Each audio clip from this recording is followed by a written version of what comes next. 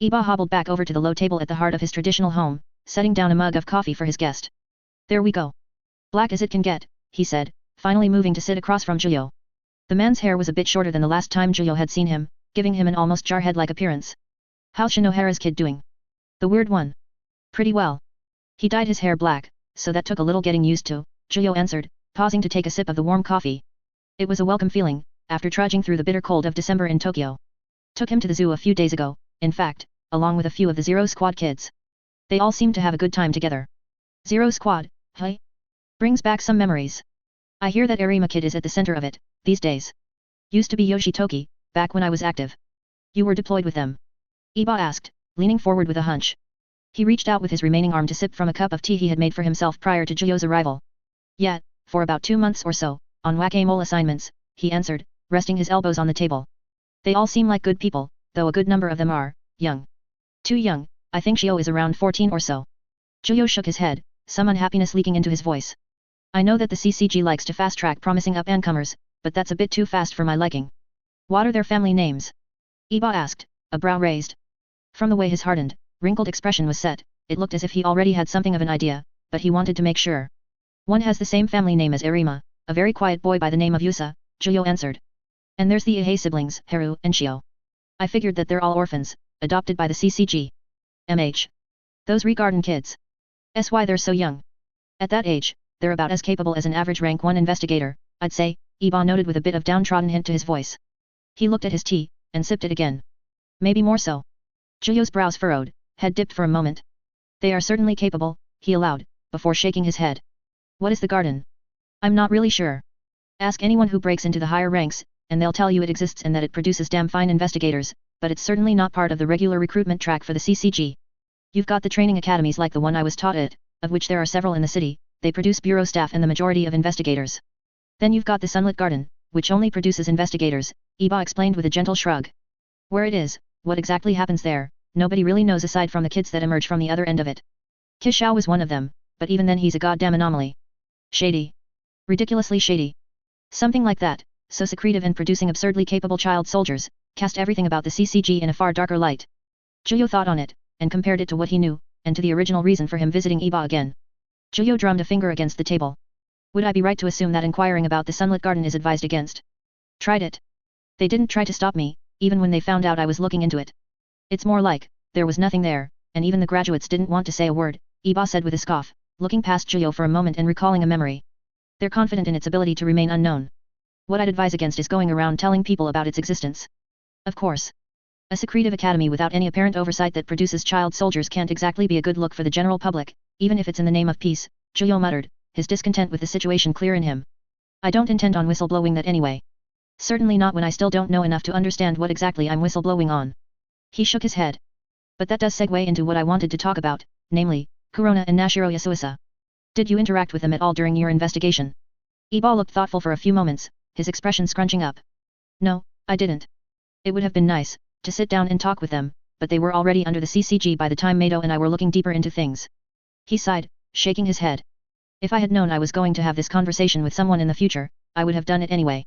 Would have been worth the looks from higher up. I got my own share of looks, trying to talk to them as well, Zhuyo admitted, regret flashing across his features. He brought his hands together on the table, clasping them, and taking a breath. Before this goes any further, there's something I have to tell you, as an explanation for knowing what I do. It's something that a very small number among the CCG are aware of, far as I know, the Washiyu, Kishao Nerima, Kaoritsu Chichio, Jozu Suzuya, and Akira. It was a decision that Zhuyo was making lightly. But he was going to trust this man as someone who would help him get to the bottom of what was truly going on, he had to tell Iba. It was only right, to not hide his past when it was crucial to understanding the mystery. I wasn't going to pry. I imagine it has something to do with your nature as a half-ghoul, no? Iba asked, already trying to predict what exactly Zhuyo's circumstances were. A classic investigator. Yes. Zhuyo took a breath. Before Nerima took me in, I was the ghoul known as Ragboy or Scorpion. Are you familiar with those names? Iba blinked a few times. How he felt about the revelation wasn't clear. He played it close to his chest, appearing impartial. The one involved in the rabbit case, hey? Mado mentioned it, before he was killed. You were on the other end of that. Zhuyo nodded, unhappily. Akira found out the day I met her. We talked about it. He hesitated, a mix of memories swirling back. Those were the first few days I was a ghoul. I really didn't know what I was doing half the time. I just didn't want people to die. He shook his head. I'm not happy about how it ended, but yes. I fought Kotaru Aman that day, and only found out Mato had died after the fact. Iba didn't respond immediately. He let Juyo's words sit in the air for a few moments, staring at his cup of tea as he did so.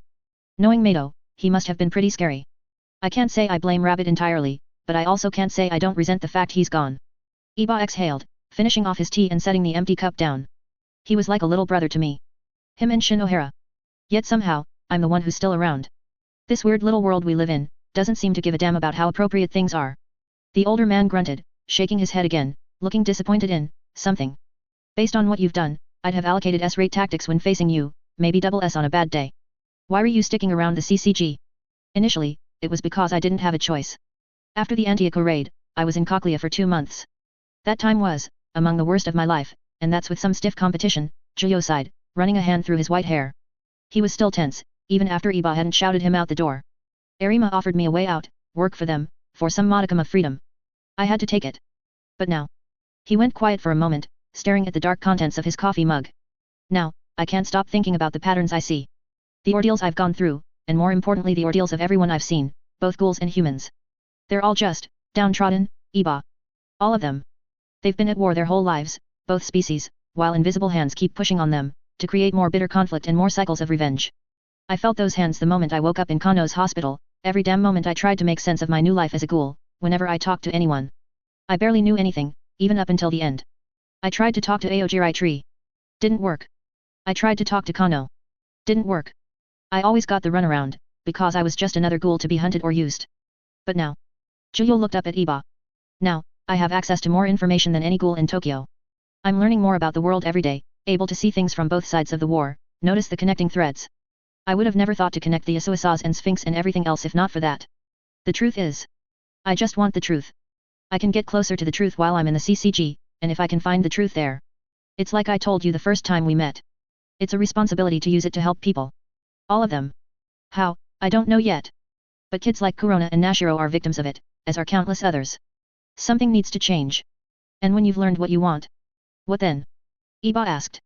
Do you leave? Do you stick around? I don't know. I'll go wherever I can help the most, Juyo told him. I don't want the CCG to burn. Nor do I want Ghoulkind to burn either. He let out a breath. This is something I've grappled with since day one. My first encounter with investigators involved Mato and Aman, with me simply rescuing a ghoul woman from execution. I didn't want any of them hurt. I was called insane for it, but it's what I wanted. Still want. And if the conclusion is that one of them must burn. Iba prodded, watching Juyo with a cool intensity. Juyo did not answer right away. He did not want more people to die because of his actions.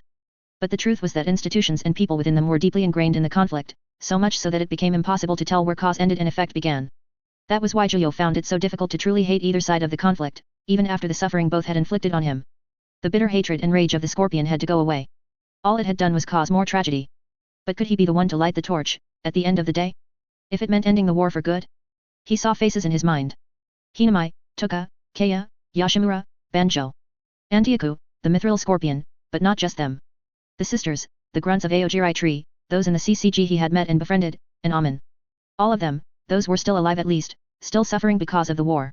How insane, that he of all people would have to even consider such a question. He could imagine Yamurai laughing in the back of his mind, goading him and making light of it all. But that was just the way his life had gone.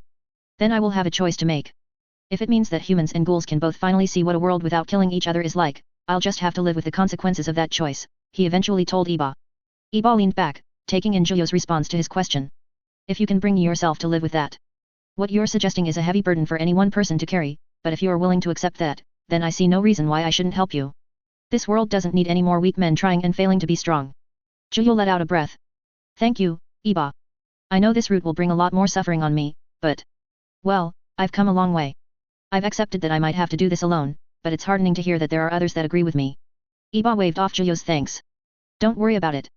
Anyway, you came here for a reason, not to be grilled like a politician, he said, moving to bring the topic back to what it was originally about. I understand you want to help the Asuasa kids, but I'm not sure how much they can help you. They were very young when their parents were killed, and if they were fooled into helping Kano of all people, then what are the chances they even have some of the full picture? I'm more trying to chart the course they took, than anything, Juyo started to explain. They were taken in by the CCG after the death of their parents, the former heads of Sphinx, which we've established was already under intensely suspicious circumstances. Then, after being taken in, where? The Sunlit Garden? Some other academy? They were approached by Kano and coerced into becoming half-ghouls. During that time they acted like personal thugs of his. At least, up until the raid on the mansion. But that just leads to my next point. He leaned forward. Why was there an immense, complicated laboratory for Kano to use for his horrible experiments right under the very same mansion that the heads of Sphinx were murdered? He asked, more for the sake of discussion than actually expecting a hard answer from Iba. That kind of massive complex doesn't actually appear unnoticed. I see all these connections, I just don't know what to make of them. It was CCG property, Iba said, answering one of Juyo's questions. The lab, that is. It was probably an R&D facility, but it was decommissioned, I believe. Going by what you've said, Kano either worked there in the past and moved in after he left the CCG, or he found out about it at some other point in time. I doubt the CCG itself knew, though. I see, Juyo murmured. Do you know what came first, the lab or the mansion? Mansion, I'd assume. If you consider that the CCG approached the Asuises, I can see them building it after their arrangement was established. Does that make sense? Yeah. It's certainly a big move to secure how thoroughly they'd be intertwined in each other's affairs, Juyo agreed. But when and why was it decommissioned? Iba rubbed his chin, letting out a hum. I couldn't tell you. There's a myriad of reasons, but I've got nothing that can help narrow it down. Might be nothing, might be something. Guess I'll try to look into it then, see if there's anything of merit there, Juyo sighed. It's one of the better leads I have at this point, but that's not saying a lot. Was there anything else that you learned about regarding the Asuises or Sphinx that you think would help us? Iba nodded. You ever heard of the Jukiyama group? Juyo blinked several times. Talk about a name he hadn't heard in months. Yes, I have, he answered. They're connected. Kinda. Being an international business conglomerate, they're connected to a lot of things. Food, precious metals, iron, and steel, chemistry, while having notable holdings in no small number of private hospitals in the country and a university or two, they've got a finger in most pies I can think of. It's not much of a lead, but I've heard that Sphinx received supplies from one of their holdings. Nothing terribly important, office supplies and metals. That's about all I could really find out. Juyo's expression turned pensive, considering Iba's words. It wasn't exactly a deep entanglement by the sound of it, but it was something and, more importantly, a connection from his past. He knew they were all ghouls, but there were no ongoing investigations being made into them by the CCG, far as he was aware. The Jukiyama group hid themselves well, despite their high profiles. Shiyu would be with them. For now, the gourmet was an open case, and had remained so well into Juyo's time as an investigator. He didn't want to sell Jukiyama out like that, not after all the help he had offered. But would making an inquiry lead to more attention, no matter how innocuous? An investigator making a social visit to the Jukiyama group would get attention no matter what the circumstances, and Juyo had no way of knowing how Shiyu would react to finding out he was still alive. A decision he had to give serious thought. Then I might look into them a little more, Juyo responded, rubbing his beard. May not bear much fruit, but who knows? My free time is about to become even rarer, though. They're putting me in charge of a new batch of artificial half-ghouls once my leave is over. Really? So soon? The older gentleman said, scratching the side of his face. Geez. It was years before I was put in charge of my first time, although I suppose this is a pretty unique situation. How many? 4. 3 guys and a girl. We're going to be getting our own house that we share together and operate out of. They'll even be able to eat regular food, thankfully, Juyo answered. Iba let out a whistle, impressed. That's quite the development, you know. They'll have Kagun too. Yes, though I'm given to understand they won't be as powerful since they're having limiters built into their Kakuhao, Juyo explained, leaning back a bit. Either way, I was a bit shocked they'd come so far so soon. I knew they were using me as a bit of a blueprint, but still. Scary stuff. That either means Kano's work was that good, or there's someone equally talented back at the CCG. Chichio, was it? Iba asked, tilting his head somewhat. Yeah, he's been the one studying me and learning everything from my body, he answered. You know him? He was a junior of Kano, when I left. You mentioned him earlier, and I didn't quite recall him. I suppose it makes sense, that he's the one to figure it out. I suppose so, Juyo murmured. It is a bit frightening, though. Aojirai Tree has Kano now, and he's undoubtedly being put to work making more one-eyes for them, and the CCG is responding by using me and Chichio to create more for them. The arms race just keeps escalating, but they're not just making better weapons anymore, they're turning more people into weapons themselves. Juyo, they've been doing that from the start, Iba said, giving the young man a sad look. Investigators in general aren't normal people. The training and the experience turns us into weapons, much in the same way any person who is taught to kill becomes a weapon. Some of us handle it well, we go on with life, despite knowing we could easily take a regular person apart without much effort, because we deal with much worse on a regular basis. Some of us don't, and embody the lifestyle the job requires. I hate to say it, but this is nothing if not a natural evolution. Yet. I know. I just don't like watching it unfold before my eyes and being party to it, Juyo said, shaking his head.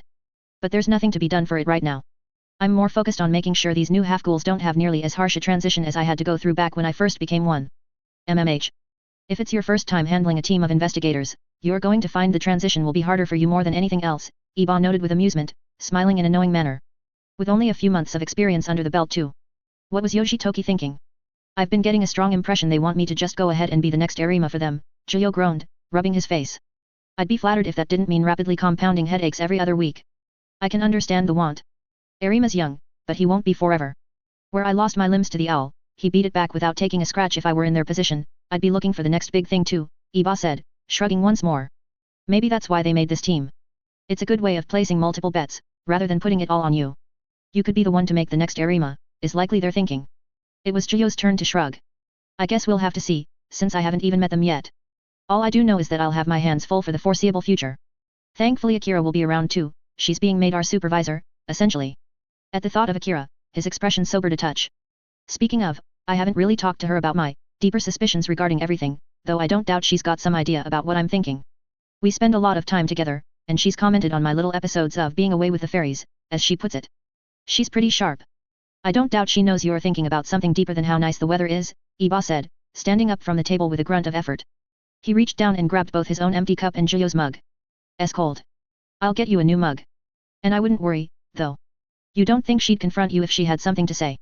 he asked as he approached the kitchen area once more. Giulio winced and chuckled nervously. No. She confronted me about being the scorpion pretty much the minute we had privacy after meeting. That pretty much set the standard from that point on. Iba scoffed. Of course she did. I don't know who she got it from. Mado wasn't that blunt, and her mother was at least nice about it. I couldn't tell you, Giulio said with an amused smile.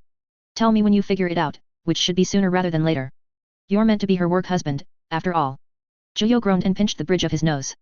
He didn't have romantic feelings for her, but he couldn't bring himself to deny the nature of their relationship.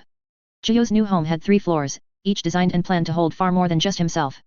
The first floor was a gym complex unto itself, with both open spaces and machinery for training. The second floor was, oddly enough, where most of the shared living space was, although it was still somewhat bare. A well-equipped kitchen and dining room, a spacious living room with a fairly fresh-looking entertainment system, spare bedrooms for guests, and meeting rooms. The third floor was entirely reserved for privacy of the individual, where the actual bedrooms were located. They numbered 12 rooms in total, a lot more than the 5 that was expected. It wouldn't be inappropriate to call the place a mansion, although it lacked the splendor of one. When one considered how many people were supposed to be living there, the size became understandable. But for the time being, Giulio had the run of the place. It was certainly an upgrade from his apartment, to say the very least. In fact, it was an upgrade from pretty much every living space Giulio had ever occupied, even from way back when he'd lived with his parents. Ghouls, as a matter of course, simply did not live so luxuriously unless their last name was Jukiyama. Add in the simple fact that space was a major commodity in Tokyo, and it was safe to say Giulio was a little overwhelmed by the sheer amount of room he now had to live in. Even with 4 other people moving in, they were all going to be more than comfortable with that much space. Seriously. 12 bedrooms. Once the shock faded, Giulio allowed himself to throw in his own little touches here or there. He set up his own room, claiming the one closest to the stairs so as to be most aware of all comings and goings, and placed various bits and bobs around the main living room. His little Godzilla figure, one of its eyes covered by a tiny piece of cloth, found a home above a bookshelf, overlooking most of the area. After that and a few other personal touches, he inspected the gym. High-end all around, but, after a couple experiments, it proved to ultimately not be for Giulio. At best, the equipment there would keep him active in periods of long reprieve. It was all more clearly intended for the new recruits, as it would help them get better acclimated to their new, ghoulish bodies. All of this, in fact, was more for their sake, Giulio realized. A veritable mansion, state-of-the-art facilities, more space than he knew what to do with, one big, well-crafted measure to make the new one-eyes feel comfortable. Like they hadn't just changed species and joined Giulio in that liminal space between human and ghoul. His feelings were complicated on the matter. The mere fact that they existed at all, and could go about their lives without needing to consume human flesh, was an immense step toward finding a peaceful resolution. They had the power of ghouls, but without most of the caveats that came with such power. That said, they were obviously made to be weapons of ghoul suppression. Like investigators, especially those produced by the Sunlit Garden, their intended role was militant, lives dedicated to conflict. It was like Iba had said. It was something they'd been doing since the start. But at the very least, Giulio could help them not feel like the weapons they were intended to be. Being an artificial one-eye was a confusing state in its own right, and Giulio had suffered from a lack of understanding just what he was in his relation to the rest of the world. These people didn't have to have such a jarring transition like he did. A knock at the door. Giulio's first visitor. He got up from his seat on the couch, setting aside his book, a history book written by an older member of CCG about something ominously called the Pangolin Blood War, notable for being a war where ghouls fought openly on both sides in the 70s. A very rare instance of that occurring, as various ghoul tribes allied themselves with either human faction for support, and even a human garnering massive respect among ghouls, one Jonas Savimbi. One of many interesting books Giulio now had in his new home's library. He was eager to devour them all, naturally. Opening the door, Juyo saw two very familiar people. Nerima appraised the exterior of the large house, his head inclined upwards, while Akira smiled at her ostensible partner. Both were dressed in their work clothes smart suit dress, as expected of both of them, but Nerima seemed to be carrying a plastic bag with him. Lunch, most likely. That took you a while. Hope you didn't get lost on your way to the door, Akira said, moving her arms to fold beneath her chest. I didn't know it was going to be this spacious, Nerima noted in a distracted manner. The white-haired investigator hummed. Still getting used to having a home I can actually run around in again, Juyo replied, some amusement in his tone. He stepped away from the entrance, ushering them on. Come on in. I was getting tired of hearing an echo anyway. That can be resolved by getting more things, Nerima pointed out, allowing Akira to step in before him and then following. Once he was inside, he blinked a few times and then removed his glasses, squinting. Fully equipped gym, he observed, glancing past Juyo and into the space beyond and to the side of the stairs leading to the second floor. Not very subtle of the top brass, but if it keeps them comfortable, I suppose, Akira said, shaking her head. More than enough around here to keep them here. How cynical. There are many people in Tokyo who would pay decent money to never leave a property like this, Nerima said. He reached into his plastic bag, taking out a familiar-looking silver and sealed tray. He held it out to Juyo, giving him a momentary look of apology. New home, same old food. Thanks for bringing me my Lunchable, Juyo said, taking the offered tray with a shrug. Turns out trying to cheat the system with blood cakes and quiches doesn't work out so well, go figure. Admittedly, another reason he tried to make a cake was because of Tuka.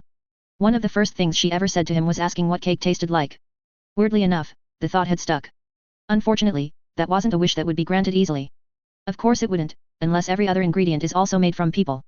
Or coffee, I suppose, Akira said, gaining a thoughtful look before shaking her head, dismissing the fledgling idea. Have you taken time to read through dossiers? She asked, moving to the stairs while looking over her shoulder. Yeah, of course, Juyo said as he followed her. Quite the eclectic bunch, to put it mildly.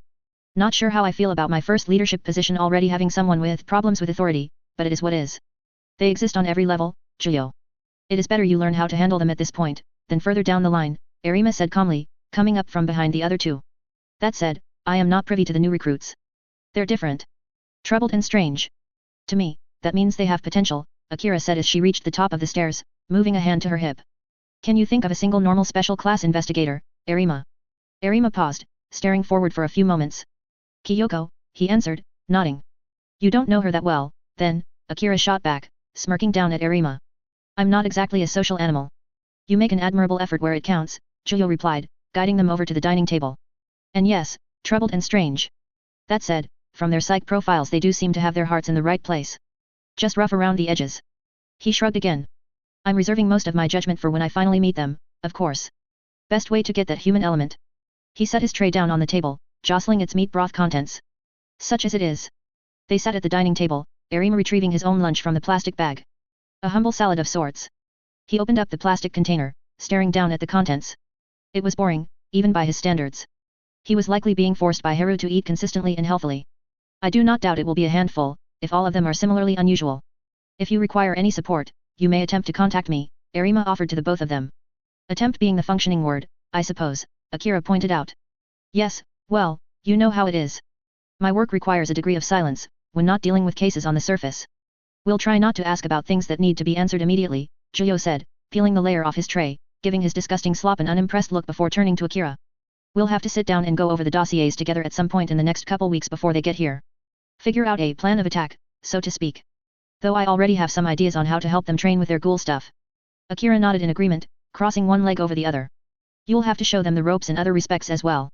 In terms of investigation, I wouldn't be too worried if they're coming from the academy, then they'll already be fairly competent.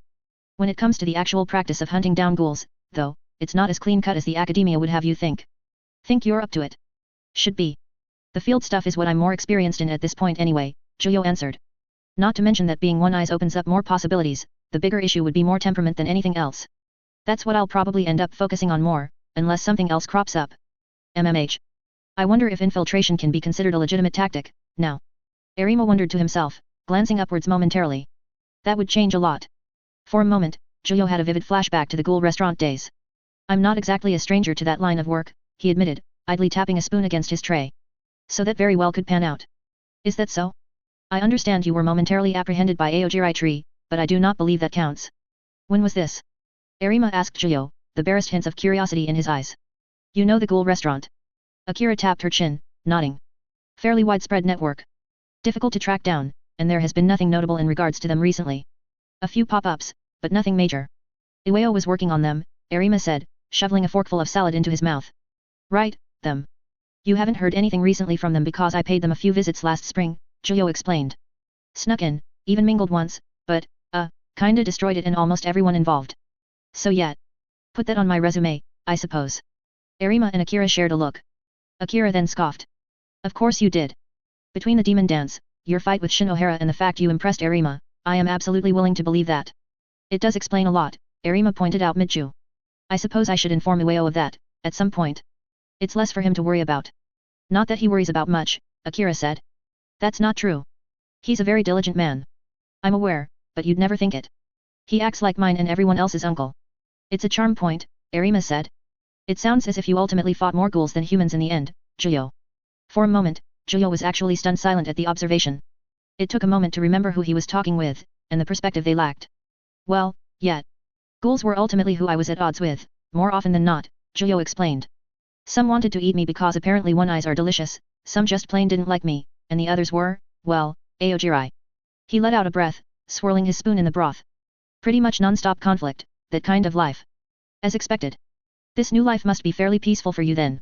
Or boring, depending on how you look at it, Nerima said, eyes crinkling in a positive manner. I prefer it in some respects, yet. Can't complain about the perks, Giulio said, gesturing at the mansion around them.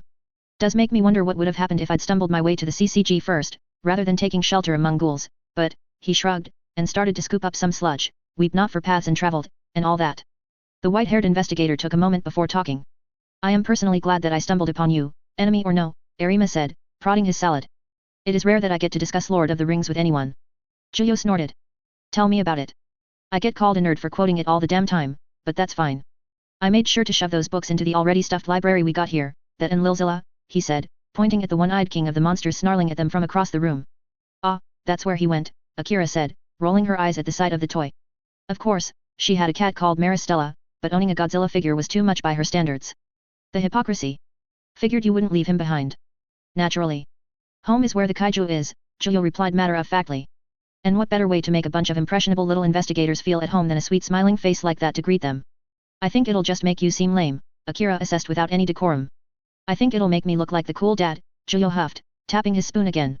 A tautology. Fathers are fairly lame. So cold, Nerima said quietly. The usually unfazed man could not help but verbally wince at Akira's blunt nature. I believe it will create a friendly impression. That will be important, if you are to earn their trust. However, your abilities will be too. Are you feeling sharp? Nerima asked, drawing out his fork from the salad, prodding it towards Giulio as if it were a dagger. We can spar, if you fancy it. Giulio hummed, considering the offer. That may be wise. Been a few weeks since going down under and I've fought anything, and I won't have any field work until after the recruits get here. Don't want to get dull in the interim. A decent excuse to play around if there ever was one, Akira said, shaking her head. I suppose I can partake as well, although sparring with Nerima is certainly something of a futile task. It's not about winning. It's about learning. You just get to say that because you always win, Giulio pointed out mildly. Nerima stared at Giulio, his expression blank. Hate the game, not the player, as the kids say. Giulio blinked, then turned to Akira. Did he seriously just say that? He stage whispered in disbelief. Akira's mouth remained agape, blinking quietly. He did. Who did he learn that from? Did you do this? He had to seriously consider that, which was telling in of itself. I think I did, he realized with widening eyes. Oh God. I did this. You monster. Is it really that shocking? Nerima asked, looking between them. It is just a phrase, after all. I do not think myself above them. It's... Giulio hesitated, struggling to find the words. After a beat, he considered something. You know what? This is Gucci. I actually like this. The dorkening of someone is an important process we all need to go through. I believe I was always a dork. I've always been fairly involved in the worlds of fiction and the likes, Nerima pointed out, sniffing. He did look the part, and from what Giulio had seen of Nerima from when he was younger, he looked like a fairly typical nerdy Japanese teenager, not even particularly handsome. He just happened to be incredibly good at fighting on the side. I do not view this as a form of corruption. It's certainly corrupting the idea of Nerima that I have in my head, Akira said, expression scrunched up. Most people within the CCG do not really know me. That is understandable. Glad to be an outlet for your dorkiness, if nothing else, Giulio said after slurping down some glop. Besides, I vastly prefer this over the colder, dispassionate side you only get at a distance. Though that's just me. I do enjoy being one of the few who gets to have the illusion shattered. Not only does it make me feel special, but it lets me know that there is something human to you, Nerima. With that in mind, have you ever had a girlfriend? Akira asked. Blood was in the water, and she was nothing if not a shark of opportunity. I can't imagine you have. That would be accurate, yes. It would be an unnecessary consideration, given the stresses of the work we do. While I respect people like Iwao and Shinohara for maintaining a family while continuing to serve dutifully, I believe it is out of my capabilities. A matter of understanding one's weaknesses, and compensating for them, I believe, he answered clinically. Although there was one girl, when I was a teenager, Nerima began, squinting as if only just recalling it himself. She was very pretty. Giulio quirked a brow, his desire for knowledge manifesting in an eagerness for gossip. That's so. He wondered curiously. If that was before work, why didn't you ask her out? It wasn't before work. I was already an investigator, but I attended high school during the day. I worked closely with Merit. It was his idea for me to attend school in the first place, to assist in closing a case in the area. The lantern case, he began, leaning back in his chair somewhat. He clearly hadn't thought about it in a long time. Lantern, also known as Yuruka Minami. She was very pretty. Ah, Giulio drawled, nodding. Falling for the mark, a classic. I didn't expect that. It wasn't like that. It was just the first time I noticed beauty in a person, let alone a ghoul. I have noticed it more since, but Lantern was the first. I still killed her, in the end, Nerima admitted without hesitation. Ah, that reminds me. The one Aojirai tree executive, Yamurai. I met him back then, too. He escaped. Giulio blinked a couple times, thrown off guard by the casual mention of Yamurai of all people. That's so. He murmured, expression sobering. What? What was he like, back then? Small time. He was an opportunist, but nothing noteworthy. After his eventual capture, his character changed greatly. He went from what I believe to be a berate to an S to double S. That is quite the change, Nerima recalled. Lantern manipulated him to ambush me. It did not work. Clearly. Giulio went quiet, brows furrowing. I guess it's not surprising to hear people's paths crossing like that. For such a big city, Tokyo feels like a small place for all the run-ins people like us tend to have. Even if we don't seek danger, it'll come screaming for us eventually. Now that he thought about it, he hadn't heard so much as peep from the Yamurai that may or may not be residing in his head, nor from the typically even more distant Riz. His diet most likely had something to do with that, as well as the lack of absurdly stressful and traumatizing situations he'd had over the last 6 months. No use wondering how long that would last. It's to be expected. It's hunters hunting hunters, Akira said. She rose from her chair to step over into the kitchen, opening up the fridge. She inspected the contents, and then shut the door. You're going to need to go shopping. There's nothing more depressing than moving into a new place with nothing in the fridge. I'm not gonna stuff it with things I can't so much as sniff without wincing to sit there for 2 weeks unused, Giulio pointed out. I might need your help with the groceries initially, though. I'm a little out of practice. That's, actually a good point, Akira noted, her brows furrowing as she mulled it over. Fine. We'll go shopping once you and Nerima have had your little play, and you've cleaned up. We'll start making shopping lists, and add to them as needed over the course of time. This suddenly feels intensely more domestic than I was expecting it to, Giulio observed aloud, tilting his head slightly. Feel free to call me mommy. Only if you call me daddy. Equivalent exchange, Giulio shot back. If anything, I would be your father, Giulio, Nerima interjected. If it is as domestic as you claim. Giulio opened his mouth, and then closed it, giving Nerima a look. I was going to try and get the new kids to call you uncle, but Papa Nerima works too. Nerima blinked, regarding Giulio neutrally. That sounds most foolish. Giulio's isolation within his new residence was about to end. No more would he have to suffer the echo of an open space, or the strange big of anxiety when a noise came from inside the house, which led to the question of is that a thief or a floorboard. The arrival of the new recruits was imminent, with the clock hands but minutes away from 10 in the morning. Luckily, there wouldn't be any moving crews. Each of the recruits was only supposed to bring one luggage bag of things other than their clothes with them, which already indicated that it was going to be far less stressful than a regular move. The doorbell rang several times, chiming throughout the entire house. Giulio set down his book, which he had been not quite reading in anticipation of their arrival, and quickly bustled his way to the entrance. The fact that the living space was on the second floor wasn't exactly the most conducive to quick greeting time unless he cheated a little. He wasn't in his most professional attire, a simple black button-up with dark trousers, but then today wasn't a work day. The new squad had been given the day to settle into their new home. Walk before you run, and all that. Either way, after adjusting his glasses one last time, he opened the door. Akira stood at the head of a gaggle of youths, her hands folded behind her back. The blonde investigator smiled up at Giulio, stepping aside for the group of 4 half-ghouls. Rank 1 Janna, they're all yours, she said, waving her hand towards Giulio to urge the 4 inside. All bar 1 were taller than Akira, but none of them quite made eye level with Giulio. Ooh, so this is the Og, hey. The tallest of them, a young man dressed in a brown coat with a messy bob of blonde hair and notably sharp teeth and several piercings in his right ear, said. He stepped forward, teeth bared in a wide grin, giving Giulio an appraising look. After a moment, he stuck his hand out, a rare form of greeting around Tokyo, Giulio had learned. Nice to meet you. I'm Jinchi. I'll be in your care. Right back at you, Jinchi, Zhuyo replied easily with a smile of his own, taking the offered hand and giving it a shake. Call me Zhuyo. He had been expecting this sort of behavior from Jinchi thanks to reading his dossier beforehand, but that didn't make the experience any less pleasant. From everything he'd heard and read, the shark-like man before him was overall determined to be a swell fellow. You got it, Zhuyo. Where are the rooms? Figure I'll get a head start on putting my stuff away, he said as he made to squeeze past Zhuyo, dragging his luggage with him. Where everyone else had 2 bags, he seemed content with the one. 3rd floor, straight shot through the gym and past the living room, Zhuyo instructed, sidestepping to give Jinchi room and pointing down the way for emphasis. My room's the first on the right, but otherwise everything else is unclaimed. Geez. First time living in a place like this, he muttered as he passed, looking about the facilities as he walked with wide, impressed eyes. How carefree, said the shortest of the group, a girl with blue hair done into 2 tails. Her eyes had a gentle yet lethargic feel to them. I suppose if this is how we're doing it. She moved up to the door and through it, dragging her 2 cases with her, struggling for a moment as the wheels of each got stuck on the elevated surface.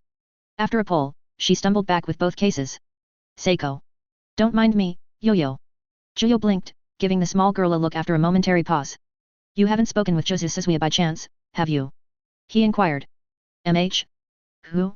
No, it's just an easy nickname, Day. If someone is already using it though. I'll have to think of another, Seiko said, looking pensive for a few moments. I shall ponder upon it, greatly, she finished, putting on a most elegant accent and posture before dropping it immediately. Or something like that. He snorted at that. I'll look forward to it, then. Welcome to the team, Seiko, and make yourself at home. If you need any help lugging that stuff around, just holler. I can handle it, don't worry. She said. Once Seiko reached the stairs, she immediately began to struggle with each step. Each one was punctuated by a noise of strain and she pulled the cases up the edges of the steps. Given her soft appearance, it was probably the first bit of strain she had suffered in a long while. The second tallest of the group followed after. Bowl-cut hair, sharp and critical eyes with 2 beauty marks at the side of his left eye, he only stopped by Zhuyo momentarily. Yuri, he introduced, saying nothing more before moving past Zhuyo. Welcome to the team, Yuri, Zhuyo called back. Looking forward to working with you. Apparently, that Yuri fellow didn't do well with authority. Or teamwork. Or socializing at all, come to think of it. Inferiority complex something fierce, according to the dossier. Problematic, but Zhuyo didn't find it disheartening. It would take time, but he was confident he could build up trust in the man. Actions would mean far more to him than words. That just left the one with the eye patch. He was a slim, short thing, coming in at around 5'4", with bronze skin and jaw-length hair colored similarly to ivy. The one silvery blue eye he had visible retained a naturally wide look, like a concerned puppy. That was fairly rude of them. I apologize for their behavior, rank 1 Jana, he said, his voice soft and filled with poorly concealed anxiety. He went into a full-on bow. Toru Matsuki. It's an honor, sir. Such deference. It was a weird thing to have directed Zhuyo's way. Either way, Zhuyo smiled again. You don't have to be so formal while we're at home, especially if we're going to be living together. It's nice to meet you, too, though. Would you prefer I call you by Toru or Matsuki? Toru, please, he said quickly as he stood upright, rigidly so. And I will try. I'm not used to informality, as it were. Toru cleared his throat. While I am aware of my weaknesses, I only hope that I do not prove to be a burden to the team. I'm confident that won't be the case, Zhuyo assured him. Toru's dossier had been an unpleasant read, partly because there had been so little. Much of his past was an enigma, save for a ghoul attack claiming his parents' lives when he was 12. There were other issues, such as anemia, repulsed by blood in a visceral way, and self-confidence problems. There were good points, however, points that were worth capitalizing on. We all move at our own pace, and the team will be needing a hard worker to set a good example. I've decided I can trust you with that. Thank you, Sir Zhuyo, I mean. I'll, go and unpack. You'll be wanting to talk to us later? He asked, hefting up his cases with relative ease unlike Seiko. Sure, once you're all settled in. I'll be in the living room until then if any of you have questions beforehand, Zhuyo answered, stepping aside to give Toru room to maneuver. So much room. Someone yelled from within the house, getting a jump from Toru. Jinchi from the sounds of it. Stop yelling. Came another. Seiko. Toru let out a nervous chuckle, shutting his eye briefly and nodding to Zhuyo. I'll pass it on for you, sir. I'll see you soon. With that, the last member of Zhuyo's new team the Quinx squad entered their new home, leaving Zhuyo and Akira at the door. So? She eventually asked, inclining her head towards Zhuyo. Quite the eclectic gaggle you've brought me, Zhuyo replied, setting a hand on his hip and smiling toward the house. I like them. Looking forward to getting to know them better, and not just as words on a dossier. Just from what I could glimpse, Jinchi looks to be decent deputy material. While not the brightest, he has the energy for it, Akira assessed, not moving to enter the house. But I leave that to you to figure out.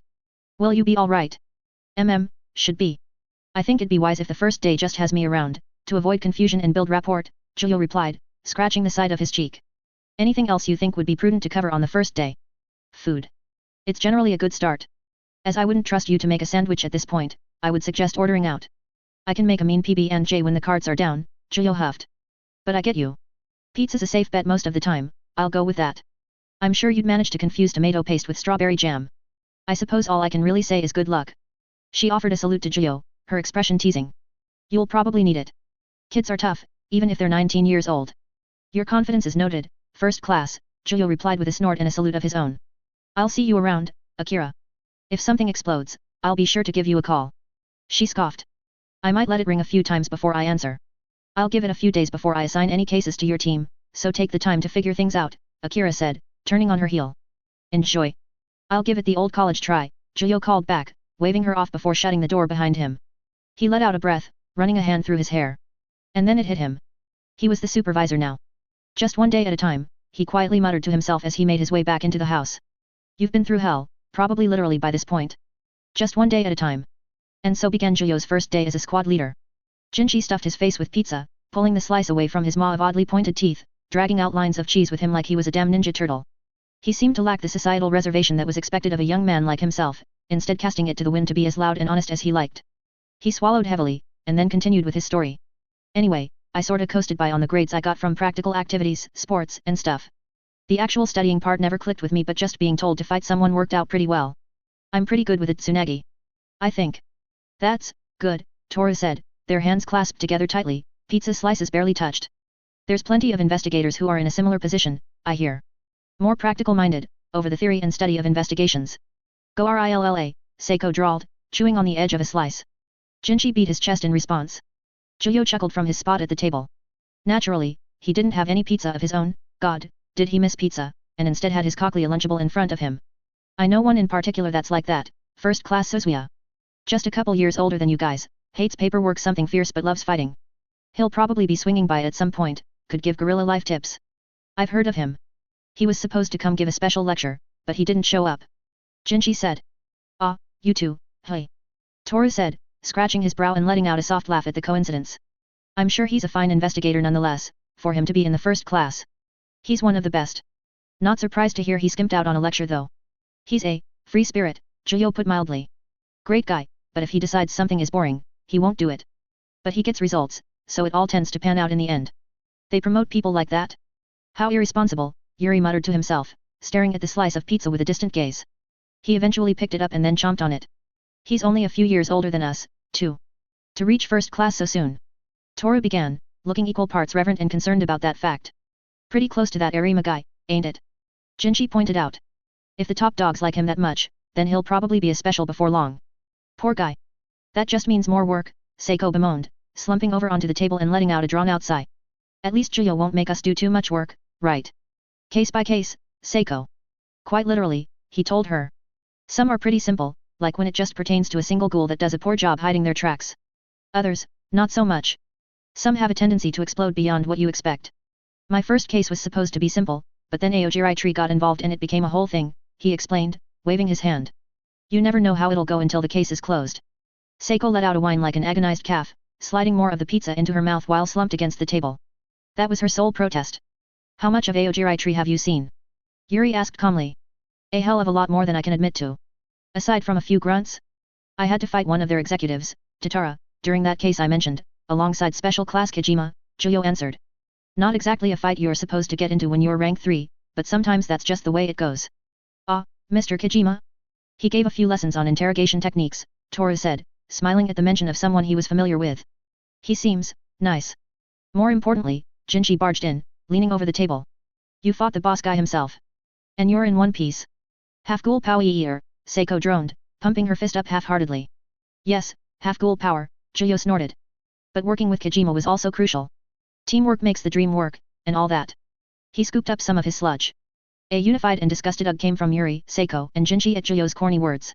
They briefly regarded him with disgust, not because he was eating people, but because he had the gall to sound like a corporate HR manager.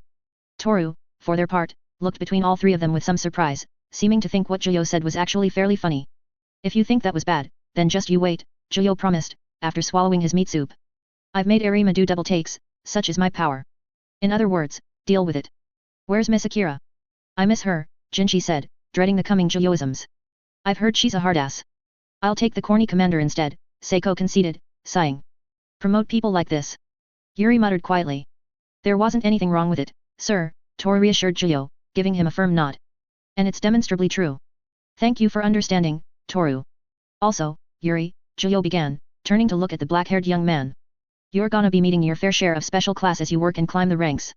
When you do, you'll see that they all have two things in common, they're damn good at their jobs, and they're weird. It's just the way the CCG is, the higher you climb. That would explain a lot. The CCG has been failure-prone, Yuri said, setting his slice of pizza down. Maybe more level heads are required, rather than the sorts who skimp on their duties. Ah, there's that ambition, with added criticism.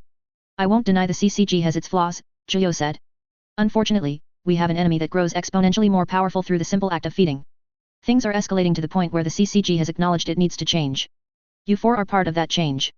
Yuri had nothing more to add, simply returning to his slice of pizza. If he had a retort, he didn't voice it or make it seem as if he had one. Jinchi grinned widely, taking pride in Juyo's words, while Seiko pumped her fist again. Institutional issues with the CCG are arguably minimal, compared to the likes of the police. While there have been failures on their part, they are born from the challenge of the situation rather than something inherent to the CCG, Toru elaborated. As you say, Juyo, the fact they authorized the creation of half-ghouls speaks of a willingness to do what must be done, even if it almost seems unintuitive to the stated goal of the CCG. Lot of words just to say what Juyo said, Jinchi shot back, his grin wide. It's fine, though. You got a nice voice. Toru raised a finger, going to defend himself, but no words came out, just a croak and a rising shade of red in his cheeks. That he does, Juyo agreed with a smile, shaking his head. But the matter of half-ghouls does bring us nicely to something I wanted to discuss with all of you. How are you adapting to your new states? Feel any changes? Back is itchy, Seiko said, sitting upright again. Yeah, I got that too. But I kinda guessed that was because they shoved something in there, and it's still healing, Jinchi said, reaching over his shoulder to scratch at his shoulder blade. I feel pretty good, though. All my senses are like they're on crack. My eyesight has improved, it's true. And my sense of smell, unfortunately. Toru said, scratching his chin. I'll adapt, eventually. We're currently all set to frame 2, putting us at 40% of what we are individually capable of. It's apparently easier to adjust, that way. Utilizing a Kagun is, strange, Yuri said, the most to come out of his mouth in one go. But it's not unwieldy. They're good weapons. Geez, not even seen mine yet. I know it's one of the ranged ones, though. Not really my style, but I'm sure I can work in some close combat stuff, Jinchi said, grinning still. Not nearly diligent enough. You all should have experimented when you had the opportunity, Yuri chided calmly, regarding them with sharp yet unintense eyes. Well. I had some complications after my surgery.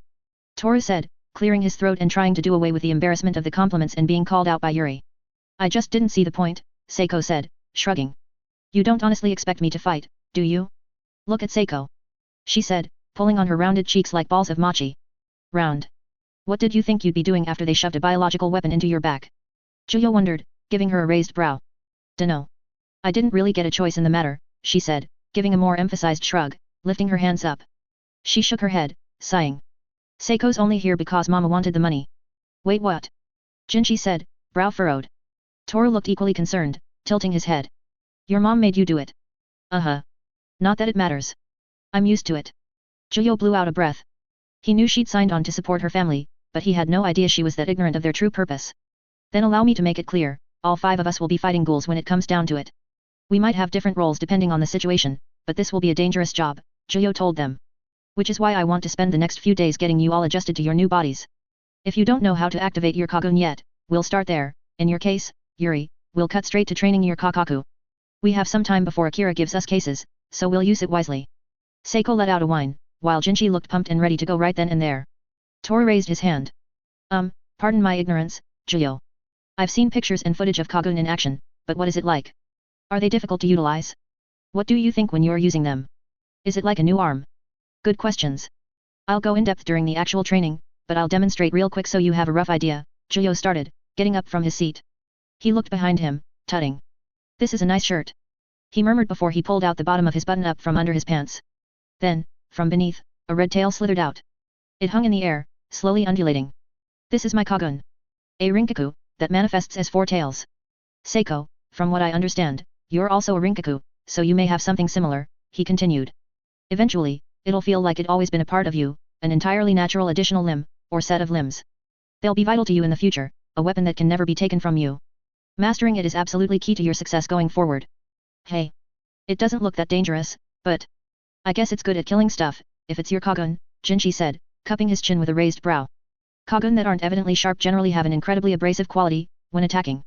Enough to rip skin, or even cut through if swung with enough force, Toru said educationally, clearly the more academic of the bunch. There aren't many instances of non-deadly Kagun, I think. He added, pondering the last point. Are there any non-harmful Kagun? He asked Juyo.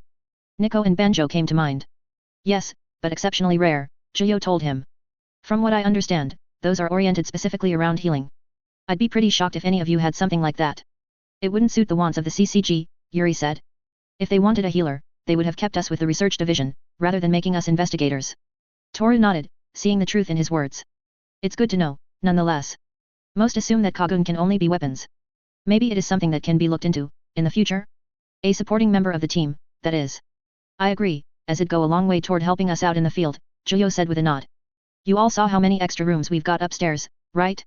You four are the first wave of half-ghouls, but the higher UPS clearly want more added to our ranks in time. This may end up looking more like a barracks eventually. He looked around. A really comfy barracks. Is there such a thing?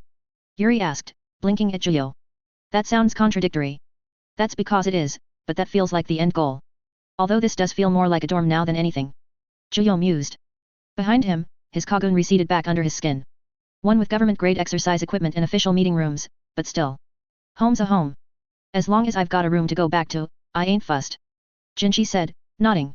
I got a question, though. Shoot. Are you and Akira a thing? Juyo blinked, then smirked slightly. Why? You interested? I love a woman in a suit, Jinchi declared without hesitation. And cold eyes that look at me like I'm scum. Jinchi. Toru groaned. What a type to have, Juyo sighed, shaking his head but plainly amused. As much as I'd love to unpack that, I'll pass. The answer is no, though. Just friends. Jinchi nodded, not even grinning. Nice. Yuri tilted his head up and stared to the ceiling, mouth agape somewhat. A clear expression of what sin have I committed to deserve this. Good luck with that, Juyo snorted.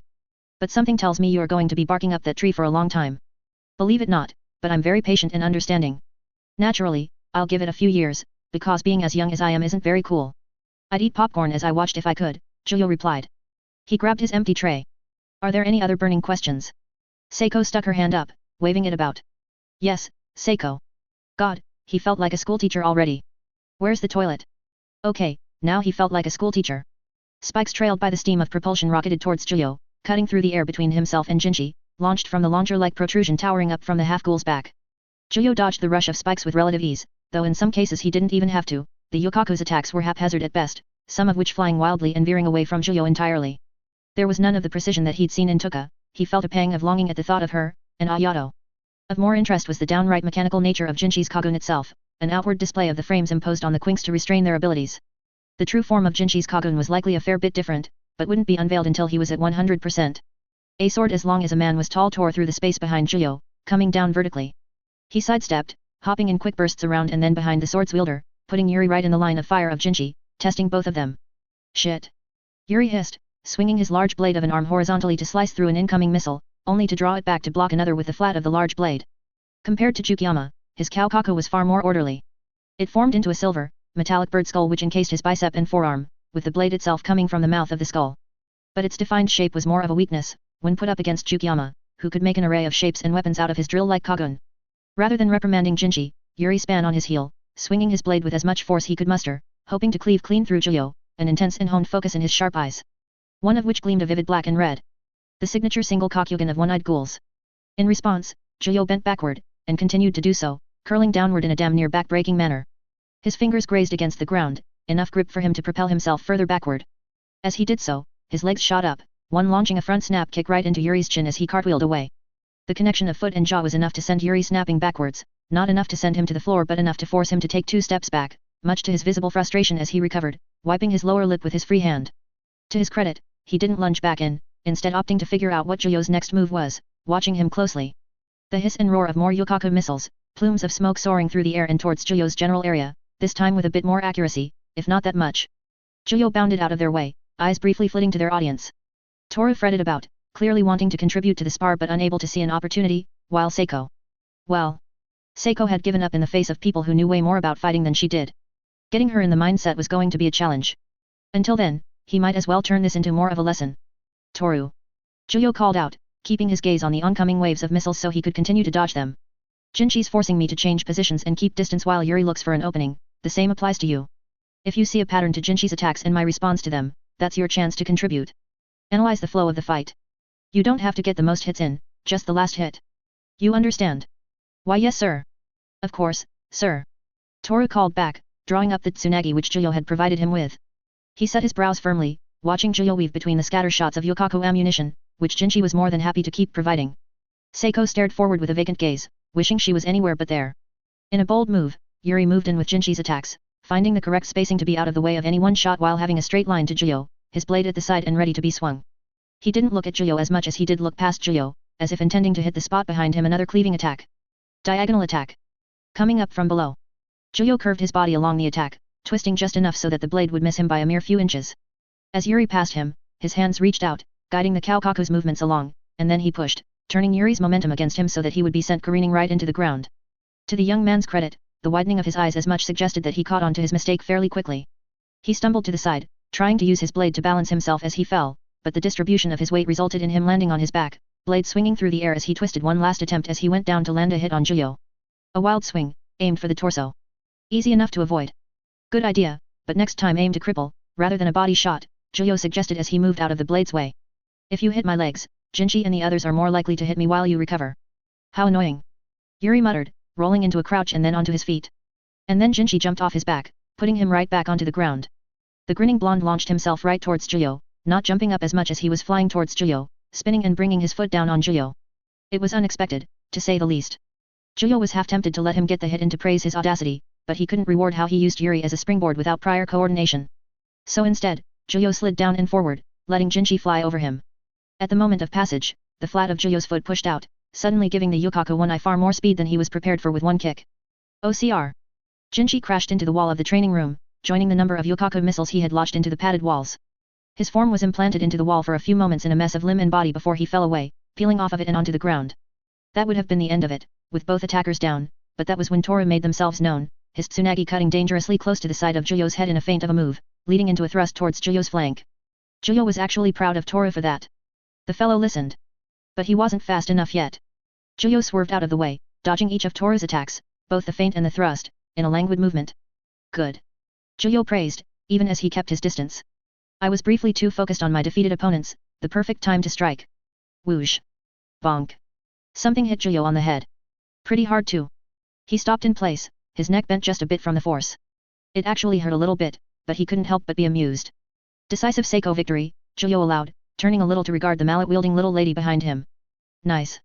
She puffed up with pride, drawing back her quinqua hammer with shut eyes and a smirk. Pawns must be sacrificed for the sake of the queen.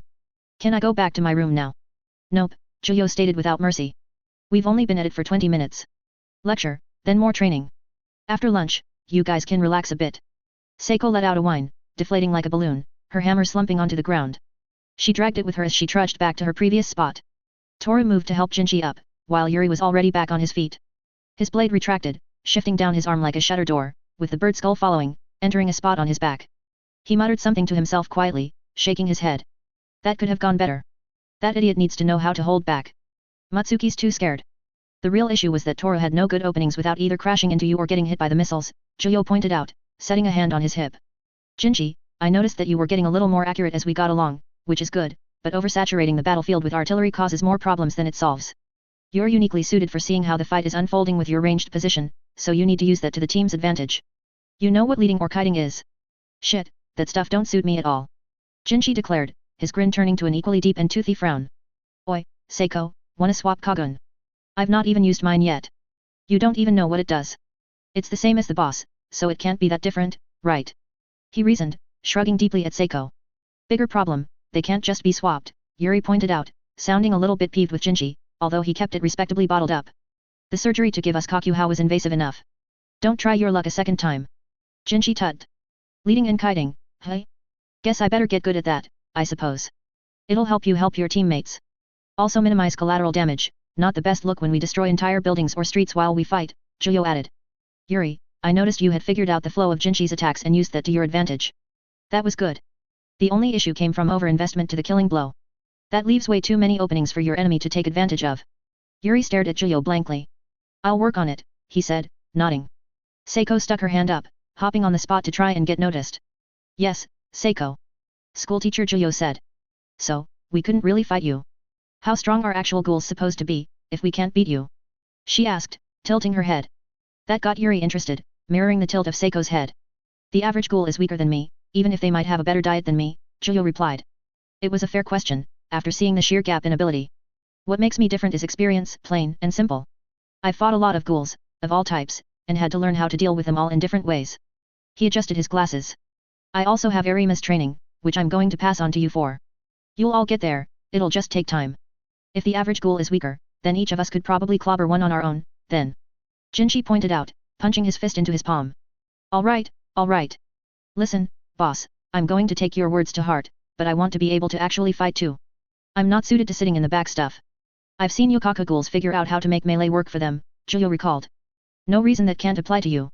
He hummed, considering something. Got any martial arts experience? Nah. I'm just pretty good in a scrap. I used to get into fights a lot, before I, kinda had to stop. I'm not surprised at all, Seiko said. Delinquent, Yankee. Juyo chuckled. Then you and I can have a couple no-kagun spars to get a base going. Eventually you'll be able to develop your own unique style that makes the best of both worlds. Sound Gucci to you? Yeah. Gucci. Can't wait, boss. Is that open to all of us? Yuri asked, rubbing his jaw. Of course. I'll be happy to take anyone willing, Juyo answered. Or unwilling, if I notice some slack. Seiko said nothing. She just nodded, looking attentive or pretending to. Toru let out a sigh, scratching his cheek. I should take you up on that, sir. I don't really have as much to offer as Shirazu and Yuri, I think. You've got good judgment, like I said earlier, Juyo replied. It's just a matter of applying it correctly. We do need to work on getting your Kagun out, both you and Seiko. That'll give you two a lot more to work with, and boost your confidence in terms of contribution. I can't even feel anything back there, Seiko said, reaching back to scratch at her shoulder. How are you supposed to figure it out if you can't even feel it? Jinshi just popped his out. Feels like talking a shit out your back, Jinshi elaborated, nodding. Well, that was one way of putting it. How did you trigger it? Juyo asked Yuri. He'd managed on his own even before coming here. Nothing complex. I just thought about it, and then thought about hurting something with the Kagun. I didn't know the shape, but knowing the type let me know what kind of weapon it was going to be, Yuri explained blandly, as if it were no big deal. For him it probably wasn't, considering he pulled it off fairly quickly. There's an itch on your back. When you feel that, it becomes a lot easier. Juyo nodded. That lines up with my first experience, for the most part. For me, it was the pressure of being in a fight and seeing someone important to me being hurt. He sighed at the memory, as though it were ancient. What a different time it had been. Visualization is pretty important as well. It can help to imagine a similar, violent concept to your Kagun's nature. Yuri knowing his Kagun's type helped him out, for example. Predator animals, weapons, things like that. Jinshi retrieved one of the missiles he shot from his Kagun. Large and pointed like a claw or horn, they were launched and propelled with enough power that they could have punched rounded holes through the body of a regular person on impact. He tossed it up in the air a few times. No clue what I was thinking about. Think I just really wanted a Kagun, he said, humming as he combed through his own thoughts. This kinda looks like a weird ice cream cone, might have been hungry. Seiko and Toru looked at each other, disbelieving. I dunno about that, but the big takeaway that you'll all see in time is that ghouls are weird, Juyo said, putting both hands on his hips. Even Nerima gets surprised by what he sees from time to time. You never know what a ghoul can do until they do it, and the same applies to you guys. I'm weird as hell, and that's carried me pretty far. No reason that can't work for you, too. Yuri seems pretty straightforward. Sword, Seiko pointed out. Swinging it around and stuff. What kind of weird are we talking about here? Like, conceptual time warping abilities? Having several lives you need to burn through before you die. The latter was something that Juyo wondered applied to him. Or had, before he got stabbed twice in the brain. I mean, some ghouls do kind of spit on things like death, Juyo allowed. But that's only in the most extreme cases like Kakuja and the like. I mean that a Kagun, and your body as a whole, will respond to your thoughts and emotions in ways you won't expect.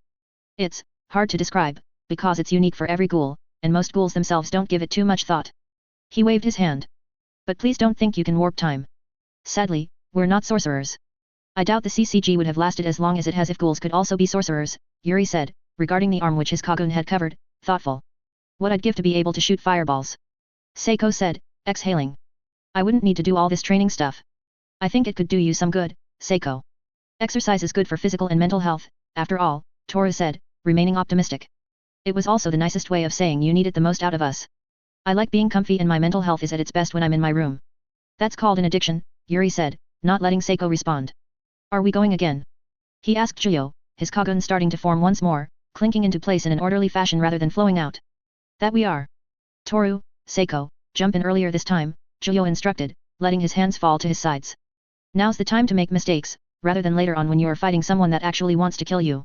Fie Ian, Seiko whined, hefting up her mallet once more. Determined, powerful, not at all a tiny lady with a ridiculous weapon. Once more, with feeling. It was later that night, when Juyo was alone in his room and sat at his desk. Akira had dropped off updates files for him to look over, chiefly related to the uprating of certain ghouls in connection with Aojirai tree. He rubbed at his eyes, allowing himself a small yawn as he read through the documents. First on the list was Black Rabbit. Rather, Ayato Kirishima, as Juyo knew him, the devil brat that he'd last seen lying in a rubble of concrete. The boy had apparently been elevated from S rank to SS, reaching a level of power that almost no investigator could reach. Curiously, he didn't go out of his way to kill people anymore, seeming to outright avoid it unless absolutely necessary. Quite the change from the Ayato that Juyo had last seen. Another interesting note was that Ayato worked independently of the greater Aojirai force most of the time, while still being connected to them. The only individual he was consistently spotted with was someone called Panels, a newcomer SS rate. Juyo switched over to Panels' file, opening it. He made a small, choking sound in his throat. That's... No. It couldn't have been. It couldn't have been her. She would never. His eyes widened more and more, hands trembling as he picked up the sole photo they had of the latest addition to Aojirai tree. The face of Hinamai stared back, her eyes covered by the familiar plated mask that Yuta had made for her during their mithril scorpion days. Why? He breathed in a shaky voice, eyes blinking rapidly. His heart was pounding in his chest, unable to accept what he was seeing. It all came back, floods of memories he hadn't had to experience in too long.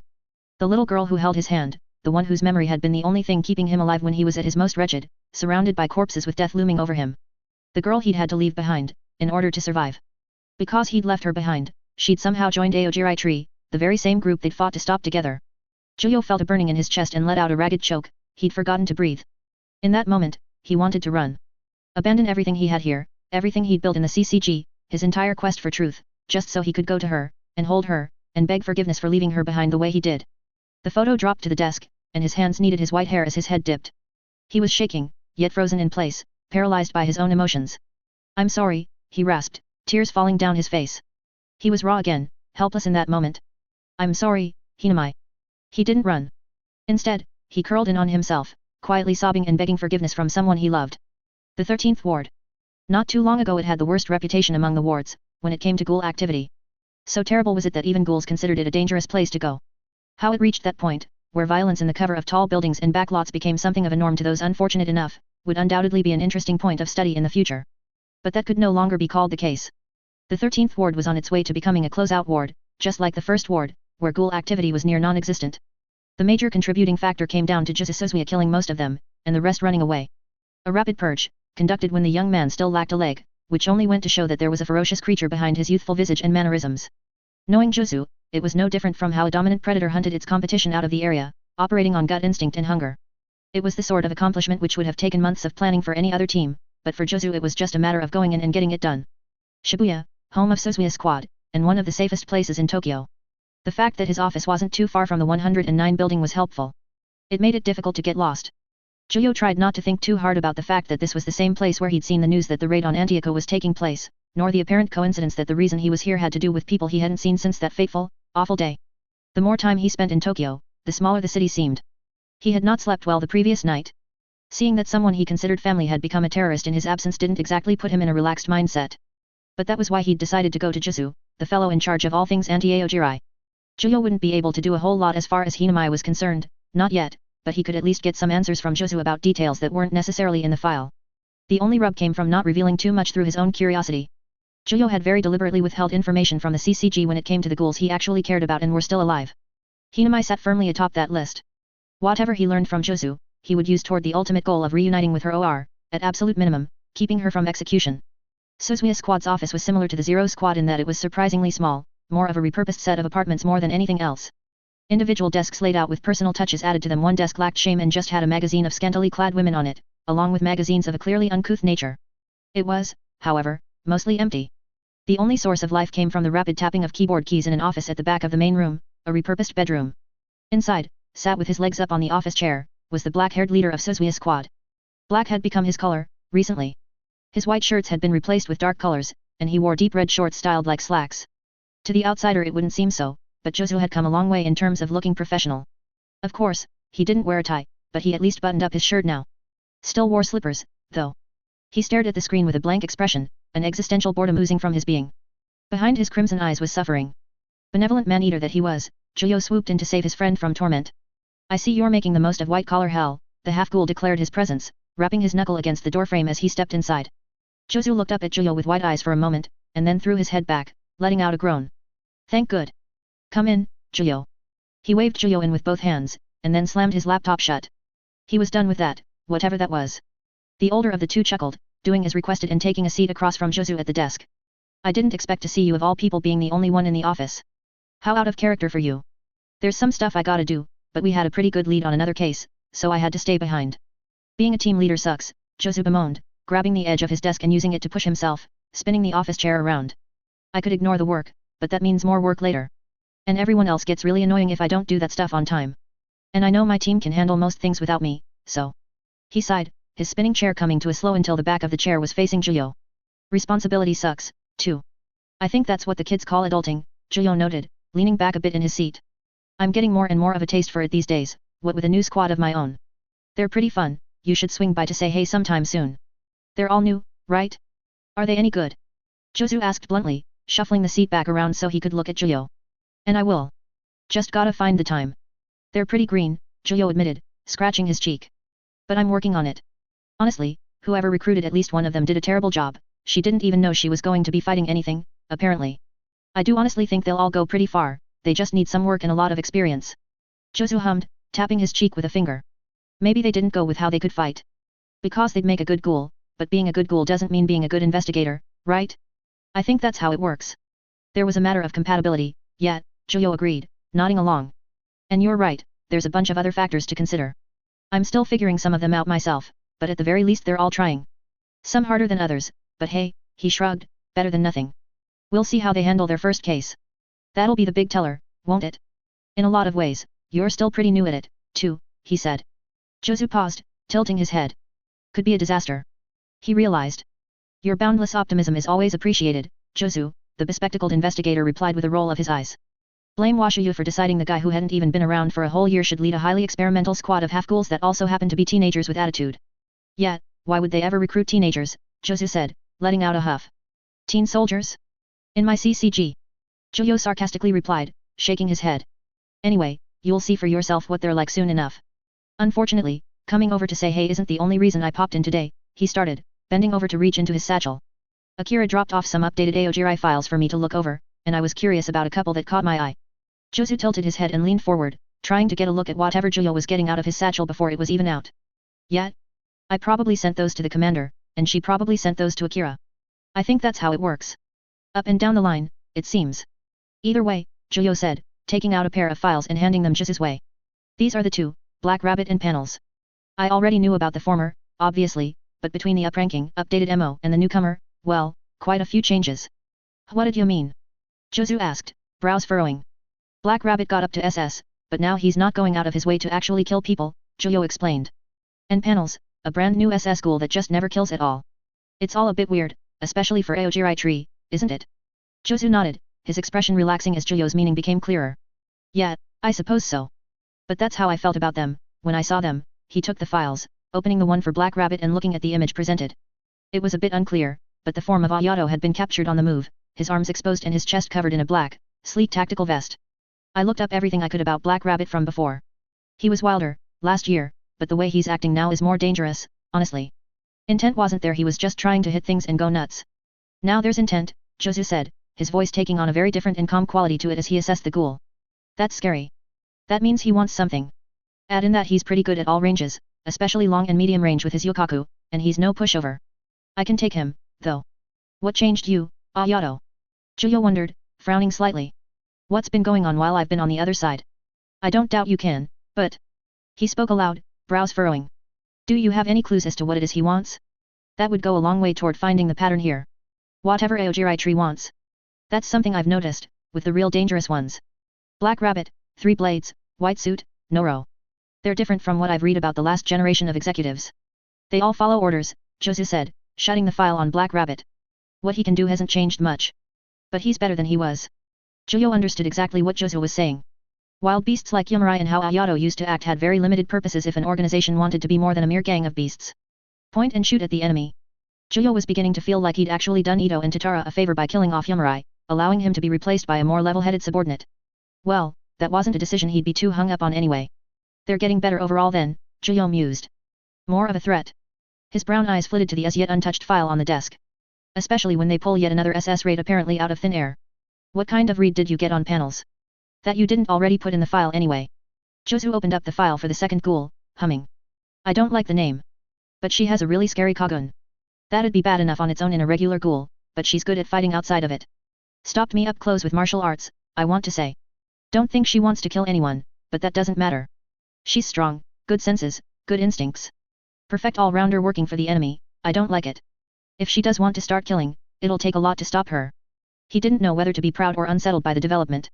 If she was really using martial arts, it was far too likely she'd picked it up watching him. In fact, he actually had gone out of his way to train her in self-defense, especially since back then she couldn't use her Kagun. Thankfully, Hinamai still refused to be a killer. That much gave Zhuyo relief, but he intimately knew how cruel the world could be. There could very well be a point where she's forced to go down that path. When that happened, Zhuyo wanted to be there, to keep her from it. He wanted a lot of things. More than he could reasonably get. That's high praise, coming from you, Zhuyo replied, maintaining the frown and folding his arms across his chest. Ghouls that make the most of martial arts tend to be the most difficult to deal with, I've found. Like Orca, she might have picked up some techniques from him, since he's still with Aojirai too last we checked. Scary, Jozu reiterated, regarding the two files thoughtfully. I think all we've done is weed out the bad candidates, you know. They took in a bunch of ghouls, and then over time we've trimmed the numbers until only the ones worth keeping were left. It's annoying. Survival of the fittest. With ghouls, that applies to insane degrees, Zhuyo sighed, shaking his head. You're right though. This war is just making them better, not weaker. The higher UPS getting antsy to find the next Nerima and making artificial ghouls of their own only makes sense, to keep up with the arms race. Hate to say it, but we need information from the inside to know where to hit.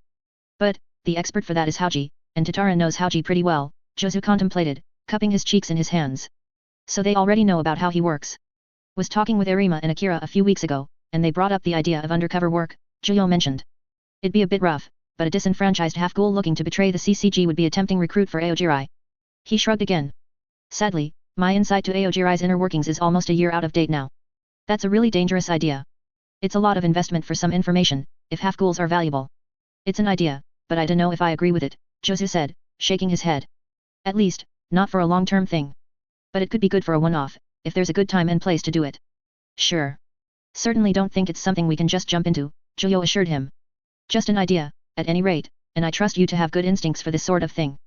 He reached over and grabbed the files, shoving them back into his satchel. Unfortunately, I should probably get back to babysitting and make sure they didn't break anything while I was gone. You got time to meet them now, or do you still got work? Work. Another time, though. You got anything else planned, other than babysitting? He asked, moving to reopen his laptop in a grudging manner, hoping to draw out each second before returning to his more mundane work. Sucks you can't eat normal food. I'm learning to cook. Nice. The Quinks kids can eat normal food, could always see if they like it, Zhuyo suggested. And no, nothing else really planned. Mainly supposed to just hang out with my new squad and get to know them better. I've also sent out an open invite to the Zero Squad guys and gals to visit or hang out again sometime soon. If they ever get a break from playing whack-a-mole, Jozu said. I'll use your squad as my test subjects. It's better that way, because they don't know me. Honesty. Zhuyo chuckled as he stood up. They won't know what hit them. Anyway, I'll catch you later man. Thanks for the info. Hit me up if you hear anything new, weird cases always tend to grab me. Jozu waved at Zhuyo as he moved to leave, turning his gaze to his screen. Will do. Don't die out there. That'd be unfortunate. Boy would it. Dash. As Zhuyo reached the door of his obscenely large home, he came face to face with a shark-like face returning at the same time. Jinchi blinked at Zhuyo a few times, before a sharp toothy grin split across his face. Boss. Hey. Where you been today? Few of us were open for some punching lessons. Was just paying Sozui's squad a visit to talk about some cases, Zhuyo replied casually, lightly smacking his satchel for emphasis. He kicked himself internally for not giving his subordinates an explanation earlier. Hinamai had briefly overridden all of his thoughts. Had to be better about that with people of his own to look after. All done now though. Where'd you go off to? Hospital. Checking up on someone, dropping some things off. Got myself breakfast while I was at it, you know. Stuff, he said with a shrug, moving to the door and opening it. I'll do that every now and then. I'll try and give you a heads up before I do, though. Sure thing, Zhuyo replied as he followed Jinchi inside. Your sister, right? I wouldn't want to keep you from visiting her anyway. My sis, yet. Wouldn't do me any good if I forgot to visit her every now and then. Sorta defeats the point of being here, really, Jinchi said. Yuri seemed to be the only one on the ground floor aside from themselves, staring forward blankly as he worked away on a stepper machine, listening to music, content to be left to his own business. Jinchi looked over his shoulder at Juyo, shrugged, and headed up the stairs. I get you. I've got a sister of my own, Juyo said, walking up as well. Haven't been able to see her in a very long time though. It was getting a little difficult remembering the sound of her voice, he realized. He shook his head, dispelling the insidious thought. Either way, I'll go and get changed and we can hop right to the punching lessons if you're ready. She in America? Jinchi asked. At the top of the stairs he waited for Juyo, hands in his pockets. Your sister, I mean. Yeah, Juyo answered, coming to a stop at the top. We were pretty close, all things considered. He let out a breath. It was dangerous, thinking too much about home. It was an impossibility, at that point, no matter how much he may have wanted it. She'd be around Akira's age now, in fact. That's a scary thought, he murmured. Yeah, it's weird seeing them get older to where you used to be, you know? Because you remember where they were when you were that age. That's right. Watching someone grow before your eyes is a bit surreal, Juyo agreed, eyes distant for a moment. He was no longer just thinking of Miranda, but also now of Hinamai. Like night and day, what had happened there? How old is your sister? Ah, not that much younger than me. Nasty 16. Not really had to deal with the grumpy teenager stuff, though. Makes me wonder how that's gonna work, when she's better. Shirazuo contemplated, looking up at the ceiling. Whatever. It is what it is. All I gotta do is keep earning the money. To do that, I gotta know how to fight ghouls. Don't worry, I'm here to make sure you can do that and more, so she's got an even cooler big brother to wake up to, Juyo assured the delinquent, patting him on the shoulder. I'll teach you how to punch real good. You got it, boss. I'm gonna go get changed into some proper sweating clothes. I'll go grab Toru too, while I'm at it. Juyo gave him a thumbs up. Sounds Gucci. See you in a jiffy. He then considered that he should probably drag Seiko out of her room, she'd been given the whole morning to be a lazy blob, after all, and he wasn't going to let her lag behind the more active members of the team. Jinchi broke into an eager jog, a concerning thing to see in the halls of a home. The floors were polished enough that he could slip, but he'd probably be fine. It takes more than a stumble to stop a half-ghoul. Juyo went on, climbing up the second flight of stairs. As expected, Seiko had claimed a room damn near all the way to the very back of the third floor, making it a little journey just to get to her. He knocked his knuckles against the door. Seiko, it's Juyo. He called inside. Time for a punch time. No answer. Just the shuffling of bed sheets. You got 5 minutes. No immediate reply, as expected. Juyo went to get changed. Once the 5 minutes were up, he was back yet again, knocking. Up and at M. No response still. Hard to get it was. Opening the door in 3, 2, 1.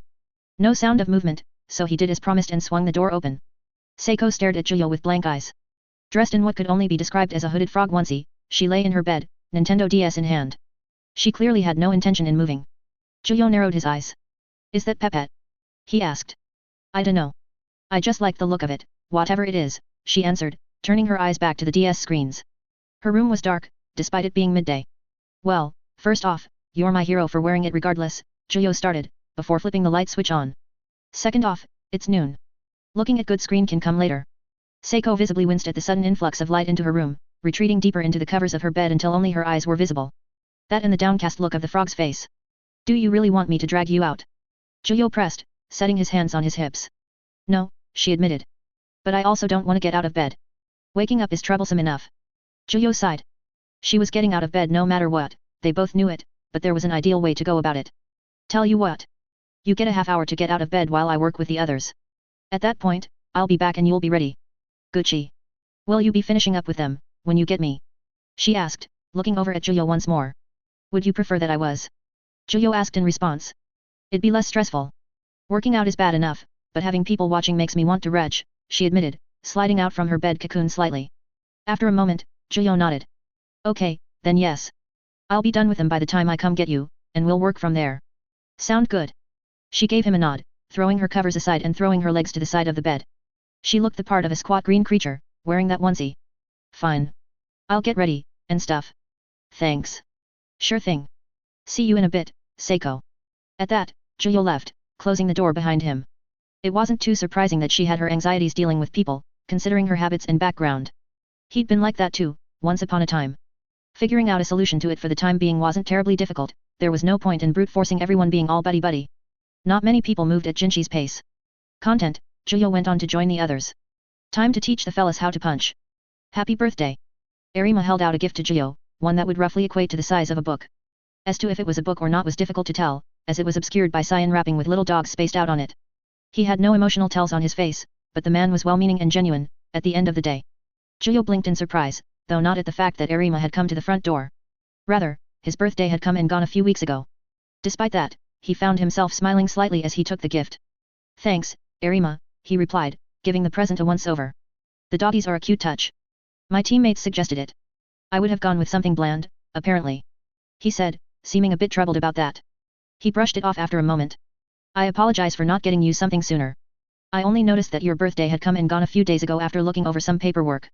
It did not help that we never asked. That sounds like something Haru would say, Gio chuckled, shaking his head. And no worries, man. We've all been busy, and it sounds like you and the others have been underground a lot lately. It's just nice to get a gift, late or no. He let the present hang at his side, stepping slightly to open the doorway. While you're here, wanna meet the new kids? Might be fun for both of you. Oh. Of course. I imagine you are still in the acclimation period, then. Nerima asked as he stepped indoors, taking off his shoes before doing so and removing his coat. What's your assessment so far, Investigator Jana? A serious question. An on-the-job question. The sort he'd ask when they were in the underground. Jinshi Shirazu is a very eager young man. He just wants to do anything and everything, and it shows both in and away from training. Real good fighter, but he has a strong tendency to just leap into a combat situation without much forethought, Gio began, using Nerima's question to formulate his own thoughts. He doesn't do so out of arrogance or pride, however, but rather excitement. This is an issue because he's an yokaku. I know that yokakus can do well in melee, but it takes extra work and isn't the best use of their initial skill set. He shoots missiles, rather than the more precise ammo most yokakus are known for. Very chaotic, very dangerous if not handled properly. Despite all that, he's a great guy. Friendly, personable, happy to get along with anyone and make others laugh. Nerima nodded, folding his coat up and letting it rest over his forearm. He appraised the lobby and the gym beyond. Experience is the best solution. While I hate to say it, he will need to make mistakes in the field before he learns. He lacks the perspective required, and he will soon acquire it. Keep trying, though. I may be wrong. Experience is something they all need, honestly, Gio said with a shrug. Of course, that's no excuse for me to stop working out the kinks. Next is Kuki Yuri, Kaukaku. Straight-laced, critical. Very critical, in fact, of the CCG, he mused, rubbing his bare chin. And not particularly sociable, in stark contrast to Jinshi. He was the first to utilize his Kagun, however, entirely on his own before he came here, which is impressive in its own right. He has a good battle sense, takes training seriously, the only recurring issue is a lack of flexibility.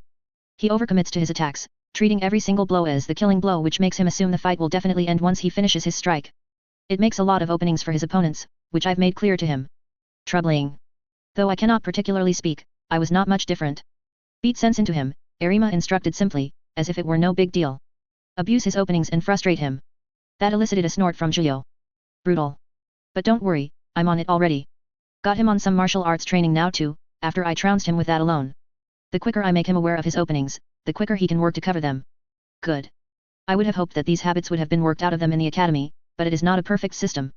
If it were, there would never be any problems, Nerima said, sounding thoughtful for a few moments. He gazed off past Gio, looking at nothing in particular, before refocusing on his junior investigator. And the final two? I'm aware of Toru's circumstances, at the very least. Toru is.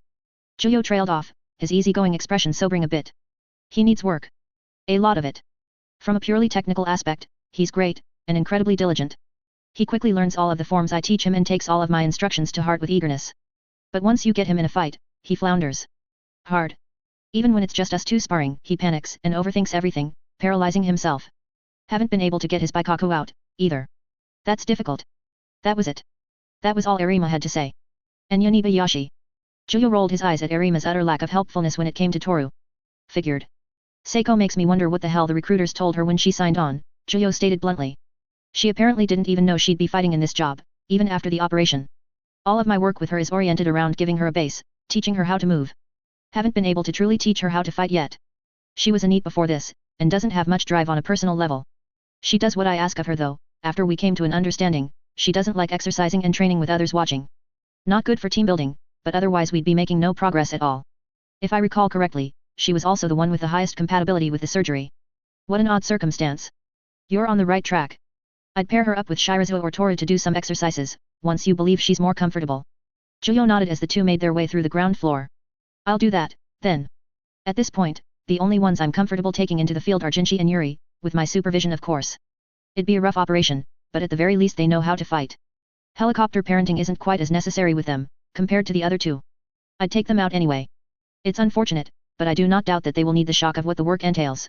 Toru to help them overcome the panic, and Yanibayashi to apply themselves further in order to survive, Nerima said as Juyo lead him up to the first floor. Rank 2 investigators generally are not given much time before they are put onto the field to learn. That's true, Juyo sighed. And ghouls have to figure it out in even less time. Akira should be tossing a case our way soon enough here, then we'll finally see for ourselves. He then winced. Let's just hope we don't accidentally smack face first into Aojirai tree. Again. Knowing your luck. Nerima began, but didn't finish the line of thought. He looked around the living space, letting out a hey. They're in their rooms. He asked, spotting none of the young half-ghouls. Yeah, they haven't really mingled much yet, Juyo admitted, scratching the back of his neck. Their unique personalities aside, there hasn't been much chance for camaraderie or team building. Another thing I'm working on, the sooner they're comfortable hanging out around each other, the better. Nerima's brows furrowed for a moment, and then he nodded. They are upstairs. Should be. I'll go and grab them. Hearing that you're here should light a fire under their butts. I'll go, Nerima said, setting his coat down over the back of a chair. Show me which room is which. Those poor kids. But Juyo did as asked all the same. It was high time the Quinks squad had their first encounter with death.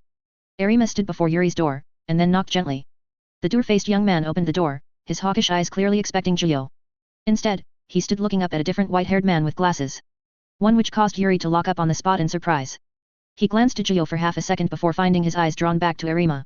Whatever Yuri saw in Nerima, it scared him witless. There wasn't even anything particularly different about Nerima, he was just looking at Yuri in the same way he had looked at Juyo with a complete and absolute neutrality. Hello. Meet me downstairs in 2 minutes. Please gather the others. Thank you. Nerima turned around, and then left Yuri to stand there. He didn't stop before any of the other doors. Juyo watched him go, suppressing a sigh before looking over at the startled Yuri. You good? He asked the younger man.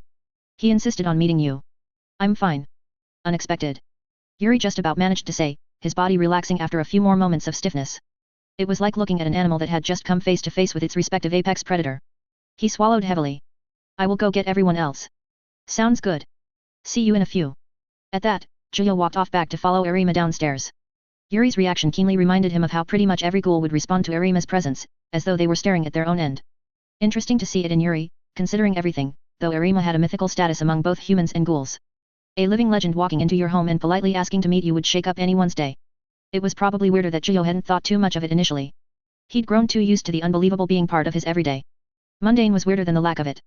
What a world. Nerima pulled out the chair he placed his coat over and sat, crossing one leg over the other and waiting patiently. Juyo remained standing, near Nerima but more off to the side, one hand in his pocket while the other still clutched the unopened dog print present. Above, the sounds of each member of Quink's squad being disturbed by Yuri, and shuffling to move. The first to come down was Jinchi, followed by Toru with Yuri and Seiko coming last. They were quiet, like a group of children about to be reprimanded by the head teacher. Nerima regarded them from his chair, steadily glancing from one to the other. They seemed to line up on instinct. You can sit, you know, Nerima said, a brow raised. He almost seemed ignorant of the effect he had on people who knew about him. The four followed his advice and sat down at the table, remaining quiet, until Jinchi opened his mouth. I wasn't ready for this. My hair's a mess. Seiko grumbled in agreement. It was, in fact, an absolute state. It looked as if he was mid-nap before being dragged downstairs.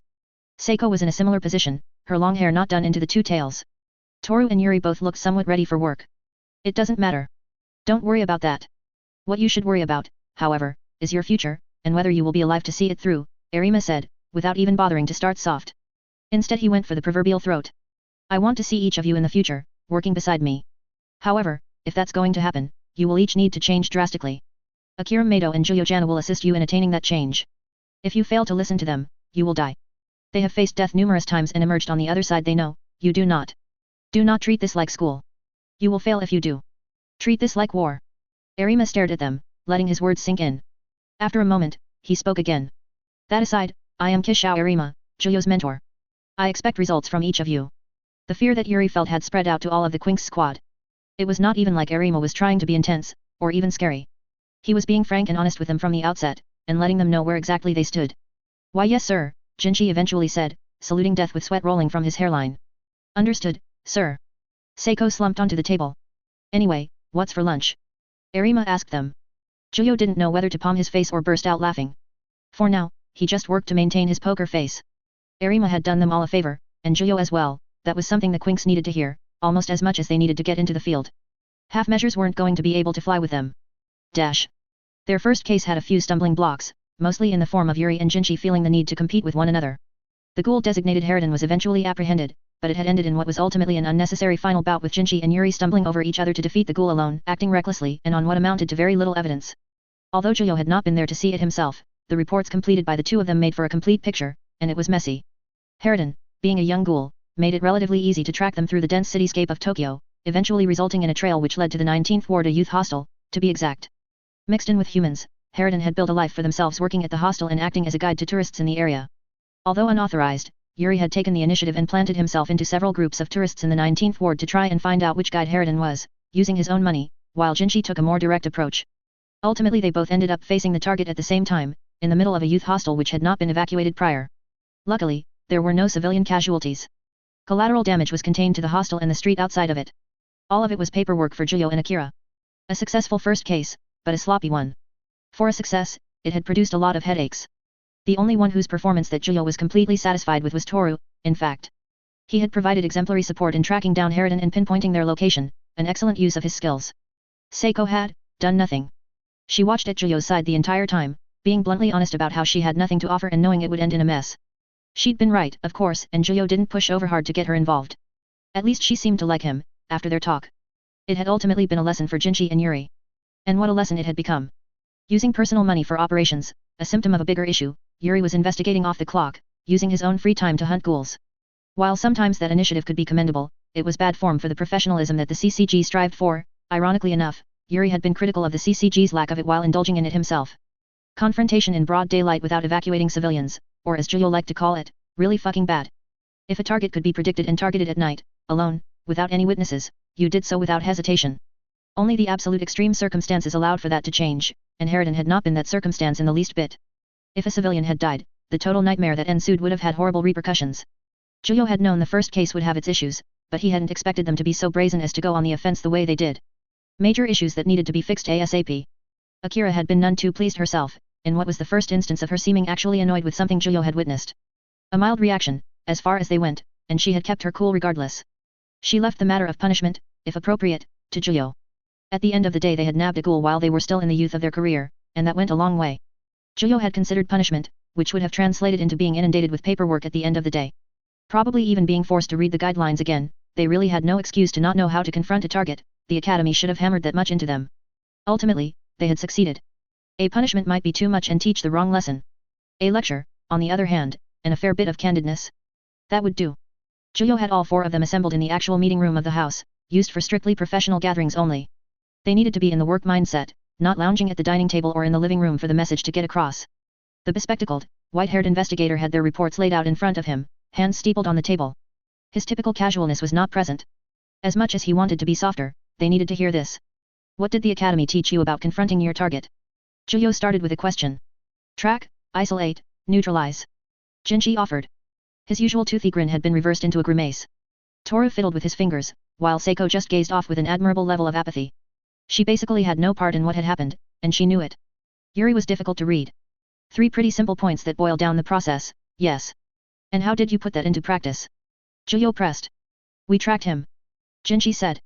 Actually, I did a lot of the tracking, Toru pointed out. For both of you. Okay, fair. Then we. Jinchi paused, looking at Seiko. She didn't look back, leaving him to his fate. Okay, I got nothing.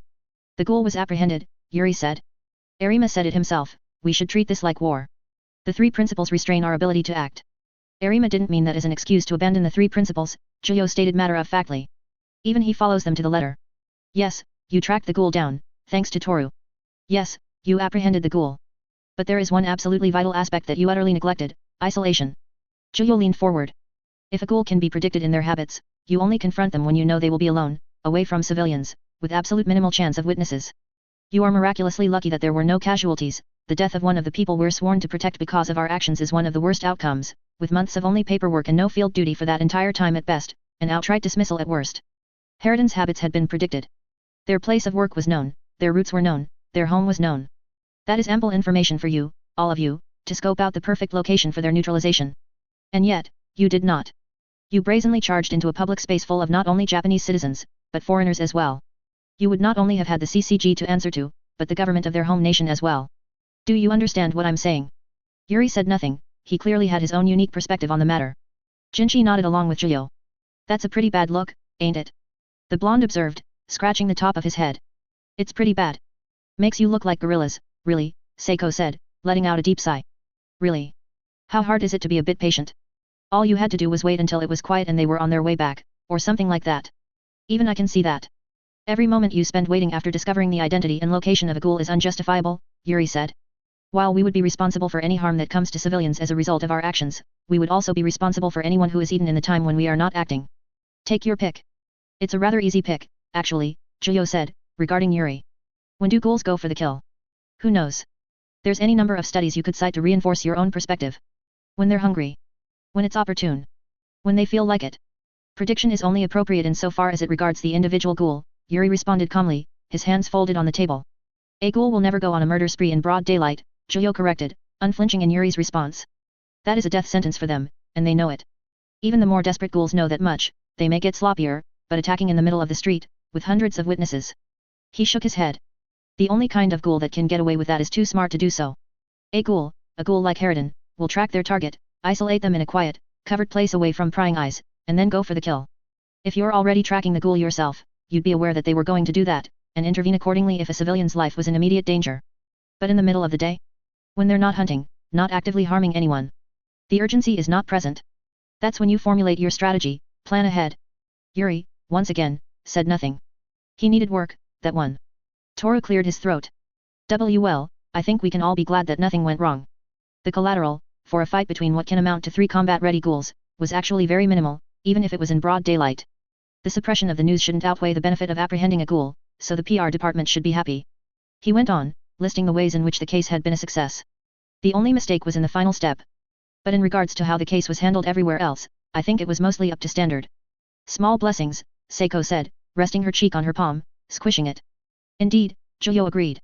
While there's some nitty-gritty details and personal notes I have to handle with you all one-on-one, I only have one other, smaller but still important point that I want you all to be aware of going forward in your careers. His posture relaxed, if only slightly, a visible lowering of gravity to the matter. If you're off the clock, you're off the clock. While you are expected to be on call and ready in the event of a sudden change that demands your immediate presence, this isn't a 24/7 job. Your free time is meant for you to relax and unwind, not let the stress of your work carry over. He paused. Also, the CCG will provide all funds necessary for a case. If a cost goes toward the resolution of a case, just ask me. No need to spend your hard-earned cash on something that'll be free for you anyway. No need to tell me twice, Seiko said, stretching. I think the rest of you need to chill out though, realiest of talk. I chill out loads. Jinchi shot back, folding his arms. Too intense. Always running on 11, she pointed out, shaking her head. Just slow down when we're not working. It's stressful being around stressful people, you know. Yuri muttered something under his breath, but did not contest Seiko. Toru was content to nod along with the blue-haired girl, agreeing with her entirely. Jiyo found himself pretty pleased at that. Seiko was lethargic, but her mind was clearly active when it came to observation. Her own manner of presenting her criticism seemed pretty disarming as well, if Yuri wasn't outright refuting her judgment call. That was a good sign, not only for further defining Seiko's skill set, but for the group dynamic as a whole. Then that should conclude this meeting, unless any of you have questions for me that you'd like answered right now, Jiyo said, starting to gather up the various reports and files in front of him. Toru raised his hand slightly. I have a question. About future cases. Maybe, it would be best if we divided the team into 2 groups, for the time being. Jinchi and Kuki are both capable fighters, while I'm, less than decent, currently. I hate to speak for Seiko, but I believe she is in a similar boat. Just call me Guts, cuz I'm stuck on that boat. So maybe while we are working, we could focus on the administrative-based work until we're adequate. Is that a decent suggestion, sir? Jiyo nodded along at Toru's words. Sounds sensible to me. Good idea, Toru. I'll mull it over and figure out which pairing works best by the time of our next case. Nobody seemed to take issue with the suggestion, and no other questions came forth. The meeting had come to a close, as had their first case. Getting them to where they needed to be was going to be a journey, that was for certain. Iba had been right about team leadership being a special sort of challenge, but Jiyo wasn't disheartened. If anything, he preferred they make their mistakes now, when they still had him as a safety net, before they were truly thrust out into the hyper-violent, dizzying, and absolute mess of a place that was the world of ghouls and investigators. Proximity to Jiyo practically guaranteed they would run into the worst the world had to offer. He'd do everything in his power to keep that encounter from breaking them. Toru practiced. He practiced and practiced, but time after time he couldn't break the wall from theory into practice. A perfect sidekick, a beautiful spinning hook, an axe kick that could kill a man, all executed with an analytical calm that showed he could take information, pick it apart, and then apply it in a sterile environment. But when other factors were included, when Toru had to fight, it all came to a screeching halt. Toru was perfect in one sense, yet ultimately flawed in another. It was a mental barrier that had to be broken down, somehow. He stood a few steps across from Seiko, holding out the pads for the squat young woman to hit. Panting and dripping with sweat, Seiko struggled to double jab and hook the pads as presented by Toru. Once she pulled it off with a sluggish strain, Toru clapped the pads together and then moved their positions, one low, the other closer to Toru's core. Seiko sloppily low-kicked the lower pad, raised her arms up to block the mid-pad from patting her head, and then struck it with a straight as it returned to its starting position. 1, 2, Toru instructed, moving the pads to the sides of his head, a bit of a reach for poor Seiko. The girl let out something between a sigh and a groan, her shoulders bowing before launching right into the punches. Jab, jab, straight. And then Seiko's arms drooped, and she slumped onto Toru. I give. She managed to say between breaths, leaning on Toru as she tried to recover. Toru looked to Juyo for approval, his singular eye quirked. 10 minutes had gone by like that, with Seiko performing drill after drill. After a moment of consideration, Juyo nodded, grabbing a pair of water bottles as he did so. You are improving, even if it doesn't feel like it, he told her, handing a water bottle to both. You're keeping the forms I taught in mind, at least, and you're lasting longer. I'm dying. Is all Seiko had to say to that. Every day, dying faster. Toru let out an uncertain chuckle, helping Seiko back onto her own 2 feet. The smallest of the half-ghouls then slumped onto her butt, leaning back on her hands. Don't think I'm cut out for this, Chief. To be honest, I sucked pretty hard too before I trained as much as I did, Juyo confided in her, a hand on his hip. Necessity forced me to get good. Unfortunately, the same applies to you, investigators have to fight at some point. It's part of the job. Seiko grumbled, uncapping her bottle of water and downing it one go with loud gulps. Toru, on the other hand, took modest and sensible sips. Seiko set the empty bottle down after a few moments and then looked over at Juyo. She was trying, despite needing some additional prompting, but it seemed as if the girl had been getting sadder. Less dry humor and more just actually dry. The past weeks had entailed a rather sheer lifestyle change for her in terms of physical activity. Sure. But I've got stubby little limbs. I don't think I'm gonna be good at this. Well, if we lift some of your frame restrictions in the future, I don't think your size would matter too much. I think it'd be an asset, actually, Toru assessed, trying to put a positive spin on the 4-foot-nothing wonder. Juyo hummed, thinking on something. Special Class Shiki has a somewhat similar situation to you. Pretty short, squat, he's a fair bit wider, though. Either way, he's been able to work with that and become an incredible fighter in his own right. Even managed to cut Tatara one time. I could ask him about that, maybe he'd be able to help with this while you're hitting. Ah, Kijima. He gave special lectures about interrogation techniques, a few times, Toru said, smiling fondly. That sounds like a good idea, sir. What do you think, Seiko? I bet he has like, 2 or 3 quinqua, one being an absurd damage dealer and the other some sort of ranged capture net thing, she pointed out blandly. He does have a chainsaw, Juyo admitted. He somehow makes it work. He shook his head, seeing that Seiko was sinking deeper into a depressive hole just from the constant reminders that she was woefully inadequate. A nerd that had spent her whole life indoors, suddenly surrounded by martial artists and soldiers that towered over her both literally and figuratively. She had a similar starting point as Juyo did, in that regard. Constant cheering on and assuring her it'd all work out wouldn't necessarily be the right call. So, Juyo paused in his further explanation of how Shiki could help. Instead, he sat down by her, cross-legged. Perhaps it would be best if they had a bit more of a real talk about the issue at hand. I'm curious, why did you agree to the surgery, Seiko? He asked her. It wasn't pity, or bafflement in his tone. He was genuine in his curiosity, and wanted to hear her actual take, as opposed to the bland, impersonal notes in her dossier. Seiko just shrugged. "Es good money. Supports the family," she said, as if it were an answer she had given several times before. "Money's all that really matters at the end of the day, apparently." "Apparently," Juyo echoed. "Doesn't sound like you agree with that." "I mean, I do. It's just that it was an offer that was too good to turn down." "Still not really sure why I said yes, even if it is good money," she said, shutting her eyes and laying on her back on the dark blue padded floor of the sparring area. "Not like I really had many options. No grades, no friends to introduce me to employers outside the CCG, no money. It was a blessing, I suppose." Toru glanced at Juyo, and then to the door, appearing troubled. Juyo paused, thinking on that.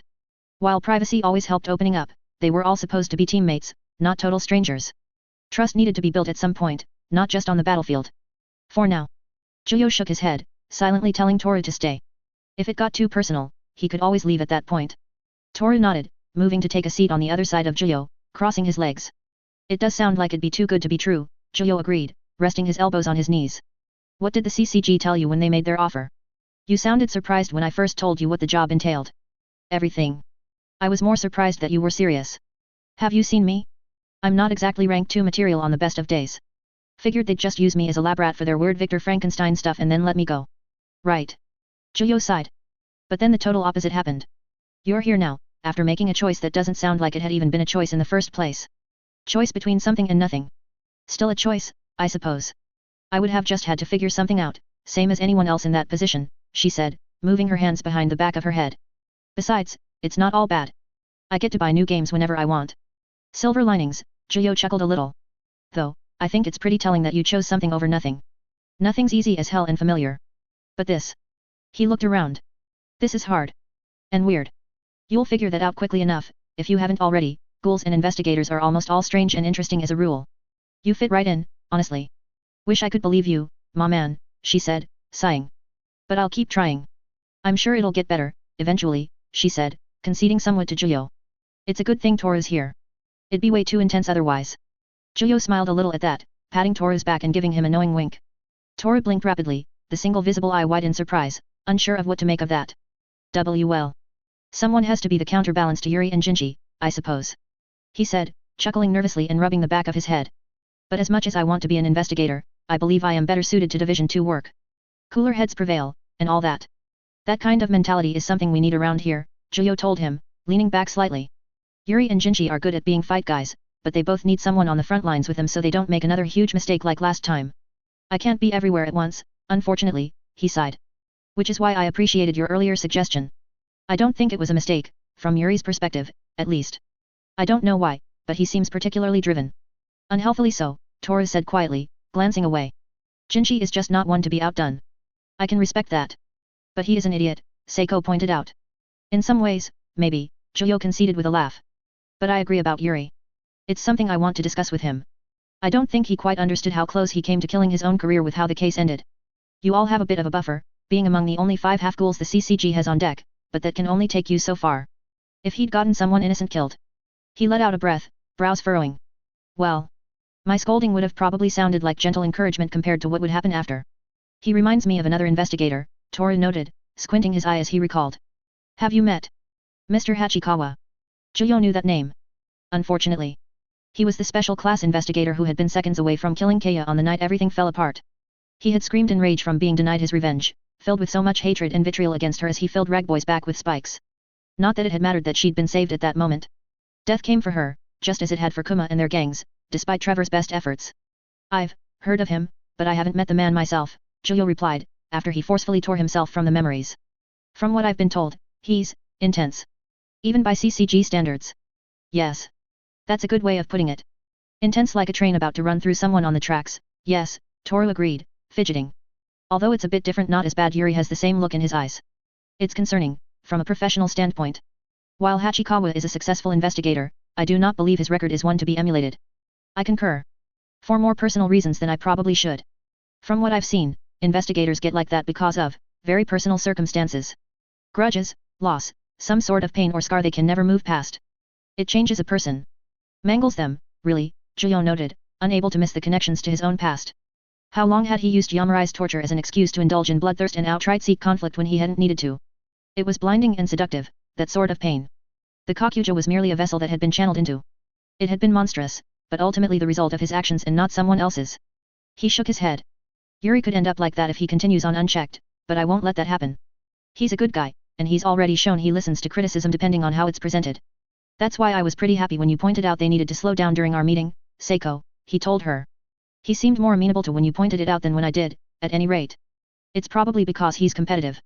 If I point out that he's messing up, that probably hurts. I mean, look at me. She grabbed her belly. It was not the example of diligent exercise and dedication like the rest of the Quinks had, that was for sure. Imagine being called out by me of all people. How nightmarish, Zhuyo drawled.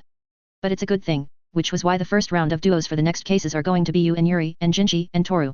It'll get you all to meet in the middle a bit better, instead of constantly splitting between the two temperaments of the group. That makes sense. Although I don't think I'll be able to direct Jinji. I think I'm much more likely to get caught up in his energy, really. Toru said, chuckling nervously again. Seiko stuck a thumb up. Got it. Will we be handling different cases? For the time being, yes. Not only so you don't bump into each other while chasing the same perp, but so you can get to know your partner a bit better, learn how you both operate, Julio said. We'll also do rotations of partners so you don't split off too much. Eventually, all 4 of you will tackling cases as one unit, we just need to build up to that. That makes sense. It also gives Seiko and I time to work on our weaknesses, before we come together a single unit, Toru said, nodding along with Julio's words. We'll figure it out, he assured, leaning forward to smile across at Seiko. She gave him a thumbs up too. That you will, Julio agreed, clapping his hands together once. How you feeling, Seiko? Ready for round dose? Seiko glanced up at Julio, her gaze that of an exhausted woman. She exhaled, and then spoke only the truth. No. It took a while to get down the shape, but I think we've got ourselves a winner here. Dr. Chigyo declared, holding out what appeared to be a pitch-black quarterstaff to Julio, a genuinely pleased smile on his face. Good weight, 3 modes, and relatively easy to carry about even when out of its case. Give it a swing. 3 modes?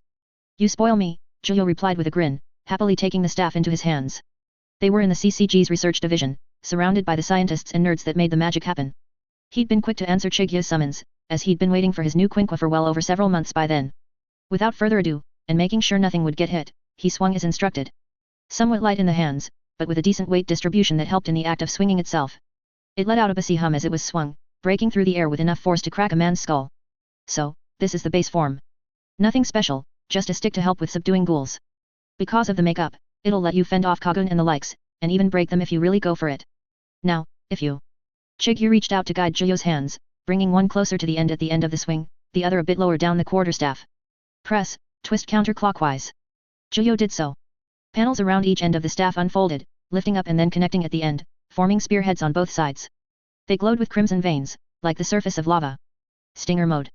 Lethal takedown, even better at dealing with Kagun. Notice the weight? RC density builds in the points, giving them more heft. You can also swing it and cut. Chigyu took his hands back and hurried away, giving Julio space. Once he was out of the way, Julio started swinging. Fighting with a spear was a bit different from usual, but he had a baseline already when it came to quarterstaffs. Experience took over easily enough, getting a good feel for the weight and the amount of power he needed to apply to effectively wield his new weapon. At some point, he started smiling as the stingers sliced through the air.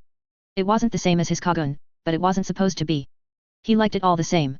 Awesome, Julio murmured, easing up his stance and stopping his swings. And the third mode. Return your hands to the middle. Press, twist clockwise. Julio did so, and the spear tips retracted to return the Quinqua to its base form. The staff was divided into 3 sections, splitting at 2 points with equal distribution of length. The 2 sections at the end of the staff fell away, connected by a wiry, muscle-like substance which pulsed with red light. The veins began to spread throughout the entire staff, and its weight increased throughout. 3 sections staff. It's not Nunkuks, but it's pretty close. I tried going for the Nunkuk space, but there was an issue with RC compression into such a small shape, he explained, hands on his hips. Now, I didn't know if that'd suit you, so I went with an additional spear mode just in case. Hard to mess up with a spear. And if it does suit you, you can mix stinger mode and the 3-section staff. Hey! Julio uttered, eyeing the weapon in its new form. It wasn't quite like Nunkuks, but similar principles applied, a weapon linked by chains with that required a great deal of technical skill to utilize correctly without hitting yourself. But if the weapon was mastered. Julio twisted counterclockwise, and the spear tips returned, dangling from their ends. It made Julio grin widely. Oh, the positively dirty things he could do with this thing. He wanted to get back home and go practice in the dojo right that instant without holding back. I love it, Chigyu, the half-ghoul told the scientist, going through the motions to return the Quinqua to its base quarterstaff form. I appreciate you putting in all that work, I know I made a bit of an odd request. Chigyu raised his hands, waving off the praise. Don't worry about it, Julio. I love an interesting project, even if I couldn't get what I wanted. Too many people go purely functional, which I understand, but people like you, Jozu, Mugen and Nerima make my day better by giving me something challenging. Just consider it thanks, for letting me rip your back open. He wasn't exaggerating with his word choice. Chigyu had indeed ripped Julio open to access his Kakuhao, peeling away the skin and poking around his insides. It had been rather uncomfortable. Happy to brighten up your day then, Julio said lightheartedly with a shrug. He looked down eagerly at the Quinqua. I'll have to figure out a name for this baby, if you haven't already. Me? Never. That's the right of the investigator using them. I make the form, but it's you people who have to give it soul, Chigyu said, smiling fondly. He was a man who loved his work, clearly. Julio nodded. Then I'll come up with something, and fast. I'm gonna go practice right away and get a better feel for it, that should help me out. Thanks again, man. Anytime, Julio. If you want to pay me back, make sure those rookies of yours come to me with some interesting ideas. When they're ready, that is. He clapped his hands together, as if brushing away dust. Another creation well done, by his own estimation. I'll admit, I think I was working from the wrong lens. A Quinqua that complements a Kagun, that's what I'm thinking of next. Makes sense. You already know the kind of Kagun my rookies got? Swords and rocket launchers. Zhuyo probed. Rocket launcher? That's going to be a difficult one, Chigyu muttered, rubbing his chin. Integrated guide rail quinqua. He pondered to himself. Zhuyo laughed, shaking his head. That sounds metal as hell.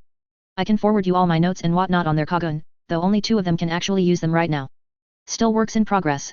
That'd be much appreciated. I may not be their primary physician, but I will be the one making their weapons at the end of the day. I won't keep you any longer, though. Go play. Chigyo shooted Zhuyo out of his workspace. I'm going. Zhuyo assured him, bustling off. Dash. The dojo was filled with the sounds of bass humming. It was a constant drone, rising and falling in barely perceptible intervals. Zhuyo had practically ran to his home, offering the Quinks a passing greeting, Higotenu Toibi. Before diving into the dojo, he had started slow, keeping the Quinqua in its base quarterstaff mode to get a feel for the weight. After being satisfied with that, he went straight for the 3-staff stinger mode. The area around him immediately became a blur of swirling blacks and reds, pulsing around him, retracting and extending depending on his grip. The weapon would lance out, tripling its reach in one instant, only to pull back and become a spinning shield around Zhuyo an instant later. An adaptable weapon that was both spear and shield in one. It could grip, stab, cut, break and more at Zhuyo's command. Both lethal and non-lethal takedowns were possible. Despite being drenched in sweat, Zhuyo was smiling widely. The weapon felt good to wield, as if it were a marriage of his distant past and his present state. His mind was alight with ideas and possibilities, allowing him to indulge in a simpler, purer enjoyment than he'd permitted himself of late. Now all he needed was a name. Out of the corner of his eye, he saw 4 pairs of eyes, peering around the corner into the practice space, as if they were stacked atop one another, Jinchi's eyes at the top and Seiko's at the bottom. They stared on with a mix of awe and fear as he worked, experimenting with his newfound weapon. Eventually, the playtime had to end. With a couple incredibly satisfying clicks, the Quinqua returned to its unassuming base form of a beatstick.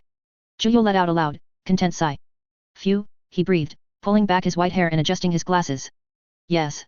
This will do nicely. The morning coffee steamed before Zhuyo, its smoky, nutty smell doing wonders to cover up the scent of his team's breakfast being made around him. Toru manned the kitchen, while Jinchi and Yuri manned the couches, watching television like a pair of sloths. First-class investigator Zhuyo Jana. The ceremony had been larger than the last one, just over a year ago by Zhuyo's reckoning, with a total audience of lots of people. It hadn't been just for Zhuyo, after all his promotion had come as a result of the completion of investigations alongside other investigators, all of which made use of Zhuyo's unique perspective on the Ghoul's social life. He hadn't actually done much of the fighting hell, even when working with his own team he wasn't on the front line as much, but the total sum of his unique contributions became a bit too much to ignore. Some would have preferred to continue ignoring it.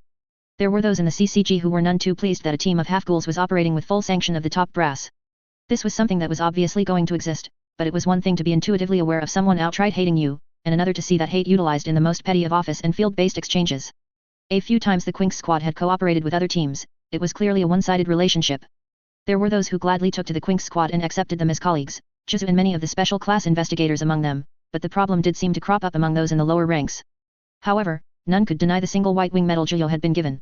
The lowest of the White Wing medals, it was only given to those who had fought S-rank ghouls and come out on top. Aside from Jizu who held a double White Wing, the only other people who held a single white in Zhuyo's wider circle were Haru and Kajin, Jizu's second in command. Many disliked Zhuyo and his team, but he always had that over them. He was always going to be the one who could fight the toughest ghouls and come out of it in something resembling one piece. The CCG needed him. Sir. Toru asked from across the partition between the dining area and the kitchen. Everything all right? Zhuyo blinked, feeling himself return to the moment. The half-ghoul had been working for the CCG for around 2 years now, longer than he'd been an illegal ghoul by more than double. Those days were beginning to feel almost as distant as the seemingly dreamlike time he'd lived in America. He wasn't quite sure how to feel about that anymore. After all, he'd grown quite fond of a fair amount of people in the CCG, the Quinks perhaps most of all. The fact that Seiko kept calling him Maman, Italian for mother, meant the sentiment was mostly reciprocated. He nodded from his seat at the bar, taking a sip of his coffee before responding. Yeah, just reflecting a little. It was nice to see some of our friends at the ceremony there, glad they're being recognized, and all that. Still a long way to go to catch up with Captain Suzuya, though, Toru said with a chuckle, turning back around to focus back on the fish and egg. In terms of things to do today, I think you have a meeting with Miss Mado. Other than that, I believe we have a clear schedule, if you want to arrange some training, he said. Toru had taken to the sort of secretary role, keeping track of what exactly the team needed to do on any one day. He was a blessing in that way, and in others. Zhuyo kept himself pretty busy, in some cases giving himself more to do than he perhaps ought to, and keeping track of it all was a Herculean task in its own right. When Toru slid into his role, Zhuyo was all too eager to let him have it. He seemed to enjoy it, even. A mostly clear day, Zhuyo mused, leaning forward on the bar. How unusual. When's my meeting with Akira? Lunch, as usual. It's rare for there to be no active cases. Miss Mado's probably going to make sure that isn't the case. Badumtesh, Juyo said at the probably unintentional pun, pantomiming a drum roll with his hands and a cheeky little smirk. Toru paused in their preparation, needing to search for what exactly Juyo had heard that he had not. He then just shook his head, and went back to cutting fish. Should have thought that one through. Toru sighed. I suppose I could go shopping today. Is there anything we need, sir? Oh, I need a new scarf, Juyo realized, glancing outside at the slow descent of snow. Once more, the bitter Tokyo winter was making its presence known. I lost my last one in that latest case. He clicked his tongue in disappointment. I liked that one, too. Otherwise, he shook his head. Go crazy. Masculine pink? He asked, glancing over his shoulder with a smile. Juyo snorted. Only the most masculine of pinks. Maybe purple, if you're feeling dangerous. He blinked. Actually, yeah, purple sounds Gucci. Toru nodded, making a mental note. He walked around the partition, several plates laid out across his arms, balanced precariously. Toru set them down on the table carefully, his tongue poking out of the side of his mouth. He repeated the trip a few times, until a full traditional breakfast was laid out on the dining table. Rice and egg, soups, fish, and so on. It's ready. Toru called, already moving to the stairs. Seiko retrieval duty. It wasn't that she didn't want to get up, it was more that she almost couldn't. Alarms just didn't work with her. Food. Jinchi called back, doing a flip off the couch's back and landing in a crouch, making full use of his increased physical condition in a productive manner. He strode over, dragging out a chair beside Juyo and plopping himself down. Yuri joined moments later, in a much more quiet and controlled manner. They were in absolute contrast to one another. A real Naruto and Sasuke, only far less obnoxious. Jinchi had his moments. Yuri stared at a bowl of rice, intense and silent, before steadily moving to start putting reasonable chunks of rice to his mouth. Jinchi on the other hand, shoveled it with a spoon, abandoning proprietary. Eventually Seiko emerged, bleary and still half asleep, her pajama dress a crinkled mess. Toru guided her along, appearing sheepishly amused by the newly awoken Seiko.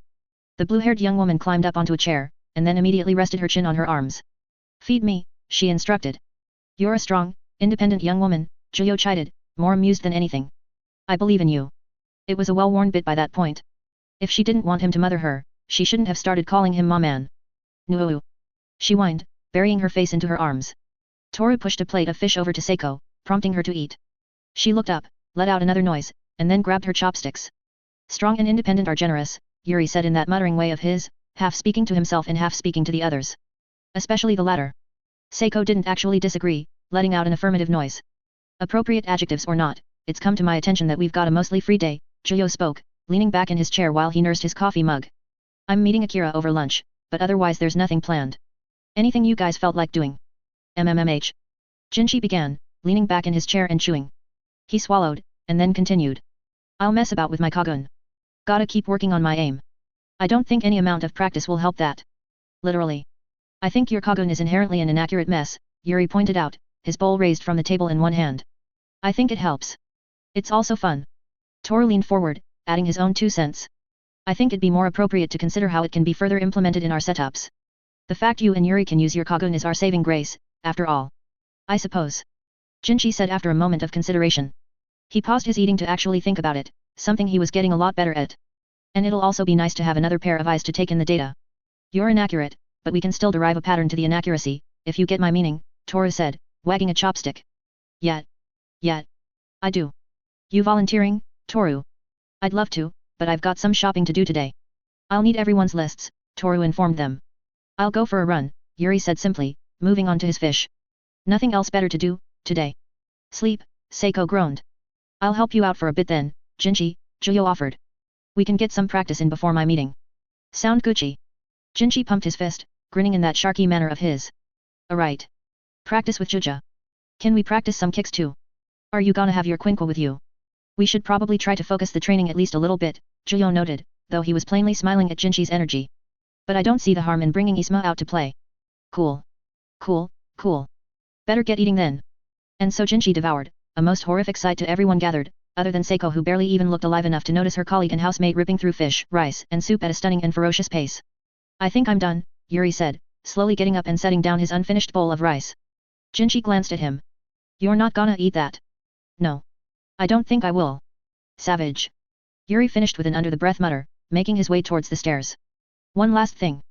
Juyo called out after him. Akira's probably giving us some new cases, so we might have a meeting tonight to discuss those.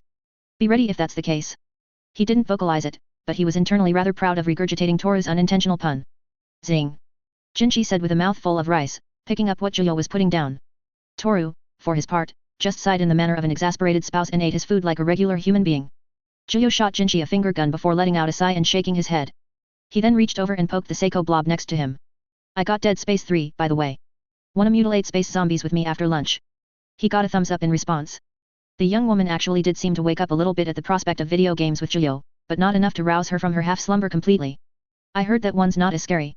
Can I watch? Jinchi asked. He wasn't big on video games in the same way Seiko was, but he appreciated seeing others enjoy them, apparently. Fighting games and RPGs were more his alley, anyway. And, a train simulator, for whatever reason. Your commentary would only enhance the experience, Juyo answered with a nod. He gave Toru an apologetic look. I'd extend the invitation as well, but I don't think Dead Space will be your speed. The name alone is unsettling enough. Toru observed, a repulsed look overcoming their expression. Don't worry about me, though. I have plenty of things to keep me entertained in the meanwhile. Although, what's the sound design like? Is it particularly disgusting? It can get a bit nasty, Juyo admitted, scratching his cheek and thinking back on what he recalled. It was an odd experience for an old game to become new again. While it's not as spooky as the previous ones, it's still a pretty violent and visceral experience. I'll let you know after playing a bit. Toru waved his hands in front of himself. No thank you. I think I'll just head upstairs. The sound of blood is just as bad, you see. Fair enough, man. We'll pick something we can all do together next time, Juyo offered. Toru had come a long way since the first month, becoming an excellent hand-to-hand combatant in his own right, so long as blood wasn't in the picture. Something that was almost always present whenever fighting ghouls due to the nature of the work. Still no Kagun either, along with Seiko, which was a topic of much discussion in the research division. Juyo had tried, but he wasn't willing to resort to the same extremes that manifested his own Kagun for the first time. Whatever the block was, only time would wear it down, it seemed. We could play Dokapon together. Jinchi said, looking as if he had just had a stroke of genius, a finger raised to the air. While he thought it was a great idea, the look Seiko gave him, so filled with venom, was enough to dissuade that idea. Whatever Dokapon was, Seiko wanted no part of it. Where's your medal? Akira asked immediately when Juyo was near enough to their table. It was the spot they had initially met Shiki Kojima in, a place which had become something of a regular hangout for the two of them to discuss business. A casual setting, but their relationship had grown increasingly casual over the months. The by-the-book Akira had steadily been replaced with something of a teasing younger sister, who was also Juyo's superior.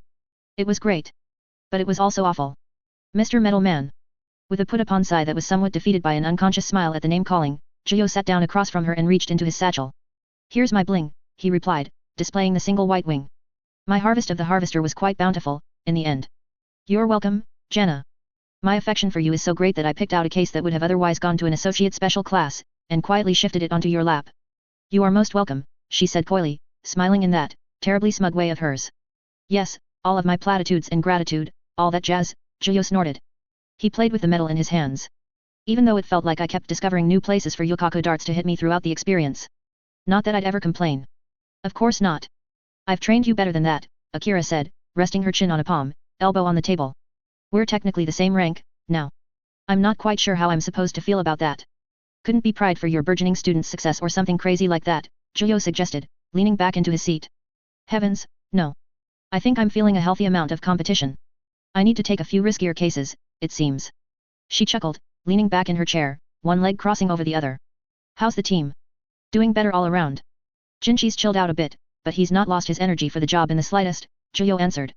Just spent the morning getting shot at by him to work on his Kagun. Toru's as always a godsend with the nitty-gritty. Seiko, well, she can run well now, so that's something.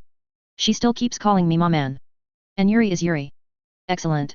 Progress is progress, and I don't think our mutual superiors will have any problem with that. And yourself? Coping. Juyo hummed, folding his arms across his chest. It only feels weird when I stop to think about it. Been at this for over a year now? Probably more. He shrugged.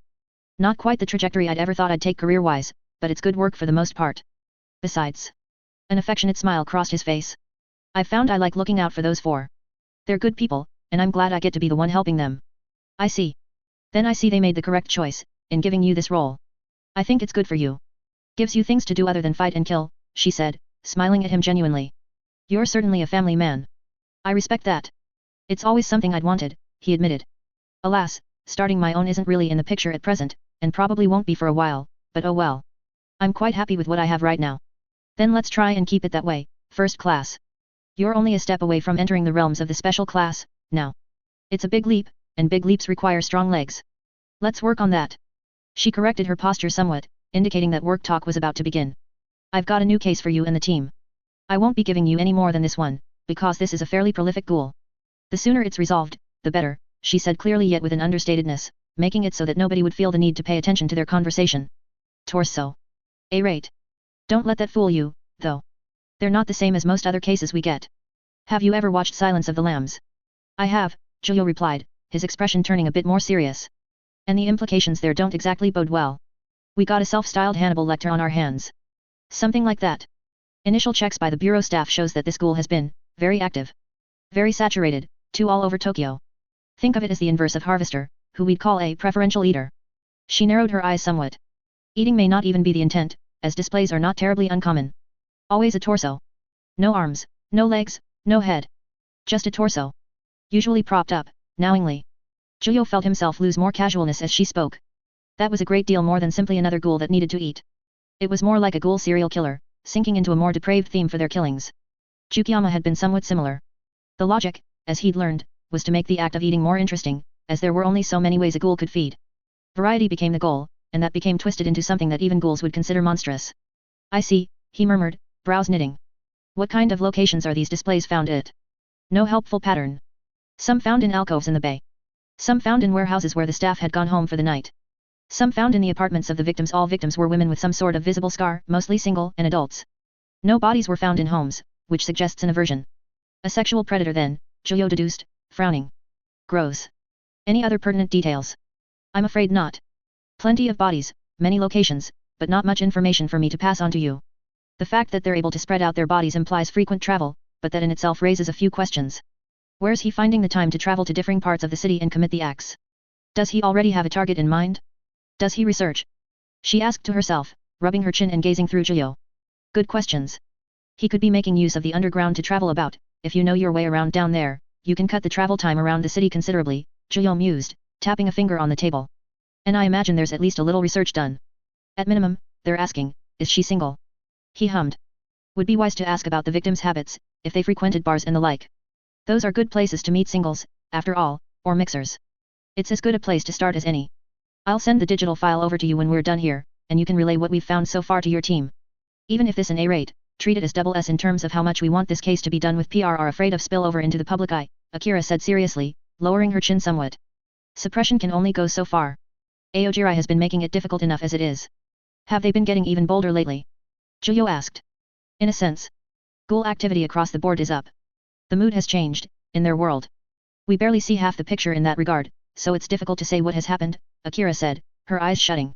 It was one of the things she considered a glaring weakness, their inability to understand the mood of ghoul culture in the moment. It was only ever in retrospect, after things had gone wrong. Ghoul restaurants popping back up, among other strange gatherings. It's concerning our superiors, rightfully so. My own impression tells me that there's unity. The gravity of a single word.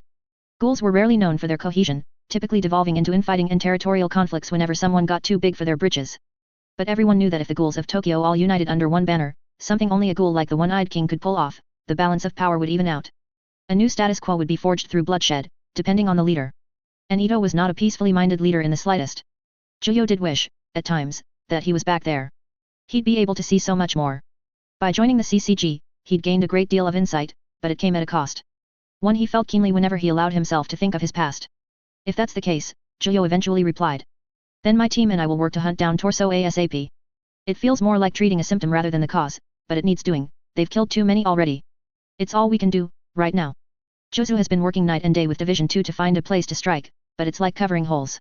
Move your hand to cover another spot, and water just keeps flowing in, she exhaled, keeping a calm air about her even as the next words left her mouth. I think, the statistics were vastly incorrect, in regards to the ghoul population of Tokyo. It may be magnitudes larger, when we begin considering the potential communities present in the underground. I think we're starting to see that utilized against us. They're all starting to rise up, Julio realized. They've lived their whole lives, for generations, with the boot stamping down on them. And now, they're realizing they can do more than just let it happen.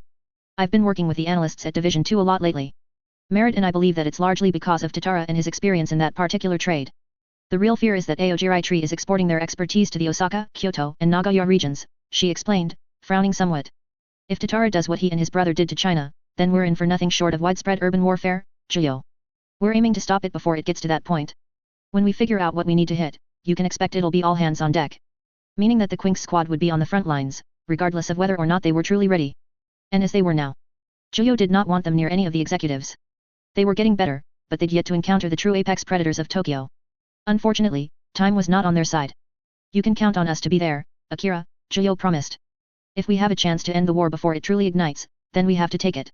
The resulting loss of innocence would be unacceptable. That it would. Start in earnest tomorrow, Juyo. The rest of the day is yours. Take it easy, for now, she said, relaxing somewhat and smiling over at him. You've worked hard enough to deserve that much. Not nearly enough, it seems. All this time, and he still wasn't any closer to finding the truth. But even so, he nodded. I'll take that advice to heart. Besides, I already promised Seiko I'd play video games with her after this. What kind of mom would betray that sort of sacred trust? Goodness, you are too nice to them. I swear. Akira rolled her eyes, tutting at Juyo. Who did you get that from? It certainly wasn't me. It must be Nerima. He spoils you, like you're his little brother or something. Juyo chuckled, shaking his head. Perhaps that was the case, but the blame didn't solely fall on Nerima. After all, even after everything that had happened to him, no matter how horrible things would get, he was still his parents' child. Flesh, propped up onto a pole. Clean slices around where the limbs would join the body, too clean for even a Kagun. Precision and preparation had gone into the act, turning it into an art of butchery at a subtle level. So subtle, that most would not have noticed the raw amount of care that went into ensuring that every cut was measured perfectly, ensuring that there was no uneven distribution. The only asymmetry on the torso before Juyo was the little dark mole on the right side of its chest, beneath where the upper arm would rest, and a fairly gnarly scar running along the stomach at an awkward angle. Fresh smell. A delicious smell. A hunk of prepared meat upon a rotisserie. It was the scene Juyo had arrived at. Bureau investigators, dressed in sterile white overgarb, moved about the scene carefully, checking for anything that could hint to the presence of a perpetrator, but the torso itself had been left alone. Isolated and cold. His team waited outside the apartment, awaiting his signal to enter.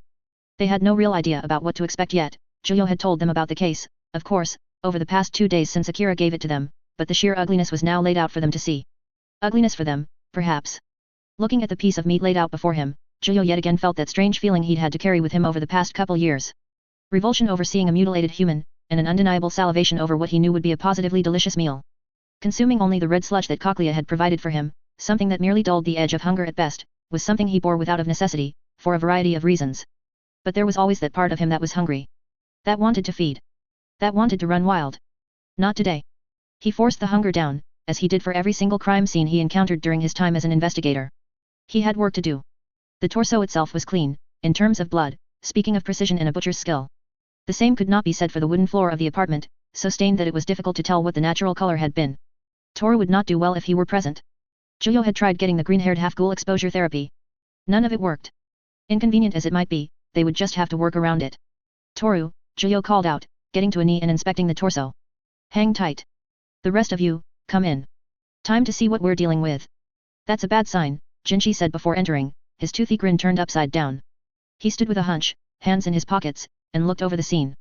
A moment later, he cringed. Oh, yeah. Bad sign. Yuri and Seiko followed seconds later, the smallest of the three bringing her hand up to cover her nose, her eyes lidded and tired. Admirably, she had rolled out of bed in a timely manner. Gross, gross, gross, she iterated, seeming to shrink into her white and black coat. It was part of the team uniform when on the job, though Jinchi went without it. He stuck to his regular coat. Yuri made no sound, immediately moving to squat on the ground, inspecting where the pool of blood had evidently stopped moving, creating an uneven outline on the floor where it had sunk into the wood. 2 days, he eventually said, looking up at Juyo. Body is 2 days old. Juyo nodded. Meaning torso is long gone, knowing his habits. Victim is a 30-year-old office woman, divorced. Had kids, but they went to the ex-husband. We know her commute, roughly 40 minutes downtown. He looked over at the 3 members of his team, his typical levity entirely absent. Yuri, inspect the body and immediate area around it for anything notable. Seiko, search the premises for any clues. Notes, a diary, messages, anything that can give us a timeline. And Jinchi. He tapped his nose. Do your thing. Find us a trail. You got it, boss. Jinchi punched fist to palm, his Kokyugen activating at the same time. He got down onto all fours like a hound, sniffing at the ground initially and then raising his head up to sniff at the air. I'll never get over that. Seiko said as she plodded off, stepping around the dried blood where she could and moving into the more private areas of the apartment. Yuri grunted in agreement, but did not look away from his task. He honed in on a spot on the ground beside the body, bringing a gloved hand to touch the spot. HNN. Jinchi said, his brows raising. He looked back to the door, crawled on over and then grabbed the doorway, looking out into the dead of night. Trail doesn't go much further, I think. Like it vanishes after getting a bit further out. He pondered, sitting down on the ground and crossing his arms. Toru, hidden just off to the side of the door, added his 2 cents. An impressive jump could do it. If you get too high, then the wines would scatter the scent. No. Don't think so. It's different from that, Jinchi said, tapping a foot on the floor. Then, a vehicle, maybe? Shut the door, drive off. Scent trail gets immediately weaker if they're taking the appropriate precautions. Changing shoes and clothes, for example. Jinchi hummed, nodding along to Toru's words. He looked back at Juyo, a brow raised, his question silent. A far cry from the overly excitable fellow that showed up at his doorstep. Juyo nodded at him, making an open gesture with his hand. Jinchi's grin split his face. Vehicle, then. I'm gonna go for a walk, boss. See how far it goes. Can I go too? Toru asked from outside. Go for it. Keep me posted, Toru, so Jinchi can focus on being a bloodhound, Juyo replied, satisfied with what he was hearing. Oi, don't tell me you're gonna leash me, Toru, Jinchi growled, looking to the spot where Toru was standing. I don't think I have the arm strength to keep you on one, he chuckled nervously, in that distinct uncertain way of his. I'll try not to get in your way, Jinchi. Jinchi snorted, getting to his feet. I'm kiddin'. If it's you, I don't mind. I know you'll direct me pretty well, if I was on a leash. He grinned, stuffing his hands in his pockets again and trudging away with heavy steps. Toru spluttered at Jinchi's words, chasing after him while waving and trying to dissuade him of the notion that he should even be on a leash to begin with. Yuri, meanwhile, had honed in on another spot. Cuts in the wood. Slight. Parallel to, another cut, a few centimeters away, same angle. Saw, maybe. He muttered to himself, eyes somehow both lazy and sharp. Not a knife. Perhaps where he set down his tools, though one doesn't typically lay down a saw right on the edge, Juyo mused, watching Yuri work. What's your assessment? Didn't set them down. It's more like. Yuri went quiet, and then began making the gesture of sawing the air, bringing the gesture closer to the floor. He added a bit of an arch to the movement. The bottom hits at this zenith, and the top at this zenith, he explained. This was very careful. So this is the spot where he did it, Juyo said, kneeling down to join Yuri by the floor. But it's strange. Most ghouls don't bother developing this level of skill, especially when they can just use Kagun. Those that use tools. Yamurai. Treat it as something far more than mere feeding, he finished, lips pressed into a thin line. For torso, this is a labor of love. Love, hey. Yuri muttered, eyes still on the ground. Maybe he's a loser, Seiko said as she returned from the victim's room, a plastic back in hand. Speaking from experience here, but when you're not interested in conventional stuff, you figure out new things to do. I can put together gunpla, but I can't fight. Maybe it's the same. She added, moving up to Juyo and holding out the bag. Found this in the bedside bin. Scrunched up underwear. Think it was a gag, maybe, she said drily and without any hesitation, still appearing about as tired as one would expect from her. How on earth did she figure that out? The question was at least on Yuri's mind as he stared at her, blinking slowly. What? I've read some stuff. Let's not dive too deep into Seiko's browser history, Juyo sighed, getting back up to his feet. But you do have a point. Ghouls can get bored with monotony, just like humans do. They want something different, outside the norm, just so they can have a bit more excitement beyond the typical everyday of a hiding man-eater. He glanced at the torso, then clicked his tongue. But these habits, disgusting as they are, can at least help us narrow down our search. After a moment, he continued. Anything else stick out to you? She shook her head. Absolute normie. Nothing stood out. There was a diary, but it was just stuff she had to do. Nothing important to us, I don't think. Juyo nodded. All right, then hand that off to the bureau folks so they can run their tests. I'll poke around a bit myself just to double-check. Yuri, just let me know when you are satisfied with your own inspection. Sure, the young man said, standing upright and looking around. Seiko handed off the bag, falling in line with Juyo, sighing. You know, I almost feel like this guy is too simple, she said, rubbing her cheek and stifling a yawn. Lots of targets. Kinda everywhere in the city. It's gonna take a lot to catch him in the act. It will, Juyo agreed as he moved about the apartment, searching for anything. The only other thing of note for all his targets was they all had scars prior to encountering him. While that narrows it down a bit, we can't exactly hover over every single woman in Tokyo with a scar. That does make me wonder how he picks them, though. This latest victim had a scar on her stomach, and people aren't exactly showing skin in the middle of winter. Maybe she had a smaller scar on her face. She considered, shrugging lightly. It's hard to tell, because, you know. No head. We'd need to go through social media, or something. Could ask neighbors too, or family and friends, Juyo supplied. There was nothing of immediate interest in the apartment, as Seiko had determined. Disappointing, but it was rare for clues to manifest with bright neon signs pointing at them. We'll look into if she had any facial scars, but we can also check if she was part of any groups that it would make sense for her stomach to be seen, like a gym membership or such. He hummed again. We're going to be moving at a brisker pace for this one. Higher UPS are leaning a bit heavily on us. Really? Wheat sat. Seiko asked tiredly. It seems like they're a frequent hitter, but I don't think it's the worst case out there. No Jason, that's for sure, she yawned. Her time spent alongside the others had prompted her to actually start learning about previous cases, as a means of gaining some context when investigating. Jason was bound to come up, due to his prominence. It still made Julio pause, if only for a moment, at the nonchalant mention of the white-suited ghoul. He took a breath, running a hand through his hair. Tensions are starting to rise up, more than usual. Aojirai is getting stronger, and there's growing signs of unusual behavior among ghouls. It's getting difficult for the CCG to convince everyone that they're safe. While normally you'd be right, torso wouldn't be the highest priority.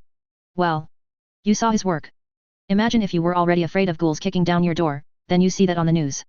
MMH. Suppose that makes sense. You'd figure they'd give it to someone more important than us, if that was the case. But we're all probably pretty busy, if things are getting hard, Seiko mused. Ma man, you ever think it's strange how it's been allowed to continue? Like, how one side isn't completely dead already? Julio stopped with the pretense of searching at her question.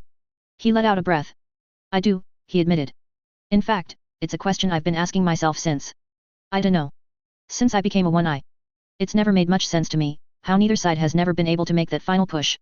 Or that a solution to the real problem hasn't been found, after all this time of research, he murmured, some of his true vexation with the issue being leaked out. Weird. This world is weird. It's why I like video games. Don't gotta worry about this kinda stuff when you can just focus on winning the next match, or getting your next bit of gear for the week, Seiko said, staring at the torso with empty eyes. But I guess we've got to figure out how to fix it eventually. Can't play video games all day, right? That's right. Years ago, Julio had acted like he was in a bubble. Antioco had appeared to be a safe space where he could act like he wasn't what he was. Small talk with co-workers, a girlfriend, a nice job that paid the bills. It had been pleasant, but the illusion kept getting disrupted, until it was violently shattered by the world and its many problems. And now, he was here, and it occurred to him that he might have been lulled into a similar, if somewhat different trap. He had a good career, friends, people that looked up to him, many comforts afforded to him by his position. But what had that been built on? Ghoul corpses. The corpses of people that he ultimately wished to see free, able to live out in the sunlight alongside humans. Instead, he was just killing them, while he used the reasoning of being within the CCG to find its dirty secrets to justify his actions. Julio had many nightmares. One of them was a replay of that night in V16, surrounded by the mangled bodies of Dobers and apes. But instead of Nerima standing among the dead, it was investigator Julio Jena with a bloody quinquet in hand. How much longer could he keep doing this? 2 years, and he still didn't have the answers. Will you help me? Julio found himself asking, the words blurted out and revealing just a bit of what truly hid beneath the surface. Fix it. Seiko slumped against Julio, her head resting against his arm. That's a stupid question, ma man. You already know I'm trying. Her response made him blink, and then, he let out an amused huff. You're right, I do. He patted her shoulder. Keep at it, Seiko. Long road ahead of us. Hopefully we won't have to walk all of it. When are we getting a team car? She asked. Julio chuckled. I'll make it part of our reward for cracking this case. How's that for some incentive? That means I need to pass my tests, she realized, standing back on her own 2 feet without Julio to support her. What a bother. Do you look to the future and wish for a brighter tomorrow? Do you wish that you and your loved ones need no longer be frightened of the shadows? Do you feel as though there's something that can be done to make the world a safer place? You are not alone. These are the questions that everyone in the Commission of Counter Ghoul has asked themselves, and every single one came to the same answer, a resounding yes. The brightest minds of humanity have come to this conclusion, and so have you. Like-minded men and women have come together to form a united front against those who would seek to take the lives of the innocent, and so can you. It will not be easy work, you will be tested, but through your trials you will find your true worth and realize that you always had what it takes to stand alongside us. If you feel that burning desire within you to do true good, then know that you will find scores of comrades willing to help you find where you were meant to be. Someone that your fellow man can look upon with pride. With respect. With honor. We offer our hand to you. Join today, and find the courage you always knew you had. Miss Satora clapped her hands together, smiling up at Julio. The middle-aged lady, short and slightly plump, looked pleased with what Julio had presented to her. That sounds excellent, Investigator Jena. You're so reliable. She said, relief in her voice. I'm so sorry for dropping this on you on the last minute, but it was a very sudden deadline. No worries, Julio assured her with a wave of his hand.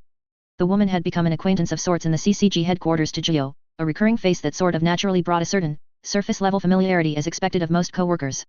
The innocuous detail that Julio considered himself a writer, a hobby he struggled to maintain for obvious reasons, had led to her making a sudden request out of desperation. I'm not particularly used to writing recruitment speeches, but I hope this does the job. I hope so too. Nonetheless, if you ever need anything from PR, I think you've gained at least one favor from us, Miss Satori said, nodding rapidly. We're a bit strapped for time and resources right now, but considering you're one of the few who would bother to help us, I think we can figure something out. I'll hold you to that, Julio replied genially, setting a hand on his hip. A favor with PR was quite the boon, if used correctly. If something comes up, I'll give you a buzz. Until then, I best get going, duty calls and all that jazz. Have a lovely morning, Investigator Jana. Miss Satori said, bowing deeply to him. He had an appointment to make with the man in charge of the Quinx Squad's RC development. Dr. Shiba had been the most involved in their surgery, and was the closest thing to a family doctor for the 4 half-ghouls. He measured their RC levels, tracked their growth, and generally kept Julio appraised of any and all changes in the Quinx from a health perspective. The analogy of a parent visiting the family doctor because of their kids was not lost on Julio. The line between fantastic and domestic was a blurred one for him. Dr. Shiba's office doubled as a GPS room, with one half of it dedicated to talking to a patient with the other dedicated to treatment. A curtain blocked off the latter half, while the other had a computer desk, a couple of chairs and a bench. The doctor himself was a man who simultaneously looked serious yet unfazed. Lazy eyes, oblong glasses, no eyebrows, and a gruff mustache. The man had to be in his 60s by this point. He spun around in his office chair to look at Julio as he entered, and then nodded. Good morning, Jana. Looking healthy, I see, he said in his calm, deep voice. Good morning, doctor, Julio greeted in turn, taking a seat. And I suppose so. Nothing's changed over much since last we met. Good, good. I'll save you the formalities, and jump right into the matter I wish to discuss. Shiba began, pushing his glasses up. He reached back, grabbing a stack of files and setting them down in his own lap. Your RC levels have stabilized, it seems. The value I've determined is 2753, which puts you at the RC density of a well above average ghoul. I've inferred that your potential RC level is magnitudes higher, aberrant for a ghoul even, but I do not believe we can safely bring yours lower. Kano's work would not respond well, I think, he said, clearing his throat after. He moved the top file to the bottom. We can look at increasing your RC level, but I fear the potential mental impact that could have on you. The need to maintain a higher RC level is an instinct, a pattern of behavior, in ghouls. If you are comfortable as you are, then we can leave it.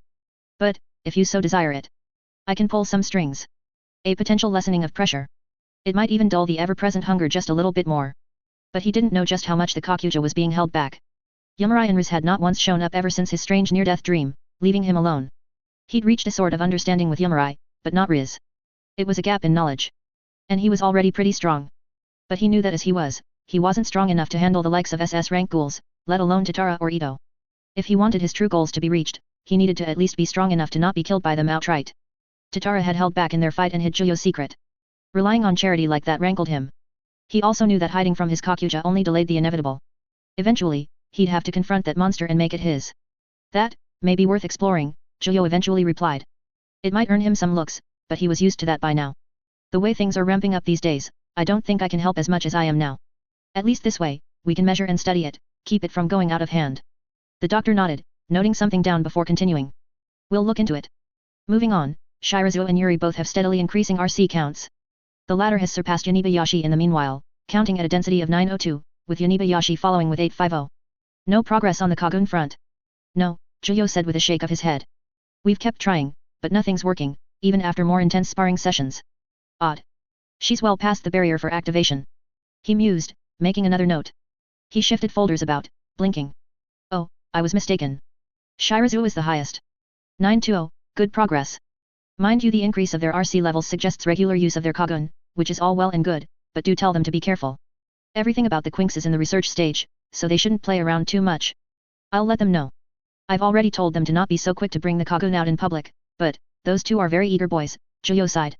They're so competitive with each other. Both a good and bad thing, as you can tell. Certainly. Now, Mutaski. The doctor paused, letting out a careful sigh. No significant development. His count is low enough that he shows no great increase in physical ability.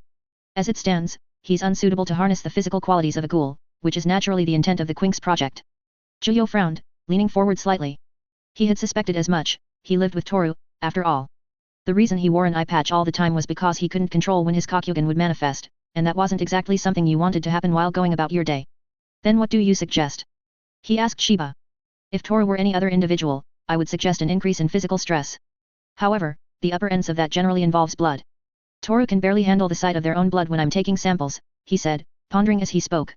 I could relax their frame, allow RC cells to propagate more readily, but that would be dangerous if Toru's body has yet to accept even a minimal number of additional RC cells. It could result in a case of ROS, and I would hate to see that happen to young Matsuki. He has already been through enough in his life. To put it mildly. Lost both of his parents to a ghoul at age 12, not to mention all of the other things that Juyo wasn't even allowed to see for himself, and another detail that he had accidentally learned while living with Toru. He was trans, pre-OP. Safe to say, he'd an exceedingly rough go of life. It hadn't changed how Juyo treated Toru at the end of the day, as they were still Toru, but it had shed some light on just why he acted the way he did. Juyo took a long breath as he considered what to do about the situation. I don't want Toru to be more burdened than he already is. I'll talk with him about it, see what he wants to do about it, but until then, we'll be carrying on as is. If things start to get desperate, we'll consider relaxing his frame. The other option would be to retire him from the Quinks project. He can continue as an investigator, maybe even give him to Merid's lot. That could be an option, Shiba pointed out. He would never not be a half-ghoul, but there would be no functional difference between him and a regular human, if we kept him at his current frame. That's a last resort, Juyo replied, the idea of losing Toru not sitting well with him at all. He'd grown incredibly fond of him over their time together, having become a staple to Juyo's life. Despite his issues, he was a stabilizing element for the entire team, Juyo included. He's still a crucial part of our operations, even if he can't fight like the others. The doctor paused for a moment, and then nodded. We'll investigate other avenues then. I'm overall very happy with the Quinks squad's results as a project, so I'm willing to support you in whatever way I reasonably can. Supporting specialist statements, for example. He halted again, looking straight at Juyo. Between you and I, Investigator Jenna, I have heard rumblings that some are not happy with the Quinks project's results in terms of investigation. Noon terribly important, mind you Nerima is your patron, after all, but it would not be difficult to malign lower-ranking investigators against you. It may be worth discussing with Investigator Mado. I'm no expert, but for the sake of the project it is likely best if you figure out a way to nip this before it gets out of hand. Dissatisfaction, no doubt stoked by the lingering resentment of having ghouls employed by the CCG. A problem Juyo knew would exist the moment he agreed to joining their ranks. You're right, Juyo agreed with a nod, brows knitted in a serious expression. I figured we'd have an uphill battle in that regard, but I'll discuss it with her. We're all supposed to be on the same side here, after all. Sometimes people just need to be reminded of that. I've worked with the Tokyo MPD and the JSDF in my time. It's all the same, Investigator Jenna. Supposedly united fronts, riddled with small compounding injustices, petty grudges, empire building and general incompetence. The evil of an otherwise good government in its arms is one of 10,000 little cruelties, the doctor said drily, regarding a file with a bland look. He gave off the air of a man who had seen a little bit too much from his work. That it is, Juyo sighed in agreement, nodding his head along with Shiba's words. I've already seen that evil manifest in office politics and more bureaucracy than I thought possible. Being a half-ghoul hasn't exactly helped in that regard, but, he shrugged, c'est la vie. Work with what you got. That you do. Same time next month, Jenna. And keep working on Seiko. She's still a bit too hardy for an investigator. She always looks forward to your reminders, Juyo chuckled, standing up. Until next time, Shiba. Have a good one, Jenna. It was 5 days into the torso investigation. Technically, it was 4, but the digital clock on the wall made the sole occupant of the living room clear that the morning had come, even if the sun had yet to do so. Juyo sat alone on the couch, a small book in his hands with only a single, dimmed lamp providing any illumination in the otherwise pitch-dark space. There were bags under his eyes, an exhausted and weary look on his face. However, he wasn't physically tired in the slightest. It was emotional exhaustion, plain and simple. Something he very, very rarely let slip in front of anyone from the CCG. Even Akira and Nerima. It hadn't been the grisly murders of Torso that kept him up at night, nor the constant demands of work and its many unique stressors. That sort of thing was routine for him by this point. No, it had been a nightmare. Another one, more vicious than the last. They'd been recurring more and more lately over the past year, growing in intensity. Sometimes, they were incomprehensible things, a dizzying array of terrible sounds and images of bloody meat. Juyo had no such luck that night. He saw faces. Corpses. A mountain of ghouls and humans, rising higher and higher as more bodies joined the macabre pile of flesh. At the base of the mountain, forming the foundation, certain faces stared back at him. Kaya. Kuma. Yashimura. Amen. His greatest failures. His accusers. What are you doing, they would ask. Did you forget us? Did you forget why we died? New faces joined the pile. From above, fresh corpses had fallen upon the very peak, gazing down at him. They were the faces of the people who had been alive when last he saw them. Hinamai. Tuka. Banjo. Nishiki. And more, and more, always more. Traitor. At the accusation, the mountain heaved, groaning to the sickening sound of meat sliding against itself. The immense monument began to bend, more and more, until it became a tidal wave of pure flesh and hateful gazes. He could do nothing. He was paralyzed. Something held him back. As the mountain crushed him, squishing him like the wretched bug that he was, a clown's laughter echoed. Juyo had woken up, stifling a scream and covered in sweat. After that, he'd decided he'd had enough sleep for a while. And so, he found himself there, in the living room, finding himself drawn to one of his more recent purchases, a book called Hangman's MacGuffin by the interesting and strange Sen Takatsuki. It wasn't exactly a happy read, but at the very least it was a distraction. Sir. Toru stood at the beginning of the stairs to the third floor, hand on the frame. Eye patch in place, even at night, he wore simple green pajamas that matched his hair. In the single eye that could be seen, there was poorly hidden concern for Giulio. Giulio blinked, surprised that he hadn't heard Toru's approach. He was more taxed than he'd realized. Evening, Toru, he greeted, favoring his squad mate with a smile and small wave. Or good morning, I suppose, would be more apt, hey. Only if you're feeling pedantic, sir, he replied, smiling ever so slightly. Did you go to bed? For a little bit, Giulio admitted, placing his bookmark within the book before shutting it. He sagged against the couch, letting out a sigh as he did so. Didn't really take, though. Sleeping's never been my strong suit, so I figured I might as well get some reading in. I won't critique you for it, I'm not much better myself. I usually just stare at the ceiling until sleep comes again, though, Toru said, taking a halfway hesitant step forward before moving to sit at one of the comfortable chairs of the living room, only to hesitate at the last second. Would you like some coffee? Nah, it would just mess with my caffeine schedule, Giulio replied with a wave of his hand, gesturing toward the chair Toru had been about to claim. I'd rather have good company anyway, so go ahead. Toru nodded, and plopped himself down. He laid his hands against his lap, one folded over the other. I can try and provide that, but I've never been called the most riveting person, Toru said, smiling nonetheless. He paused, looking between the book and Giulio. After a few seconds, he settled on something. I heard the scream. Ah. Course you did, Giulio groaned, wiping his face. Sorry about that, hope that wasn't what woke you. And no. I think the only reason I heard was because I was awake, sir, Toru reassured, his eye going wide at the idea. He was far too polite to admit it, even if Giulio had awoken him. I don't mean to pry, sir. I was just wondering if it was common for you. Giulio took a breath, resting his palm against Hangman's MacGuffin. They come and go, he allowed slowly, his head bobbing side to side lethargically at each word. More the former than the latter, though. That sounds familiar. It takes a busy day to begin to quiet things down, up here, Toru somewhat joked, tapping his temple with a knuckle. Have you talked to anyone about it? The CCG working health program is pretty good, from what I hear. The people there are closer to Western therapists, from what I hear. From what you hear, Giulio echoed, giving Toru a quizzical look. Haven't given them a try yourself? You do have your own nightmares, it seems. Toru hesitated, swallowed, and then spoke. I don't think it's for me, sir. I think, a lot of investigators know what's wrong with them, deep down. We all know why we're here, after all, Toru began glancing down at the floor. I don't know what's wrong with me. I don't know if I want to know. The idea that it could hurt me more than a few nightmares is worse. Giulio regarded Toru for a few silent moments, letting his words hang in the dimly lit air. After those moments had passed, he nodded. I understand, he replied, and he meant it. That's something I've had to deal with myself, not knowing the full extent of my issues, until they came in like a hurricane. The Kakuja could be subtle initially, but once you gave even a little, it took everything and made it more. Eventually, I had to face it and acknowledge just what it was. I'm still not certain I came out better for it, but, what happened, he murmured, eyes lowering. He then shook his head. I won't try to tell you what the right course of action is, Toru, but however it might manifest, whatever might be wrong, I'll help you through it, Giulio promised, a small smile on his face. It's the least I can do. An array of expressions flashed over Toru's gentle features as he processed the words, settling on a familiar hesitancy. He rubbed his palm against the top of his other hand. Thank you, sir. That means more than you know, I think. I'd offer the same, but I don't think I'm qualified to even help Seiko get dressed, let alone help you. Giulio chuckled.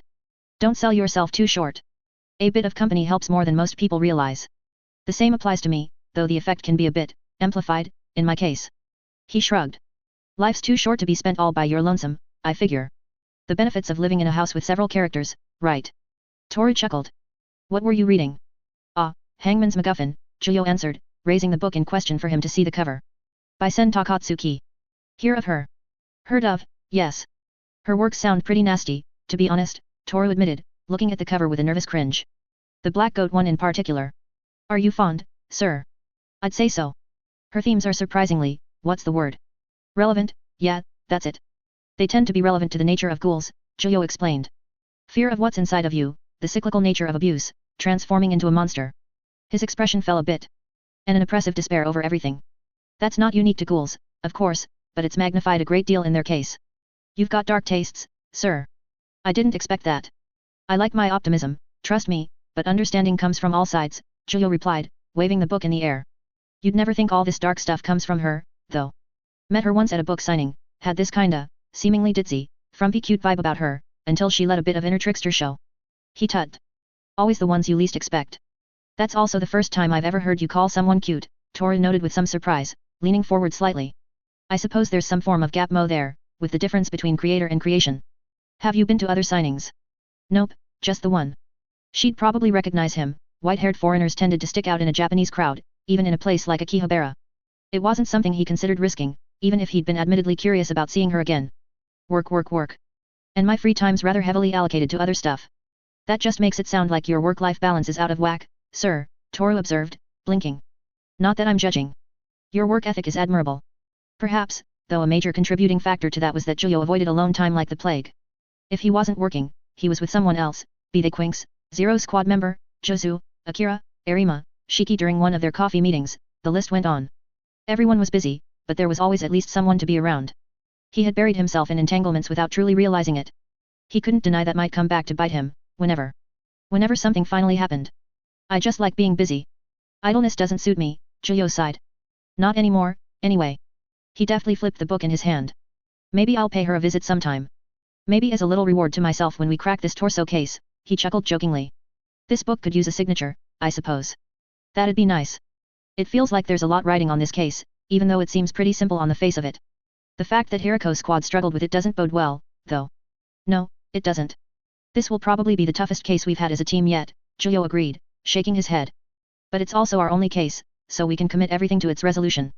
I know that on the surface, we were told to rush it because of PR, but... His face twisted slightly, his brows furrowing. This one's a real monster. We can't let them get away with this any longer than absolutely necessary. A serial killer with what appears to be issues of attachment to females with scars. Sounds like it's right out of one of those cold case books. You expect to deal with ghouls, but ghouls like this seem different. Too human.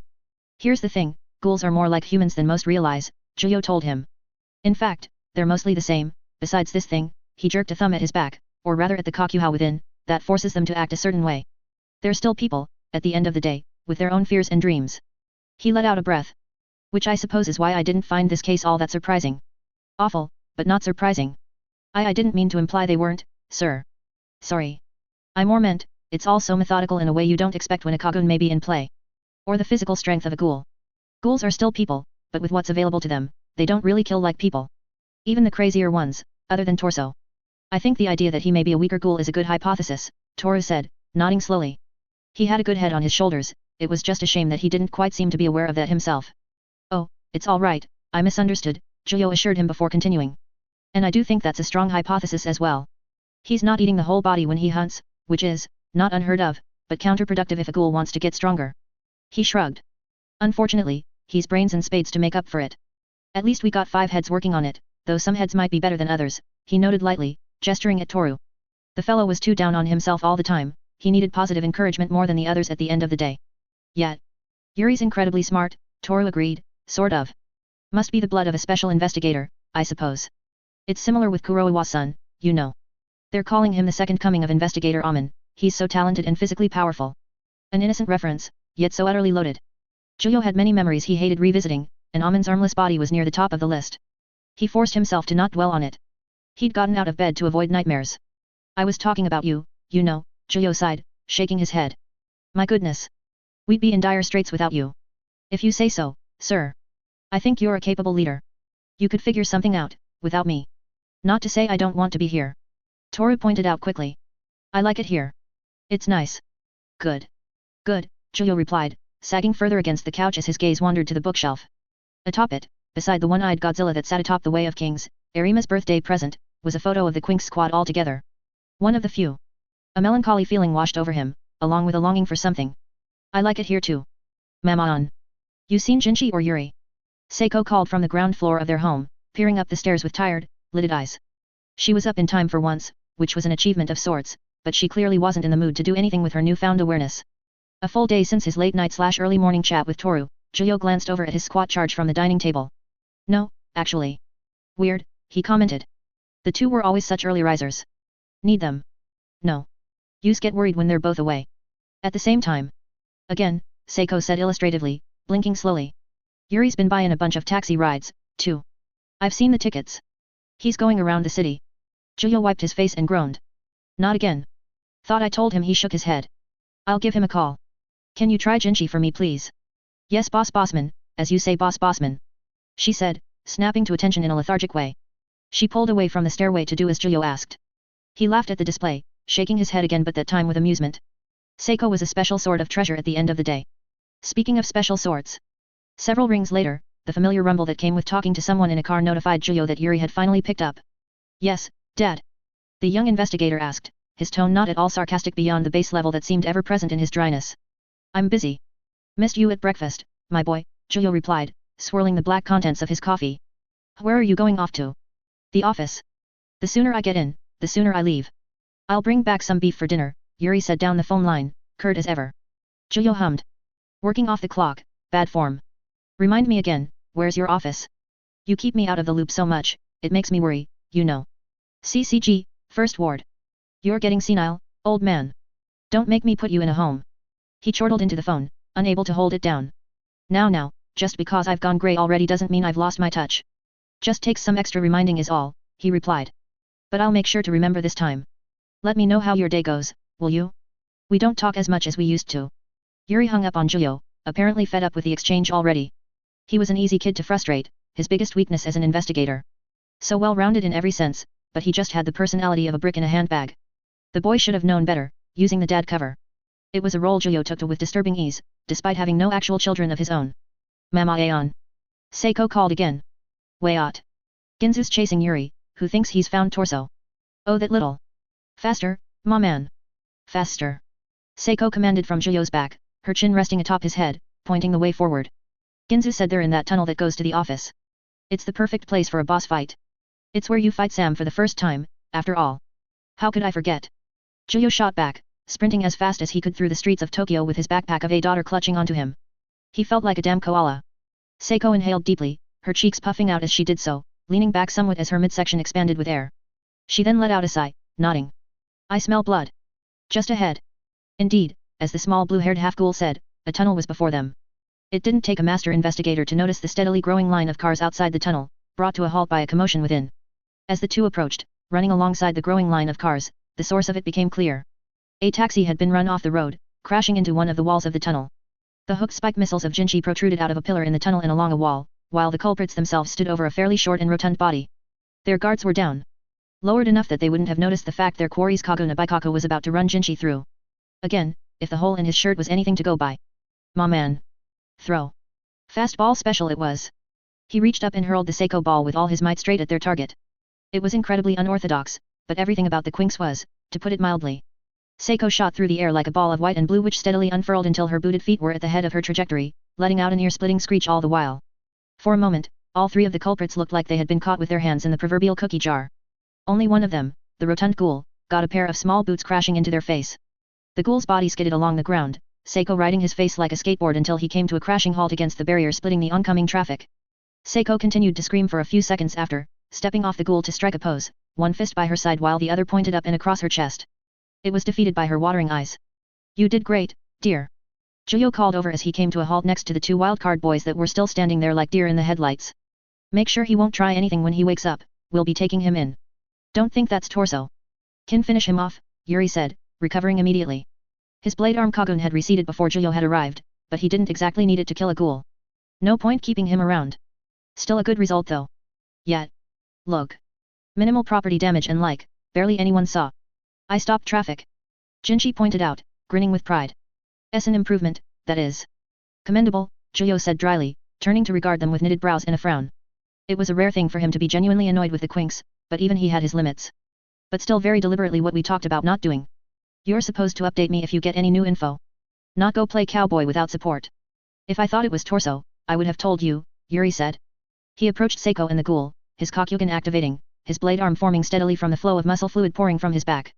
With all due respect, first class, but you didn't get to where you are by not doing some ridiculous things. Throwing special class Kajima at Tokyo's Most Wanted is not in the playbook. Seiko looked to Juyo, to Yuri, then to Juyo again, looking for approval to move away from the ghoul. Wildly different circumstances, and you know it, Juyo sighed, shaking his head. The ghoul they'd detained wasn't anything all that impressive, a potential B rank just by virtue of being able to use his Kagun. What got you on his trail in the first place? Torso has no set feeding ground. He travels the city frequently. He seems to have specific targets he can scope out. Taxi driver, Yuri listed and then concluded effortlessly, pointing his blade down at the ghoul. I smelled blood in the taxi. It was from the driver, but the taxi itself was clean. Doesn't fit with the image of torso. I expect torso stinks, he finished spitefully. But this guy didn't stink enough. Juyo was forced to agree. Enough to determine this ghoul wasn't torso, which meant it wasn't enough to prolong his life. He made a swiping wave at Seiko, signaling that she could get off. Just make it quick then. Seiko nodded, and then stepped to the side. She shut her eyes. Article 13, Clause 2. No more pain than is absolutely necessary when carrying out one's solemn duty, Yuri listed off from the top of his head. He hefted his arm up, and then swung down, expression impassive all the while. A swift decapitation. Once a month, Meeting Room 3A became host to the representatives of three squads, the Quinx squad under first classes Akira Mato and Juyo Jana, Shimaguchi squad under Nobu Shimaguchi, and Hirako squad under Take Hirako. It went without saying that Take Hirako was in charge of the meetings. Despite being of the same rank as Akira, Juyo, and Shimaguchi, the 31-year-old investigator was their senior in every respect. To Juyo, his senior as a disciple as Nerima, and to Akira as her senior as a member of Zero Squad. A man with eyes that were perpetually somewhere between bored or vacant, he nonetheless displayed a level of investigative skill that could only be matched by members of Division 2. Physically, the man was a couple of steps beneath Nerima, that is to say, absurdly talented. Yet for whatever reason, he never came to receive his promotion into the special class. Luckily, he seemed content to continue as a first-class investigator, never complaining about his lack of promotion. Beside him at the three tables which had been moved to form AU was Ida Kuramoto, one of the newer members of Hirako's squad, so fresh that Juyo hadn't even been properly introduced to the young man yet. The rank 1 investigator had a good nature about him, his eyes perpetually shut and a smile plastered onto his face. Hirako's squad never put up a fight when it came to working together. In fact, it seemed their role within the CCG was to be a sort of glue that held joint operations together, complementing the abilities of other squads with their well-rounded nature. The same could not be said of Shimaguchi's squad. Nobu Shimaguchi, sitting across from Juyo and Akira, was not a terribly attractive man. Any one of his features in isolation could have actually been a point of interest on an otherwise attractive face, enhancing looks, but Shimaguchi had just happened to have pulled from a bad batch of tickets. A nose that was too flat and too vertical, lips that didn't seem to fit his narrow head, eyes that were too wide, and a hairline that was in the early stages of retreat at the corners, only made worse by a lack of decent styling. This would not be a problem. This could all be overlooked, completely unimportant when it came to the character of the man. Unfortunately, he made the choice of being an asshole, and that was what made him unattractive. The man the first class had brought with him looked stranger, arguably, but he was a non-presence compared to Shimaguchi. Strange, tiny eyes but an otherwise normal-looking fellow. And it was confirmed that the ghoul rank 2 Yuri and the others from Mato squad confronted 3 days ago had no relation to Torso. Take Hirako asked, gazing at the typed-up reports provided by Akira, Juyo, Yuri, and Jinchi. That is correct, sir, Juyo answered at the prompting. Take nodded once, shuffling through the typed-up reports one more time before setting them down. It's for the best, he said simply. While his current rating is A, we don't really know what sort of danger he poses to an investigator, Akira began, following up on Take's simple assessment. If investigators Yuri and Shirazu had run into him, there's no telling what the outcome would have been. Correct. It's a good thing that Jana and Yanabayashi were able to provide support, even if the target turned out to be a berate at best developed Kagun, but not particularly tough despite being a Baikaku. A regular. Minimal predation, attempting to blend in with a day job, Hirako assessed. In any case, berate or no, I think the principle of the matter shows that the Mato squad still has some issues to iron out, Shimaguchi said, arms folded across his chest. If it had been an S-rate, it's very likely that we'd have 2 very young and very dead investigators on our hands. With that in mind, I'd like to request the Torso case be handed back over to Shimaguchi squad for the time being. We still have plenty of investigation data to work with. The annoying thing that was that Shimaguchi was right. While the man had been one of the Quinx's critics for quite some time, Juyo had to acknowledge the difference between valid criticism and plain discrimination. This was the former, Yuri had messed up, at the end of the day, and seemingly validated his aggravating lone wolf mindset. The boy had no real idea how much danger he'd put himself in. No one in Quinx aside from Juyo and Akira had ever fought an S-rate, and it showed in how they acted. In more dramatic terms, they lacked the fear of God when it came to the stronger ghouls Tokyo could produce. That reminds me. Shimaguchi's colleague spoke up, a hand on his chin. Didn't the Quinx investigate a tip-off about frequent sightings in a residential area, where growling was heard? Didn't it turn out to be a stray dog? Not exactly an appropriate allocation of time, dog catching. Haha. What a pleasant outcome, Ida said genuinely, adding a sensible chuckle to the colleague of Shimaguchi in his laughter. It led to the neighborhood getting some peace of mind, so it wasn't a real wash, Juyo replied with a shrug. The attempt at a rise was obvious, and so not worth getting upset over. Besides, false alarms are part of the job. It would be yours and Mato's job as team leader to filter cases, Jana. Surely, that would have been better suited to a bureau investigator. Shimaguchi said, his hands clasped together on the table. We'll take it into consideration, Shimaguchi, Akira said pleasantly. As for the Torso case, I'm afraid we will not be handing it back over to your squad. Were our plates completely clear of our joint work with Associate Special Class Jizu in the Aojirai investigations, we would have already closed this case. And I can't in good conscience hand it back over with that in mind. You were progressing at a turtle's pace, Shimaguchi. My Jana is more than enough to solve this case. Shimaguchi kept a cool air about him, while his colleague looked visibly ticked. What's that supposed to mean? It means that we could have knocked this case off in 10 days. I'm even willing to bet that if I left this in the hands of the Quinks alone, we could acquire Torso's physical appearance within a month, Akira elaborated, one arm crossed with the hand held in place by her elbow, the other hand resting on her cheek. It's quite simple, really. Well, when you put it that way, Shimaguchi began. Before he could continue, the sound of paper being realigned on the table interrupted him, followed by Hirako. He continued to regard the reports. First Class Mato, First Class Shimaguchi. On that matter, I would like the Shimaguchi squad to cooperate with Mato squad. Please share your investigation data with Mato squad, Shimaguchi. The large-lipped man nodded steadily. I'll accept that. We, the Hirako squad, will continue to pursue the, at least, S-rate Ghoul serpent. I believe that's all we have for today, he concluded abruptly, as was Hirako's way. He didn't beat around the bush when he thought something had stopped being helpful. Before we go, Shimaguchi said, leaning forward on an arm and regarding Akira directly. 1 month, was it? I look forward to seeing the results. Of course. Should that come to pass, I look forward to your pleasant cooperation in the investigation that follows, she said in return. A simple exchange, one that was there to at least earn Shimaguchi's begrudging acknowledgement. The Mato squad get Torso's appearance, and Shimaguchi gives them everything else. Understood. The meeting concluded without anything else being said, the 3 squads going their separate ways in the second floor of the CCG headquarters. Akira held the paperwork to her chest as she walked, elegant as ever in her movements. Those children of ours, goodness grief, she exhaled, shaking her head. Tell me about it, Juyo sighed. Yuri doesn't exactly respond well to scoldings. In fact, he doesn't even respond at all, which is actually worse. Arrogance, or confidence if you're feeling generous. Not entirely unearned, in rank 1 Yuri's case. She glanced over her shoulder at Juyo, giving him a shockingly pleasant smile. You did well to kill that ghoul, Juyo. It shows a pleasing level of self-awareness, and curbs any critique Shimaguchi could make regarding potential bias. Still, it'll take a lot to win over people like him. Despite the praise, or perhaps even because of it, Juyo was unable to take much pride in the encounter. It was just another death. He did have self-awareness, but it wasn't in favor of investigator work. It'll be a long haul, and I've long accepted such, Juyo replied, his returning, reflexive smile not quite as full as Akira's. Best way to win over the naysayers is by doing a good job, rather than fist-wagging. That self-imposed deadline of yours was a nice touch. I was expecting a reprimand from you, Jana. Something about crazy talk. I'm glad you liked it. Are you up to it? I've gotten too used to you, Akira, it's messing with my sensibilities, Juyo huffed with amusement. Besides, do you even have to ask? Good boy. I've got another case meeting to attend to. We should do lunch sometime, when our schedules are less packed, she offered, checking her wristwatch. That we should. I'll ask Toru if I got a free hour this coming week, Juyo replied. I'd go cross-eyed without his help, I swear. God forbid. We'll get you an eye test, just in case. It's free if you're a member of the CCG. Have a good day, Juyo. Akira waved over her shoulder as she left him to his devices. A hand pat Juyo's back, whapping it a few times. Juyo. Came the affable voice of Itu. Hey, how's it going? That meeting was less rough than the last one, hey. Itu, the bespectacled half-ghoul greeted, turning back to face the rank 1 member of Hirako's squad. I think Shimaguchi is warming up to me. At this rate, we'll be doing karaoke together by summer. Haha. That's very optimistic, Juyo. Can appreciate that. You think Akira gets her absurd demands from working under Nerima for a while? That sounds like the kind of thing Nerima would say. Give me some car keys, a discount on McDonald's in 1 hour. I'll get that ghoul. Juyo snorted, shaking his head. I've gotten too used to it, working under both of them for so long. Oh well. But what about you? Hirako keeping you guys to the grindstone for Serpent? You know it. Well, not really. Hirako's squad is pretty relaxed, all things considered.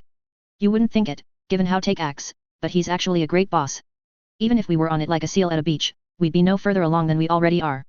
Working hard versus working well, and all that, and Serpent gives us the slip even when we're working well. Well, it makes for someone with a name like that to be slippery, Juyo replied, resting a hand on his hip. Whenever you guys manage to track him down, just give me a holler if you need some extra muscle. Annoying baikakus have become something of a speciality of mine, he said good-naturedly. We'll keep it in mind. It's a pretty interesting one, I'll tell you that. He's a ghoul that seems to be hunting ghouls, and when the last team that had this case tried to go after him, they got the tables turned on them. Associate special class and all. Kuramoto said, his finger raised. He seemed pleased about the fact he got to work on the case. That gave Juyo pause, brows furrowing. A ghoul hunting ghouls. He echoed, tilting his head. Sounded a lot like himself, even before he joined the CCG. Is he a cannibal? Don't think so. If he is, he must be nibbling. Either way, it's great promotion material. I got my eyes on first class, you know. Ida said as he began to walk away. I don't plan on falling too far behind you and Akira. Looking forward to it, Juyo called back, giving the man a wave as he departed. We could use your voice at the super exclusive first class only karaoke night. That's a thing. Julio laughed. Have a good day, rank 1 Itu. Ida tut, waving over his shoulder. See you later, Julio. He turned to face two approaching investigators, greeting them as he passed. Hey Hoagie. Looking good in that suit. Thanks, a short woman with her hair styled like cousin Itt, covering her entire face messily, said as she passed. Hachikawa. That suit doesn't suit you at all, Ida greeted the tall man with rounded spectacles and a covered mouth said as he passed. Shut up, Kuramoto. The smell of cooking greeted Julio. Once upon a time, that would have been a nice thing to return home to, a welcoming thing. Welcome home. Toru called as the door shut behind Julio. The sun had already begun to set over Tokyo, casting an orange and purple tinge through the house. Good to be home, Julio replied back as he stepped out into the living space, hand on his satchel. He looked over at Toru, already hard at work preparing dinner for his fellow quinks. How's it been while I was out? Pretty good, I think, he said, smiling across at Julio. He looked comfortable, in his shorts and baggy t-shirt. Oh, Jinchi and Yuri went out to eat. They promised they'd be back in no more than 2 hours, so there's no need to get worried. Just figured I'd give you the heads up before you noticed, sir. Thanks, the first class sighed, walking over to the bar that separated the kitchen from the dining area. He set his satchel strap on a chair before moving to the coffee machine. At least that avoids another heart attack. He huffed, shaking his head. Guess it's just you, me, and Seiko for dinner. Gonna be quiet. I think that makes for a good change, Toru chuckled, returning to focusing on his cooking. It was hard to distinguish what it was, without a sense of smell, but a meat, sauce, and rice was involved. How was your day, sir? And how was first class Mado? Or is it best saved for when everyone's back? Some of it would be best for everyone, but not all, Julio answered, going through the motions of making his coffee. Day was alright for the most part. Shimaguchi and his lot weren't as bad as usual, even managed to get them to finally give us their torso data. Otherwise, pretty normal. He took a breath. As for Akira, she's as Gucci as ever. We're gonna try to get lunch sometime soon to catch up, so I need to find some time in the calendar for that. Ideally this week. I'm sure you've got an hour somewhere in there. I think Thursday was a good day for you. Toru muttered, pausing to cup his chin. Yet. I think one is good for you that day. Usually you'd be training Seiko, but I think she booked some leave. Something about a game release. Classic. We'll do Thursday then, Julio replied, fishing out his phone to shoot Akira a text before he could forget. The rest can wait until we're all together. We got a new deadline for torso. A couple of hours later, right on time, even Yuri and Jinchi returned, the sound of the latter berating the other announcing their arrival. By that point, Seiko had rolled out of bed and stopped playing video games long enough to go downstairs, eat, and be social. That is to say, be doted on by her so-called ma-man. The two stepped into the living room, Yuri with his winter coat folded over his arm, and Jinchi in the process of taking his off. We're back. He called out. Welcome back, Julio replied, turning his head from his spot on the couch. What did you guys get? Ganso sushi. I'm stuffed, Jinchi said, patting his belly as he moved on over to one of the couches, jumping onto it and causing the neighboring Seiko to bounce. It's cost efficient, Yuri said, leaning against the wall next to one of the couches with his hands in his pockets rather than moving to sit. Naturally. After a moment to make sure that all four quinks were gathered, Julio leaned forward slightly. My meeting today resulted in a new deadline for the torso case, we need to get his appearance in 1 month's time. I want all four of you working together toward that goal. In the meantime, Shimaguchi squad is supposed to be finally sending over their data regarding their previous investigation of torso. I'll be the one following up to make sure they do that, then filter out what I think is pertinent to you all. 1 month? Yuri asked seemingly to himself, tilting his head upwards. He then nodded. Jinchi, on the other hand, looked troubled, frowning toothily. That's pretty severe, boss Julio. TCH. It's doable, I think, Toru added, looking between the two. Again, we have to work together. That'd probably look pretty good on first class Jana's record, Yuri interrupted, looking at Julio. But I'll do it. 1 month. Yuri's words prompted Jinchi's frown to deepen. He got up from the chair, muttering something about shamelessness, and head up the stairs. Yuri followed not too long after. Had something happened while Julio wasn't looking? They're gonna do something dumb, ma man. Julio pressed his lips into a thin line, tapping his fingers against his knee. He did not like that one bit. Only if I let them do it, Julio responded, standing up. He started to walk to the stairs, before turning to Toru and Seiko. We're not without our critics, and they've been getting more vocal lately. Seiko stuck her hand up. Julio let out a breath and gestured for her to speak up. She cleared her throat, eyes shutting and putting on the facsimile of a lecturer. Now, Seiko is not a genius, but Seiko is a prodigy of competition. She beckoned Julio and Toru over, looking conspiratorial. Seiko plan. And what, pray tell, is Seiko's Seiko plan? Julio wondered as he drew closer. She cupped her mouth and stage whispered when they were both close enough, Toru leaning forward with his hands on his knees and appearing both concerned and curious. Ma-man needs to beat them at their own game. It's the ultimate mind game. Like a mirror match, and being the one to lose. If Ma Man can solve the case without them, even with them doing their crazy stuff, then Ma Man will prove that he should be listened to. Assert dominance. Inflict inadequacy and depression. I am familiar. Ah, Zhuyo breathed. He nodded. I see, I see. And then a particular resource came to mind. One that Yuri and Jinchi could never utilize quite like he could. His grin became predatory in nature. I know just the trick. Good work, Seiko. Seiko inflated with pride, while Tora just looked at Zhuyo with a mix of awe and concern. The metallic door slammed shut, several locks shifting into place behind Zhuyo. A white room with a wall of glass down the middle. Familiar. On the other end of the glass, a smile that was too pleasant, with eyes that were too canny. He sat there at his stool, looking innocuous. Like a pleasant old man. Goodness, Zhuyo. Is that you? I thought you had forgotten about me. Donato Porpora said with a chuckle. The old Russian looked the same. He never changed. You're a hard man to forget, Donato, Zhuyo replied in kind, taking his own seat on the other side of the glass. There just hadn't been any interesting enough news lately that I thought you'd like. Ah, well. I appreciate your consideration. You're just in time too, I was becoming incredibly bored with some of the tripe your colleagues were bringing me. Where's young Akira today? He asked, looking past Zhuyo to the door, lips pursed in a curious expression. I do like talking to her too. Rare to find a woman with a tongue like a whip. She's got her hands fuller than mine, these days. She did ask that I extend her typical greeting for you when I paid you a visit, Zhuyo said. I'm sure you can imagine that well enough. Absolutely. Tell me, Zhuyo, do you like being dominated by women? Or rather, how do you feel about it?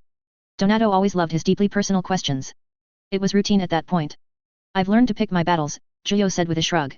As for my feelings, it can get chafing at times, but overall I don't mind. If I really take issue with something, I'll say it. Akira knows that. What a professional answer. I'll take it, though, Donato said, waving it off. What's the investigation, First Class Jana? We're calling him Torso. Zhuyo went on to describe the case, their findings, Torso's determined habits, and everything else they'd managed to conclude thus far.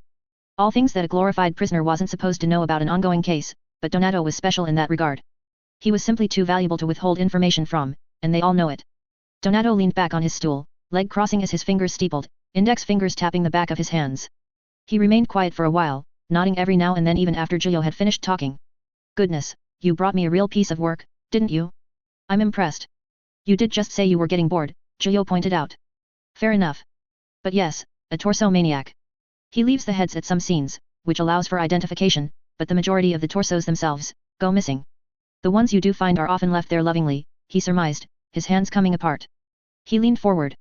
Do you know what the value of the head is when it comes to us, Zhuyo? Creatures like you and I. Zhuyo's brows furrowed. In terms of consumption, no. Although it sounds like you are referring to something other than that. That I am. For us, it's an extremely important part of the body. It's a part of understanding just what we are eating. To go into my connoisseur roots some, it amplifies the exaltation of the meal if one acknowledges the head the face. Ask any of the Ghoul restaurant sorts, and they're likely to agree.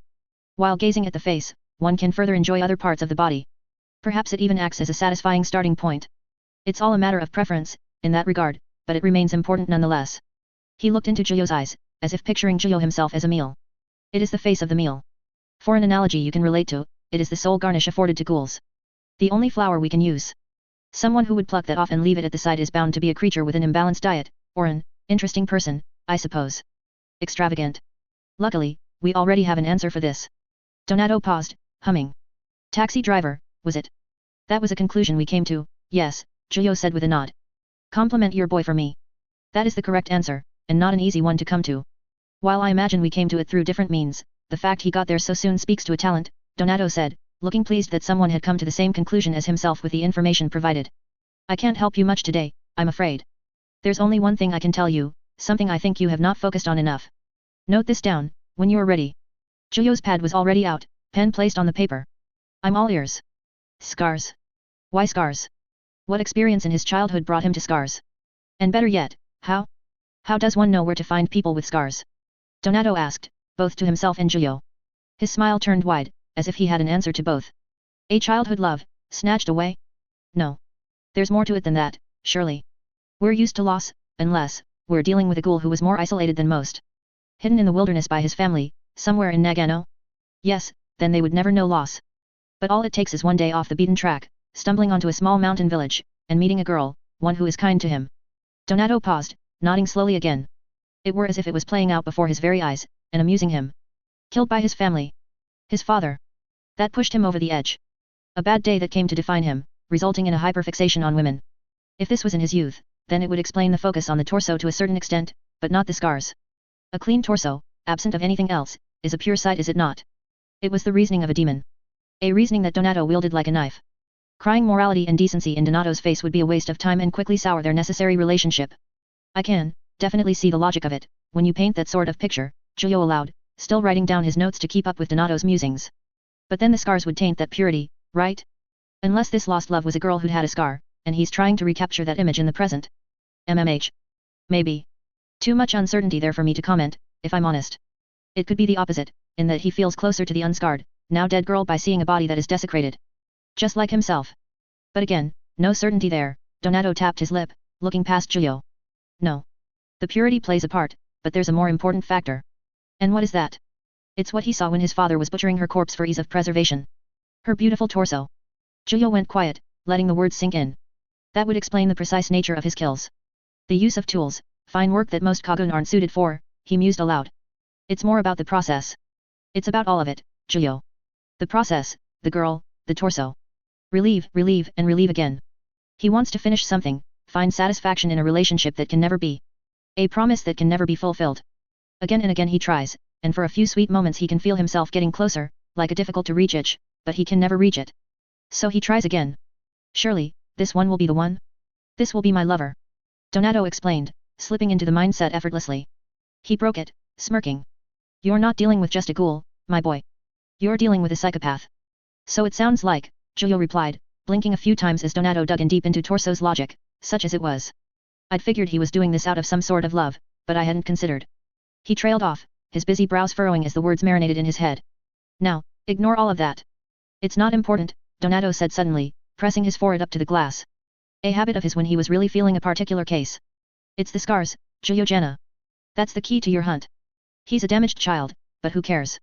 What matters is that he has a type. Discern how he identifies the scars, and you will know his hunting grounds. Giulio nodded. It's the middle of winter, which means opportunities for seeing exposed skin are limited. Donato shot a hand up, leaning back. AP. No. I don't want to hear it. I've given you everything I can offer. I think I know the answer, but I'm not going to give you something so half-baked. The rest is for you, Giulio. I'm curious to see if you figure it out, and if I'm correct. Come back to me with the result. Until then, go home. Go home and think, then plan, then hunt. Very well then, Giulio said, standing up from his seat. I'll do just that. After this is all done, I'll tell you all about how it went down. Thank you again, Donato. You're welcome. When Giulio moved to leave, Donato made a noise, catching his attention. Before you go, I have one more question for you. Feel free to answer it or don't, but the asking of it is important. Giulio paused, half turning to regard Donato and silently waiting for the question. The old Russian ghoul's smile remained in place, his slightly lidded eyes staring into Giulio's soul. He reached to his shoulder, giving it a squeeze and a roll, like a gentleman dealing with aches in his increasing age. Do you enjoy the hunt, Giulio? The act of merely witnessing Donato doing something with his shoulder suddenly made Giulio incredibly aware of the tenseness of his own, which was likely the reason the serial killer had done it in the first place. But it was the question that hung in his mind. The hunt. Of what? Of ghouls? The work of an investigator? He recalled the mountain of his nightmare. Just how much was he enjoying his time in this place? Just how long could he keep up the mask, before it replaced what it had covered? No. A single, small, honest word leaked out. Donato the priest's smile widened along with his eyes. The SS-rate ghoul, confined to the deepest pit of Cochlea, the hell of ghoul kind, was pleased with Giulio's answer. Good night, Giulio. Go get some sleep. Giulio left without wishing the same of Donato. He walked through the sterile, oppressive walls of Cochlea, where hundreds of people were locked away without sunlight, without space, without freedom.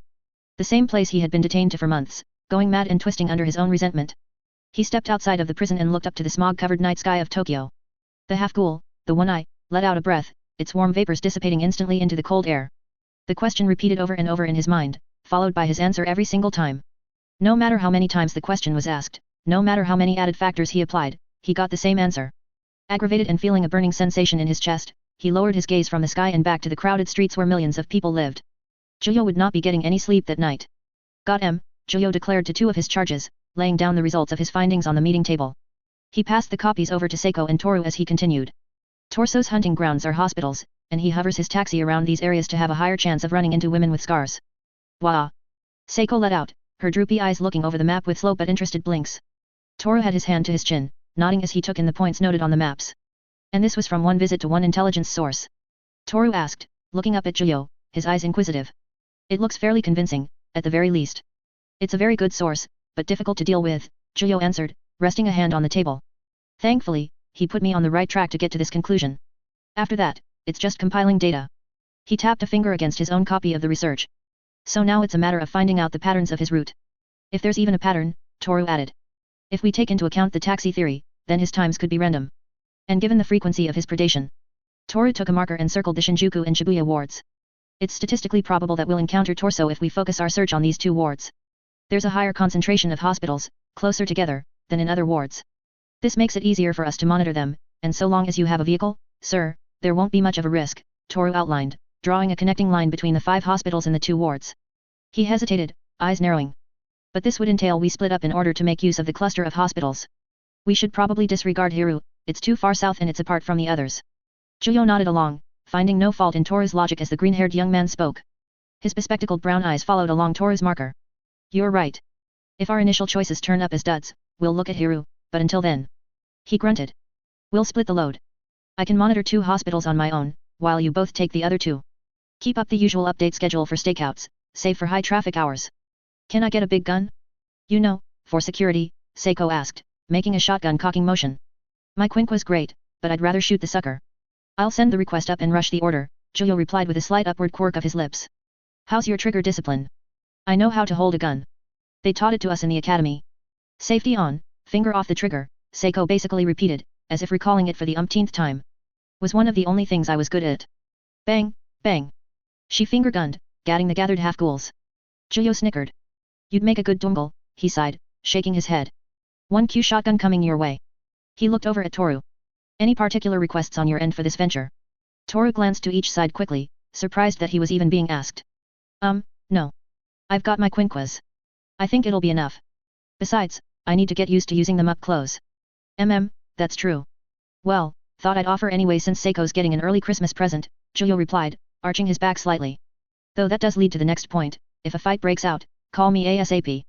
Whoever isn't directly engaging Torso can just send their location to me. I'd rather not have to wait for the sirens to figure out something's going down. Received loud and clear, Director, Seiko said, her voice serious. She saluted him. We'll catch this sex weirdo and then get some gyoza, as ordered. One can never have loftier goals than those. When do we get started, sir? Juyo did a finger gun at Toru. Pronto, baby. Toru let out half a laugh. More so for Juyo's sake than his own amusement. The bet with Shimaguchi had come down to its final days. It was to be expected, as it was unlikely that they were going to find Torso on the first day of their watch. If they could spot him before he could claim another victim, then great, but if he did kill in the meanwhile, then they could narrow it down with the information they had. Just having another body would allow them to find out what time the victim had left the hospital, which would in turn allow them to narrow down which taxi had picked them up based on information requests sent out to the local taxi companies. The net was closing in around Torso. It was just a matter of patience on the Quinx's part. Juyo sat in his company car, watching and waiting. He was no stranger to surveillance. He and Akira had spent countless hours in a car together, staring at unchanging spaces while idly chatting about anything and everything. This time, however, he was alone. Something he tried to avoid these days for obvious reasons. Donato's question, Juyo's answer, and the nightmares kept on hanging in his head. If anything, the nightmares had only gotten worse since his visit with the priest, stoked by his upped diet. It was getting to the point that he half suspected Yomurai or Riz to just stroll up one day and drop a needling comment or beg to be let in again. He didn't even want to think about when he'd finally, truly run into someone from his old life again. How would he react if he saw Toka, or Hinamai, or Nishiki, or any of them, while someone from the CCG was standing right there? And when had he started concerning those 9 months with Antioco and Mithril Scorpion the old life, and not when he had been human? He couldn't remember the sounds of his family's voices. Their faces were there, but fading. Growing further and further away, as though it had all truly been just some dream he had dreamt while on Kano's hospital bed. It had been over 3 years, supposedly. 3 years of this, with no sign of stopping anytime soon. And such was why Juyo hated being alone. It forced him to think on matters he could do nothing about, save for keeping on and feeling as though he were going insane all over again. In such a state, Juyo did as he'd done for years now, hunt. Generally, they were more riveting than sitting in a car for hours on end, but there was a tried and true process to this kind of work. Indeed, the minutes rolled on into hours. Although the inside of the car had a low temperature, it was tolerable compared to the chill breeze outside of it. There had been taxis, but none of the drivers had the feel about them. The eyes of predators were not at play here, aside from the ones in Juyo's skull. It was a strangely draining exercise, being on alert but doing nothing else, waiting for something that might not come. It made a man hungry towards the end of it. Luckily, the increased RC content of Juyo's meals had helped keep him satiated for longer. Perfect timing, too.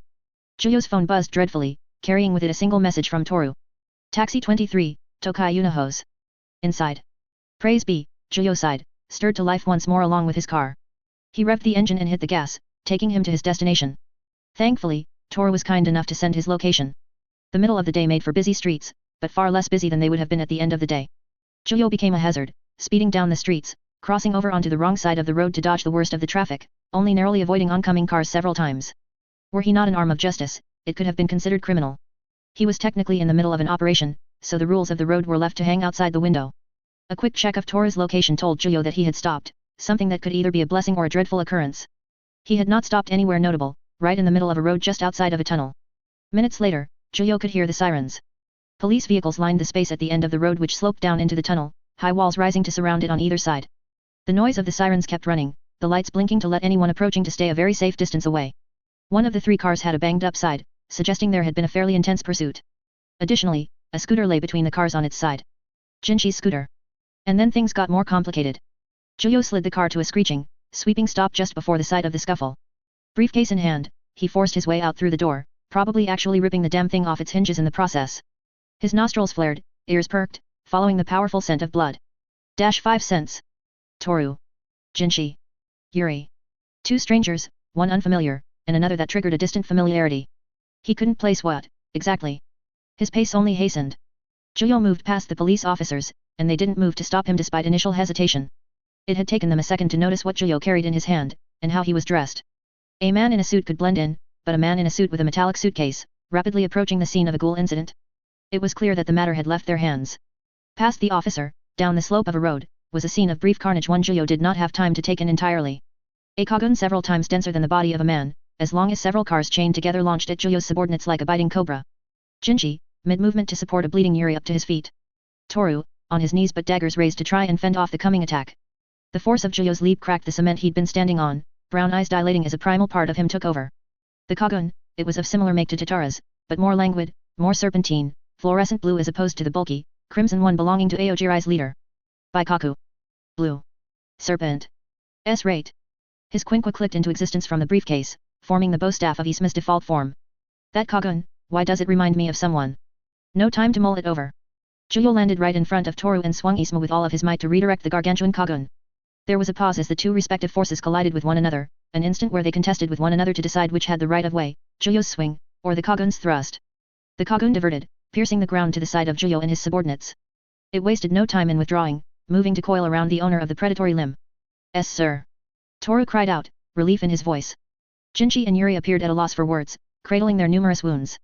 Toru had received the worst of it, blood pouring from his leg, his face battered by blunt force, while Yuri had been run through and beaten around, but looked to be handling it well. Jinshi had escaped without any serious injuries that could be seen at a glance. The Ghoul they were facing, however, had absolutely nothing on them. Not a speck of dirt, let alone a scratch. They stood upright, regarding Juyo as an intruder. A red mask of serpentine appearance covered their face, narrow slits for eyes obscuring any detail that could be picked up. A green raincoat covered their torso, its hood up and casting a shadow over the top of the mask. S+rate Ghoul Serpent, target of Hiriko's squad. The Quinks were nowhere near ready for an opponent on that level. Who the hell are you, you bastard? You the king of these fakes? Serpent asked in a derisive tone, their voice filtered through some sort of changer into a buzzing hiss, a snake rattling. Juyo adjusted his glasses, staring down the Ghoul. There was another Ghoul, peeking over the car Serpent stood upon with a very jank approach to a mask, their shirt pulled up to cover their face. Relatable. And also probably torso. Just a concerned parent, Juyo replied, legs sliding into a widened stance, one tip of the bow staff pointed downward. His Kokyugen flared, the crimson eye gleaming through the tunnel. You three. Pull back. S+rate. Boss. Jinshi let out, protesting the order. He looked over at Juyo, concern written across his toothy expression. Cover Toru and Yuri's retreat, call it in. Then support me, Juyo stated, eyes never leaving Serpent.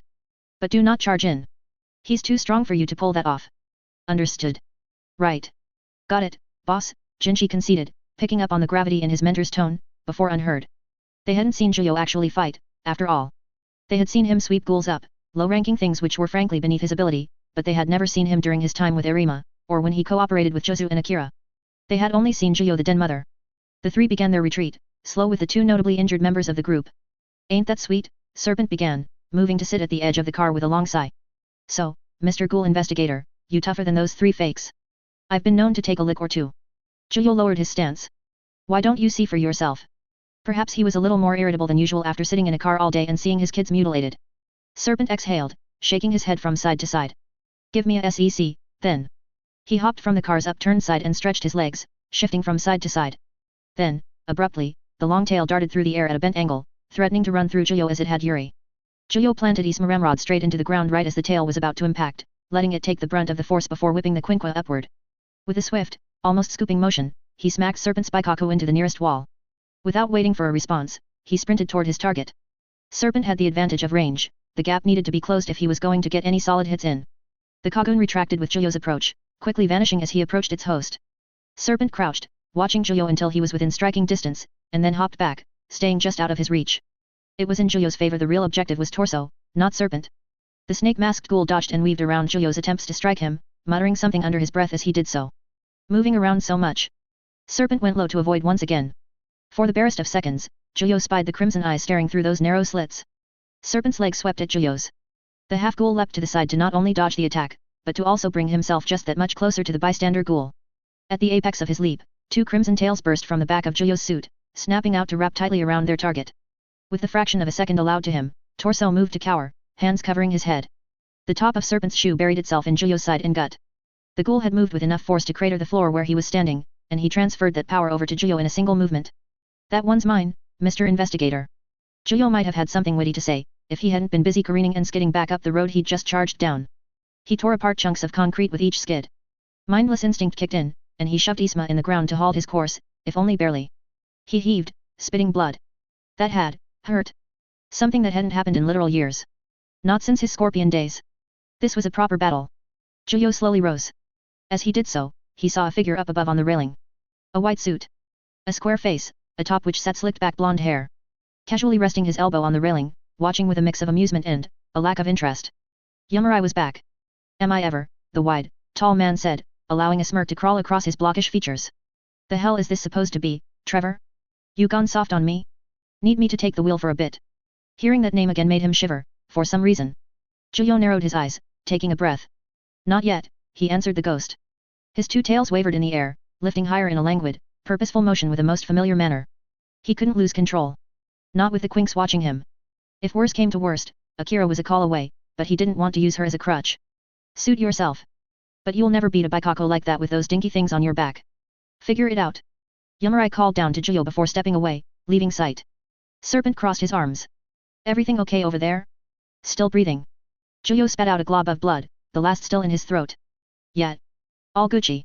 He twirled Isma, his Kagun pulled back further with their tips pointed forward. You. Pretty good. A kick like that kills most things, so I'm pretty damn impressed. Ready for round 2? Without you getting distracted by small fry, this time. I learned my lesson. Why was Zhuyo smiling? His blood was up, he could feel himself getting back into a certain mindset, one he'd thought abandoned years ago. Let's get to it then. He ran forward, Quinqua at the ready, Kagun hanging back to wait for their opportunity.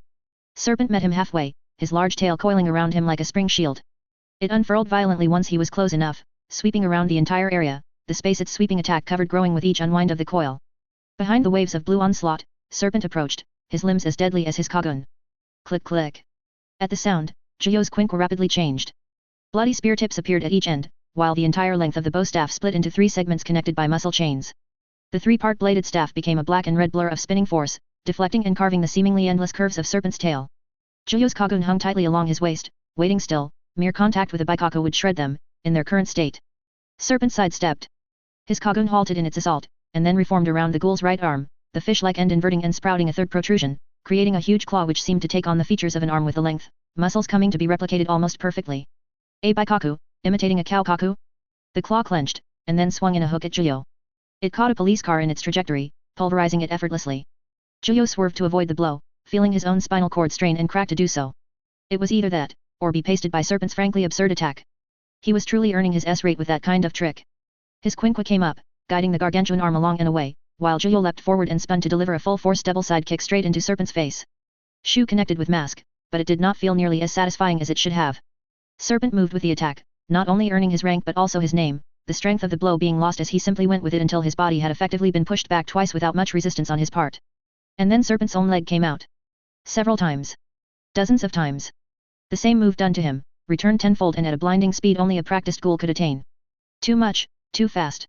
Zhuyo was rendered utterly impotent by the same martial arts he'd always lauded. One moment, he was enduring a senseless barrage of hammer blows. The other, he was flying, a hole gushing blood out of his stomach. Impact. Zhuyo's face was pressed against the pavement, glasses shattered. He snarled, fingers digging into the ground. Sir! Came Tora's distressed voice, followed by another set of feet following him. Getting closer. Closer to the combat zone. Zhuyo couldn't see his face, but he could picture it just from the sound of his subordinate's cry. Stay back! Zhuyo shouted, filled with a growing rage and desperation. He let go of Isma, letting the weapon of an investigator fall to the side. All four of his Kagun unfurled, finally unveiled, and stretching outward. After all this time, how much had he utterly wasted? How much had he truly grown? Yamurai. With that one word uttered, he stood up, bloody in his hands at his sides. A weightless hand collapsed down on Trevor's shoulder. A wide grin split across Yamurai's face, a familiar one that was burned into the half-ghoul's memory. That fist thing was a neat trick, right? He noted, chuckling in a disquieting manner. How about half and half, partner? See how it goes. Trevor licked his lips, taking in his blood. Why the hell not? In response, his right hand cracked its index finger. Red fluid pulsed and crawled around Zhuyo's arm, tendrils reaching out of the mass as it continued further down until it was past his hand. In contrast to the messy spikes which protruded from his shoulder, the rest of the fluid formed into a long, broad blade. All the tails he could muster, broken down and then fused together into a stronger individual form. Serpent did not wait to find out what had happened to Zhuyo. Instead, he swatted a cop car at Zhuyo with his tail, sending it rocketing towards him like a hockey puck. Zhuyo smacked the vehicle aside with a casual dismissal, slowly walking toward Serpent. He could feel it. The power returning to him, the bloodlust, the thrill of battle. He'd thought he'd grown past it, but, there he was, smiling and approaching his quarry. Yamurai wasn't there anymore, but in a way he still was. An impression, burned into Zhuyo's mind, acting as a twisted ideal to strive towards, guiding him. Half and half. What a mood shift, Serpent commented drily. He didn't hurry to meet Zhuyo, and instead matched his pace on approach, cracking his knuckles. I kicked the nice out of you, Mr. Investigator. Something like that, Zhuyo admitted, blade arm raised as if he were testing the weight. Been a long while since I fought someone like you, Mr. Serpent. Doesn't exactly bring out the best in me. Good to know I still hold up. The ghoul's baikaku writhed violently in the air, its end reformed into an axe head of sorts, the rounded edge alight with fluorescent blue. It swung down in an erratic manner, less trying to hit Zhuyo and more to just strike at the area around him. A confusing mess of rapid swings at the air, any one of which could potentially hit Zhuyo. All the while, Serpent approached casually. Zhuyo was unhurried. He watched the path of the axe head's swing, seeing where it could and would strike. Eventually, the Kagun would inevitably move to cleave him. There. His eyes widened and dilated. Then he moved, twisting just in time for the axe head to only barely miss his body. The blade arm struck out, slicing deeply into the tail as it passed, chopping it clean off. He didn't wait for Serpent's reaction. He bolted toward his enemy, his Kagun began to writhe once more and change its shape. Fucking sword. Serpent cussed. Showing himself to be among the more intelligent combatants, Serpent did not move to engage Zhuyo, but instead went low and ran to avoid his next strike, his Kagun starting to thread back together quickly, regrowing what was lost in a sprawling explosion of glowing muscle fiber. Zhuyo tracked his path, the eyes of a predator taking in everything about Serpent and how he was moving. More important, where he was moving. With the right timing. He raised the blade arm, the mass where the sword met flesh bubbling violently. And then the blade shot out, exploding from Zhuyo's arm and screaming straight for where Serpent was about to be in that instant. Through the torso, a nail through the ghoul which drove him to the ground, front first. The segmented, pulsing mass of Kagun around Zhuyo's arm turned into a clawed, nearly pincered fist as the one eye charged straight for the downed ghoul. Serpent's Kagun was still trying to recover. Zhuyo wouldn't let it. He carved and ripped, disarming the ghoul in the only vicious way it could be done. Anything, to deprive Serpent his greatest weapon.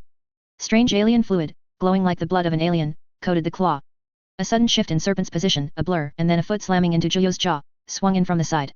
It sent Zhuyo careening to the side, but the pain wasn't nearly so crippling anymore. He slammed the claw into the ground, carving a trench to halt his momentum. The one-eye's jaw clicked back into place with a loud crack. Serpent moved, already back on his feet and gone from his spot on the ground, the flat of his shoe crashing directly into Zhuyo's face. Fast ghoul. Incredibly fast. Zhuyo rolled with the blow, spinning along it so that he could send his own heel into Serpent's ribs.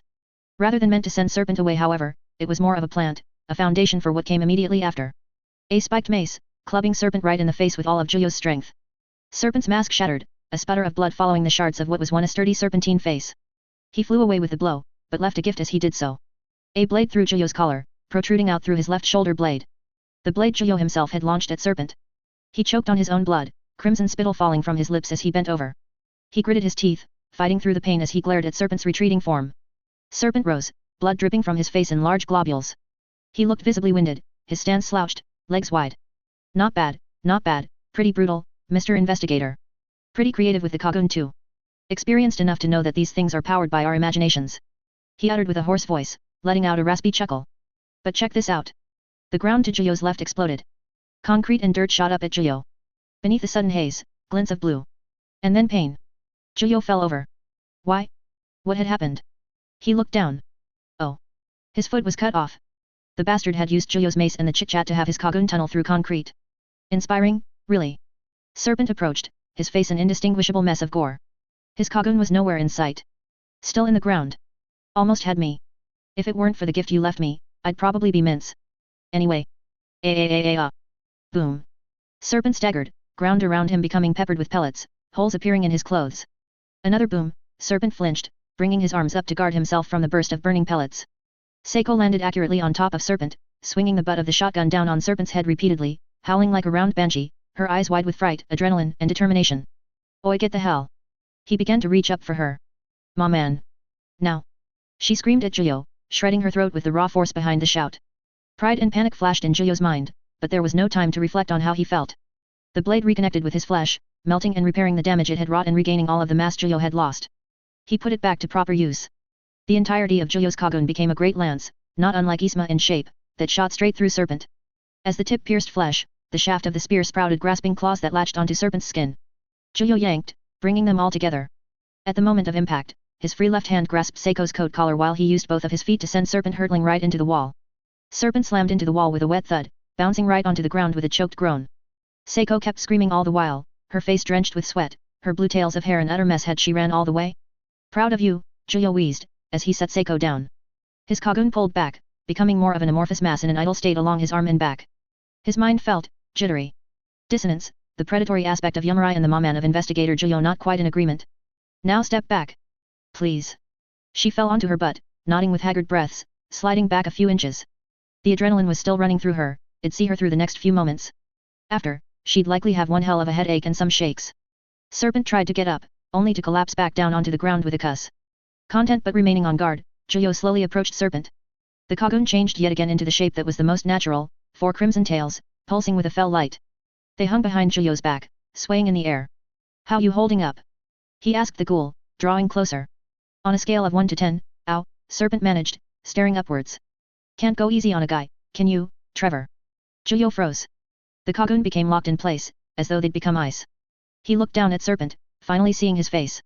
A face he hadn't seen in 2 years, battered and bloody. And Nish. Zhuyo's hand slapped over his mouth before he could finish the name, eyes wide in utter terror. All the while, Yamurai whispered in his ear.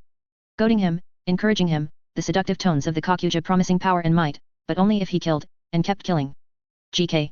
Nishiki Nishio, one of the first ghouls Zhuyo had ever met, groaned and then launched himself back onto his feet, pulling up his shirt to cover the lower half of his face in the same practiced motion. He looked away from Zhuyo to down the road, spotting something. Ah, well. Looks like my time's up, didn't even catch that weedy guy, either. He griped in a typical fashion, the blood from Seiko's shots no longer flowing from the wounds. He glanced at Zhuyo from the corner of his eyes. Sorry about this. He crouched, power building in his legs, and then leapt up onto the overpass above them, cracking the ground with his jump. The reason for his retreat quickly became clear. Approaching, flanked at either side by his squad, came Captain Hirako. His eyes fixed on Zhuyo in their ever-blank fashion, none too dissimilar from Nerima in their raw apathy, only more so. In the way he moved, he was a splitting image of their shared mentor, his white coat flowing behind him with a suit of sheer black beneath. His suitcase opened, and then folded out into a bland-looking, narrow blade of a quinqua. What's your name?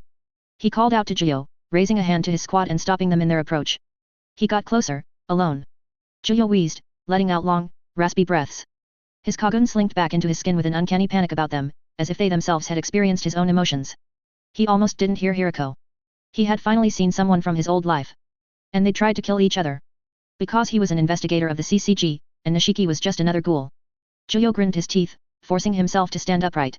Yamurai's presence was there, but fading, the whispers becoming resentful in their anger, rather than baying for blood. Second call. Fail to answer and we will engage SS Rate Ghoul Jana with C9 Nerima pattern, Hirako said back to his squad. What is your name? One last breath. I am Zhuyo Jana, first-class investigator and squad leader of Quink's squad, he answered dully, meeting Hirako's gaze. Hirako immediately lowered his weapon. The manner of his steps changed, becoming hurried as he approached Zhuyo. Rather than strike the man, he reached out to plant a hand gently on Julio's shoulder. What do you need? Loaded question. To check on the status of my squad, Julio replied, picking the more immediately relevant answer instead of the veritable volumes of others he could provide. Hirako nodded, stepping back from Julio. The rest of his squad, several others including Ito and a young man who looked strangely similar to one of the special investigators, spread out and covered the area. The young man, his eyes intense and brows bushy, stopped near Yuri, and the two exchanged words in a brief and curt manner. At least Yuri was back on his feet. Seiko lay on the ground panting, her hands covering her eyes, shotgun at her side. Julio limped his way over to them, idly grabbing his detached foot and shoving it back on as though it was normal to do so. His entire body ached, feeling like utter ass as though he were just coming down from a bad trip. Like it or not, he was going to have to sleep tonight. He wasn't looking forward to it. Seeing Nishiki again, someone he'd considered a true friend in the past, and fighting so viciously with him wasn't doing his mental state any favors. Still, he had his squad to look out for. Gave me a heart attack there, he told Seiko as he gently rested a hand on her head. But thanks. You probably saved me. Couldn't let. She wheezed, chest rising and falling at a fast and steady pace. Couldn't let Maman get hurt. Julio's expression flashed with something pained, but it was gone in a moment, softening at her words. He didn't know what to say to that. Instead, he gave her head a rub, an affectionate gesture that perhaps conveyed how he felt to her. It was difficult, changing tracks so abruptly. The other members of the Quinks squad regarded him from afar, as he squatted beside Seiko. They each regarded him with a newfound quality. Jinchi, Yuri, and Toru. Respect, envy, fear. Julio didn't think he was worth respecting in the least, nor should he be a subject of envy. Fear, though. Yes. That was wise. With a sigh, Julio ceased tending to Seiko and stood up, turning to look at the three young men of Quinks. You guys look like you're healing up. Toru, do you still need help at all?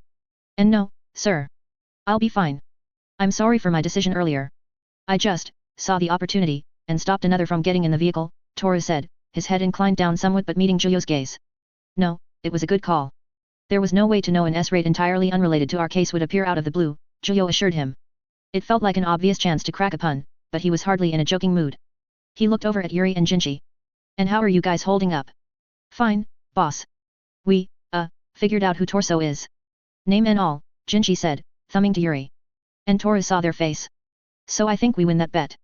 Good work, all of you, Julio breathed, running a hand through his hair. He blinked, finally noticing something. His glasses were gone. They'd been lost at some point during the fight. And Isma was lying around somewhere. He'd have to collect it. Eventually. He let out a breath. God, did he feel exhausted. We can talk about the rest of the details when we get home. Today was your first real encounter with an S-rate, so just take a minute. Yes sir, Toru said, offering a light salute which Jinchi stumbled to mirror. Yuri's eyes bored into Julio's. Serpent will probably be up to double S. And you fought him alone, and you nearly killed him. How? Julio inhaled, feeling far older than he really ought to have at the age of 26. There's no easy answer to that question. Experience. Imagination. N.A. He didn't quite know how to place it. A more vicious thing that can be tapped into, if you let it. He shook his head. I can elaborate, but not right here, not right now. It's too cool. Yuri gave a slow but understanding nod, accepting the answer as it was. First class Jenna, Hirako said from behind Julio, approaching with an ever-calm expression. First class Mado has been contacted. She'll be here in short order to take you and your team back to your residence. We can take over from here, and I'll hand over all findings to you. He paused, a rare look of concern crossing Julio's fellow disciple. You need a shower and some rest. Your entire squad does. Take the next 2 days to recover, no casework. He held out a suitcase to Julio Isma. Roger that, Julio replied, shoulders sagging ever so slightly as he took back his offered weapon. Thank you, sir. We'll make the most of it. No sir. Just Hirako. We're equals, Jenna. Julio let out a small huff, the corner of his lips quirking up. Guess you're right, Hirako. Thanks. He turned to look over his shoulder. Ito, gather Yanibayashi and her equipment. Whoa, that's my arm workout for the day sorted, then, Ito replied with a good-natured chuckle. Just kidding. She's not even rotund. Seiko let out a noise of agreement from down the road. Some minutes later, a car horn heralded the coming of Akira. She sat in the front of a black car, looking across at the Quinks squad. She flicked her head to the side, beckoning them over. After making sure the four of them could move under their own power, and that Ito wasn't going to drop Seiko, Julio led them to the car. He slid into the passenger seat, forcing a long groan as he sagged against the chair. It's gonna be a long debrief, was all he had to say. Look on the bright side, Akira began as they pulled away. I'm still pretty. Jinchi went to say something with his big mouth, but Toru stuffed his palm over Jinchi's loud craw, and your squad has found everything we needed. All in all, messy but good work. Results are results. Julio managed a grunt. He just kept seeing Nishiki, bloody and battered because of him. He just kept seeing Yamurai, smiling in that predatory way of his. All in all, the only thing Jiyo felt good about over the encounter was that the Quinks were alive. His discontent only grew. The drive back to the house was quiet, filled in mostly by the occasional snore from Seiko as she lay slumped across the other 3 Quinks in the back of the car, her head resting in Toru's lap. The other 3 Jinchi in particular were uncharacteristically quiet. Usually some sort of discussion popped up between them, instigated by Jinchi, enabled by Toru, and resisted by Yuri. Instead, there was the energy of 3 chided school children about them. Akira didn't mind. For her it meant she got to listen to the radio and drive in peace. She pulled up to the driveway of the house and ushered them out of the car and into the house, a command the 3 eagerly complied with. Jinchi carried Seiko indoors. However, before Jiyo could enter he caught a look from Akira, and the flick of her head which said hold on. Jiyo didn't visibly react. Instead, he simply lingered, watching the Quinks shuffle inside as the sun finished setting. The shadows grew longer and longer still, oranges changing into purples changing into black. His head was empty, lost in the quiet observation of the world around him. Debrief, First Class Jenna. What happened? Akira asked, cutting straight to the point as she stood outside the house with her colleague. While investigating the Torso case, my squad mates ended up running into Serpent, who was also hunting Torso for his own reasons, Jiyo answered, voice quiet and monotonous. I arrived just in time to stop Serpent from fatally wounding Toru, Jinchi, and Yuri. After that, I engaged Serpent. Alone. It did not go well. My first attempt was primarily to draw close and extract Torso, but Serpent caught on and got a nasty hit in. That. He pressed his lips into a thin line, taking a breath. That awoke some old habits. Such as. Jiyo exhaled through his nose. A more predatory mindset. And more besides. Like a part of me reminding myself that was I holding myself back, that fighting like I was, like an investigator, would never be enough. I resisted the call. At first. Tried fighting Serpent again. He shook his head. But he was too good. I realized that if I didn't do something, he'd kill me and the kids. Unacceptable. So. I let a little of it in. He looked down at his right hand. Half and half. Some of my old ways, mixing with what I am now. It's hard to describe. Like your best and worst aspects coming to an agreement on what needs to happen, and meeting in the middle to see it done. He was entirely aware of how crazy it sounded, but he didn't know any other way to put it. The ghost of my torturer who I also ate and may or may not have his soul inside me wasn't exactly something he could just state aloud to anyone, even Akira. What happened internally to a Kakuja was something only another Kakuja could fully understand, and even then it wasn't a guarantee. How can I help? She asked looking up at Jiyo, cool eyes regarding him in a purely professional manner. I cannot speak to be an expert on the psychology of what you are, but you've clearly been through a challenging experience. To put it mildly. He hadn't even gotten to Nishiki, nor did he plan to.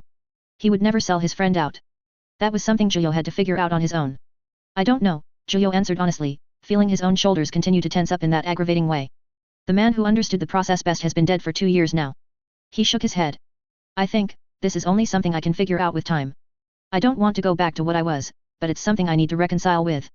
Sooner, rather than later. Akira let the discussion lull, looking at Jiyo thoughtfully. After a solid minute of silence, she reached out to place a hand on his cheek, cupping it gently. She gave him a smile, a slight and strangely unhappy one. You're something of a mess, aren't you? Come here. She pulled him down into a hug, bringing his head to rest on her shoulder. Her other arm wrapped around his waist, giving him a firm squeeze. Jiyo's body tensed, initially. But, after a moment, he sank into it, letting out a ragged breath as his own arms came and returned the embrace. He sniffled against Akira's suit, feeling a pressure build up behind his eyes. He didn't know what he was feeling anymore. Hearing that name, his name, had twisted into him, reminding him of who he used to be, who he really was, who he had to come back to. It was like having 2 different pieces of him trying to pull him in opposite directions. Investigator Jiyo Janna, and a boy named Trevor. Jiyo was supposed to be the ideal investigator, an ideal man, respected and cared about and a leader and a killer of ghouls. And then there was Trevor. A basket case that wanted little more than to help his downtrodden friends that just so happened to be ghouls. How long could he keep this up? How long would it be until the world decided he didn't get any more time to figure it out? He'd thought he could hold out until he found the truth. But it hadn't gotten any clearer, only messy now that he had made friends in the CCG. One of the best of which was now holding him, trying but not truly understanding what he was going through. Thank you, Akira, he managed to say, his voice somewhat muffled. Something of a mess is putting it mildly. I know, she uttered into his ear, patting the back of his head lightly. I know. We'll get you through it, one way or another. You up to debriefing your team, or would it be wise to leave it until tomorrow? Jiyo considered it, pulling away slowly as he did so. It should wait until tomorrow. Waking Seiko right now would be a fool's errand, and I think, everyone else needs a night. They've all been a bit shook.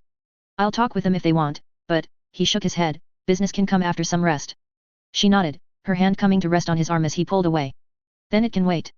Nerima will probably call you for a meeting, just to hear what happened from your mouth.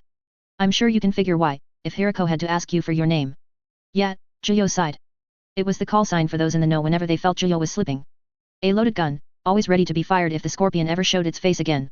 He didn't like it, for obvious reasons, but he did understand Hirako's perspective. Juyo had fought like a true ghoul. I'll be expecting it. He paused, recalling something. I'm worried that Yuri will take the wrong lesson from this. He looked far too envious for my liking. Then you'll need to focus on him. He seems to be the only real source of trouble, but he's also incredibly talented. He and Jinchi managed to come to their own conclusions regarding Torso. No. They did, and I still don't know how, Juyo answered, brows knitting. We can save that for the debrief, but in the meantime I'll talk with Yuri. He's expecting me to give him the secret to how I fought and, knowing him, he'll be impatient about figuring it out. Akira hummed, taking her hand back. Then expect a frame release request at some point in the future. I imagine it's frustrating for him to be limited at 40% of what he's potentially capable of as a half-ghoul. I bet. I'll be mindful of guiding him through it, even if he won't like it. A human becoming more like a ghoul is a unique sort of painful transformation, but one I'm intimately familiar with, Juyo replied. Hopefully it won't be as brutal for him as it was for me. Being brutally honest, he seems better equipped for it mentally. That's not necessarily a good thing, it's a sign that he's a fairly damaged young man and has been from the outset, but for the purpose of being a quinx, it works well, she admitted with a sigh, hand on her hip. Go easy on them, Juyo. They did well today. That they did. They deserve a pat on the back after what happened, Juyo agreed. But I probably shouldn't leave them hanging for too long, they might get ideas. I'll see you in a bit. That you will. The only member of the quinx in the living room was Yuri. The intense young man stared forward at the television as the news channel played out. He had abandoned his general formal manner of dress for a simple dark t-shirt with baby metal printed on the front and sweatpants. Juyo walked inside, Isma's briefcase held in one hand while the other carried the shredded remnants of his jacket. The black button-up he still wore was a fair bit tattered, but he wasn't about to go shirtless even in his current state. No glasses, still, but they wouldn't be too much of an impediment for the rest of the night. Figured you'd still be up, the one I commented as he took a seat in one of the recliners in the living room. I have a sleeping schedule to stick to, Yuri replied, dragging his eyes away from the television and to Juyo. The young man sat with his fingers interlocked between his knees, leaning forward. For a moment, it looked like he actually seemed to hesitate with something. Are you okay? Juyo did not expect that. Yuri never did that sort of thing. How bad had Juyo looked, if he was the one asking such a question? The fact that he was even asking in the first place made Juyo reconsider the knee-jerk answer of simply brushing off the concern. I'll be better, after a little bit. Akira helped, Juyo admitted, his right hand tapping its fingers against his knee. I haven't had to fight like that in a long while. It takes its toll, to channel some of the more unpleasant aspects of being a ghoul. Are they really that different from us? He asked, sharp eyes still, intense, but lacking the same level of scrutiny they usually had for Juyo. At the heart of it all? No. They're still people, with all of the good and bad that comes with it, Juyo answered with a sigh. But the Kokuhou enforces that they act in a certain way, even if they don't want to. Changes how they see the world, which isn't helped by how the world itself seems to resist what we are. He shook his head. To be a ghoul is to chafe against the world around you. That's what I've learned, at least. And are you a ghoul? He asked bluntly. I am. But I'm also human. That's what it is, to be a one-eye, Juyo answered, his left eye changing so that he could regard Yuri as he truly was. The brown eye of the human, and the red eye of the ghoul. To see both ways at the same time. Then the quinx aren't really half-ghouls. We'll never have that experience, so long as we don't frame out. Even then, that just results in death, Yuri thought aloud, looking back to the television. Living quinqua indeed. And how do you feel about that? Inferior to the genuine article. A fraudulent reproduction of something vastly more powerful and useful. Juyo did not respond right away. The admission hung in the air, heavy and uncomfortable. He couldn't say he felt the same way precisely when comparing himself to other ghouls, it had never been a matter of being incapable of reaching their heights, but more so of mentality. Kano's work was too good. Biologically, Juyo was more ghoul than human, while the quinx were more human than ghoul. But how to help Yuri? Ghouls would look at you with total envy, you know, Juyo spoke up. Even I do, if I were honest. You know why? Because we can live as humans. We don't have to eat human beings and ghouls to survive, Yuri answered without hesitation, fully aware of the benefits of being a quinx as opposed to the Kano brand of half-ghoul. But what does it matter if I can't defeat Serpent? If I can't protect the team? Yuri continued, his voice becoming something of a hiss as his gaze intensified, vessels appearing on either side of his forehead with the grinding of his teeth. Face the enemy or run away, it didn't matter. Those idiots would have died, and it would have been my fault. Because I couldn't kill Serpent. That Juyo did understand. Why else had he clawed so desperately for more and more power, after being toyed with by monsters for so long? Juyo had abandoned a lot of what he valued for that power, and in many ways he'd suffered for it. In others, he'd found a bit of peace. Some sacrifices he'd learned to simply accept, such as the matter of food. I've had to ask myself the same questions. And I reached my own conclusion. I didn't have a choice to sacrifice certain parts of myself to become what I am now, but everything that followed was a result of the kind of person I am. You did have a choice, and now you face another one. Zhuyo leaned forward. The question he was about to ask was not from investigator to investigator. It was from one eye to one eye. How much would you truly sacrifice for that power? Frame out. I'd frame out. Yuri did not hesitate in his answer. He simply knew what he wanted, more than anything else. The power to fight, and kill. Zhuyo's eyes bored into the young man. He could see it, so clearly, anger and frustration, impotence and guilt, the same bitter emotions that pushed Zhuyo into cannibalism. Without any sort of guidance, Yuri would go down the path of destruction and become a wild beast. Words would not sway Yuri from his course. Only action would help or hinder him going forward. After all, Yuri had just admitted he was prepared to do something that, by CCG protocol, was grounds for immediate execution. I understand. In that case. Zhuyo straightened up. I want you to become my student. Not as an investigator, but as a ghoul. If you're set on this path, it's a path I went down, too. I'll do everything in my power to prepare you for when you reach that point, and to ensure that it doesn't kill you. It was the heart of why he agreed to be the one to watch out over the Quinks, at this precise point. He was ordered to, certainly, but ultimately he knew the CCG would create One Eyes without his permission and without fully understanding just what they were creating. Kano certainly hadn't cared about what happened to his creations after the deed was done. If none of them would take responsibility for the mess they left behind, Zhuyo would. These people deserved far better than the lot given to them. They were the closest things in the world to genuine kin to him, after all. Yuri stared at Zhuyo, his eyes wide and uncertain. His hands gripped one another, tighter than before, visible strain appearing around his arms as he squeezed with the strength of a ghoul. When do we start? Little to no hesitation. We already have. In truth, it had begun the day Yuri had agreed to the surgery. It had begun for all of the Quinks. Yuri was just the first to truly chafe against the restrictions imposed upon them. Up again, sir. Toru stood at the stairs leading to the third floor, his hand on the wall. He smiled over at Zhuyo, despite the weariness beneath his eyes. Zhuyo turned away from the television, giving Toru a reflexive smile as he paused whatever it was that was playing out on the screen. Caught me. The mind's still too awake for rest, despite the body's protests to the contrary. That doesn't sound terribly healthy, but I'm not exactly in the position to judge, Toru chuckled as he approached. He moved to sit at the couch, bringing his legs up onto the cushion, knees beneath his chin. Feels weird knowing we don't have to do anything tomorrow. After today, it feels like I should do something. I know the feeling. But it's needed, Zhuyo replied, sagging more into his seat. You guys met your first S rate today. Well, probably double S now, he amended. In a strange sense, he was actually happy that Nishiki had gotten so powerful, since that meant he could better look out for himself and his own. Hopefully he and Kimi were still together, they were perfect for each other. Even if you have the day off, you don't have to spend it idly. You're right. I just... He cleared his throat, shaking his head rapidly, his green hair going all over the place. Never mind. Just feeling pretty strange. Strange and uncomfortable. And what part of it makes you uncomfortable? Zhuyo inquired. There's quite a bit of it. Toru looked over at Zhuyo for a few moments, weighing what exactly he was going to say, a frown on his gentle features. He glanced away, his singular eye appearing, weaker than usual. It wasn't that Toru was a weak person, the opposite, in fact. He had been through some horrible things in his life, and pulled through anyway. He kept his cool in most situations, and was a good teammate. He just wasn't a fighter. Torso, in the taxi. Toru cleared his throat, bringing a hand to it as if something was stopping him from talking. He attacked. And, ripped open my top. The way he looked at me, wasn't very nice, sir. I attacked him. Cut him. But I didn't kill him. And I feel bad. And strange. Like nothing's real. I don't know what else to say. It painted a most clear and unpleasant picture in Zhuyo's mind. Torso targeted women, after all, and despite how Toru saw himself, he was still pre-OP. Unfortunately, Toru could fit Torso's criteria and be considered free game. It was an incredibly violent way of reminding Toru of his current state. Zhuyo couldn't pretend to know exactly the struggles of a trans person, but that was no excuse to dismiss such a thing out of hand. Something Toru had said lingered in Zhuyo's mind. Like nothing's real. He echoed, frowning slightly. Do you feel out of place? Not necessarily here, he gestured around them, but in here. He asked, tapping his head. I think so, he answered uncertainly, gripping his elbows. It's hard to tell right now, sir. Everything's a mess. I just think it's hard to believe that I am who I am. That the things that happened to me, happened to me. Maybe I'm preaching to the choir here. I think you might be, Zhuyo admitted. I've done a lot since coming to Tokyo, much of which I'd never thought I could do, or considered was really me. So much that I can scarcely keep it straight half the time. He blew out a breath, eyes glazing over a bit. It's something I'm working on, too. You're not alone in that regard. I wish I could take comfort in that, sir. It's just sad to know you have to go through that, he said, staring at the television with a blank expression. The world isn't kind to people like us.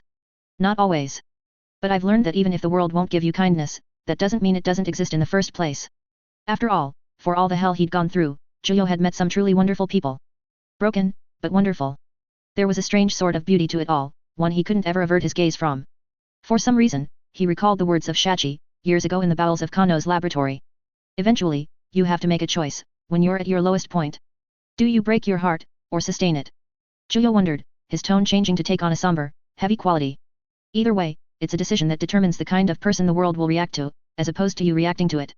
Toru continued to stare forward at the television, his blinking becoming slow as he lost himself in thought, Juyo's words playing a quiet sort of havoc in his mind. It remained like that for a long time, the two of them sitting in silence, the television resuming in its programming.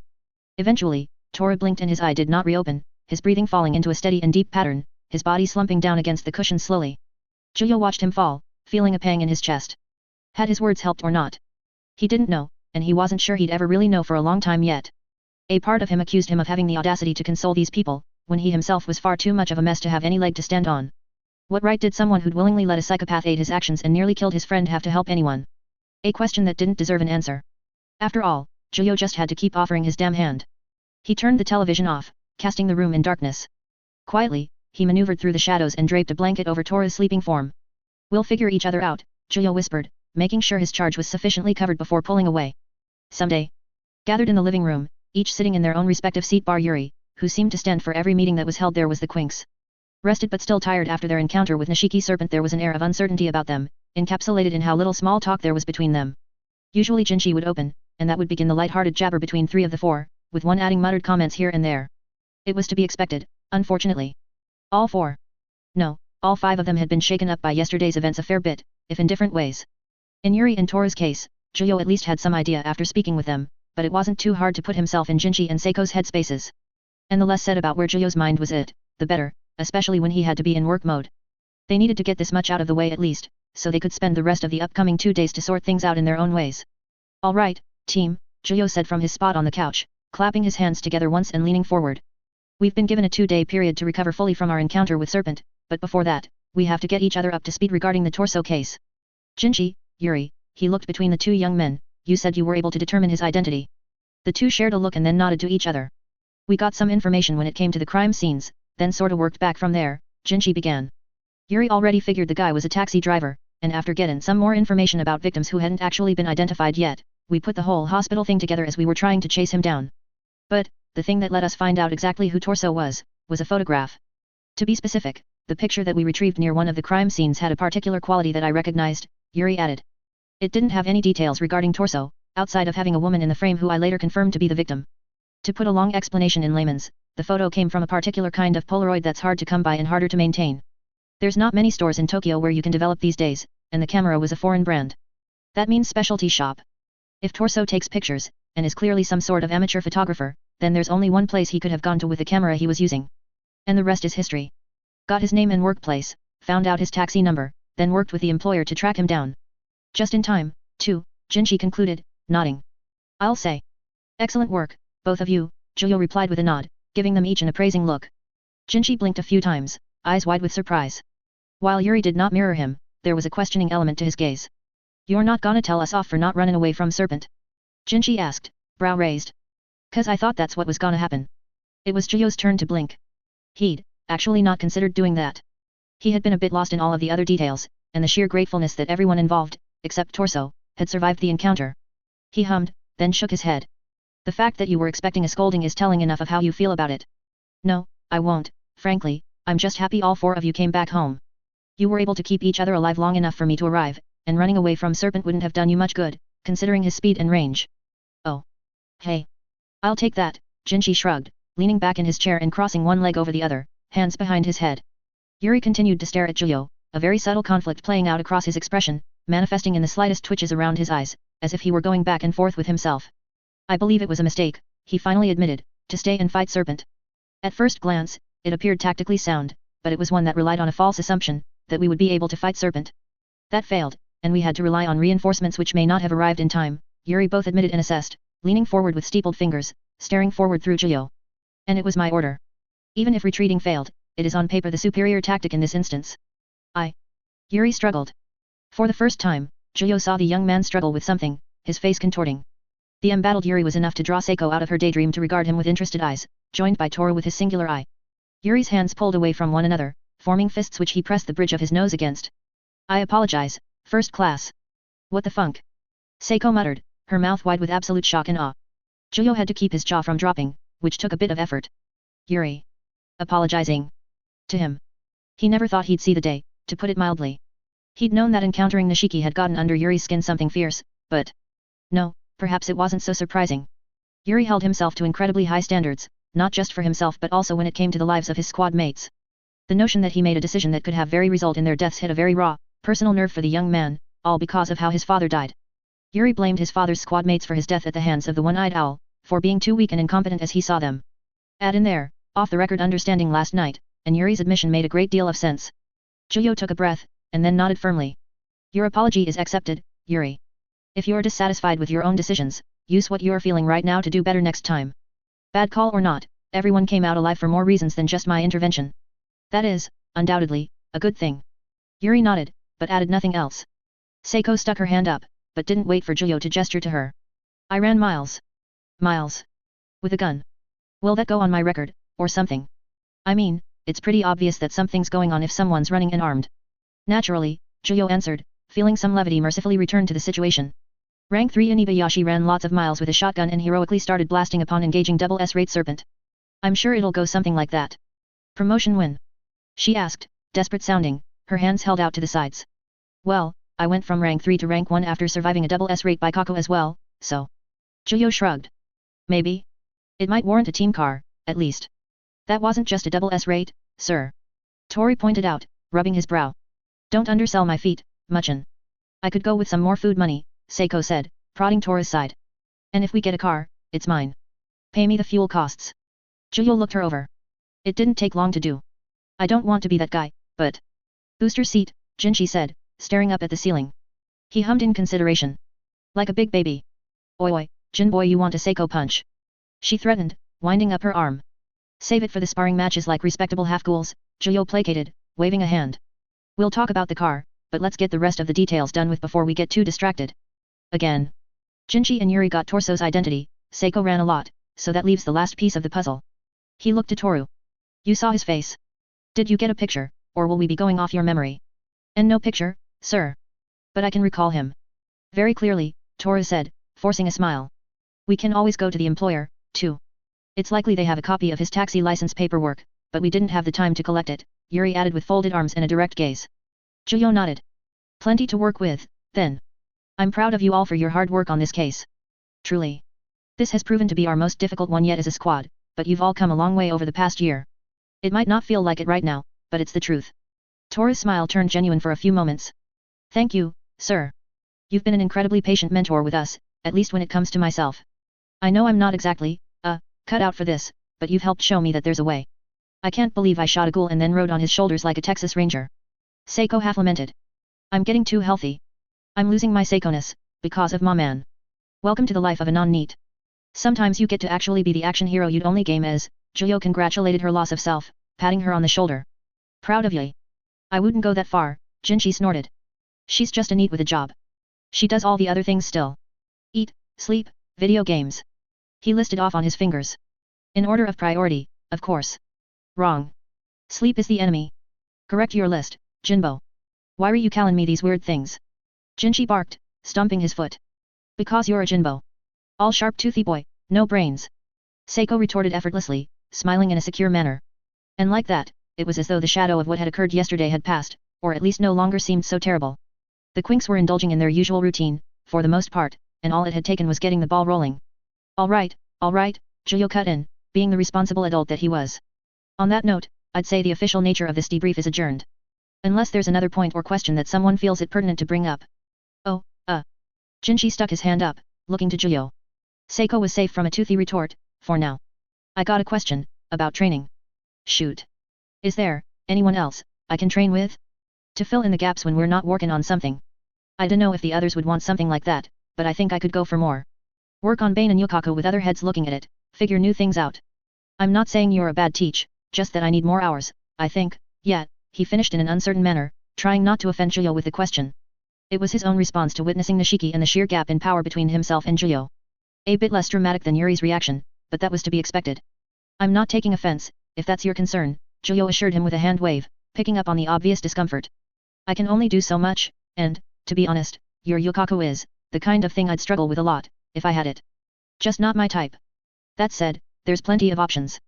We've hung out with the Zero Squad a fair bit now, and they're incredibly experienced. Maybe one of them could provide what you're looking for. Hera does use T-Human. That's an yukaku quinqua. Dunno if that translates, though. Jinchi considered to himself. In terms of ability, both as a mentor and as an expert on both Kagun and Quinqua of the yukaku variety, then there are two ideal candidates that are not Nerima Kishao, Yuri began in a mutter, still gazing off at nothing specific. The first is Kyoko Judgment Hour Aura, commander of Division I, and the direct superior of both First Class Jenna and First Class Mato. The second is the tongue cutter, Haoji Kusuk, head of international cases. Those re both pretty high up, you know? They ain't got time for someone like me. Jinchi protested, throwing his hands up. They got commanding and stuff to get on with. Big ghoul cases. Yuri pressed on. If you were to choose, which would you pick, First Class? It didn't take long for Juyo to consider the options, pulling on what else he knew not just about them, but others within the CCG. Kyoko is a strong choice, if she has the time, and it would be pretty fast and easy to get a solid yes or no from her. Might be wise to try with her first. Kusuk would be a tall order to get the attention of. If Kyoko is a no, I would suggest Special Class Mugen, then Kusuk. Mugen is an incredibly pleasant man and damn good with his yukaku. Also more likely to spare an hour or two than the tongue cutter. Mugen. Yuri pondered. Why mean, this dude? Jinchi said, bringing a finger to his lip. Yes. Juyo mimicked him. This dude. You haven't had a chance to work with him yet, but I think you 2D get along pretty well. MMH. I guess I can ask Miss Aura first. Could you put in the good word for me, boss? He asked, his sharp teeth bared in an anxious expression. He was itching to train, to improve. You bet, kiddo. If this is how you want to go about getting stronger, I'll do whatever I can to help you out, Juyo assured him. Jinchi smiled, rubbing the side of his head. Thanks, boss. I ain't no slacker, I'll show ya. Trust me, I already know. Juyo looked out at the others.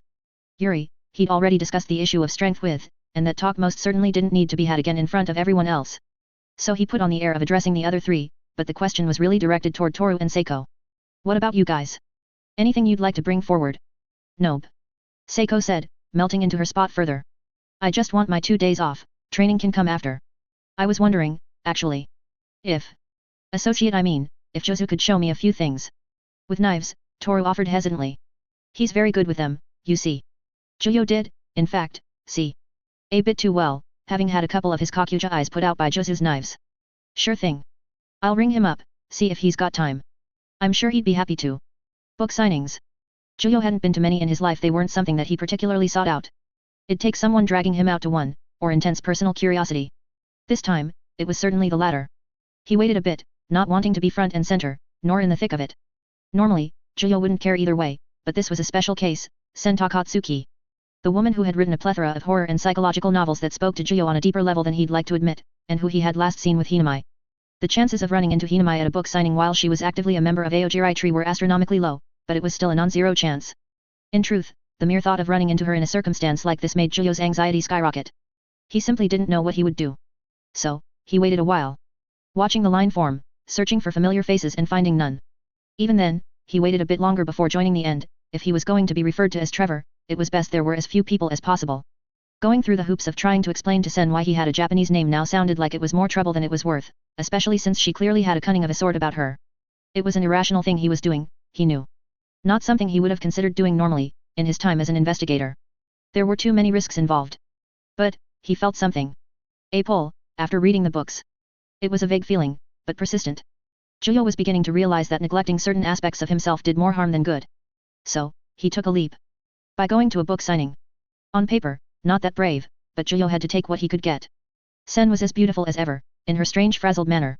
The mossy-haired woman actually wore a pair of rounded glasses this time around, and it somehow actually made her seem even more bookish than before, hair tied up into a messy bun. The way she talked to each of her readers was dripping with a positive, playful energy messing with them almost. She hadn't changed in the slightest. Juyo, on the other hand. Steadily, bit by bit, Juyo approached Sen. The line progressed, and the next thing he knew, he was face to face with the woman. She blinked at him, letting out a ponderous hum, removing her glasses and squinting up at him, before a knowing smile crossed her face. Trevor, right? You thought you could trick me without the beard, did you? Hearing his actual name was almost an alien experience, after all this time. But in that moment, he didn't mind it. Nothing gets past you, it seems, he chuckled, adjusting his glasses. And here I thought I could pull a Clark Kent. Around here? Not in 100 years, Kal. You're a bleeding thumb as it is, she said casually, linking her fingers and gazing up at him, her brow quirked curiously. Where's that cute friend of yours? Hinamai. The good cheer faded, despite how expected the question had been. Juyo's smile turned melancholic before he could help it. Sen's brow lowered, and she raised a hand to him. Oh, never mind. Sore topic. Sorry. That was clumsy of me. It's fine. Pretty natural thing to ask. Juyo cleared his throat in an attempt to dispel the awkwardness. He displayed Hangman's MacGuffin to her. Been following through on your suggestions, when I can. Life's taken a bit of a busier turn since last we met, so going through a series of short stories is a bit easier for me to chew on. With a practiced, almost bored, motion she took the book and signed it, not even looking at the signing itself. It seemed she was far more interested in Juyo. Glad to be of service. Here's a tip, though ignore it if you want, death of the author and all that, reread it in a few long sessions. You'll begin to see the patterns, she teased with a whisper. Not that they add much. But it's fun to tie one work into another, even if it's minor. Everyone can find the obvious ties, but there's a few more subtle ones I've sprinkled throughout. Not that I'm going for a Takatsuki cinematic universe, or anything. Hard to imagine you selling out to a degree like that, Juyo replied, resting a hand on his hip. But patterns, hey? I've picked up on a few connections. The city from Dear Kafka came to mind a couple times. The jailer, Kaimyo, is the uncle of Tanizaki from Salt and Opium, too. I can see the influences for sure, but, he shook his head, I like to think I'm a decent writer, or was, but if there's some deeper, greater scope, I'm struggling to see it. Good eyes, she noted with a pleased lilt to her voice. It's fairly simple, the greater scope. So simple it's easy to miss. I'm not going for some complex weaving storyline there, as much as I am looking to impart a very easy to digest message about the world that it's all taking place in. That's all I'll say, though. Sen handed the book back to Trevor with a wink, a finger over her lips. I'd hate to take all the fun away. I'm not one to demand answers of an author anyway, he assured her with a small laugh, taking back the book. He hesitated, considering how much he was willing to say. The man looked down at the book, playing with it in his hands. This might be my own experiences coloring it a bit, but I do get a strong, ghoul vibe, for lack of a better way to put it, from your books. How it feels to be that kind of person. Is that so? She asked, tilting her head. She stared at him for a few long moments, her smile growing wider as she regarded him through her lenses and into his own. Then she reached out, taking his hand in her open one. Her thumb pressed against the center of his palm, before spreading out to rub along the area just beneath his fingers. Fighter, she assessed quickly. Quick to personal contact, that one. She'd touched his hair, last time. Guilty as charged, Juyo admitted. He let it play out, more into the experience of it. This sort of thing was what he came here for, after all. Relaxed too. Most men get all fidgety if I grab them suddenly. She sighed, disappointed almost. She must have wanted more of a reaction. I'll take it, either way, she drew her hand back, linking her fingers once more. You want a serious talk? You've noticed something most people don't. I can give you that, but I'll need to give my editor the slip first. 20 minutes, outside. Juyo quirked a brow. More than he expected. Guess he'd done a thing or two right. And now it wasn't just a serious talk he wanted. He was curious. Sounds like a plan, he said as he put the book back in his satchel. See you when I see you. 20 minutes came and went, and Sen overrun by 5. In her own time, she eventually erupted through the bookstore's door, letting out a decompressing groan, throwing her head back. Over her green suspender dress and the sweater beneath, she wore a large fluffy coat which almost looked to be a size or two larger than it needed to be, opened down the front and obscuring her arms completely. Okay. I'm free. She declared, throwing her arms up into the air and approaching Juyo. How do you want to do this? Outside in this lovely March? Air, or somewhere else? I dunno, this was a bit more than I was expecting, to be honest, Juyo admitted, adjusting the purple scarf Tora had gotten him a while back. Not overly fond of the cold, so. There's a cozy cafe around here, nice and sequestered away with booths that give a decent bit of privacy. How's that? I'm not one to turn away a bit of cake and coffee, even if the former is bad for the writing process. But I'll cope. Lead the way. She gestured to him, her smile wide, looking particularly girlish with it on her face. Charm rolled off of her like an eruption from a volcano. Damn if it wasn't nearly blinding. But lead the way he did, and soon enough they had gotten what they wanted, a booth, tucked away in a corner where only the staff and the lost could wander toward. Juyo was quick to make his order, the typical pure black coffee. Don't worry about the bill, he told Sen. Dangerous words, but that's an A+ move to keep me happy. You're thinking this through, I like it, she said, smirking as she folded up her coat and rested it on her lap. Naturally, she ordered her coffee and cake, mirroring Juyo in taking it dark. I don't usually go with black, but I figure if we're going to be talking about the ghoulish nature of my work, then it helps to get into their headspace a little, she explained. But anyway, you noticed it. That either means you encountered ghouls regularly, either currently or in the past, or you study them. Going by your own order, I'd go with you being a ghoul. But your hands say weapon. Investigator. Sen stared at his face intently, not even looking at his eyes as much as she was everything else. I'm going to go with, half ghoul. Nailed it. Though I prefer one eye, I've found, he answered, matching her look. You're incredibly intuitive, you've obviously spent a lot of time either around ghouls or studying them, though I don't recall hearing anything about you being from an investigator family. I'm not. No family, actually. Not a blood one, at least. You ever been into one of those neighborhoods that are strangely quiet? A little bit run down, but still clean in that typical Tokyo fashion? Yakuza probably run the show. I grew up in one of those, she began, tapping the side of her head. This intuition is just me bullshitting. I also just happen to get very good at it. I don't know the truth, but I do enjoy taking shots at guessing. That's why I seem intuitive. I keep guessing until I hit. It's something I developed growing up. The guessing game is something I'm a bit too familiar with, Juyo sighed, leaning back slightly. But you've hit the mark regardless. So the ghoulish nature of your work is a conscious decision on your part, no wonder I felt a bit too much like it was easy to slip into those books. What got you on that particular theme? Curiosity. No. It wasn't conscious, at all. It's all coincidental, actually. It's a coincidence I learned about after I interviewed a few ghouls for research purposes, she explained, pausing. She hummed, tapping her foot a few times before nodding. You're not from around here, but I don't suppose you've ever read No Longer Human, have you? Sensei Dazai. Juyo shook his head. Heard of it, but never got around to it. She nodded, letting out an affirmative noise. It's a story of one man's misery before he kills himself. But it's not an extreme sort of misery. It's a very, very human misery. A story of the little bits of violence we can inflict on ourselves, in here. She tapped her head again. A misery that grows and grows to the point where someone feels disqualified from humanity. Feeling neither happiness nor unhappiness, stepping through the gray. Ghouls and humans both experience the same misery, Sen said, leaning forward. Who am I? Why can't I express myself? Why can't my thoughts be clear? Why is the future so uncertain? She listed off on a hand. These are questions we all share. Small miseries, little bits of violence that chip away at us. Even for ghouls, they can reach the point where they feel no longer human, trapped within their own minds. Empathy with ghouls is possible, so finding the misery of the ghoul experience is not too far from finding our own. Survive against the world, struggle against a system which treats you as less than human, find the next meal, fear tomorrow. It's all the same, Trevor.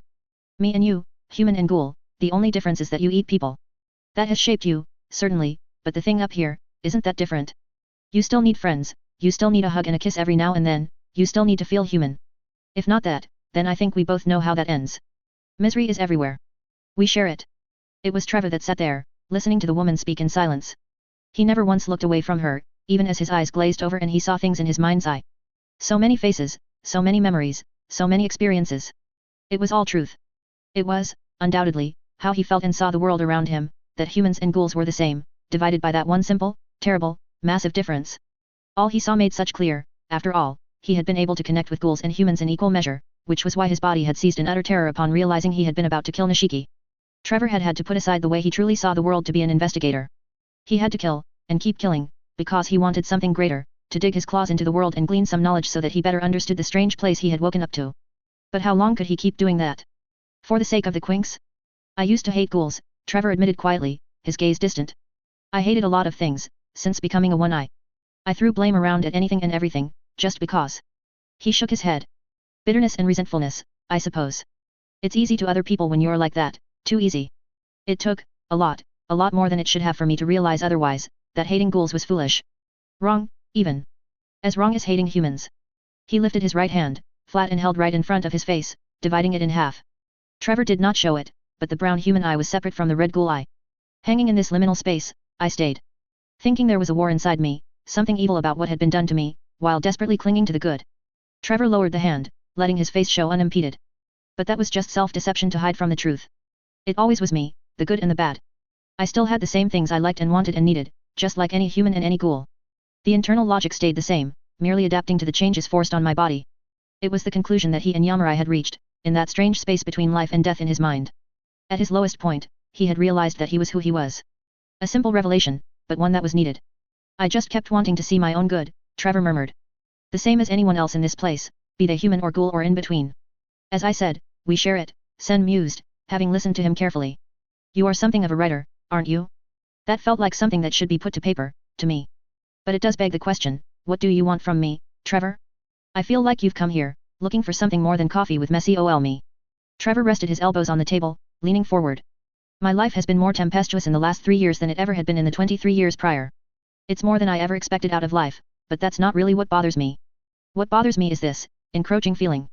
That things aren't how they should be, that things can't continue on their current course, and that I can do something about, but I don't know what," he carried on, frustration leaking more and more into his tone. His fingers dug into his elbows, a reflexive action. "But worse is the feeling that I'm not doing nearly enough. Or far worse, like I've become part of the problem that I originally joined to find some truth." He took a breath. "What I want out of you, is someone that can see and understand both sides. Not as an investigator, the only people I spend time with now. Not just from a ghoul's perspective. Someone that isn't just locked into this endless cycle of revenge and misery that everyone, including myself more than I'd like, have allowed to dictate their actions. I didn't come to you thinking you'd provide the miracle answer that would magically clear my head. I just had a hope that I could talk to the woman that wrote the things she did, understand how she views the world from her own mouth, and hope that through the conversation, the two of us could walk away having gained something out of it. I'm ready to stop having sleepless nights." Sen leaned back. The way she stared at him, it peeled away the skin and flesh, looking at what was beneath the expression and the Japanese words, the essence of it all. Something had happened to this woman, something which transformed her into the author she was. A series so profound it made her something akin to Donato, a creature that only eats the core of an apple, and nothing else. "Can you imagine what would happen if death died?" she asked Trevor cryptically. Trevor blinked, brows furrowing. Death, was Nerima. His eyes widened, pupils dilating, a physical reaction to the seemingly absurd notion. But he knew the truth, even as she asked it. He'd known, ever since he first heard of the man, all those years ago in Helter Skelter, and it was always reaffirmed when he saw Nerima do his work. His existence was a greater force beyond his body, an oppressive one. Change was the obvious answer, but it was too simple. No, if Nerima had died, what that would mean for ghouls was hope. "That's right," she confirmed, her subtly intense gaze relaxing. She rose from her seat, took a step towards Trevor, and leaned down slowly. Sen leaned across, and pressed her lips to his forehead. "Good thinking, Trevor. You see it too." She moved back to her seat, proceeding as if nothing had happened. "But hope is a long, long way away. I've watched this world from my grotty tower, scribbling away on whatever paper I can find for years now. I've felt LuckyChaos' presence on ghoul-kind in this beast of a city. The idea of there ever being someone who can kill that human beyond human, that Hachi man in white, is absurd. You thought that too, didn't you?" Trevor reached up, resting a hand beside his eye. "The glasses, a gift from Nerima, were in the way. More than thought. I've experienced it. That was what put me where I am now. Then you see how pointless hope can be." "Hope prefaced on the death of death," she said, as if amused by the very idea. "But what then? The CCG loses its legendary sword which was provided through the body of the serpent. Humanity loses its avatar in the battle against ghoul-kind. Hope is here, but what is inspired in those ghoul-kind would overcome?" she asked, raising a finger with an answer ready. "Fear. Primordial, driving fear. A return to the old days, from the annals of Washiyu history, that thing they try to keep secret. Men willingly throwing themselves to the arms of death, to kill ghouls. And in that fear, they prop up another. A new Nerima. A new death. Not as potent, but holding something more, carrying more responsibility. The White Death, replaced by the gruesome death. The next Nerima. A common topic among the higher UPS of the CCG, anticipating the eventual loss of their greatest warrior. There was talk, there was always talk, but it was impossible to ignore the looks Trevor had gotten as Juliojana. The lauded student of Nerima, not too robotic, not too emotional. He even looked like Nerima, with his white hair, glasses, and clean-shaven face, dressed in his white coat. It was like a dream come true for the CCG, a promising result of Kano's evil work that could bring their salvation. That was a source of his nightmares. Trevor saw Juliojana, becoming death, standing atop a mountain of dead ghouls. The only thing staining his pure white visage was the blood of the damned. "I don't want that," Trevor said, a quiet shiver to his tone. That would only damn both humans and ghouls. If it was allowed to continue in the wake of his death. Such a time would be chaotic, there's no avoiding that, but... His eyes narrowed, as if trying to see the truth divine through the wooden table between them.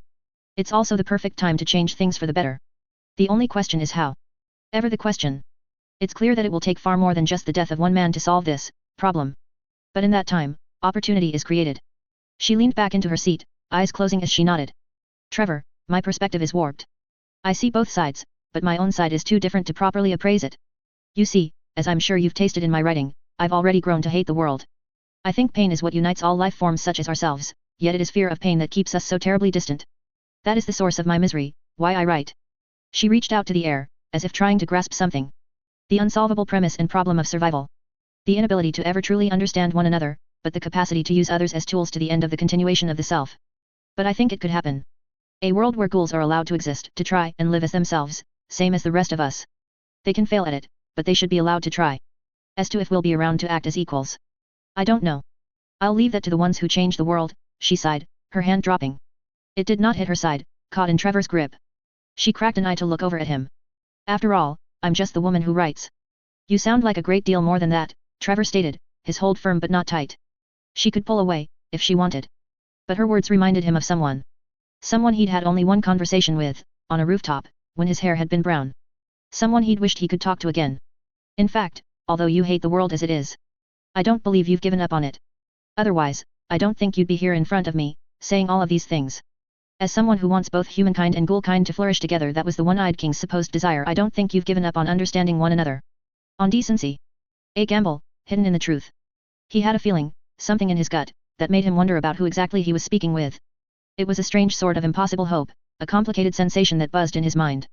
Every word he had said was genuine, even the part where he deliberately referenced a conversation he always thought back to, a talk with Ito Yashimura. Something that he could never forget. If he was wrong, and the conversation would carry on as it had been. If he was right, he didn't know what would happen. I haven't lived as you have, Trevor. That decency, my unique perspective, is long gone.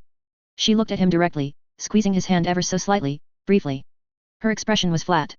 All that's left for me to do is write miserable stories, with hopeful notes at the end. To die, and be replaced by something better. That was what Trevor heard. There was one thing I did hear, about no longer human, Trevor said slowly. The author wrote a miserable story, with a hopeful note at the end. But then he committed suicide anyway, even though he wanted to try and see something better. It made me wonder just how much writing it helped him, if it did at all, and what was lacking after all of that led to his death. What could possibly put together the broken pieces so that he could have kept going? He let out a breath. I don't know. I've never really known. All I know is that I keep hearing these miserable stories, no matter what face I look at or who I talk to, and I'm never saying the right words or doing the right things to put the pieces back together. But... Trevor made a small breath, then a small, subdued smile crawled its way there on his face. But I do know that I'll keep offering my hand. No matter how much it keeps hurting to do so. Eventually, someone will accept it. Keep bullshitting until you get a hit, she chortled, steadily taking her hand away from Trevor's. It wasn't a snatch, seeking to drive him away, but more a slow removal and acknowledgement that their conversation was coming to an end. She unfolded her coat, and put it on in a messy fashion, the coat slanting to one side slightly on her body. You're crazy, Trevor. But, you know, in this world, that can take you far. I'm right there with you, after all, she said, giving him a cheeky smile. She looked so tired, always. It could come across in the same way as Seiko, but there was a more haggard truth to it. I hope you got what you wanted. I do think I did, Trevor answered, smiling more widely back at her. And I hope the same for you. As sweet as the thought is, I don't doubt you had your own reasons for this little sojourn. What a detective. You're right. I got everything I wanted, and then some. I think I'm ready, she finished to herself, her smile growing. Yet. Time to finish that 5th draft, I think. The 10th great work of Sen Takatsuki. Coming to a bookshelf near you, soon. Trevor chuckled. I'll keep my eyes peeled. Until then, he spoke as he pulled something out, a small notepad and pen. He scrawled something down, then lazily threw the small strip of paper through the air, letting it glide toward her. In case you feel like getting something more out of me. Do as you want. She snatched the gliding piece of paper out of the air, holding it out to stare at what was on it with a bookish squint of her eyes and the adjustment of her glasses. Very forward, Trevor. That's foreign men for you, I suppose. She folded it nearly, and then tucked it away in the pocket at the front of her dress. I'll keep it in mind, Sen said, giving him one last smile and a dip of her head before turning on her heels and marching out with an albeit clumsy hop to her steps. Trevor watched her leave, until she was out the door. He then let out a breath, sagging deep into his seat. The gesture hadn't really been a romantic one, courtship was just something he didn't feel he could do as he was now, but more so a proverbial extension of the hand. He would have likely done it even if he didn't suspect Sen Takatsuki and Ito Yashimura might be the same. Her response was cryptic, easily construed either way. If he were a gambling man, he'd say yes. If he was thinking it, she was too. Oh well. He wasn't going to blow the whistle. Instead, he let her words sink into his mind. Of what the path forward might entail. The death of death. Kishao Nerima, the symbol of oppression for all ghoul kind, the killer of Kaya, Kuma, their gangs. Kishao Nerima, the man who had given Trevor a second chance at life, who had treated him with kindness and consideration, who had helped him through much. Investigator Giojana and the man who was sometimes called Trevor were not in agreement of how to feel about it. But they did agree on one thing. Nerima would die one day, and the fallout would be dictated by the one who killed him. Haruhi stood in front of Gio, her arms spread wide, a ditzy smile on her gentle features. She hadn't changed much over the years, that pink-haired young woman. If anything, she had become even more carefree as her experience grew. A first-class investigator just like Gio, but similar to Jizu, she clearly looked up to him as a sort of surrogate brother. Good to see you two, Gio greeted with a smile of his own, accepting the offered hug without hesitation. She was a fun gal to be around, Haru. A co-worker that didn't feel like one, no need to put on much in the way of airs, especially after spending so much time together both in and out of the office. Keeping yourself entertained. No, Haru admitted poutily, squeezing Juyo tightly before breaking off, folding her hands behind her back. The captain's been really serious, lately, and we've all been put on alert. That means standing around, waiting for something to happen, she sighed, posture drooping somewhat. What's the point in being as cool as us when we don't get to do anything? It just means they think you are so cool that they'll only call on you when it's as dramatically timed as possible. And when things were at their darkest, in came the pink beauty first class Haru, who started blasting her giant plasma cannon like it was going out of style. Juyo assured her in that dorky way of his. T-human isn't giant or a cannon. It's perfectly elegant, just like Narukami, I'll have you know, Haru corrected, bringing a hand forward to wag her finger at him. But yes, you're probably right. It's still boring, though. She shook her head. It gives us plenty of time to practice, though. Yusa's come a long way, you know. He fights like you and Uncle Take. Good on him. I'll have to check up on him myself, see how he made our styles worked, Juyo mused, before shaking his head. But you said Erima's been getting even more serious lately? He explained why. It's the Kishao hunch. Ah. That was all that needed to be said aloud, really. Sometimes, Erima was just struck with a gut feeling that something was about to happen in a big way without any sort of lead whatsoever. It was a simple fact of working with Erima that one had to deal with. Frustrating for its lack of information, but it had to be acknowledged. Guess it's only a matter of time, then, Juyo sighed. MMH. He's waiting for you in the meeting room. Cory should have met you, but he's busy. Promotion really went to his head, I swear, she puffed her cheeks out, squinting. Cory Ui was ostensibly her partner as a Ghoul investigator now, with her acting as a junior. But, you know, I've heard around the place they're thinking of making him the S1 squad. That'd put me and him back on the front line. Fingers crossed. Juyo encouraged. Haru loved her action, and it was difficult to stay stoic around her excitement over the prospect. I'm counting on you to keep Cory from sucking in too much hot air, he needs a little humbling now and then, he told her lightly, patting her shoulder as he passed. Until then, I'll see ya around, Haru. The S3 meeting room was long and aesthetically pleasant, as was the wont of whoever was in charge of designing CCG assets. A clean marble floor with dark star patterns in the center of each tile, and walls that resembled Art Deco windows, only looking out onto nothing. The white noise of an offensive air conditioning hummed in the air, keeping the room at a comfortable temperature, and the lighting could be adjusted rather than just completely shut off. A rectangular table took up the center, one without a middle, instead acting as more of a ring. At the other end of the table, reading a newspaper of all things, pen in hand as he went through one of the puzzles contained within, was Kishao Erima. The white-haired man, older than Juyo by several years, looked particularly serene then and there, brows only ever so slightly tense as he racked his mind for a solution to the puzzle. A crossword. Juyo paused, taking in the scene. It had been a constant in his life for nearly 2 years, seeing Erima in this way. Calm, close, inviting despite the cold aura that he carried about him most of the time. There was familiarity. Can you imagine what would happen if death died? The question hung there. A part of him refused to let Juyo ignore it. Juyo tried his hardest to ignore it anyway. Good morning, Jana, he said offhandedly as he wrote something in, and then closed the paper to look up at Juyo. He took the paper off the table and placed it on the floor beside him, and then clasped his hands together on the table. I hope this is not too inopportune a meeting. I know you're busy with your team, and I hate to take you away from their development. No, it's fine, Juyo hastily assured his mentor, walking over to take his usual seat at Erima's right. I've had a chance to talk with them and debrief, for the most part. For now, they're keeping themselves busy in their own ways. That's good. How would you rate their dynamic, currently? I've been keeping an eye on what I can, but you are the one closest to them. Anything outstanding? Erima asked, tilting his head to the side ever so slightly. Juyo rested his elbows on the table, collecting his thoughts. In general, I'm happy to say that they all trust each other, despite a few gaps in ability in several areas. They're like a bunch of siblings, bickering here and there, but it's never gotten caustic. But now, I think we've entered a new stage of their development, he assessed, tapping a finger against the table. They've encountered their first double S rate, and that's provoked new responses. It's a little early to tell how it affects some of them, but Yuri took it the hardest.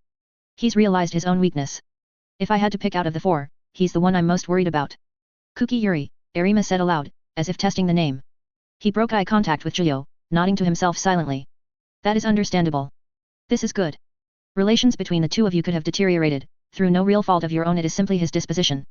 You have clearly done something right, and I commend you for that, he said, praising Juyo for the thankless job of being a den mother. Mikoto Yuri was a good man. I can only hope his son is as good a person. It took Juyo a moment to respond. He was stressed over all of the quinks, constantly, but Yuri was always the one that felt like a powder keg ready to go off at any moment.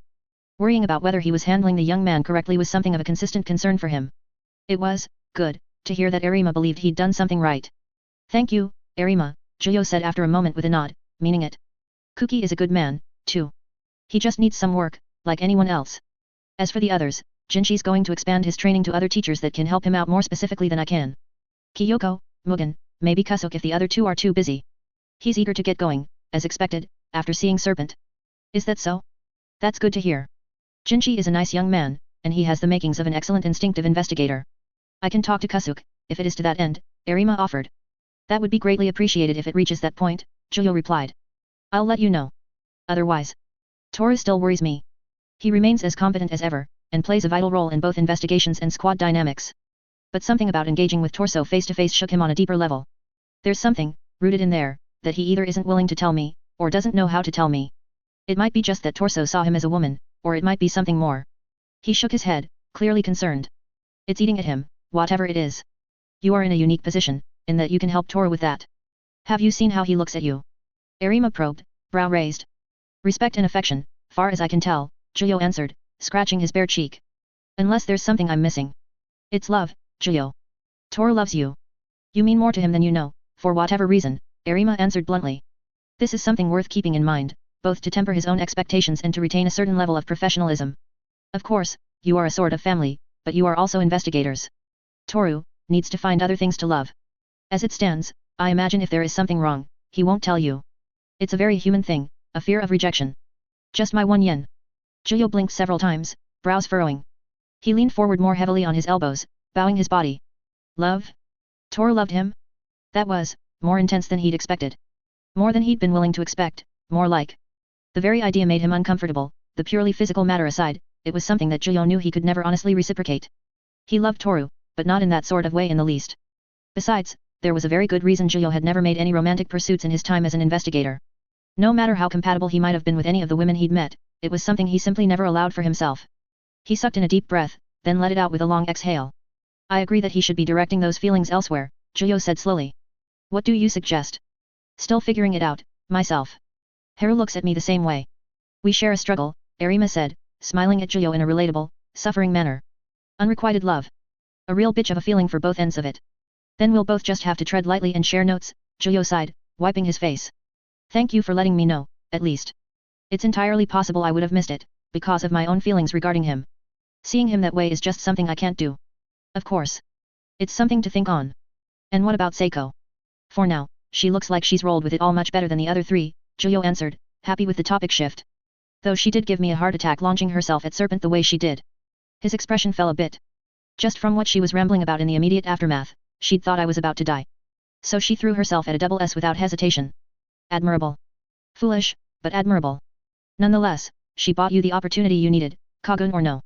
Were Serpent apprehended, she would certainly be looking at a promotion of potentially 2 ranks for that act of bravery alone, if one considers the fact that it both worked and was done without a Kagun, Nerima observed. Keep working on her. There is certainly something there. And yourself? Juyo went still. It was an expected question, one that, intellectually, he should have already had a well-prepared answer for. But despite all of that, he couldn't answer that right away. Not that question, from the very particular man asking it. Do you enjoy the hunt? How about half and half? You just can't go easy on a guy, can you, Trevor? You're something of a mess, aren't you? Can you imagine what would happen if Death died? All of those questions came up instead, each of them about something different but ultimately entangling themselves into a greater whole. He didn't know how to unpack it in an easy fashion, let alone coherent. There was a struggle on how to say things, on what to say to Nerima, of all the people in the world. Juyo's head bowed slightly. His hands met each other in the middle, interlocking as if to secure themselves in place. Hirako had to ask the question, he started slowly. And he was justified in doing so. He caught himself, lips pressing tightly. I had to dip into it, a bit, to make sure it didn't end in someone dying. Nerima listened, spinning the pen between his fingers. Did it help? A moment. Then Juyo nodded. It was the only way. But it wanted more. No. It was me. I wanted to keep going. He shook his head. It was a near thing. I haven't had to be like that in a long time. I see no problem, Nerima said. If anything, that is something deserving of praise. You knowingly dipped into something dangerous, and controlled it enough that nobody got hurt. You responded to Hirako when prompted, and you were extracted without needing to be subdued. That speaks of growth. Juyo did see that much. But seeing that it was Nishiki that had been on the receiving end of it. It was the messy collision of his responsibilities as an investigator, and his old relationships.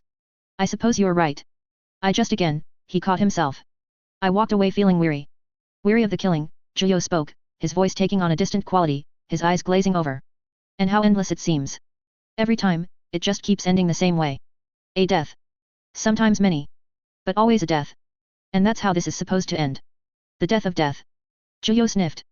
I just wish it didn't have to end like that. Why, that's the only answer we can ever find. I don't want to do this forever. Imagining it was painful. To both see himself as Erima's replacement, and to be the one who killed him.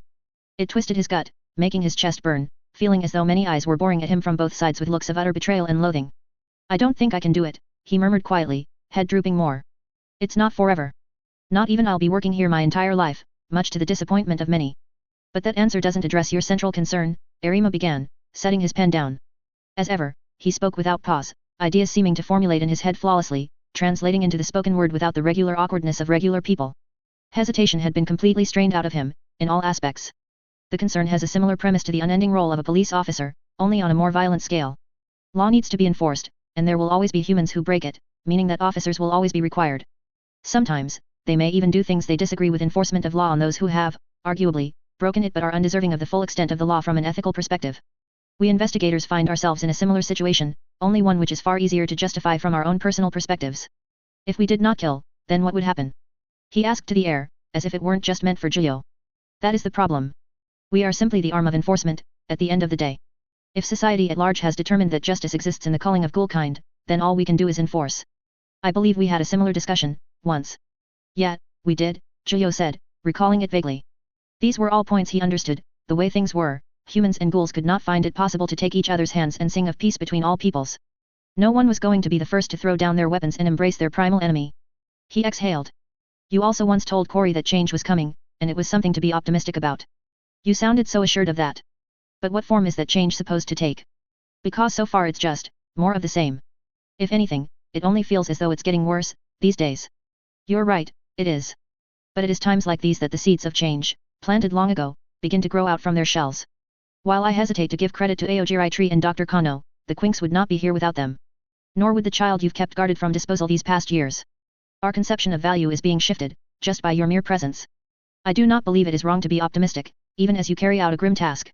Giulio admittedly didn't look deeply into his greater role within the CCG, not from an unwillingness on his part but more so because he was simply too preoccupied with all sorts of things to do so. One such preoccupation was Haishi, the ghoul boy that Giulio and Akira had recovered after slaying his father during the sword case. He always kept to a schedule with his visits, spending time with Haishi and teaching him how to read and write. Naturally, it drew certain looks, but Giulio didn't care. It was what he wanted to do, what he felt was right. It wasn't like a sunk cost, from a practical perspective either. He proved to be a very intuitive boy, offering insight into all sorts of ghoul survival instincts that justified his continued existence to other investigators. Through both the hard work of himself and Giulio, Haishi continued to live, even if from behind the bars of a cell.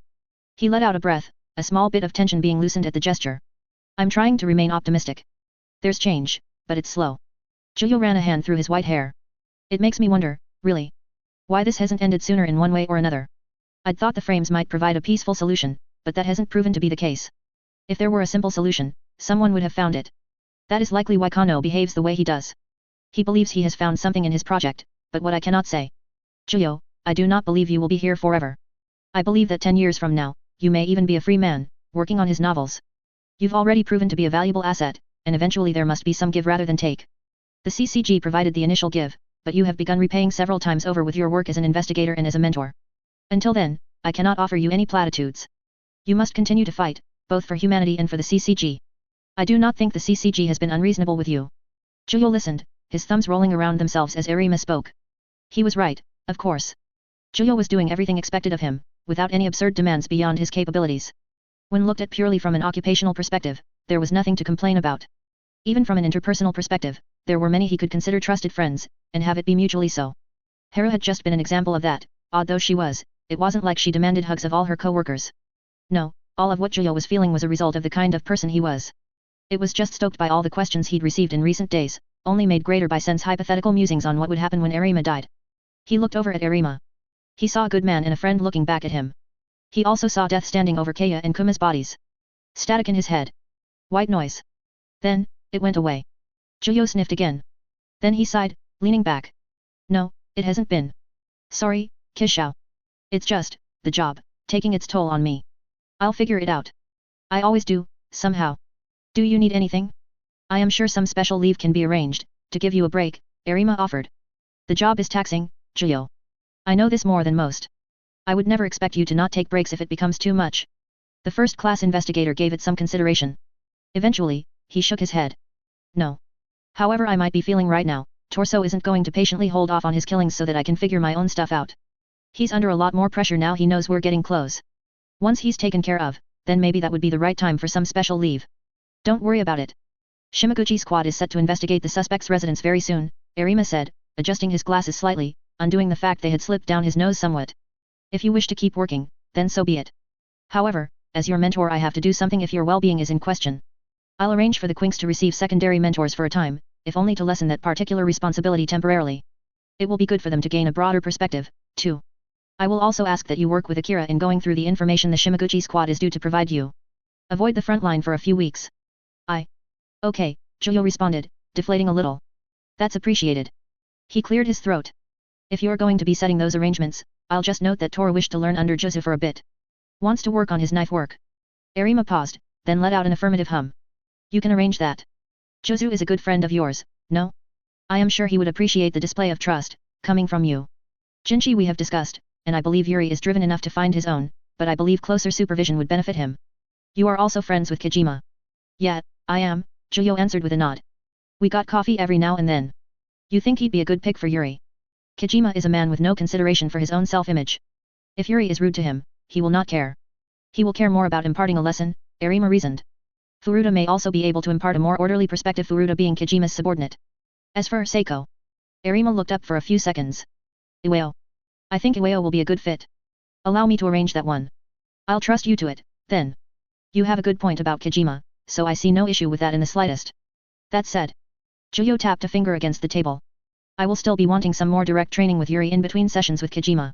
He and I came to a bit of an understanding the other night, a breakthrough, even, in our relationship. That's something that I believe both of us want to take advantage of, sooner rather than later. I can leave Yuri to yourself, if you believe that would be more appropriate. However, I would be careful as not to show favorites, but if Yuri has requested your assistance, and the others have not, then I see no issue with it, Nerima said, shrugging lightly. But that is your subordinates. Do you have any training needs? I think I'll ask Akira about any ideas she might have regarding Isma's use, Juyo mused. It's a bit of an unorthodox weapon for an investigator, so there aren't a lot of people I can consult to see if I can do more with it, but she's always been a bit of a quinqua freak. That she is. Nerima let the conversation enter a lull, appraising Juyo with his still eyes. And then, he spoke. I'm always willing to talk, Juyo. I can tell that you've been put to trial by recent events, whether they're related to cases or no. Even beyond being my student, I am invested in your health. It was an extended hand. They were friends, after all. It was only natural to be worried about each other. Can you imagine what would happen if death died? Juyo sucked in a breath. I know, Kishao, he said quietly, unable to meet his gaze. When I figure out how to say it, you'll be the first to know. But I don't know what to say, like I'm paralyzed by something. He shook his head. It's not that I don't trust you. If anything, it's the opposite. If I'm going to speak with you, I want to do it, clearly. When I know where I stand, so we can figure it out. I just don't think I'm there yet. Nerima nodded. That's fine, Juyo. When you can find the words, and you're ready to say them, I will listen. Just let me know if it becomes too much. We'll see what we can do. With that, Nerima stood, and climbed onto the top of the table. In the meanwhile, I would like to distract you from that particular struggle. I'd also like to see how you're doing. The pen in Nerima's fingers did another round, spinning several times rapidly before settling in his grip like a dagger. Juyo sighed, and took off his suit jacket. He grabbed his own pen as he joined Nerima up on the table. I can't believe you've normalized dueling on meeting room tables, he groaned, though it was impossible to hide some amusement in his tone. It's more entertaining than fighting on a mat, isn't it?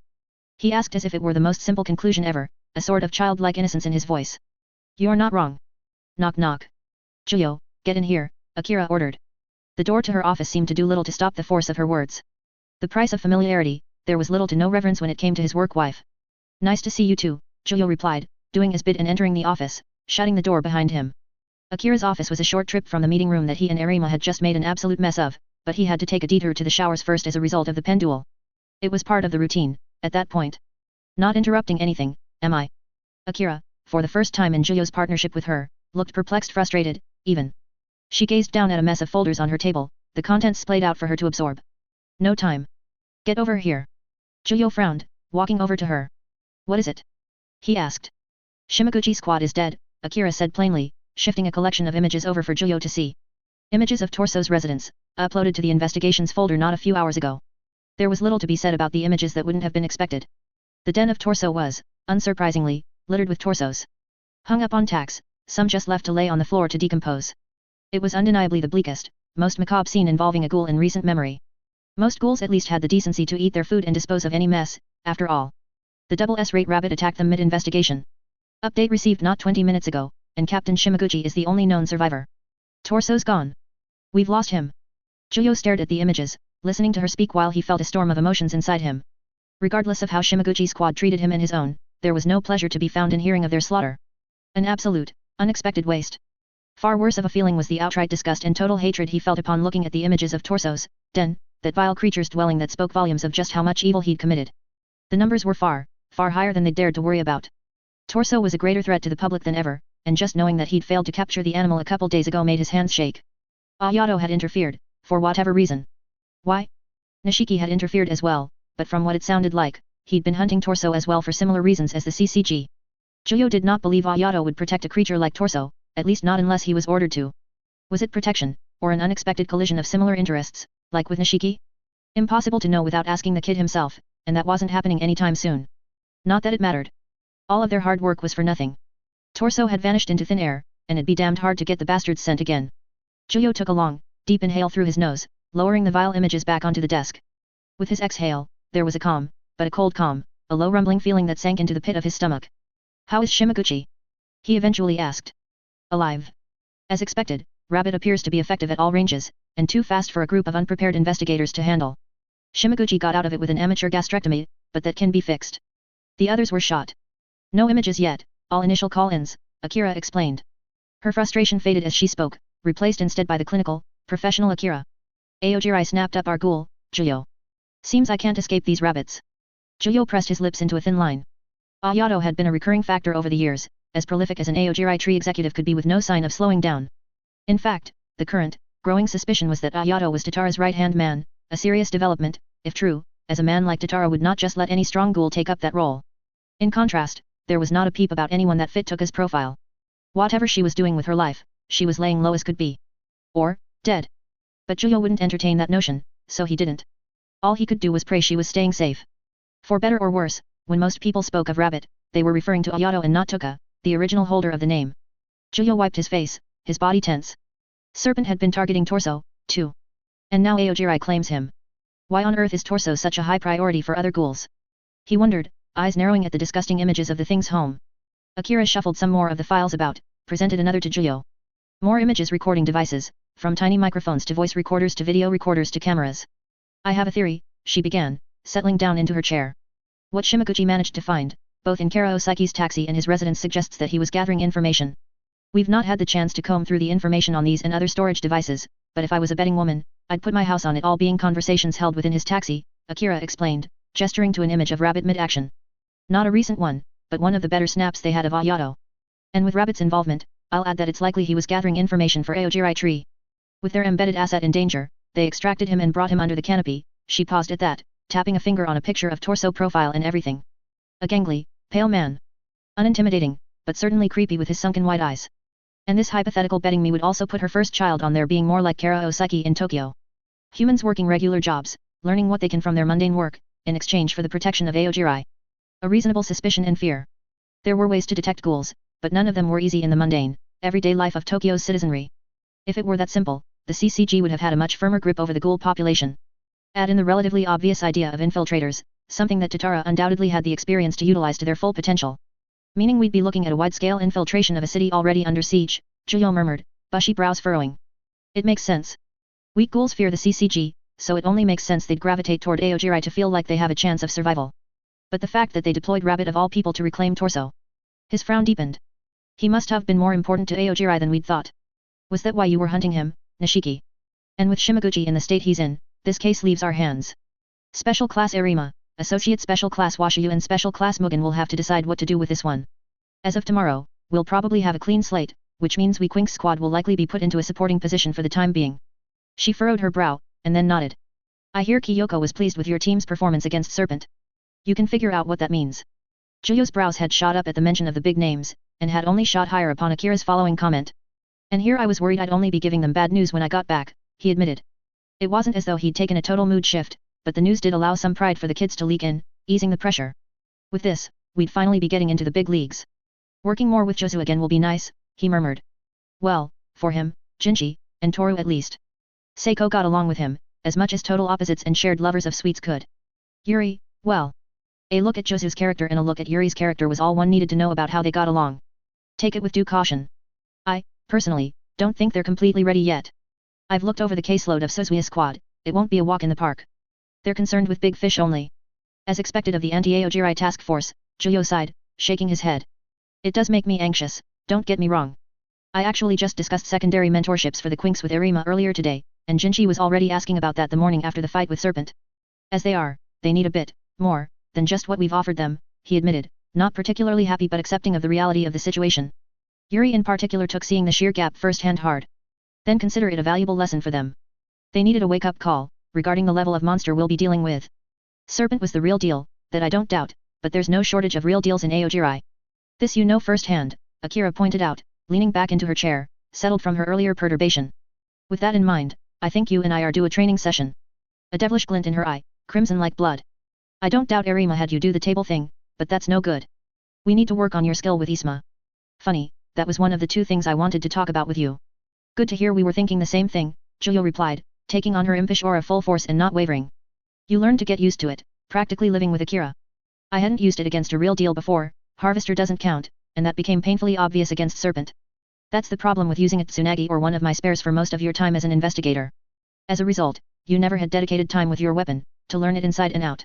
We'll amend that before your next big catch. She raised her hand, 3 digits held up. Kagun, body, Quinqua.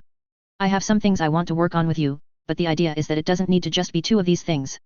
All 3 can work together in conjunction, to create something deadlier than the sum of its parts. If you're happy to be my test subject, that is. Self-improvement is always a painful process. Luckily, I have a high threshold for that sort of thing, Juyo said with a shrug. I'm all in, naturally. Serpent wasn't just a wake-up call for the other 4, after all. Good. I'm just a simple human, but I hope you can still learn a thing or two from harmless little me. She smiled pleasantly, the picture of an angel. An angel who might as well have been holding a loaded gun. Juyo's face was impressive in its stoicness, having just heard one of the most bald-faced lies he'd ever heard in all of his time in Tokyo. No mean feat. Right. Whatever you say, he drawled. He let out a breath. The other thing is far less immediately dire, and feels a little silly to bring up after all that big talk, but I'd like to at least hear your opinion. He cleared his throat. It's, come to my attention that, according to Nerima, Tora has a crush on me. Is that actually a thing? Day. Akira asked, squinting at Juyo with parted lips. You think the way he always calls you sir is because he's polite? He's doing it to distance himself. Juyo blinked. Pondered it. Then that clicked, and he let out a most drawn-out groan. Christ, he bemoaned, wiping his face. Talk about a blind spot. I hadn't even thought about that. It's fine. You're a man. You either assume kindness is an invitation to let your crotch do the thinking, or you go to the other extreme. No middle ground. She shrugged, smirking at Juyo in a knowing manner. I was wondering how long it would take. Yug. Thanks for being a pal, Juyo griped, leaning back into his seat. Well, it took Nerima telling me to my face that was the case, so there you go. And now I'm gonna be having that in the back of my mind going forward. He shook his head. Not what I wanted. I love him, but not that way. Plus, subordinate. No. Tell me about it, she said, a bit quieter than was normal. Why not that way? He seems lovely in basically every respect, as far as I can tell. He has his issues, for sure, but I imagine you're nothing if not used to baggage. I live and breathe baggage. That's not the issue, Juyo replied, fidgeting a bit in his seat. I don't think it's even the fact that he identifies as male that's the issue. It's... He hesitated, unsure of how to voice thoughts that had hung there, stagnant and heavy ever since Kaya had died. I don't want to have that sort of thing. Not yet. It's not that I don't think I'm capable of it, but, well, my last relationship ended on too dismal a note. It's why I've never asked anyone out after all this time, no matter how much I got along with any of the women here. I just don't see it as in the cards. Difficult to even think about, considering his goals and what he wanted. If he was in fact going to leave one day, he wouldn't dare presume to put that sort of pain on a significant other. It would be difficult enough as it was. And why do you think that is? It's easy to say you don't see it in the cards, but, well. You've never struck me as the sort to avoid a relationship. Not meant as critique, I'm just curious. I don't make a habit of being nosy when it comes to my colleagues and their lives, but it seems fairly relevant to you, she outlined, gesturing to Juyo. And your long-term comfort? Wellness? Wellness. Of course, Toru is your subordinate but I merely use him as a case study for this topic. Juyo didn't answer right away, body language more outwardly anxious than usual. You're right that I'm not one to avoid a relationship, he started slowly, as if he was working to get the words out there as he thought them. But he hesitated, pressing his lips into a thin line. I've got enough to consider as it is. So much on the plate, and not enough left over to give what I'm comfortable giving to a significant other. I'm not afraid of commitment, I want it, in fact. But... He looked around, before resting his gaze back on Akira. It's difficult for me to entertain the notion, as I am now. I'm not comfortable with it. Perhaps it was his own baggage, at the end of the day. He wondered if it was the fact that they, whoever they were, would be dating Juliana, with no inkling of who Trevor was, and then would have to confront that reality when all the lies came crumbling down. It felt dishonest in a self-imposed way. Akira nodded along, her canny eyes keeping careful watch of Julio as he answered. A reasonable line of thought. It's almost too reasonable, though. Shocking to hear it from me, I know, but we're not inherently reasonable actors. Sometimes we need or want unreasonable things. Sometimes it's to keep us sane, other times it's because we're spoiled lumps of overdeveloped monkey flesh. I'll avoid utilizing all the tools at my disposal on this matter, but I do want you to keep it in mind. Don't become emotionally stunted because of the nature of the work, Julio. Even I've pursued a relationship while here. Don't turn into take. Julio breathed, head dipping slightly. Don't worry, I don't want to. It's something I need to work on. I rushed a little too quickly into my last relationship. It ended up working out, until... He cleared his throat. Well, it ended. And now? Can you imagine if... He violently shoved the internal question aside. And now I need to deal with other things going on in my life. I'll keep your words in mind, Akira, I promise. But I won't be starting anything with Toru. That's all I can say about that, for now. Didn't expect or want you to. Just a thought. As for what you should do, it's difficult to say. You're in a difficult spot. Letting him down in any respect is a rejection, and given what I know of Toru, I'm not sure how he would handle rejection from you. I think it goes a bit deeper than love in the sense we're thinking of. More like, pillar, she finished, as if that explained everything, nodding at her own words. Like dependency on me for, emotional well-being. Julio hazarded. That sounds about right, yes. You and the others do seem to get along with him quite well. It's likely the first time he's had something like that, I would imagine, Akira supposed. Not to be unexpected. The likelihood of the people who are compatible with Kagun being simple can only ever be low, she joked, huffing. Living and breathing baggage, Julio reiterated with a sigh. And it's not like I want to not be there for him. Which makes the notion of rejection a bit tricky. He blew out an exasperated raspberry. Yug. Frustrating. I've never had to deal with this before. I think. College was too dizzying of a time for me to recall correctly. How inappropriate. Spending the golden years of your youth drunk. Akira tutted, shaking her head at her student and colleague. You could have spent it serving the greater good of humanity, like myself. Oh well. I don't think there's much I can do to help you with Toru, but if I were to offer advice, it'd be, ease him into the prospect of friendship only. She made a pushing outwards gesture, smiling. I think letting him spend time with Jozu is a good start. They're more similar than they look. If you think that's a wise idea, then I'm all for it, Julio replied. Works out nicely then, Toru was already asking for some mentorship under Jozu. They get along great anyway, so it'll make both of them happy. And all is right in the world. Anything else pressing, Julio? A moment's consideration, then he shook his head.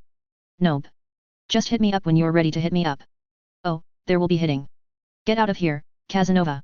Take the news back to the kids, they're big boys and girl now. I'll send you any updates on what your next case is in due time. She shooed him out, her other hand already moving to tidy up the mess of images and documents on her desk.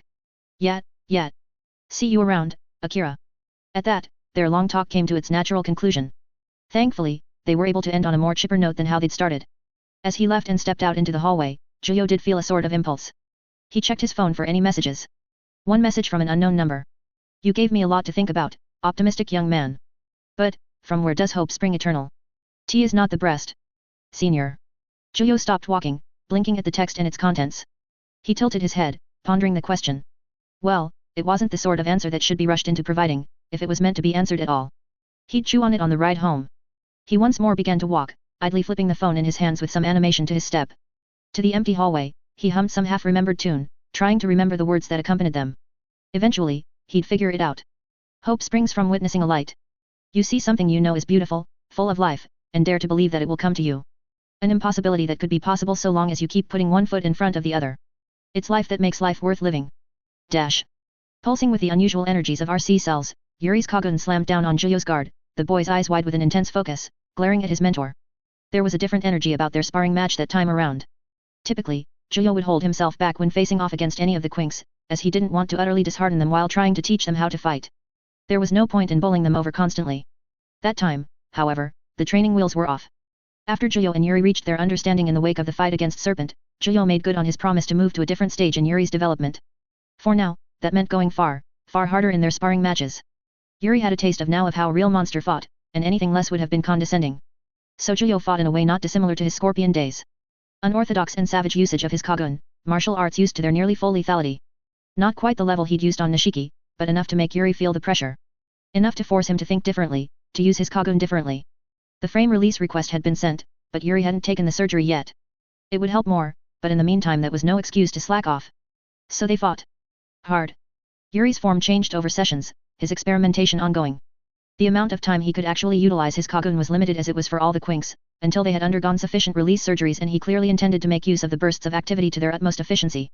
His way of fighting adapted to Juyo, going from an unreasoned and reactionary thing to a more thoughtful approach. The young man had been spotted with Italian sword manuals, lately. Thoughtful and diligent. However, for now time was against Yuri in a fight with a ghoul, and it showed.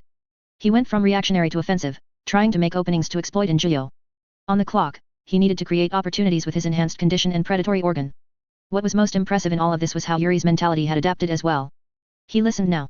It made Juyo proud. Genuinely, he was completely happy, and that only encouraged him to keep teaching Yuri in that manner. A barrier had been overcome in their relationship. Their latest bout ended on a promising note for Yuri, a nasty stab wound straight through Juyo's chest, a blow that the first class took with an acknowledging grunt and a smile. You missed my heart by a couple inches, Juyo noted, his Kagun pulling back. They had been about to run Yuri through at 4 different angles, but his student had successfully dealt a killing blow. Good work. Yuri exhaled through his teeth, sweat rolling from his forehead. He drew his Kagun back with the wet sound of parting flesh. After a moment he fell to a knee, his blade retreating back into his back. He then went onto his hands, breathing heavily. He said nothing, taking the moment to recompose himself. Juyo stepped away to grab a couple water bottles, the wound in his chest already melting away. The Kagun retreated, slinking back into his spine. He wiped some sweat off his brow and offered Yuri one of the bottles. Yuri eventually moved to his feet, resisting the urge to sit down. He still had a tough exterior he liked to keep up. Yuri snatched the bottle with a nod, not waiting to start chugging it down. Once he was done, he crumpled up the water bottle and tossed it to join the pile. There's a pattern to your movements. It's abstract, but it's there. Muay Thai. Courtesy of Yumo. Juyo nodded. Picked up from a mentor of mine a few years back. He was a brutal teacher, beat more lessons into me than he actually spoke. But it stuck, as you can see. That wasn't the only style I learned, but it's been one of the more useful. I can see why, with the strength and speed of a ghoul. There's also the principle of using knees and elbows, which sort of translates over into having other extremities. He assessed, letting out a grunt. How many times could you have killed me, there? If I were fighting like Serpent on full throttle? A couple 100 times. It's one of the problems of fighting a Rinkaku, we have more attack vectors than the other types. We pay the price in terms of durability, but there's ways around that, Juyo told him after taking a few big gulps of water. I fought a Kaukaku that figured out a way around that, though. He had a fighting style not unlike fencing, making his bulky Kagun put in the work to deflect and guard against 2 or 3 attacks at the same time. I was looking at something like that. Trying to see if I could apply the principles in sword schools to Kagun, he pondered, staring forward. His expression reset to neutral, lacking any real tells as to how he was feeling in that moment. I've got a lot of work to do, it seems. Yes, you do. No point in coddling Yuri of all people. You are improving, however. When you get the surgery, these lessons will pay off in spades. After a moment, he nodded. It's good to hear you're looking into other schools of thinking. The strongest ghouls combine the fighting methodology of how those who are weak with the natural power and versatility of a ghoul. The best of both worlds. It's understandable. Being a ghoul means you can get away with a lot more, so even learning a small amount is more efficient than when a human learning the same thing, Yuri assessed, flexing a hand. It's like cheating. Juyo chuckled. It is, isn't it? But none of this is supposed to be fair in the first place. Yet, humans have somehow still survived and even thrived despite their physical weaknesses. In another world, without ghouls, humans would be the uncontested apex predator. He shrugged. That sort of reality wasn't a strange one to him, or rather it used to not be. After everything, the life he had before felt more and more like a distant dream these days. We are the apex predator, I'd say. We just happen to have a few tigers walking around our settlements. Not much different than life in the Sundarban, only we haven't managed to hunt these ones to near extinction yet. Yuri moved to the center of the training room, going through the Jitai form of Taekwondo in a slow, deliberate manner. Working on it, though. What about you? You've been training with first class Mado, correct? I have, and it's been quite enlightening, Juyo replied, his Kagun unfurling once more, but not in a threatening manner. Instead, the tips of his tails peeled outward, like blooming flowers, forming hands. She brought up the valid point that Isma doesn't need to be wielded by my 2 normal hands and that there's no reason my Kagun can't do the same. So that's what we've been working on. He smiled again. Can't believe I didn't think of it. When you get your frame release, I'll be sure to show you. That sounds concerning, Yuri said drily, brows raised somewhat. Jinshi pushed up the glasses resting on his face, looking at Juyo as the morning sun glinted off the edge of the frames. Juyo squinted, pretending to be made utterly blind by the theft of his glasses. So then, what's the Shirazu squad's next assignment, Yonai? Yo, Nai. Toru asked carefully, his eyes squinted in an embarrassed manner. I can't decide if I hate or love that. I perfectly understand where that one came from, Juyo replied with a shake of his head, plainly amused. The three of them were strolling through the streets of Tokyo on one of their semi-regular morning coffeehouse trips while Seiko slept and Yuri worked out. A very promising name, Nutcracker. And it's exactly what it sounds like. Jinchi froze up. Jet. Oh. That sounds unfortunate, Toru offered, lips pressed into a thin line. He scratched his forehead, humming apprehensively. Why do we get the sex weirdos? Are we cursed, I wonder? Probably. Juyo knew he was. Jury was still out on the rest of the quinks. Rate is still TBD. I'll spare you guys the grisly details while we're out among decent folk, but technically Suzuya squad is in charge. We're in a supporting capacity, but I don't doubt we'll see plenty of action. He then lightly smacked the back of his hand against Jinchi's shoulder, a smirk on his lips.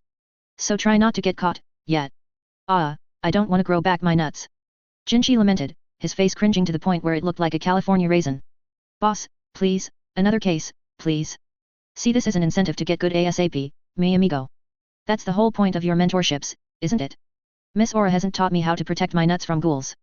I'd suggest asking her for that particular lesson, but she'd just step on em. You're right, boss. But, then again. Jinchi looked up at the clouds, humming contemplatively. Might not be too bad. Jinchi, Toru lamented. He's a lost cause, Toru.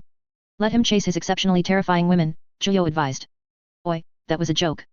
And don't act like you don't think it too, Juyo. You're a man. I know what goes through that brain.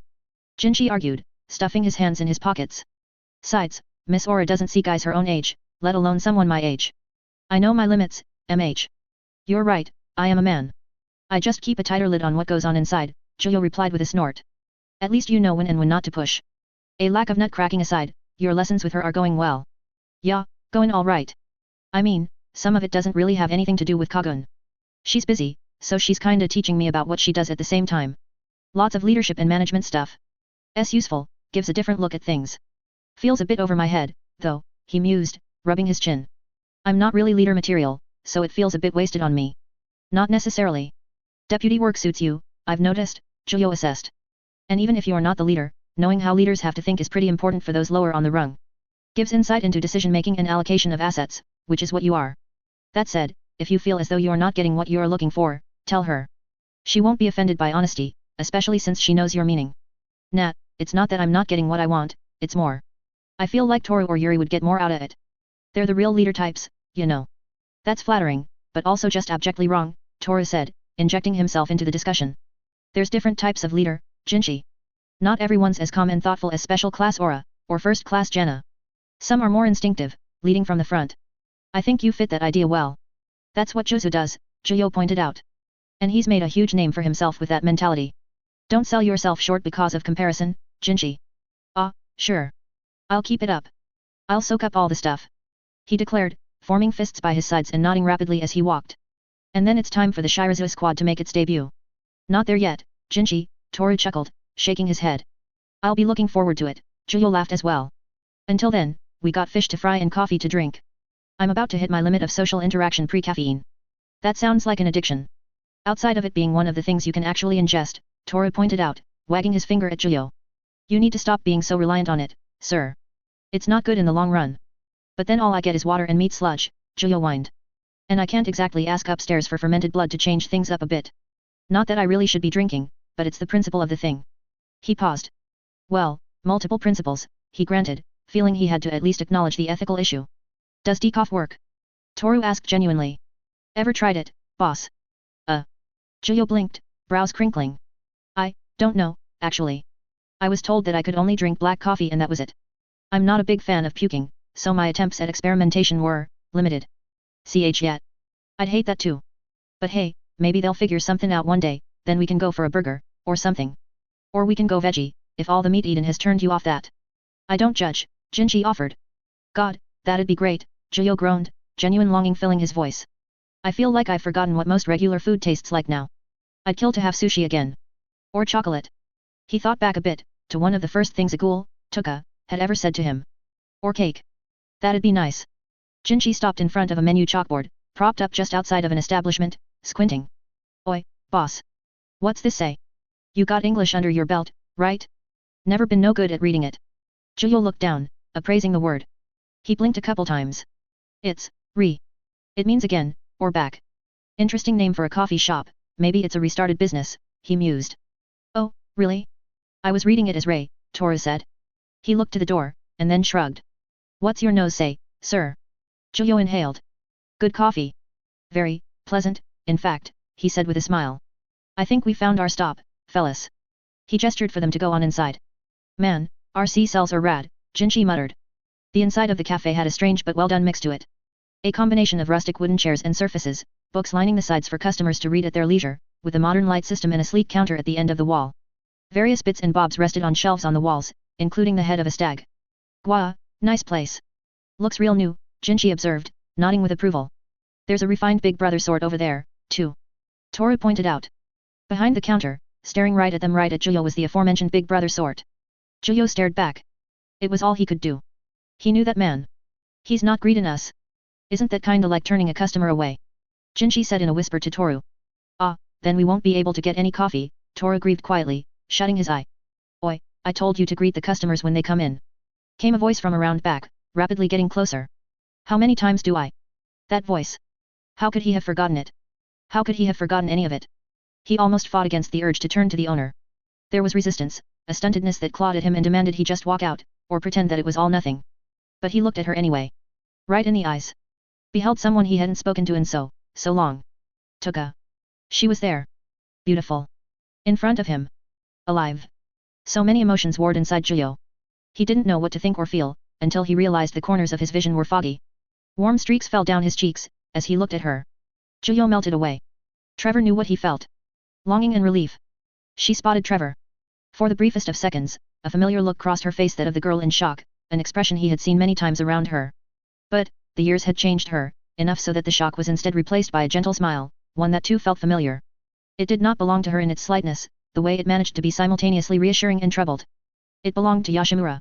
Her clean white shirt, the apron with, Ri on the center, the way she stood, how she fought off the urge to act in a way that was closer to the Tuka he once knew. She had become an adult in the time they were apart. What'll it be? Tuka asked Trevor. Boss? You alright? Water we gettin'? Zhuyo cleared his throat, hastily wiping his face of the few tears that had managed to leak out. Ah, yeah, Gucci. I'll have a black coffee, please, he told Tuka. God, was it surreal to see her there, before turning to his squad mates.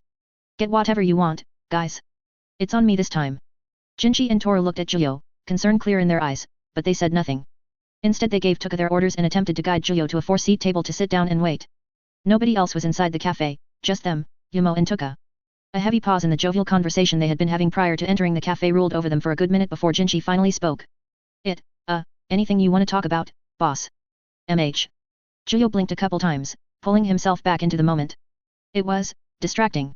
Intensely so, having Tuka and Yumo so near again. There were warring instincts inside of him, to run up to them and hug them, to simply leave so that no attention would fall upon Antiochus survivors, all of that and more. He couldn't afford the distractions, he had to focus. Acting weird was already setting off alarm bells in the Quinks. Quickly, he thought of something that was technically true. You ever see or smell something that sorta reminds you of a memory, even if they're not really related, and you just get hit by a flashback? Not, really, Jinchi said hesitantly, looking apologetic. A few times, sir, Toru answered, nodding once. It was the coffee, right? Everything else smells awful to you. Yeah, basically, Zhuyo replied, leaning back slightly. The conversation was good. It was keeping him from overthinking. I've told you guys about my trip to Thailand ages ago, back in college? Reminded me of a good memory from that time. That whole, melancholy feeling, I suppose. He sighed. Rarely hits that hard, but it is what it is. Ah. Zhuyo's getting old, I get it, Jinchi said, folding his arms and nodding with great understanding. S all right boss. You'll be youthful so long as you stick with us. I don't think that was his meaning. Toru added. Same difference. Not what that. Toru paused, raising his hands and then exhaling gently. Never mind. Sure. Let him have this, Zhuyo advised Toru. Even if it means calling me old at 26. That's when the creaks start. What Nerima said, anyway. He is a very unique case, though. Given the physical exertion, the sleep cycle, the constant danger. Toru listed off, brow furrowing after the third. Yeah, I suppose they would start at 26. Wow. You really shouldn't be using him of all people as a baseline for creaks, Zhuyo sighed, shaking his head. Mid-late 20s is supposed to be your physical prime, not when the creeping decline of age starts to work its insidious claws into you. Be kind to yourself, and all that. Jinchi nodded once again, eyes shutting.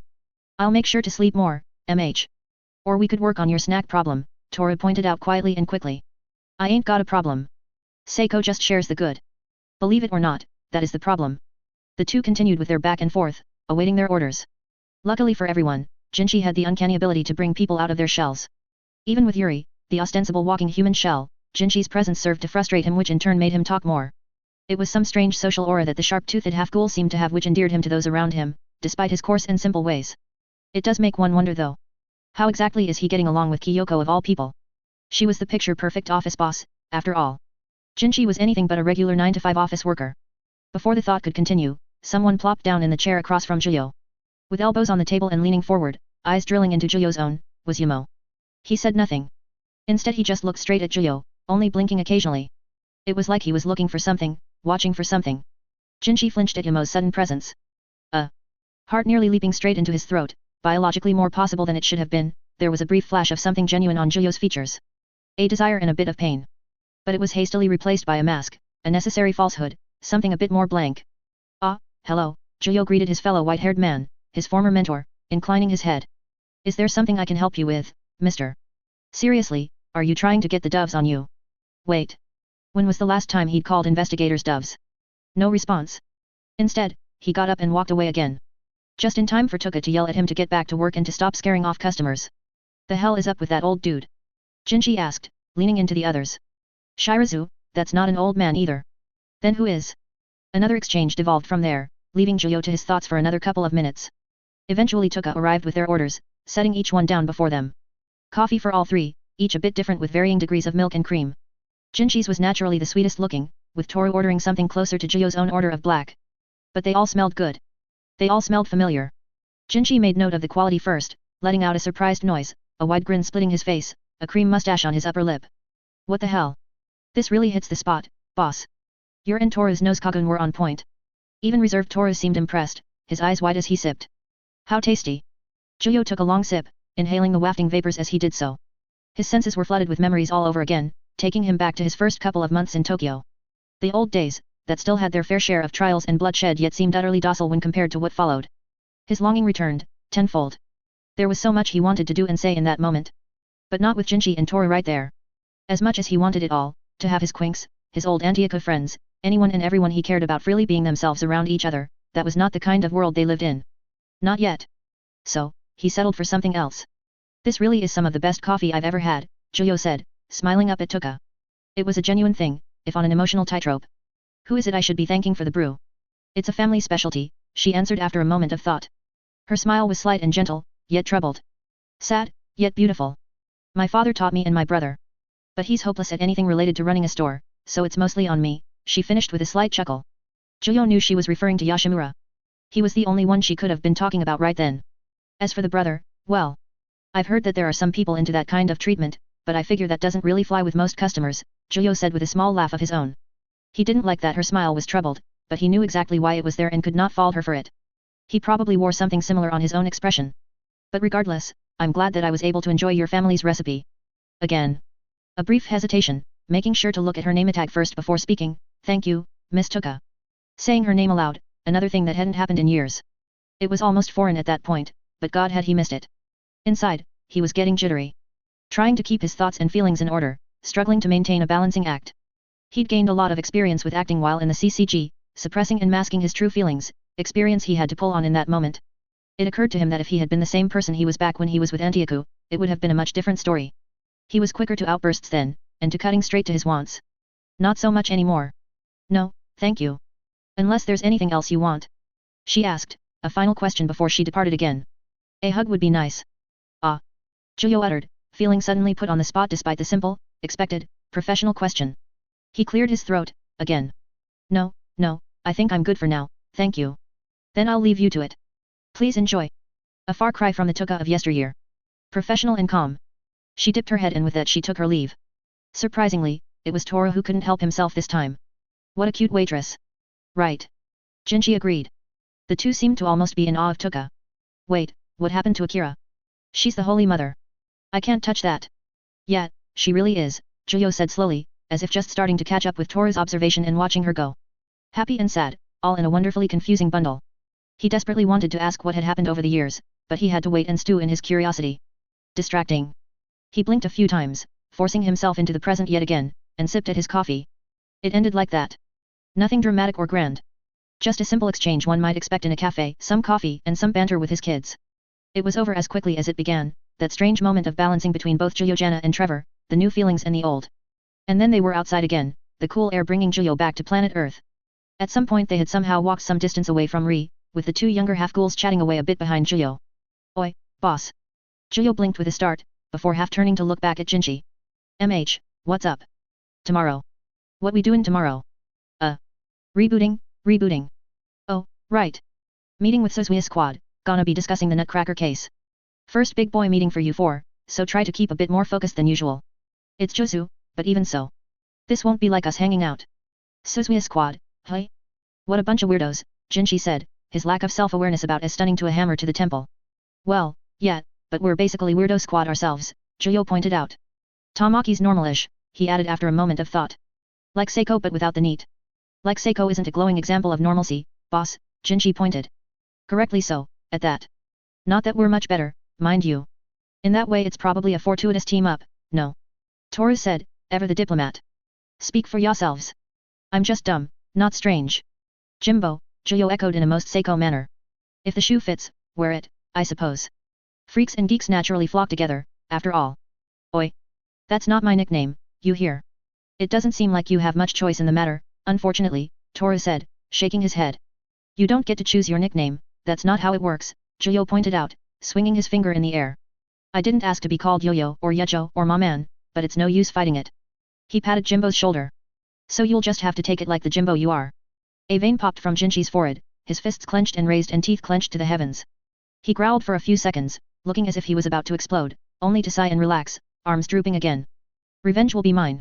Oh, and be sure to bring a codpiece for tomorrow, Julio added helpfully, uncaring of the threat. Preparation, and all that. What does that even mean? That's for your squad leader to know, and for you to find out. Have faith in the chain of command, would you? Dash. The day passed by in a bit of a daze. Julio was able to mostly keep collected, so long as he was talking with any of the quinks and keeping his mind off things. But whenever he had a moment to himself, or there was a lull in conversation, his mind wandered and, as though pulled by gravity, it inevitably came back to Tuka and Yumo. Not even games or books or TV could keep him from thinking about them.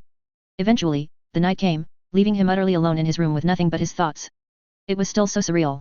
Like he couldn't quite believe he had actually seen those two on a day that had proceeded in an utterly normal and average way. Yumo had barely changed, standoffish and stoic as ever. Though he had done something very strange, sitting directly across from him and staring into his eyes. Looking for something. But on second thought, it wasn't strange. He had seen his friend back from the dead just waltz into his place of business, a shock to the system that shook the routine. What had Yumo been looking for, in the coffee shop? Who knew? Julio, Trevor wanted to ask just that. As for Tuka, she had grown up, in more ways than one. The Tuka he'd known was irritable, earnest, undeniably cute in her own way. But the Tuka he saw today was mature. Beautiful, composed, changed by everything that had happened. That troubled smile of hers kept flashing in Trevor's mind over and over again, eating away at him. Their last interactions were not great notes to end on. Her sobbing and begging for him to not leave her life, and then an incredibly awkward Christmas Eve where he gave her that Celtic hair necklace. After that, 6 months of nothing, then his death.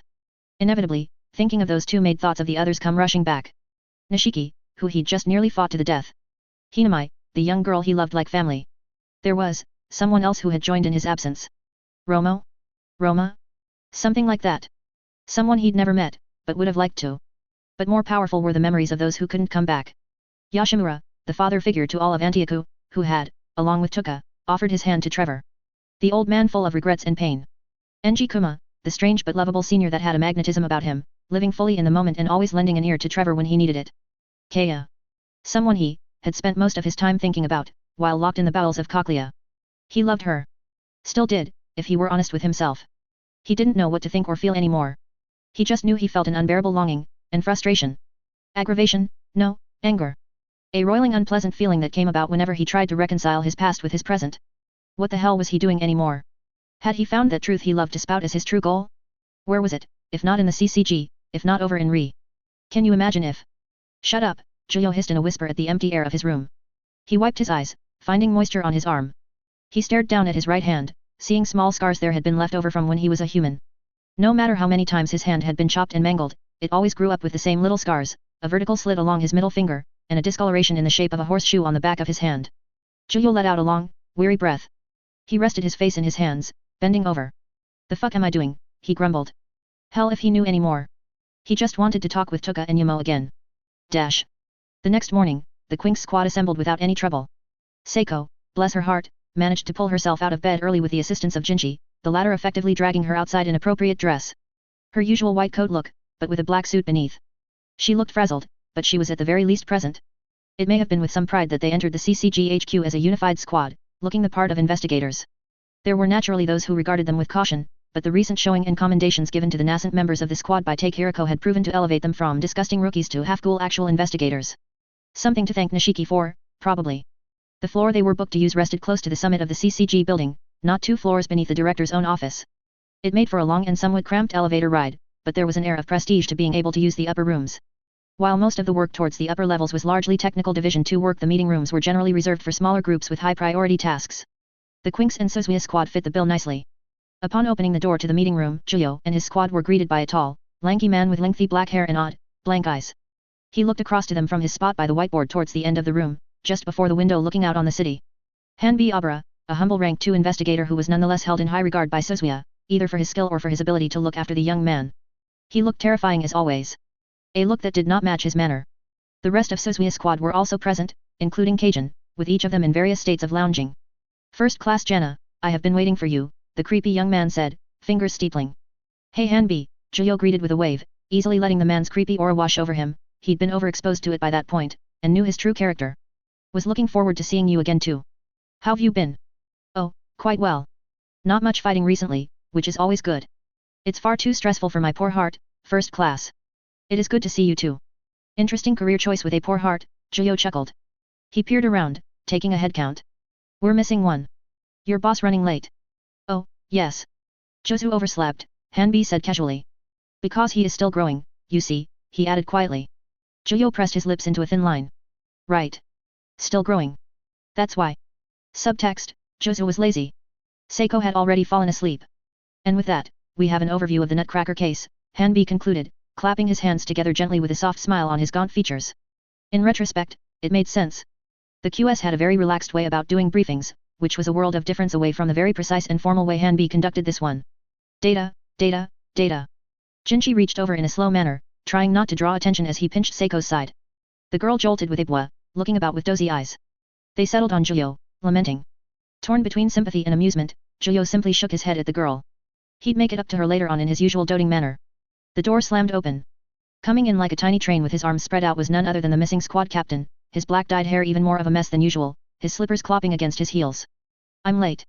I'm late. Jozu declared with panting breaths.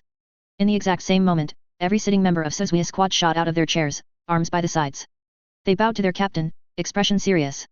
Good morning, Associate Special Class Suzuya. They all called out at once. For whatever reason, this took the young investigator back, causing him to blink with wide eyes. Good morning, Jozu, Zhuyo greeted with a wave and a laugh.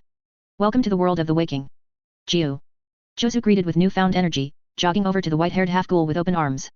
There, Zhuyo replied, opening his own arms as the younger man crashed into him for a hug. Don't worry, we did a lot of boring stuff while you were gone, all Gucci, he assured the Associate Special Class investigator as he patted his back. Ah, it's not that boring. I'm starting to get the hang of this bit, you know.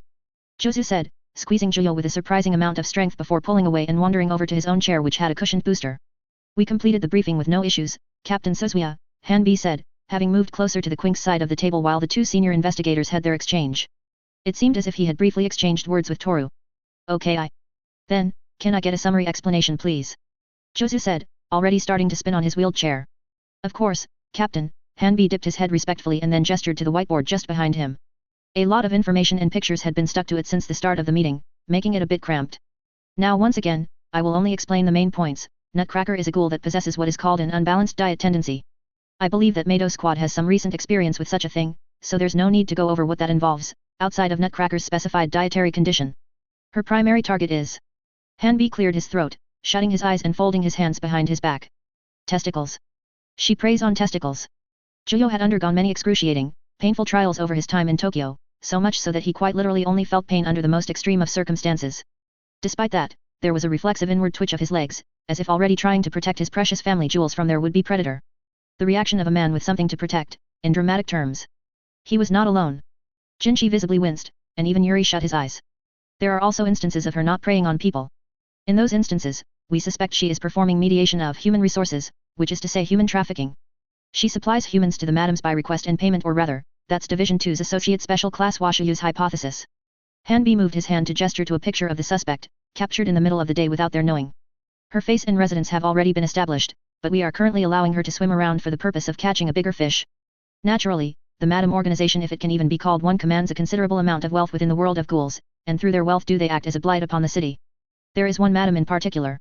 Big Madam, Jozu interjected, stopping the spin of his chair, leaning forward and looking at the gathered investigators. Double S rate. She's probably the most well-connected and established of the madams. That's the catch we want, and that's why we're working this case. It'll probably be a lead into a larger-scale operation if we succeed. It's also why I'm at the head of this, on the Division I front. I got a good nose for Aojirai, but I'm a specialist when it comes to Big Madam. It wasn't terribly hard to put 2 and 2 together. Juyo had known that, prior to joining the CCG, Jozu had been a scrapper, a human raised and cultivated by ghouls for sport. That was something the madams played a heavy hand in, as Juyo had witnessed for himself quite clearly during his first year in Tokyo. Add in what he knew of Big Madam, a major player when it came to the scrapper business. She was likely the one that had made Jozu. It made all the sense in the world that the black-haired associate special class would be on point for this case, as well as have a more personal stake in what happened. The one I had actually seen her himself, during those early months, when he had gone to the ghoul restaurant. A fat ghoul, which was something of a novelty among their kind. Unfortunate that she hadn't been present during his murder sprees, for lack of a better term. Juyo leaned forward, resting his elbows on the table. So Nutcracker is the bait, more or less, he observed. Do we have any leads as far as the madams are concerned in terms of location? None currently. That is why we hope to keep an eye on the activities of Nutcracker. At a more opportune time, we can send bureau investigators to inspect her residence, but we need to wait for an opportune opening for that, Hanbi explained. In the meanwhile, I believe it would be prudent if we conduct some simple surveillance on the target, to which end I would like to request the Quinx's aid. You are all much better at that particular role than us. Surveillance is boring. Just let me at Jozu whined. You got it. We'll forward Suzui's squad our surveillance schedule and any new findings we gather up, Juyo replied with a nod. We've all collectively gotten a bit more experience in that regard, so we can handle it easily enough. Sounds good. If this all works out, there'll probably be a promotion or two, I dunno. Big Madam's had 5 operations dedicated to her. 6, Captain. 6. So if we reel her in. Jozu made a gesture as if he were fishing, pulling in. Big fish, big pay. You hear that, guys? Juyo said, looking over at the Quinx with a smile. Let's get that bread, so you can get more bread. Seiko gave a sleepy smile and a thumbs up. I could always go for more bread. Brioche. Too much bread is bad for you, Toru added. Naturally, this comes with the warning of be careful, Hanbi said, smiling at the small exchange. Nutcracker is provisionally ranked A, with the potential for being raised. We don't know what she's fully capable of. Flashbacks to Nishiki. A surprise boss encounter if there ever was one. We'll be sure to exercise due caution, Juyo assured Hanbi with a nod. Not to mention that, if she really is that connected to the madams, she may not be necessarily alone for certain stretches of time, and we don't want to alert her to our attention. Make sure she's properly surprised. Hanbi nodded in agreement, letting out a pleased noise. That is correct. She has been seen with others, notably a bald man with sunglasses. We've been unable to verify anything, but the current hypothesis is that he's her partner in crime, as it were. Nothing known. Then we'll see if anything about him turns up during the investigation just by virtue of association. Are there any other pertinent details that you feel it wise to bring up now? Juyo asked. Nothing else comes to mind. I believe that will be everything for now. All details will be sent to both yourself and first class Mado, which simply leaves us to continue with the investigation. If once we find something more substantial, we will go from there, Hanbi said, moving his hands back behind his back. Wonderful. Do any of you have any questions while we're here? Juyo asked the Quinx, opening up the floor to his subordinates. Any target preferences for trafficking? Yuri asked almost immediately, his eyes locked on Hanbi. There appears to be no preference, so to speak, although women do seem to come up more often. I believe that has to do with the tastes of whomever she is working for at any one time, Hanbi answered. We could probably do something if we knew what their order was beforehand, Toru mused, his hand covering his mouth. And that would be the intent of inspecting her residence. We're looking for some sort of receipt, as it were. If we can find that, then we'll be well on our way to removing the madams from the picture. Geez, you really thought everything out, didn't you, B? Jinchi asked, regarding the tall investigator with impressed eyes. And you're only a rank 2? I'm serious slacken. Hanbi tittered, but waved off the praise. Oh, please. It was through necessity. The others are far too lazy to do what I do. He's also a really good cook. Jozu said in support of his subordinate. The others suck. They're really bad at it. I hate it. Those words alone drove the 3 sitting members of Suzuya squad into a depressive malaise, causing fists to clench and teeth to grit. I'm sorry, Captain. Kajin muttered through grinding teeth. Juyo chuckled at the display, shaking his head. Suzuya squad were definitely their own brand of weird, which ultimately made them a perfect fit for the Quinks squad when it came to cooperation. A bunch of freaks and geeks all working together. Probably why they got along so well with Zero Squad too, at the end of the day. A gaggle of misfits, they were. Hanbi over here making us all feel inadequate, Juyo noted with another laugh. Keep at it, you guys, although I don't envy you working in Josu's Hell's Kitchen. They can't even present a pudding right. They deserve it, Josu continued, not accepting the apology. Toru knows. Toru had Kajin's cooking, and it sucked, right? Toru started, the attention suddenly turned on him. He cleared his throat, a quivering smile on his soft face. It was, okay. Could have used a bit of work, but it's a good start. You fucker, Kajin muttered. I know what that means. Yes, well. Toru left it at that, shrugging lightly. Ice cold, Toru, Juyo snorted. Any more questions? He asked. The banter was great and appreciated, even though they were still technically working. Jinchi shook his head. Nah, we're good I think. Unless Seiko. Her head tilted back, mouth open, she breathed heavily. Fast asleep. No. An inspiring note to end on, Juyo declared, standing up and collecting his effects. He looked over at Suzuya squad. We'll see you guys around then. Keep it cool, fellas. Jinchi lifted up Seiko and tossed her over his shoulder. Yuri placed the form down on Juyo's desk, standing at attention. He looked it over, adjusting his glasses. It was the official form requesting a frame release for Yuri, raising his ghoul functionality from 40 to 60%. The result would allow him to go longer and harder when it came to wielding his Kagun and utilizing a further extent of his ghoulish power. Juyo had been expecting this form to find its way to him. He nodded and began to sign off on it. You're aware of the negative side effects, he began as he filled in his signature in the right places, not truly framing it as a question.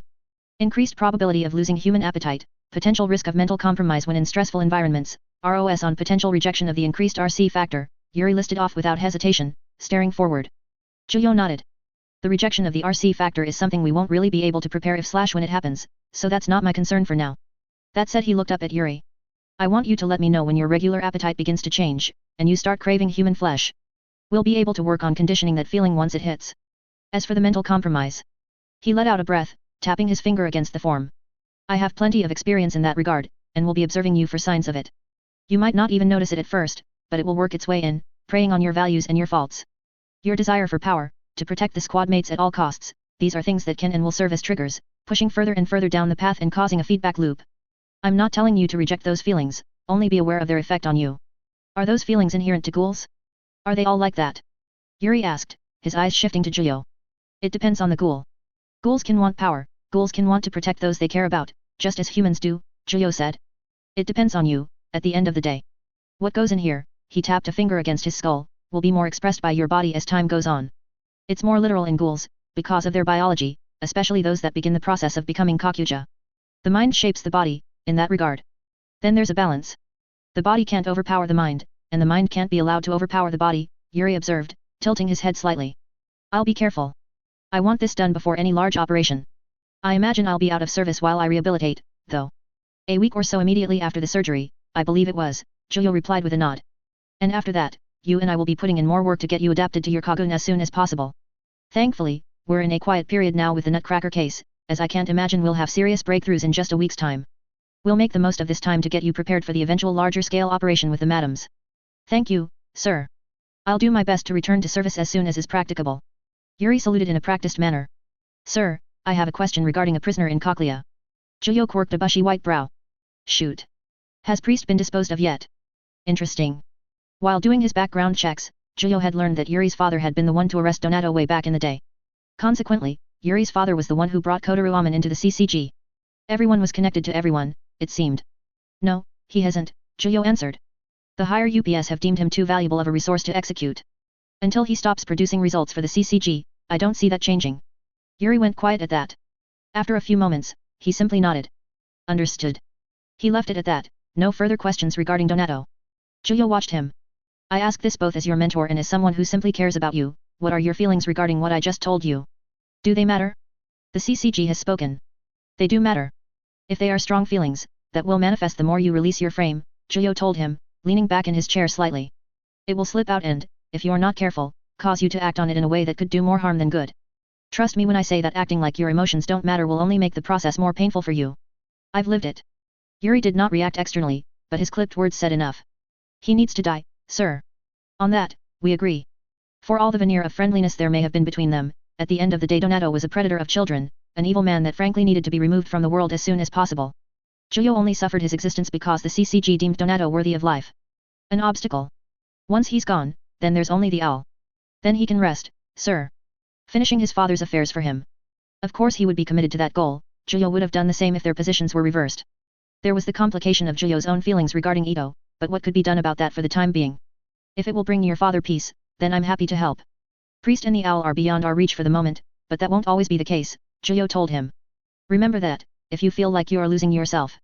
Remember your father. That will give you the strength you need to overcome not only your enemies, but the trials your own mind will inflict on you. Thank you, sir, Yuri said, hesitantly. For listening. He wasn't a man of many words, not in the slightest. Exchanges with Yuri ended after what could amount to a couple of sentences, and that itself was a hurdle when dealing with him. A furnace burned inside of him, an ambitious and potentially dangerous one. It'd be easy to let it go out of control.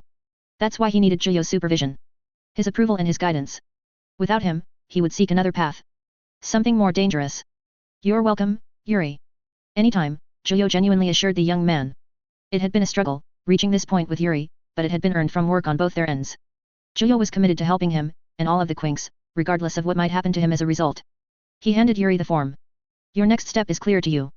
Take it, and we'll continue our work. Understood. Have a good evening, sir. He saluted once more after taking the form into his other hand, and then turned on his heel. It was hard to say if he was a good kid, but maybe he didn't really need to be.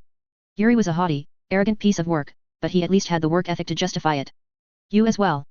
Yuri left, Giulio alone in his room. Feeling reflective, he looked around the space he slept in and rested his gaze on a painting. One of Yuri's, in fact, the young man being something of an artist in his free time. It was a landscape of a verdant forest, something from Yuri's own memory. He would have been quite the promising painter, if he had committed to that lifestyle instead of the CCG. Oh well. Weep not for paths untraveled, or something like that. Speaking of paths. Now alone, Giulio's mind wandered again to Ri, and the people who worked there. He almost felt itchy, not running there on his own, but he at least had the presence of mind to understand the look of it all.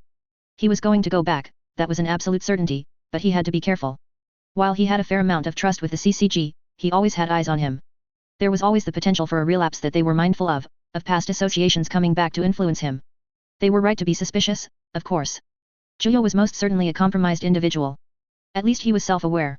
In due time. The last thing he wanted to do was endanger Tuka and Yamo needlessly. Letting out a breath, he checked his phone from where it laid on the edge of his desk. Nothing. Another day without a reply from Sen. He felt weirdly self-conscious, wondering if his text had been a wrong answer, but he eventually scoffed at himself and shook his head. The jitters of texting a girl again, maybe. One that said things that shook his core, true. There was the urge to text again, an invitation to get coffee again, but he held off. He'd give it a little more time. Until then, work and Ri would dominate his concerns. And not necessarily in that order.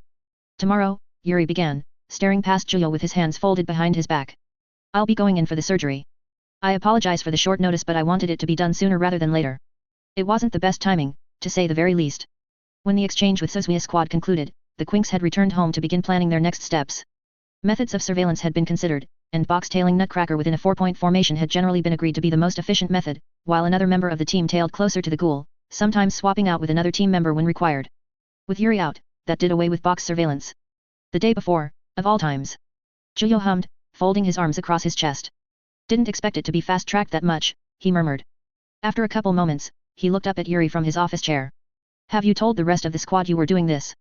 I figured it best to keep them from worrying. They're the sorts to get worked up over the risks involved, Yuri answered coolly, blinking. He certainly didn't seem to care about the potential for long-term damage, or even death. He only had his eyes on the potential utility of surgery, and how much stronger it could make him. Maybe that was the necessary mindset, for a member of the Quinks. While the safer the frame the better, if one wanted to prove themselves as an asset, they'd need to do something drastic.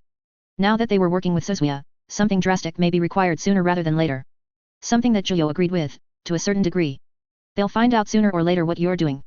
I think it'd be more alarming if you just up and vanished out of the blue, Giulio replied, rolling his shoulder. I can tell them, but I think they'd appreciate it more if you told them yourself. You're doing this in part for their sake, right? In part. Just tell them something pressing came up.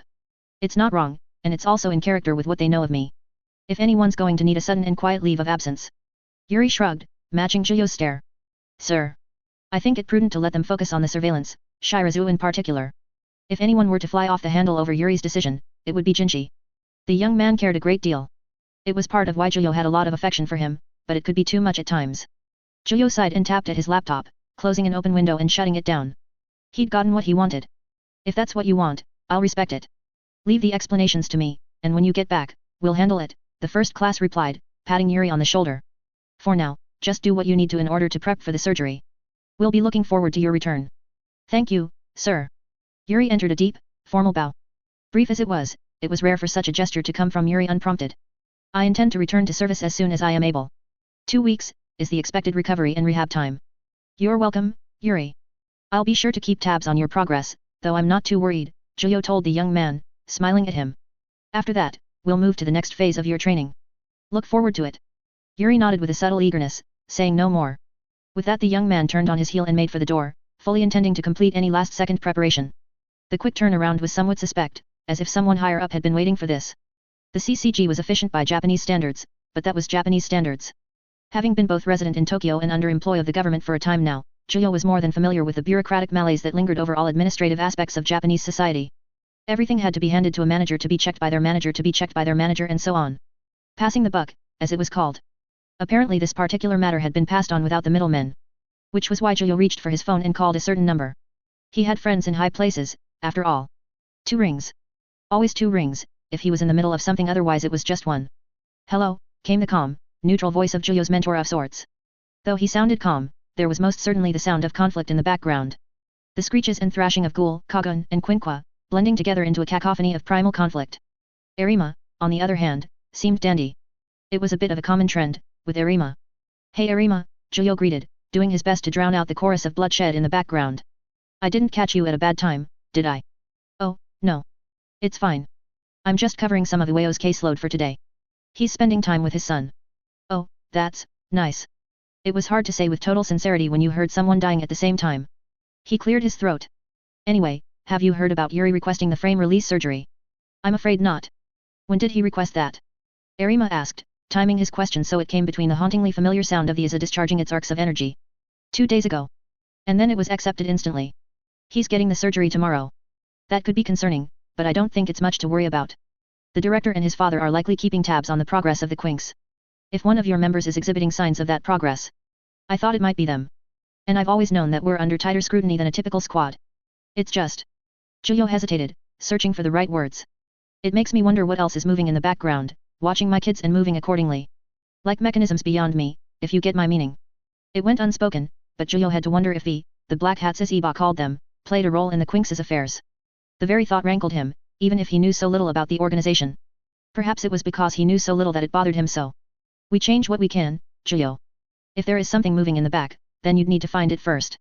There's no small number of cliques within the bureaucratic elements of the CCG and government who fancy themselves as such a thing, Nerima said with no hesitation. Suddenly, the fighting stopped, punctuated by a telltale slick, puncturing noise. But in this instance, it works in your favor. The sooner Yuri and the others can stand on their own 2 legs, the sooner you can return to Nerima's squad. Juyo blinked, frowning slightly. That's news to me, he admitted. That my next position would be in Nerima's squad, I mean. I figured I was going to continue to be the leader of the CCG's next few batches of half-ghouls for quite a while. Hadn't even thought I'd be rotated out until I got at least another promotion. And I expect that to be sooner rather than later. In truth, this is in part a preemptive assessment from myself. While you have proven to be an admirable leader of your Quinks, it has resulted in a steadying of your own development, Nerima said, the sound of his steps coming from down the phone. He moved off to a quieter spot, his voice clearer. There are 2 vacancies within Zero right now. UI's development has neared completion, and it is to be done elsewhere. Yours, however. I believe you are capable of much more. Juyo knew that. Moreover, he felt it, something he was keenly reminded of when he fought Nishiki. He could have utterly swept Nishiki if he was at full strength, he was a half-Kakuja, at the end of the day, which granted him absurd abilities so long as his diet kept up. And if he finally became a full Kakuja, with total mastery of body, Kagun, and Quinqua. Can you imagine? I can't argue with that, Juyo said, ignoring the chills running down his spine. I know I can do more. It's just he cut himself off, shaking his head. It feels good, helping them. I care a lot for them. Maybe too much, he added with a grumble. If it's any consolation, Serpent lit a fire under my butt. I'm exploring new avenues, on my own and with Akira. That's good to hear. If it means anything, Juyo, then I think your children will be fine without you, in time. The mentoring from other squads is a sign of that. They're not just a group confined to their own anymore, and 2 members show what I consider the qualities of leadership. They just need to be nurtured some more, Nerima encouraged, the slight smile audible upon his voice. You're working on Nutcracker, right? Yeah, with Suzumiya squad. Nerima went quiet for a few moments, in that way Juyo could almost picture his blank almost blind eyes gazing through him in thought. Then we may work together sooner rather than later. You believe that this mission's success will result in a major breakthrough for them? Juyo asked. Call it a hunch. The Kishao hunch, Juyo said, echoing Haru in both words and tone, doing his best to copy her. Well, who am I to argue with that? Ah. She's been proliferating it, Nerima lamented in a monotone. It's a hunch born on circumstantial evidence. Small things pointing towards a breakthrough, though I could be wrong. I'm not infallible, despite how the others may talk of me. Let's just say I'll go along with it this time out of optimism rather than resignation, Juyo told him with a short chuckle. I'll take your words to heart, Kishao. Thanks. No problem. Before I get going, who do you think would be best suited to lead the Quinks, in your absence? From within, or without? Give me both answers, Nerima replied. Juyo hummed, looking up to the ceiling. From within, I'd say Jinchi. He needs a bit more work, but mentoring under Kyoko will only help in that regard. He's good at uniting the group in one way or another and has a strong lead from the front heir to him. I would pick Toru if he didn't have his aversion to blood. Yuri, as he is now, would only push the squad too far while putting too much on himself. Seiko, is Seiko. I love her, but she's Seiko. Nerima started moving again, the muffled noises of after-action conversation taking place not too far from the special investigator. I mostly agree. I believe you are a bit harsh on Yuri, though. I believe that were he placed into such a position, he'd figure out his limits quite quickly. You may be right. Perhaps it was a bit knee-jerk, Juyo admitted, scratching his cheek. Long term, certainly. With his own ambition, he'll reach that point soon enough, and he'd make it work. He shrugged, even if Nerima couldn't see the gesture. We'll find out soon enough, I suppose. Juyo moved about his office, adjusting some files and cleaning up some miscellaneous notes. As for outside the squad, that's not as easy for me to pick. Much wider pool. If Akira weren't already involved, I'd pick her, he continued, crumbling up a particular sticky note filled with squiggly doodles. I honestly don't know, actually. I'd need to look more critically at how other squad leaders are going about themselves. It is something to consider, a contingency should it be required. In the meanwhile, continue as always. Anything else, Juyo? Nothing for now.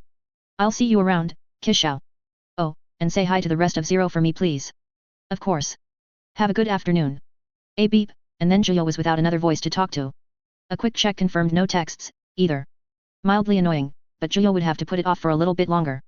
Tonight, he had plans, and he really had no idea what his state of mind would be once that particular business was concluded, if it reached a satisfying conclusion at all. 10 to 10. A Friday evening made for a slightly busier street than usual, with office workers finishing late and then immediately going to drink. Standard fare, but with the added joy of the weekend being all they had to wake up to instead of more work. Remained open, but the closing time was rapidly approaching. Juyo had 10 minutes he knew. From the window, he could already see elegant Tuka going about placing chairs ready for the morning, setting down menus, and otherwise making sure everything was pristine come Saturday. She seemed happy. Seemed. Juyo watched, almost not wanting to disrupt the image before him. Leave her alone. Leave them alone, a voice whispered in his mind. Don't involve them. They're better off not being seen with you. Seen with a dove. It almost won. But Juyo couldn't deny what he wanted. It had been grating at him ever since he finally saw her and Yamo again, that withered longing returning in full force. In that moment, he didn't want to be Juyo Jana, first-class investigator and leader of Quink's squad. He took a long, deep breath, forcing down his anxiety. Then Trevor walked forward, put one foot in front of the other, and a buzzing in his pocket. The shock of surprise jolted him, snapping him out of his episode of psyching himself up. With a fumble, he shoved his hand in his pocket to see who texted him. There's a unique feeling, seeing the world from a crimson height. I'd call it a wanderlust to fall. Fancy feeling it tonight? Bring a mask, I have a cold. Trevor, Juyo. Trevor blinked rapidly at the text. Dear God, the timing. He glanced up.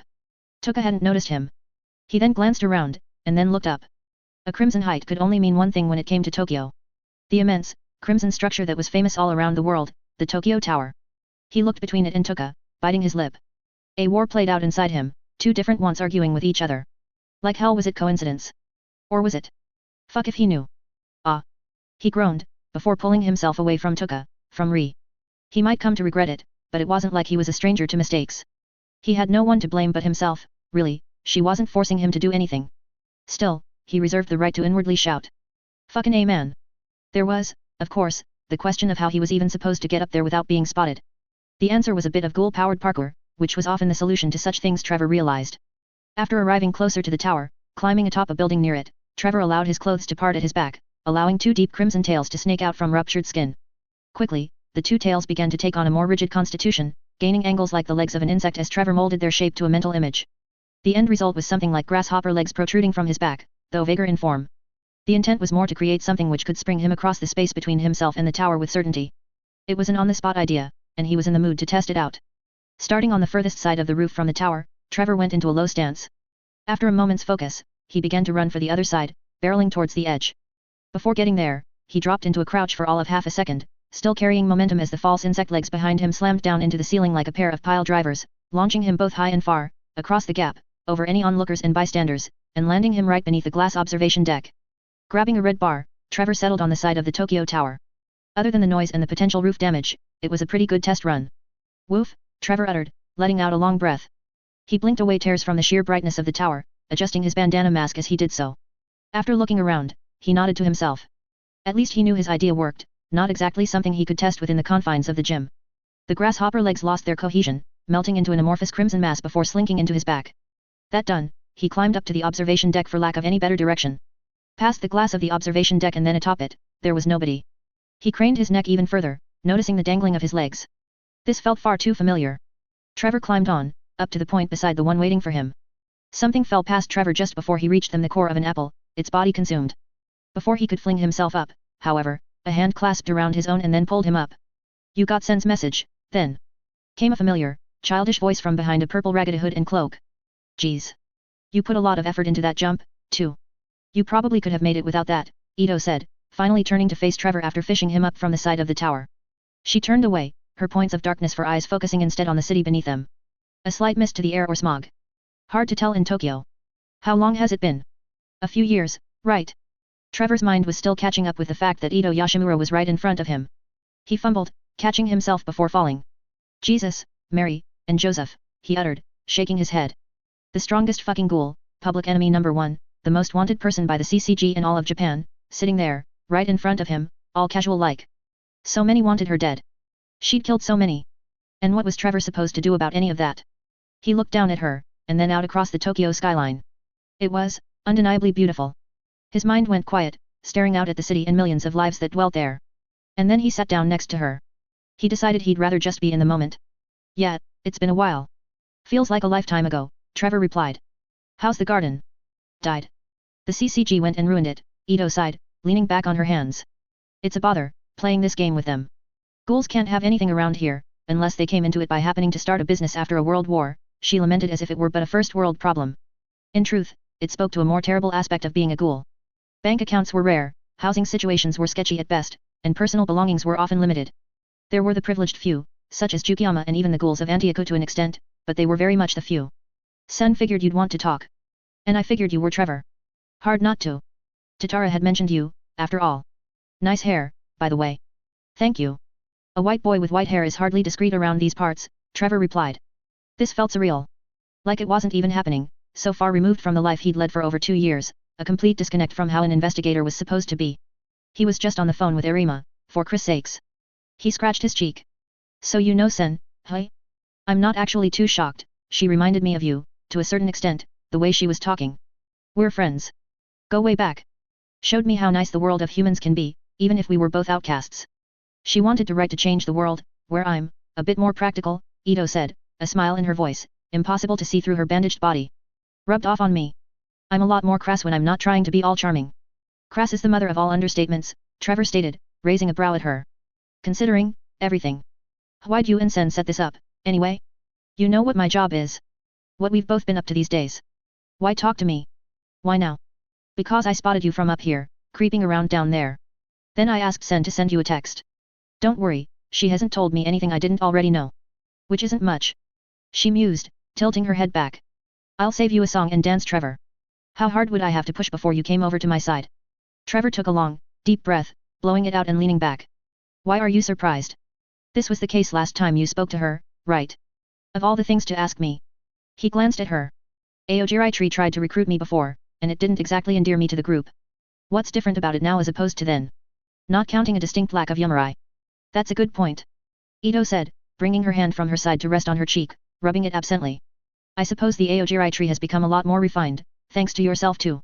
The people who were just there for a good time have been. She made a snipping gesture with her other hand, trimmed, and we have plenty of new recruits who believe. We've moved on from the whole forcing people to join up thing. Ghouls come to us, now. Safety, food, legitimacy, hope, we've got a lot to offer people, these days. Know what that means?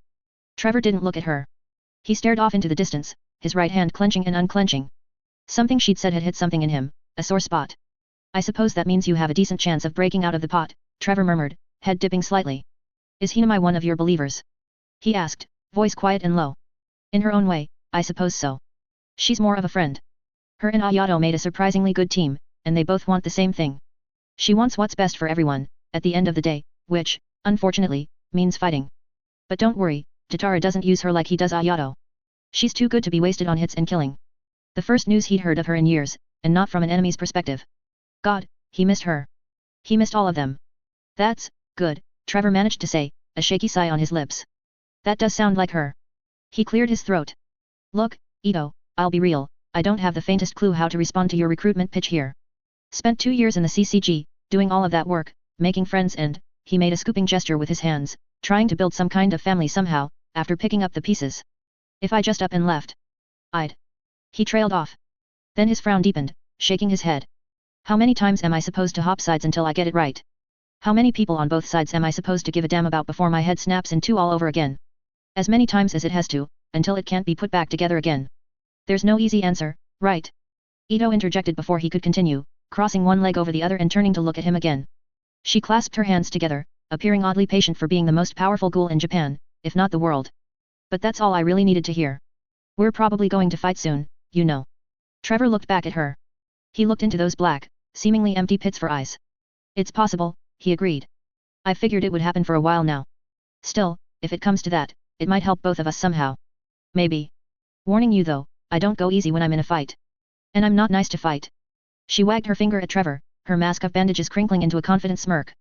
But if we both get through this, I've got a quiet place in Ibaraki I want to spend some time in. More than free to join me, then we can properly talk about things. Wouldn't that be nice? Trevor huffed. My life used to be a hell of a lot calmer, you know, less bodily harm, less complicated moral quandaries, less conversations with Tokyo's most wanted. Though I can't complain too much, he allowed, scratching his cheek again. I did come hopping over here, after all. You're not having a thing with Sen, are you? She's messy. Leaves things everywhere. Despite everything, Trevor snorted. Ask her yourself. She's quite gorgeous and a damn good writer, which might be more of a thing for me, he mused, then shrugged. Well, a girlfriend would be a lot with the way things are, but who knows? Haven't hung out enough for me to say for sure yet. Ito nodded at that, uncrossing her legs and continuing to kick them gently. Life sure is busy when you're us. Fighting over the fate of a city and a country, trying to find out what the right path is. In a way, I'm kind of glad you'll be on the other side. You and Nerima, you're not the worst. You're serving a system that traps us, but I know you think you're doing the right thing for now. It's better than the ones who just want to kill ghouls. I can understand you too. Can't understand them. You and me both. That kind of thing just isn't for me. Tried it, and it didn't stick. Trevor blew out a breath, the wisps dancing in the cold air and bright lights before dissipating. He looked back at Ito. For now. What an apt way of putting it. There will probably come a day I split from the CCG. Just not today. Probably. Looking forward to it. But until then, enemies. Anyway, nothing terribly deep from me tonight, I'm afraid. I just wanted to check in. She swung herself back, sliding a bit further onto the top of the observation deck, moving to stand. She brushed off her back, letting out a hum. Won't be able to get your coffee, I'm afraid. I figured it'd end up that way, Trevor admitted, looking at her over his shoulder. Fingers crossed for tomorrow, barring yet another perfectly timed clandestine text. She waved off Trevor's words without a hint of concern. It's your fault for being so noticeable, and partially mine for having such good eyes. Besides, clandestine texts are ghoul culture. Learn to appreciate it, why don't you? Trevor laughed, shaking his head. I lived it for a bit, remember? I'm not knocking it, it's pretty clever as far as survival tactics go. He stood up, dusting off his pants. After a moment, his expression sobered and he put his hands in his pockets. Just one last question before you go, though. He looked over to her. Is Yoshimura dead? Silence. Seconds of it. Without moving her head, she looked at Trevor from the corner of the eye holes in her bandages. A singular red eye lit up, locking onto Trevor. Her look, initially that of a child, took on a whole new energy with the simple addition of a singular crimson eye. Is Riz? Ito asked in return. An intense anger rolled off of her, the first time she'd ever displayed anything remotely resembling hostility in Trevor's presence. Just the mere mention of her father had outright provoked her, something he knew deep down was the case. That was why he hadn't brought up that burning question until the very end of their conversation. Moreover, it wasn't hard to pick up the meaning. Kano had a new source to create one eyes from. Aogiri tree was creating its own batch of half-ghouls, based off an L. A fully developed Kakuja. The CCG had no way of knowing what was in store for it. Yashimura was alive, but now unwillingly being used to far more terrible ends than he'd ever want. The war was only getting worse and worse. And Ito had just told him, as plainly as she possible could have. As if she were warning of what was in store, if he kept with the CCG. Thank you, Ito, Trevor said, and he did mean it. Looking forward to next time we meet. Me too, Trevor. Me too. Ito stepped a foot off the edge. She dropped, foot landing on the metal of the tower as its shape curved out into its flared base. She coiled inwards like a spring, and then pressed off the tower. The entire structure seemed to shudder with her exit, veritably soaring away on the force of her kickoff, the bar she had found purchase upon all but gone. Trevor gaped at the empty space she had occupied but a second earlier. A boom had resounded at her exit, making it painfully obvious just how absurdly powerful she was. Also, totally a flex on Trevor after he did his little grasshopper trick. Ended on a dick measuring note, why don't you? Trevor grumbled. On one hand, it was fucking cool. On the other, he really needed to work out more. But all the same, Trevor would be lying if he wasn't satisfied with how the conversation went. Got to talk to Ito, and he made a gamble that paid off in gold. Chiefly, he now knew that one of the 4 people whose deaths he'd blamed himself for was alive. Trevor had a new goal. One of many, but no less important. It wouldn't happen today, or tomorrow, but eventually. I'm coming for you, Yashimura, he promised to the empty air, a smile on his face. It was the least he could do for a man who'd done so much for him. Jinchi rubbed his ears, squinting at Juyo as he focused. His focus wasn't on Juyo just happened to be in the way. Around them, the noise of a lunchtime restaurant buzzed, a mess of audio and scents that would be enough to distract any regular ghoul, let alone one of the quinks. Seiko and Toru kept quiet as Jinchi tried to work, the former on her phone while Toru just sat with his hands on his lap, casting glances around them. Damn it! Jinchi muttered, his eyes shutting. So much going on, can't make out much. On the other side of the restaurant sat their marks. Nutcracker made up one part of an odd couple, her tall, bald partner sat with her as they discussed something. Jinchi relented with a sigh, head dipping. You try it, Seiko. I got nothing. Seiko looked up from her phone, letting out a confused huh before registering Jinchi's words. Oh, right. She set her phone down and then cupped her ears hidden beneath blue hair, eyes shutting as she focused. Seconds passed. Splattering. Oil being heated to high temperatures, popping and crackling, good burger. Jinchi shot up, raising his hand threateningly over Seiko. The short quinx's eyes snapped open and she waved her hands in front of her, warding off a whap which never came. I'll try again. Check it out. She said, cupping her ears again and gaining a more determined look across her face, wrinkles of intense focus creasing into her forehead and at the sides of her eyes. Going to party next week? Kinda sounds like what they're talking about, she said, keeping her voice quiet as not to distract herself. Getting a bit hard to parse it all out, though.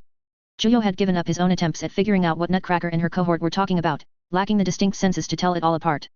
Jinchi and Seiko were actually better than him in that regard. With time and cultivation, they had the potential to reach Kaya and Hinami's levels of sense. This operation was as good an opportunity for practice as anything. All the same, he jotted down notes from what Seiko was saying. Any specifics or keywords standing out? He asked her. Shopping list? Don't know, it's kind of out of place. Seiko said, her eyes cracking open a hint as her focus began to fade. The act of focusing on the senses could be tiring in the same way using a Kagun for too long could be, or sprinting. For a pair of fresh half-ghouls, it'd take some time for them to up their proverbial stamina. Parties and shopping, Toru said, noting it down on a napkin with subtle flicks of his wrist. Consider code. Juyo nodded. Might have a selection of traits for, wares to display at some big event, he murmured thoughtfully, tapping a finger against the table. It certainly sounded like something the Ghoul restaurant would do. He hummed. This may be an opportunity for infiltration. He wondered aloud. You reckon? Jinchi asked, leaning back in his chair with an arm over the back of it. What did you mean? Dress up like one of the items. Exactly. If at least one of us can fit the criteria, then we have an in. Juyo rolled his shoulder. Main issue would be that they prioritize gals, but there's ways around that. Jinchi frowned, showing off his sharp teeth. Don't like the sounds of that. Don't knock it until you try it. I did drag once in college, it was actually kinda fun, Juyo encouraged, a smirk on his lips. Jinchi's frown did not fade. It actually got worse, in fact. Wow, that's pretty brave of you, ma man, Seiko said as she came out of her focus, letting out a sigh. But I think that's all I can get out of this. Sounds Gucci, we've got plenty to work with. Jozu and Ko will definitely want to hear what we found, he replied, patting her shoulder. You earned that burger.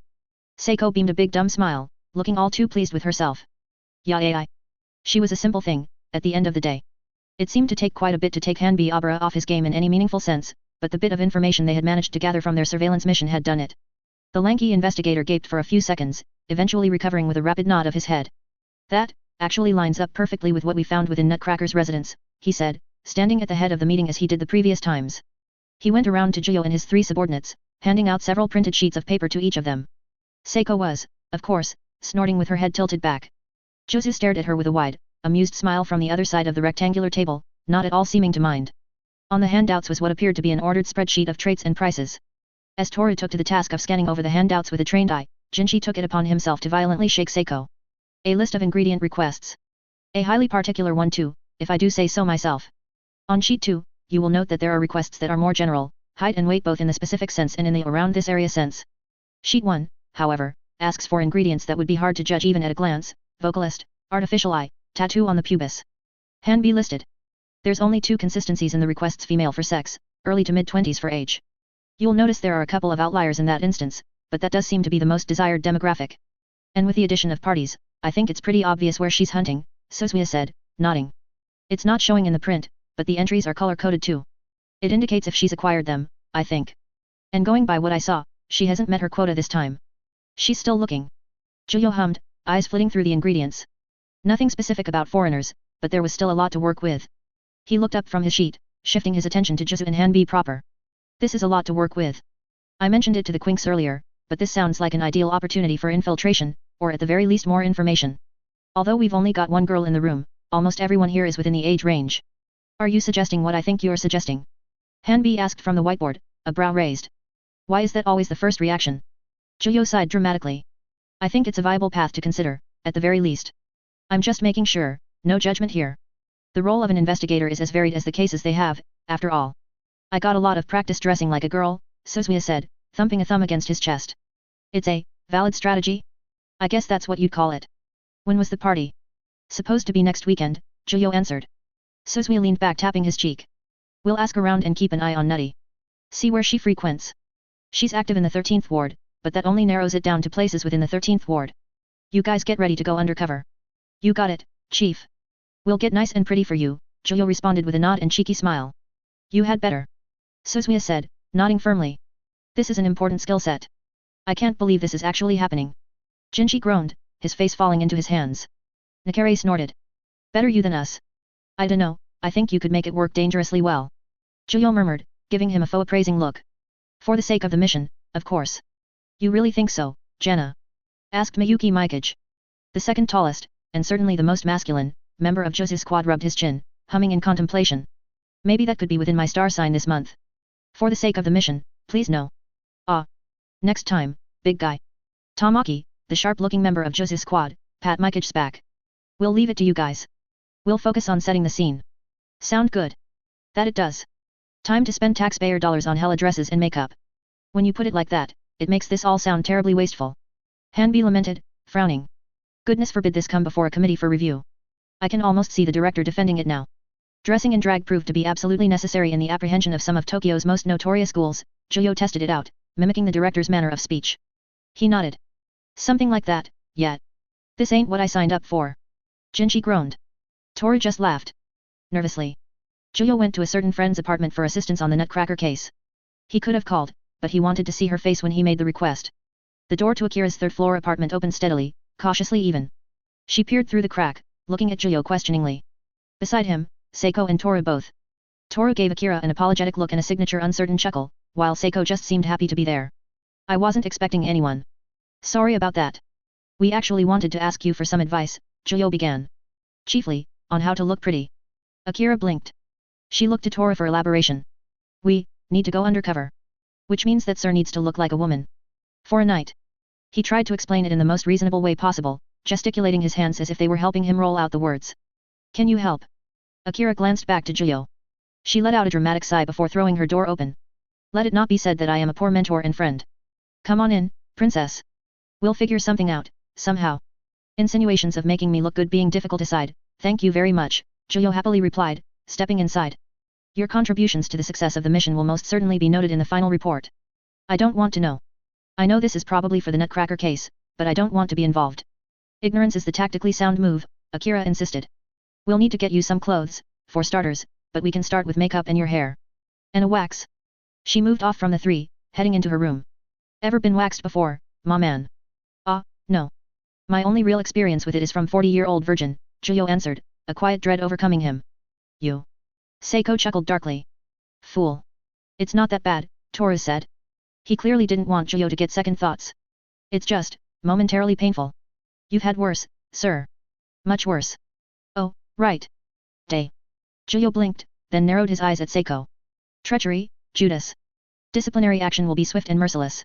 I just really wanted to see how you'd handle it, Seiko admitted shamelessly, shrugging at Juyo with a big smug smirk on her round face. Damn it. Literally impossible to be mad at you, Juyo sighed with great melodrama. My kryptonite. Seiko snickered devilishly, dragging Juyo further indoors by the sleeve. It's a very powerful type advantage. I have to make use of it where I can. Toru squeezed Juyo's shoulder as they entered Akira's domain. The week passed, and then the time was upon them. Practice had been difficult, but eventually Akira had got Juyo to a state she was somewhat pleased with. The hard part had been trying to figure out a way to make Juyo's chin a bit less conspicuous. As with most things, it was easily resolved with makeup, but it was just a matter of getting it right. They had sat through a few YouTube video tutorials to nail it. Eyeshadow was Juyo's friend. And so was born Giako Jana, junior editor at a big-time publishing company based out of the 13th ward. Her mother had moved to Tokyo and married a Japanese man. She took far more from her mother's side of the family, of course. Mild-mannered but earnest, she was looking to climb the company ladder and make a name for herself that way. The result was a woman comfortable in her own skin, confident enough to go out on the town with her gal pals to unwind after yet another busy day. Done with the week but oh so eager to forget about business for one night. Juyo might have had a little too much fun with this case. As for her gal pals, Seiko needed the least work, on account of already being a girl and dressing somewhat like one to begin. Toru was a bit hesitant, for understandable reasons, but went along with it for the sake of the mission. At the very least, the two of them did look pretty cute after Akira had her way with them. But then there was Jinchi. It wasn't his appearance as much as it was his mannerisms. A nice red dress, cardigan, and scarf, along with some wonderful makeup and hair work on Kyoko's part meant he at least looked good, but his gait was that of someone who was a frustrated delinquent, and his frown was far too dire to hide the more powerful features of his pointy face. Needed to work on walking in heels, too. I feel so fucking out of place. The night had fallen into full swing within the club, a frequent spot for Nutcracker according to Juzu. While the exact features were difficult to make out amidst darkness and strobing light, it had a very contemporary feel to it, as if it had only refurbished a couple of years ago. With 2 floors, the second opening up to look down on the first, there was more than enough space to get lost in the mass of bodies. It was when he heard the club music that Juyo felt the memories hit him like an absolute freight train. The current year was 2014, which, thanks to the absolutely baffling circumstances of his arrival to Tokyo, he had already experienced some time ago. That year had been spent in Thailand, which meant a lot of drinking, smoking, and partying with little to no responsibilities. He'd been to more clubs that year than he'd ever been his entire life. God, did that feel like ancient history. Doubly so when the music felt like it belonged to a different time period altogether. And now he was listening to it all over again, when it was fresh, but instead of wasting the night away without a care in the world, he was a cannibal hunting human traffickers. What a world. No, no. You look, see you, Seiko stammered, covering her mouth as a snicker escaped her lips. Cute. You look really cute, Jimbo. Toru stared forward with a dead expression, smiling nonetheless. Nightmare world. I take it you've never hit the clubs before, then? Juyo asked, a hand on his hip with a purse slung over his shoulder. Rules against it, if you're at the CCG academies, Toru said. It's the first time for all of us, I think. Speak for yourself, Muchin. I love dancin'. She proudly declared, already shuffling her way towards the dance floor with a musical hop to her step. For a pseudo-neat, she had a sort of social streak to her that could catch someone off guard. She made sure to drag Toru along, and the eye-patched young man tried to barter his way out of it as they went. He failed. Great. Now it's just us 2 tall fuckers. How many women are as tall as us around here, hey? Jinchi protested, waving his arms about. Congrats, you've become exotic. Juyo informed him with a laugh. Eye-catching and high profile, remember? Literally for us. The word exotic sent a shiver down Jinchi's spine, or at the very least, it being applied to him felt skeevy. A moment of empathy for those who had to live with such a label being applied to them. Gross. Gross, gross, gross. Ack. Whatever. Jinchi grabbed Juyo by the arm, and he began to storm through the crowd, looking over the majority of them like a bloodhound. We just gotta find that nutter, right? Find them so they can find us. Juyo shouted into Jinchi's ear so he could be heard over the din. He was already bobbing his head to the beat, a swaying to his hips that felt incredibly familiar. Oh yeah. He was vibing. Keep an eye out, and at least try to look like you're jammin'. I ain't jammin' to shit. Were it not for that lingering reality, that they were there for work, there was a certain joy to be had with this. Spending the night with friends, basically family, just indulging in the simple fun of music and dance. Even without alcohol, the atmosphere could be intoxicating enough. But even as Toru was forced to dance with a surprisingly energetic Seiko, even as Jinchi steadily began to bob his head to the beat of the music, the fact it would come to an end hung over them like an axe. Even this fun was a work of death. Nutcracker leaned up against a wall, talking to a young woman no older than any one of Juyo's kids. A plain but pretty thing, the way her eyes sparkled with anticipation, occasionally drawn to the expensive bag looped over Nutcracker's shoulder said enough. Nutcracker had her hook. Jinchi eventually brought Juyo to stand at a distance from Nutcracker, leaning against their own wall. Jumping in wasn't the right move, not while Nutcracker was dealing with someone. Nut'll probably leave, if she lures her out. Jinchi noted from beside Juyo, teeth pressed together in a grimace. Yeah, Juyo agreed, watching the two further away. For the sake of appearances, he still bopped at the beat with his head, but his levity was gone. If those two left together, the girl was as good as dead. Besides, the mission was for one of the Quinks to be abducted, not an innocent. We need her to notice one of us instead. Can you get separated somehow, without turning Nut off from the party? If I wasn't dressed like a chick, I'd just walk up and hit on the lady, Jinchi said, his frown deepening not because he wouldn't be able to hit on someone, but because he realized that a particular and legitimate tactical avenue available to him was closed off. No clue how I'd do it like this.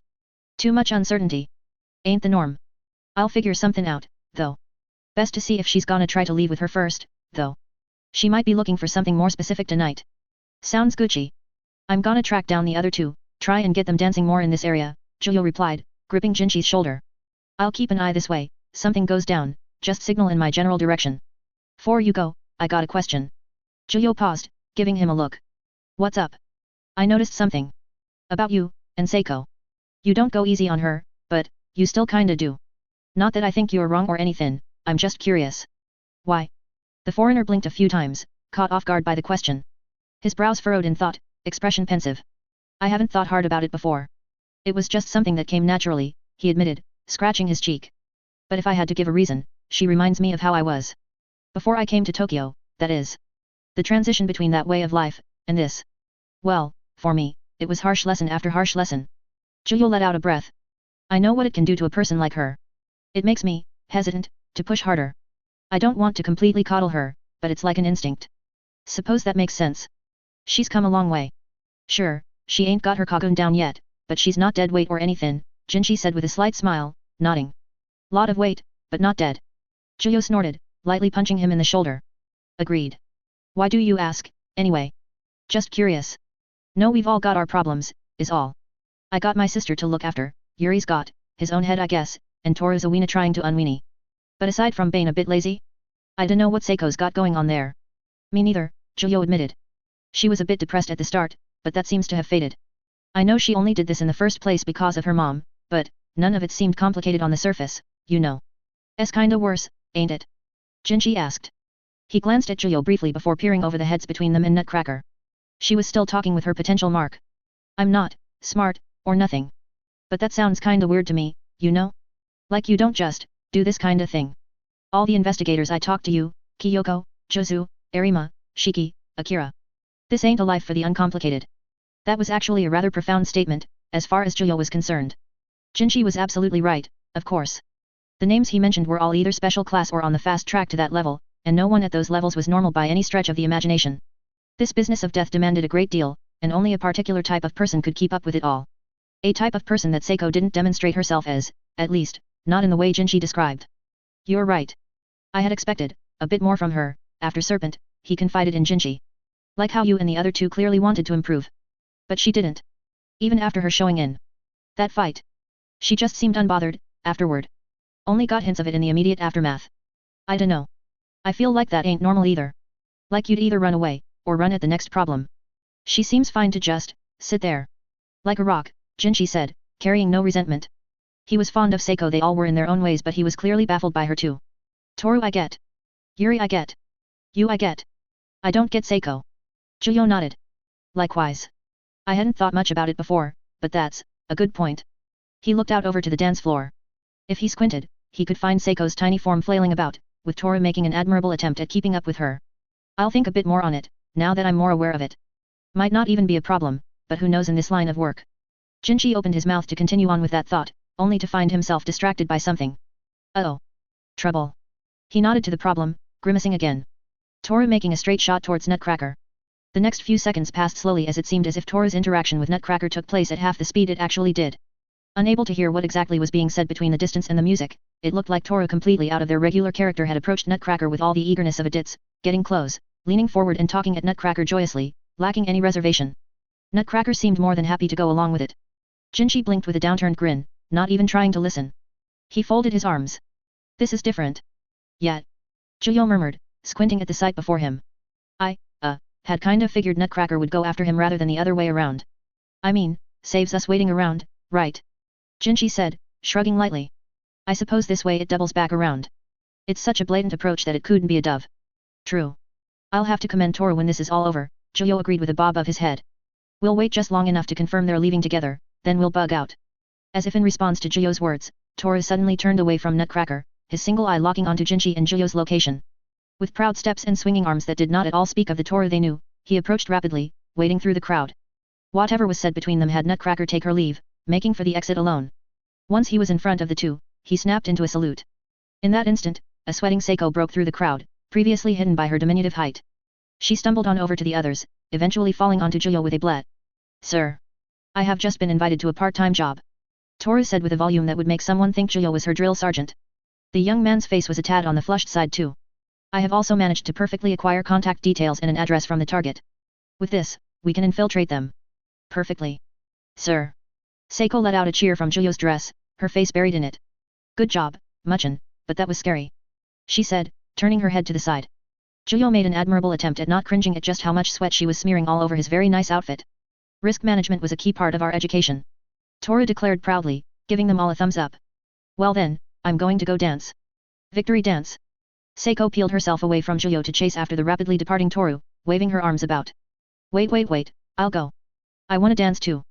Jinchi kicked off the wall, still looking perturbed by what had just occurred in all of 2 minutes. Trying to grab Seiko before she could escape back to the dance floor, he cussed. Hold on Seiko. Get back here. And then they were gone. On the dance floor, the three of them began to act their respective ages. As the minutes went by, Jinchi got more and more into it, his signature toothy grin returning as they caused youthful havoc on the dance floor. Zhuyo watched them, smiling fondly as he took a seat off to the side. It was a strange feeling that he had, in the club that night.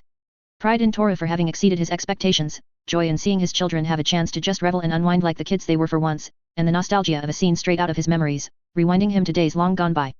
Perhaps it was just him feeling old, at the end of the day. As the music blared, as the crowds danced, Zhuyo soaked it all in, the image of a world he had left a long time ago. The more he thought about it, it was a world he couldn't fully return to. But at the very least, he could let Toru, Seiko, and Jinchi forget about their many troubles for just a little bit longer. A chair pulled out beside Zhuyo's own, someone moving to sit beside him. With one leg crossed over the other, dressed as if disco were still the in thing, hair styled into a fluffy afro, was a very, very familiar face. Wine glass of something that was probably not wine in one hand, the individual smiled. Not exactly a face I expected to see around these parts, especially not looking as absolutely beautiful as you do. Credit to your stylist, Trevor dear. Or is it something else these days? Zhuyo's eyes shot up at the sudden appearance of someone from his past, but then he let out a small chuckle, shaking his head. It figured his past would show its many faces yet again, it had been doing so more and more, these days. Why, thank you. You're looking pretty good yourself, Trevor laughed, resting a hand on his chin. It's Zhuyo Jenna, for now. Long time no see, Nico. That it has been. Color me surprised though, Zhuyo, Nico said, swirling the certainly not wine about and leaning back in the chair. Never took you for being part of that particular scene. Unless this is something else? Either way, I won't judge. It's just good to see you surviving in these troublesome times. While he couldn't just flat out state his true reason for being here, Zhuyo knew Nico's senses were a cut above the rest. It wouldn't have been much of a leap to assume that the moment Nico recognized him, the former subordinate of Yamurai had honed in. Partially for fun, partially ulterior, Zhuyo replied with a wave of his hand. I hadn't dressed up like this in a very, very long time, so I pounced on the chance. He let out a sigh, looking Nico over. I'll admit I wasn't exactly expecting to see you tonight. How goes your own survival? As well as it can be, dear. Drifting from place to place, getting my entertainment where I can. Knowing you're back on the stage though, does change a few things, for me, Nico mused, smiling in a knowing way. Those few months you were around the 20th ward crowd were among the best I've ever had the pleasure of witnessing. Though it does make me wonder why aren't you with your friends? The other ones, not the dancing young uns over there. Zhuyo sobered a bit, looking out into the crowd.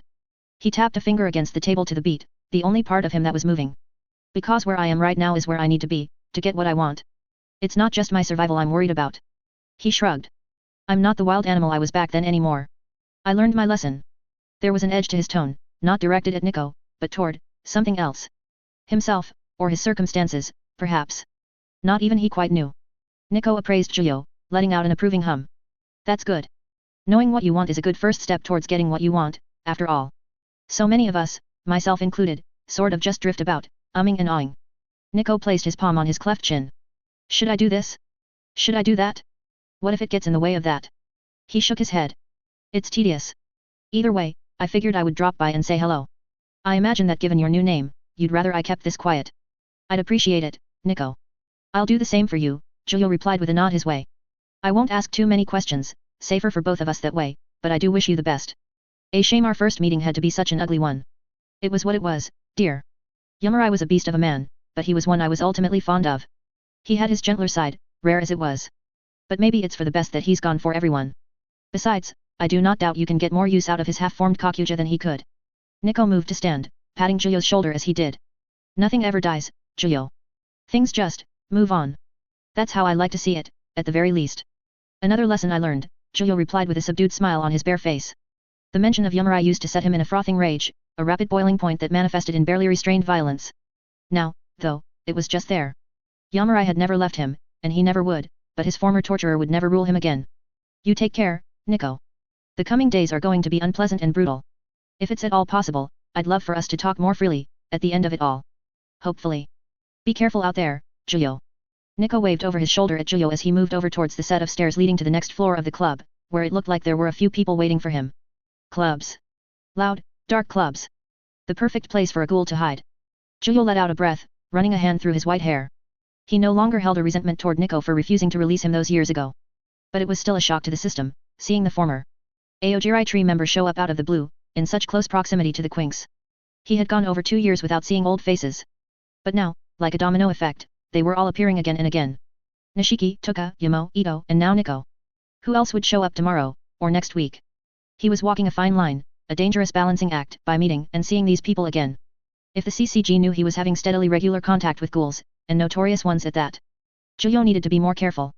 Much more careful. After all, he was far from done with his time as an investigator. Matsuri Washiyu. Age 29. Associate Special Class Investigator of Division 2.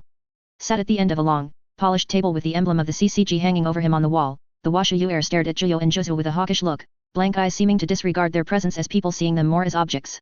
Even Juzu, so disregarding of the system and its norms, stood with his back straight and his arms folded behind his back, looking forward neutrally.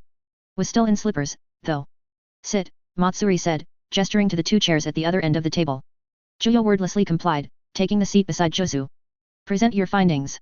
The white-haired first class gave the superior investigator the rundown of the combined findings of Suzuya and Quink's squads, keeping it concise to paint a good picture of the current situation.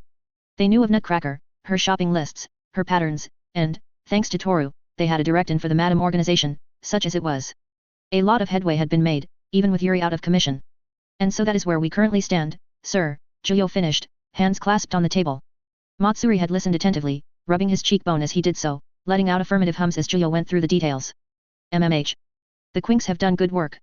That means we have 2 weeks before these ingredients of theirs go on auction at the address investigator Matsuki acquired. 11th of November. It's good to have an exact date, and with plenty of time to prepare. Matsuri took off his glasses, his perpetual frown tightening for a moment. Retrieving a cloth, he wiped away at one of the lenses. Matsuri looked like his father, similar facial hair and structure, but the way he styled his hair, slicked back and clean, differentiated him from Yoshitoki greatly. It spoke of the divide between the two, where Yoshitoki was a relaxed and gentle individual, Matsuri was a far more cold and logical creature. He placed his glasses back on. Then, just as was promised to Nutcracker, Rank 3 Matsuki will attend the auction and provide us with information from within, while we position around the facility. A suitable task for one investigator. Julio was not the biggest fan of that idea. Toru would be walking in the middle of a lion's den, alone, without immediate support. While he could lean on the liquid courage he'd had at the club, a drunk investigator in the middle of an actual operation was a big no-no. Unfortunately, Matsuri was one of the Quinks' more reputable critics. While he supposedly did not hate them purely because they were of a ghoulish nature, he was vocal about their implementation into the CCG and apparently disagreed heavily with his father about their role in the organization's future. He had the power to push the Quinks and demand more of them. Technically, there were no grounds to disagree with Matsuri, merely Julio's personal feelings. Matsuri couldn't care less about how Julio felt, so he would just have to do his best to support Toru in his own way. Understood, sir, Julio replied. I'll make certain that he's prepared for the coming operation. Very good, Jenna. Jozu looked at Julio, blinking slowly. He then turned back to Matsuri, raising his hand. It may be best if someone else is present with rank 3 Matsuki. If he's not going to have a quinqua, then I can smuggle something in with my leg. Shouldn't be a problem. The mood in the room changed. While it was not directed at Juyo, the quality of Matsuri's stare changed. Like a weight in the air, it bore down on them despite the fact nothing had quite changed about the younger Washiyu. The Quinks do not need Quinqua, Jozu. They have their Kagun. What would be the point otherwise? That's true. But it's best to remember that Mutsuki is pretty green still, and I've got plenty of experience with confusing situations and operations. If things get messy, it's best if someone else is in there with him, right? Jozu argued calmly, pointedly. He smiled with his eyes lidded, as if he hadn't just presented a fairly well-constructed point. Jozu got better and better with each passing year. More adult, even. Matsuri tapped his cheek. Then you will go in disguise too, Jozu. Yes. I'm used to that. MMH. Matsuri looked to Juyo. Is this an acceptable arrangement, Jana? Mutsuki is your subordinate, at the end of the day. Thank God Jozu is a good friend. It is. Jozu and Mutsuki have a great deal of experience working together, so I believe that pairing them for this operation is ideal, Juyo answered. I trust Jozu's intuition in this case. It would guarantee success. Matsuri shut his eyes, fingers steepling before him, elbows on the table. A few slow nods later and he opened his eyes again. Fine. This is an acceptable composition, so long its Suzuya squad can operate with their leader absent. Provided that is true, then we will go forward on the understanding that both Jozu and Mutsuki will be on the interior. I've got 2 deputies. They know what they're doing, Jozu replied confidently, shooting a cheeky wink Juyo's way. Participation approved. Thank you, sir, Jozu said, dipping his head to Matsuri. The younger Washiyu looked to the doors. Enter. Behind the 2 of them, 3 more investigators entered the room, standing as Juyo and Jozu had. It was apparently common understanding that you didn't lose form around Matsuri. Take Hirako, Akira Mato, and surprisingly Nobu Shimaguchi, fully recovered from his brush with Ayato. It had taken some time, given the apparent severity of the injuries, but he stood proud and odd-looking as ever. Matsuri leaned forward, chin against the top of his steepled fingers, shadows cast over his features as he spoke. My S2 squad, the Suzuya squad and the 3 first classes will command each squad, with first class Jana acting under Mato and retaining direct command of the Quinks squad. He brought his hands together into a clasp, staring through them all. With that outlined, I will explain the overview of the auction search and destroy operation. The meeting came to an end, and the investigators filed out, with Jozu taking the opportunity to skedaddle, skipping along in his slippers. Juyo hurried to catch up with the younger man, not particularly wanting to linger any more in Matsuri's presence than he had to. Besides, he had something to say. Thank you, for back there, he told Jozu once they were further down the hallway and away from Matsuri's ears, keeping pace with the associate special slipper-slapping stride. Oh, no problem. I just thought it was a bit harsh, putting Toru out there alone. But Matsuri's pretty easy to understand, make it sound all reasonable and efficient and he'll probably go along with it, you know? As long as he doesn't think there's a better way with bigger results. Jozu shrugged, smiling up at Juyo. Besides, it's what we planned for, right? I said I was gonna go in with Toru from the get-go, and I'm not gonna back out of that now. Right, Juyo replied with a smile of his own. He gave Jozu an affectionate pat on the shoulder. You're a good friend, Jozu. If you're with him, then I won't be overly worried. You should still be worried. For me, too. We'll still be surrounded by a bunch of ghouls, you know. And all I'll have are my knives. Jason's a bit too obvious to wear, if I'm going to be dressed as a girl. I mean, not much would change if you were dressed as a boy, either. Juyo retorted. A power fist tended to stand out, no matter what clothes you had on. But I know. Toru's been improving, thanks in no small part to you, but I'm going to put more work in with him the next couple weeks. Not going to take more chances than we have to. Yet. But you know, I'm being pretty selfish about this too. There's someone I want to meet, at the end of all this. So I'll be on my A-game, and I'll keep Toru as safe as I can. He's like a member of Suzuya squad, so if he got hurt I'd feel pretty guilty, Jozu said, bringing his hands to the back of his head, lips puckering. Wanna go to the arcade? I'm all businessed out. Juyo nodded. That someone was undoubtedly Big Madam, the ghoul that had raised Jozu. He didn't know the exact feelings Jozu had for the woman, but Juyo at least understood that need to confront the one who made you. Like him in Kano. Yeah, let's hit it up. I need to get Matsuri's stuffiness out of me somehow. Yuri exhaled through his mouth, a steady thing. He had abandoned the fencer's facade in his style, crouched low like an animal with his Kagun-encased arm jutting out to the side, the tip of the elongated blade scraping along the floor. Instinctive wildness, directed like an arrow, had taken the place of the Yuri's formal style, as if he had ceded his ability to fight to his Kagun. It was a showing of trust from the young man, who usually was ever so confident in his own rationale. The operation and his subsequent training with Juyo had taught him something though, that sometimes thinking only slowed you down, and for a ghoul speed was everything. Between Kagun and Quinqua, hesitation could mean becoming lunch. Be like water, he had been instructed. Flow when needed, crash when necessary, but never stop. Even when still, keep moving. Yuri kept moving. He darted to the wall at his side with a leap, landing feet first. In that instant, he crouched to build power in his legs and then shot from the wall towards Juyo, a bullet with the full strength of his newfound abilities, blade arm carving through the air towards Juyo. Leaping through the air. Not normally advised, but ghouls were special in that regard. They could get away with that unique form of bullshit. Zhuyo jumped upward into the ceiling, his fingers digging in. He pumped his arms, legs curling to his chest, and then he pushed himself off and down right as Yuri was passing underneath him.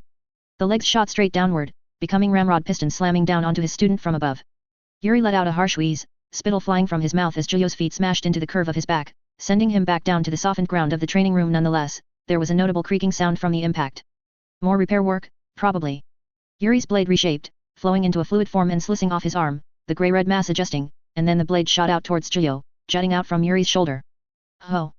Zhuyo cheered, grinning at the surprise attack. His Kagun burst forward, melting into itself and becoming a thick, curved chitinous armor, directed so as to minimize the force the sword would impact with and send it hurtling away. With the opportunity afforded to him, Yuri gripped the ground beneath him with the tips of his fingers, his torso shifting as he span first onto his back, and then hopping onto his feet, sweeping out Zhuyo's own beneath him in the same gesture.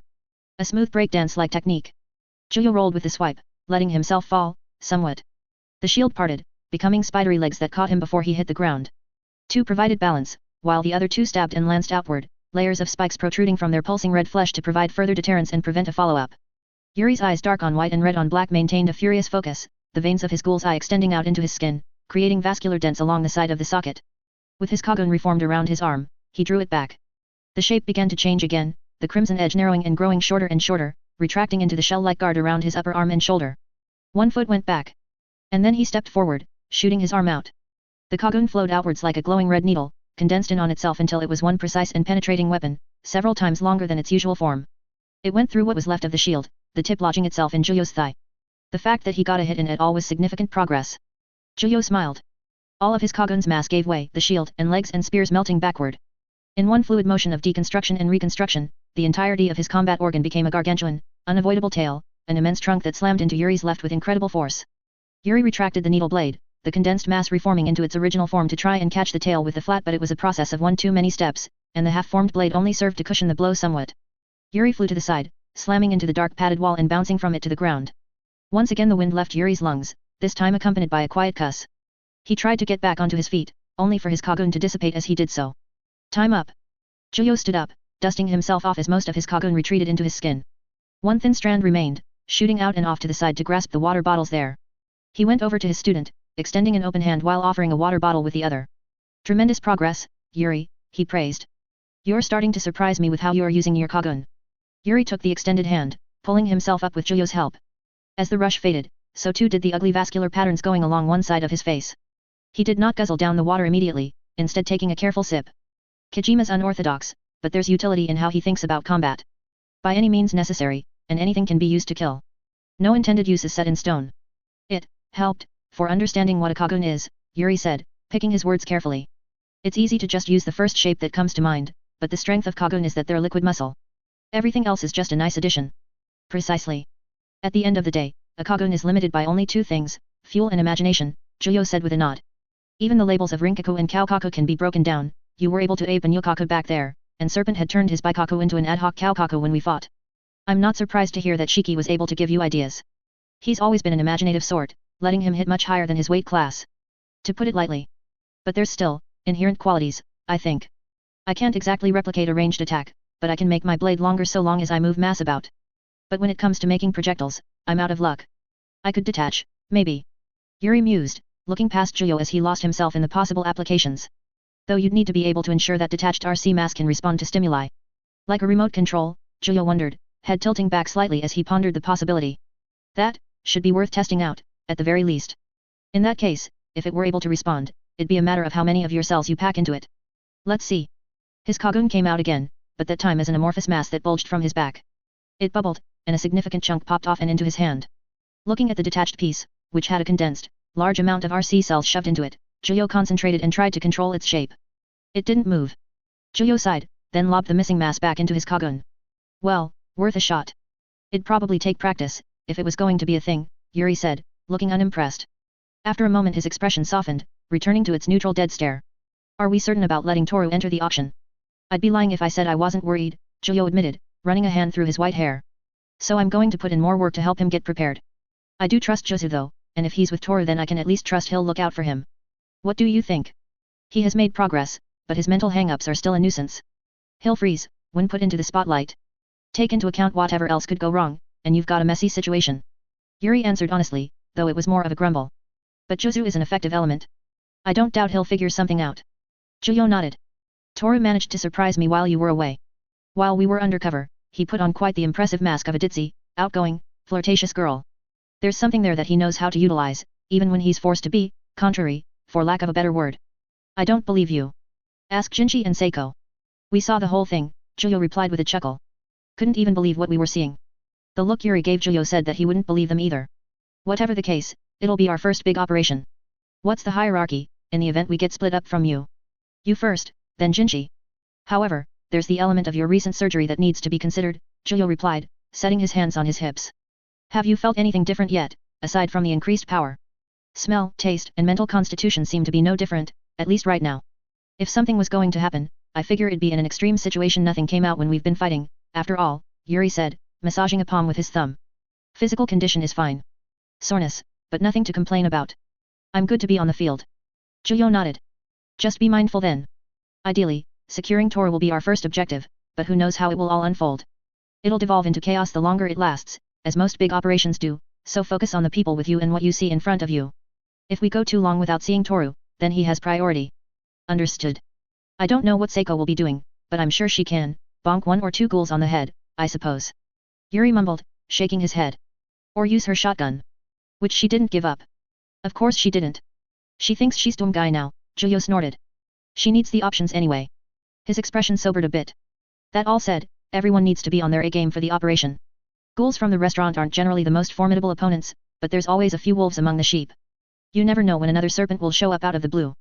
Of course. It's why it's a larger operation, rather than a more precise affair. Division 2 likely expects some trouble from more formidable ghouls. When you consider the makeup of the teams and their commanders, it's the most powerful force that could be mustered without a special class. Yuri made towards the door, wiping off his face with a towel. I'm cooking tonight, apparently. I'll go clean myself off and then get started. Looking forward to it, Juyo called after him, waving the young man off. He looked around at the mostly empty gym, hands on his hips. After a moment, left alone, he let out a long sigh, deflating a little. Non-stop work, non-stop training. It had made time fly by, forcing him to not think about certain things and neglect other aspects of his life. Ever since Sen and Ito's far too timely intervention, he had been unable to attempt another visit at Ri. While there was technically free time, it was spent recharging and recuperating, not in a state for an emotional reunion. He had many worries and concerns these days, more than ever it felt like. At the very least, he knew that Ri was safer without him showing up. He hadn't even had much time to reflect more heavily on Ito and her offer. It spoke of attention. A strange patience from the most powerful woman in Tokyo, and perhaps the entire world. Not to mention that an encounter with her, the woman who had killed Akira's mother, Yuri's father, taken Josu's leg, and so much else had just passed by. No one else knew, as far as he knew. What a mess. He couldn't really blame the world for certain complications in his life anymore. Either way, there was a week until the operation. Things were ramping up more and more, with Juyo's responsibilities growing with each passing day. He wasn't in charge, but he had a command role and was going to be a key combatant expected to face some of the worst the madams had in store. It ate at him, but Ri would have to wait a little bit longer. There was a strong feeling in his gut that the reunion with Tuka and Yamo would be incredibly involved, and may even not go the way he would like. And like it or not, he needed to be absolutely focused for the auction search and destroy operation. Toru would be in danger, and he needed to look out for his quinks. No distractions. Just wait a little longer, Antioku. I promise I'll see you again. Another, admittedly less emotionally involved matter was Sen. Juyo wanted to see her again. Not necessarily for a deeper reason other than he actually enjoyed her company and wanted to try it, he wasn't sure. Something he hadn't really attempted in a long time. So, as he wiped himself off, he sent her a text asking if she'd like to meet up sometime again. After the dust settled, of course, once the operation was completed. Juyo certainly liked to keep himself busy, at the very least. The reply came minutes later, simple enough and with an indisputable meaning. Time and place. When he saw that, Juyo's step was a little lighter, and he began to hum happily as he made his way through the home. On second thought, how he felt perhaps wasn't all that ambiguous. Oi, bossman. Before Juyo could even turn to face Jinchi, the young man slammed a hand against his back. Got my will. He declared, moving to stand beside Juyo. He held a white, slim envelope out to Juyo. Just in time, too. You're telling me investigators do this crap before every big OP? How many wills does a guy need? It's not like we do these things all the time, Juyo answered with a laugh, taking the envelope. Once a year, maybe. A lot can happen in between, change how you want to sort your affairs. Now that you've done it once, you know you can just copy-paste this if nothing's changed, right? I suppose. I know mine ain't changing anytime soon long as someone's looking after my sis, then I can kick the bucket knowing things'll be alright. What about you, boss? I had to do some changes since this is the first big OP I've had since meeting you four, Giulio replied. Before then it was pretty simple with most of the time being divided up between Akira, Jozu, and Nerima. Now though, he shrugged, you lot are family, so you get your parts. Ah, shucks. You don't gotta put me down for nothing, chief. Other than maybe the car. I need an excuse to stop using my scooter, it's not cool. Jinchi grinned, appearing in good spirits despite the impending operation. The others, including Yuri, had been dealing with nerves in their own way, but Jinchi seemed strangely eager to get started. A bombastic event for a bombastic young man, maybe. I'm gonna go work on my aim some. Still got a couple of nights prep left, after all. With that, Jinchi left Giulio alone, jogging off past him in the halls of their spacious house, going into a slide as he reached the stairs. Bless him and his beautiful, wild heart. With that settled, Giulio continued on his way. Yuri and Jinchi, he had a good idea of where they were at, mentally. They weren't the ones he was most worried about. First was the one whose room was closest to Giulio, Toru. He gave the door a few knocks and waited. The sound of movement beyond the door continued despite the knock, but a voice answered him nonetheless. Come in. Interesting. Giulio complied, stepping inside to see just what his subordinate was up to. On the inside of Toru's pristine and warmly lit room, the occupant was engaged in something of a dangerous dance. With the space in the middle of the room, Toru juggled his two-knife quinqua, sweat rolling from his hairline as he focused on both the juggling, and on attacking with them as they entered his hands once more, before being tossed back into the air. It came down to looking like a very precise waltz, needing to adjust his weight with corrective spins to build up enough force to both swipe and send the dagger back into the air. Toru caught both knives at once, bringing his dance to an end with a slow exhale and the shutting of his good eye. With his breath caught, he turned to Giulio, shooting him a beaming smile. After setting the quinqua down, he fanned his black t-shirt some. Hello, sir. Is something the matter? Evidently not. Was just coming to check and see how you were doing, Giulio replied, setting a hand on his hip and giving Toru an appraising look. Considering this is your first big OP and your unique role in it, I just wanted to get a feel for where your head was at. Oh. It's, you know, Toru said, clasping one hand over the other. Another day in the life of a half-ghoul investigator, you know? It's a lot of pressure, but when isn't it? He asked, chuckling in that nervous manner of his. I'm just trying to direct the energy into something useful. Suzuya showed me a few things with knives that I'm trying to add into my own methods. Very difficult. Giulio recalled Nerima's words from several months ago, about his particular relationship with Toru. His mentor had advised that Toru wouldn't go too deep into whatever his issues were to Giulio in particular for fear of rejection. The whole crush thing. Giulio had tried to be mindful of it after it came to his attention, avoid certain things that could have been construed as interest, but Lord knew if it helped any. The point being that Giulio on some level figured that Toru wouldn't divulge his greater anxieties about the big operation to him. Frustrating, if he were honest with himself, but he understood. But that was no excuse to not at least ask. While Giulio didn't reciprocate any romantic feelings, he still did care deeply for Toru at the end of the day. I can imagine so. Never been one for knives myself, Giulio said lightly with a shrug. But it's good you're putting that energy to use. Have you had a chance to write out your will? Jinchi just gave me his. He waved the envelope for emphasis, the paper flapping in the air. Toru hesitated, a brief hint of shame shooting across his delicate features. Ah. I'm afraid not, sir. I'm still not terribly sure what to write, if I'm honest. It doesn't feel real. Like I should be writing a will, at this stage of my life. Like you're still too young to even consider something like that. Giulio probed. Yeah, something like that. Toru stepped over to his desk and opened up a drawer, taking out a blank sheet calligraphy-headed paper. He set it down on the desk's surface, frowning. I've been close to it so many times, dying. But I still don't know what to put here. No idea what my will is. It's strangely concerning. I've been there before. When I first joined the CCG, I had very little. Not just in terms of property, but in a more personal sense. I had nothing, and nothing to give, as I saw it, Giulio confided. I ended up just giving everything to Jizu before the sword operation. A bit sad, really, he admitted, scratching his cheek. But I think that's the wrong approach. Even if you don't know what to give, there should still be something you want to say. A last chance for your voice to be heard, is the way I see it. It's how I handle my will now. Locked deeply away, where no one could find or see it, was a journal. Something like an autobiography of Trevor and Giulio's entire life, from start to present. He'd taken Sen's advice and written his thoughts and feelings down, about his journey, his descent, the trials of being a half-ghoul in a world he wasn't born in. If he died, it would be taken out, and copies of it would be given to those who were truly important to him in the CCG. Akira, Kishao, Jozu, Toru, Jinchi, Yuri, and Seiko. At the very least, they all deserved the truth. It could bring pain, but Giulio would never have been able to rest easy if it had gone unsaid forever. Toru took in Giulio's words with a stillness, his eye still locked on the sheet of paper. That does sound like a pretty good way of going about it, sir. The way it was always presented, it was always like, material things.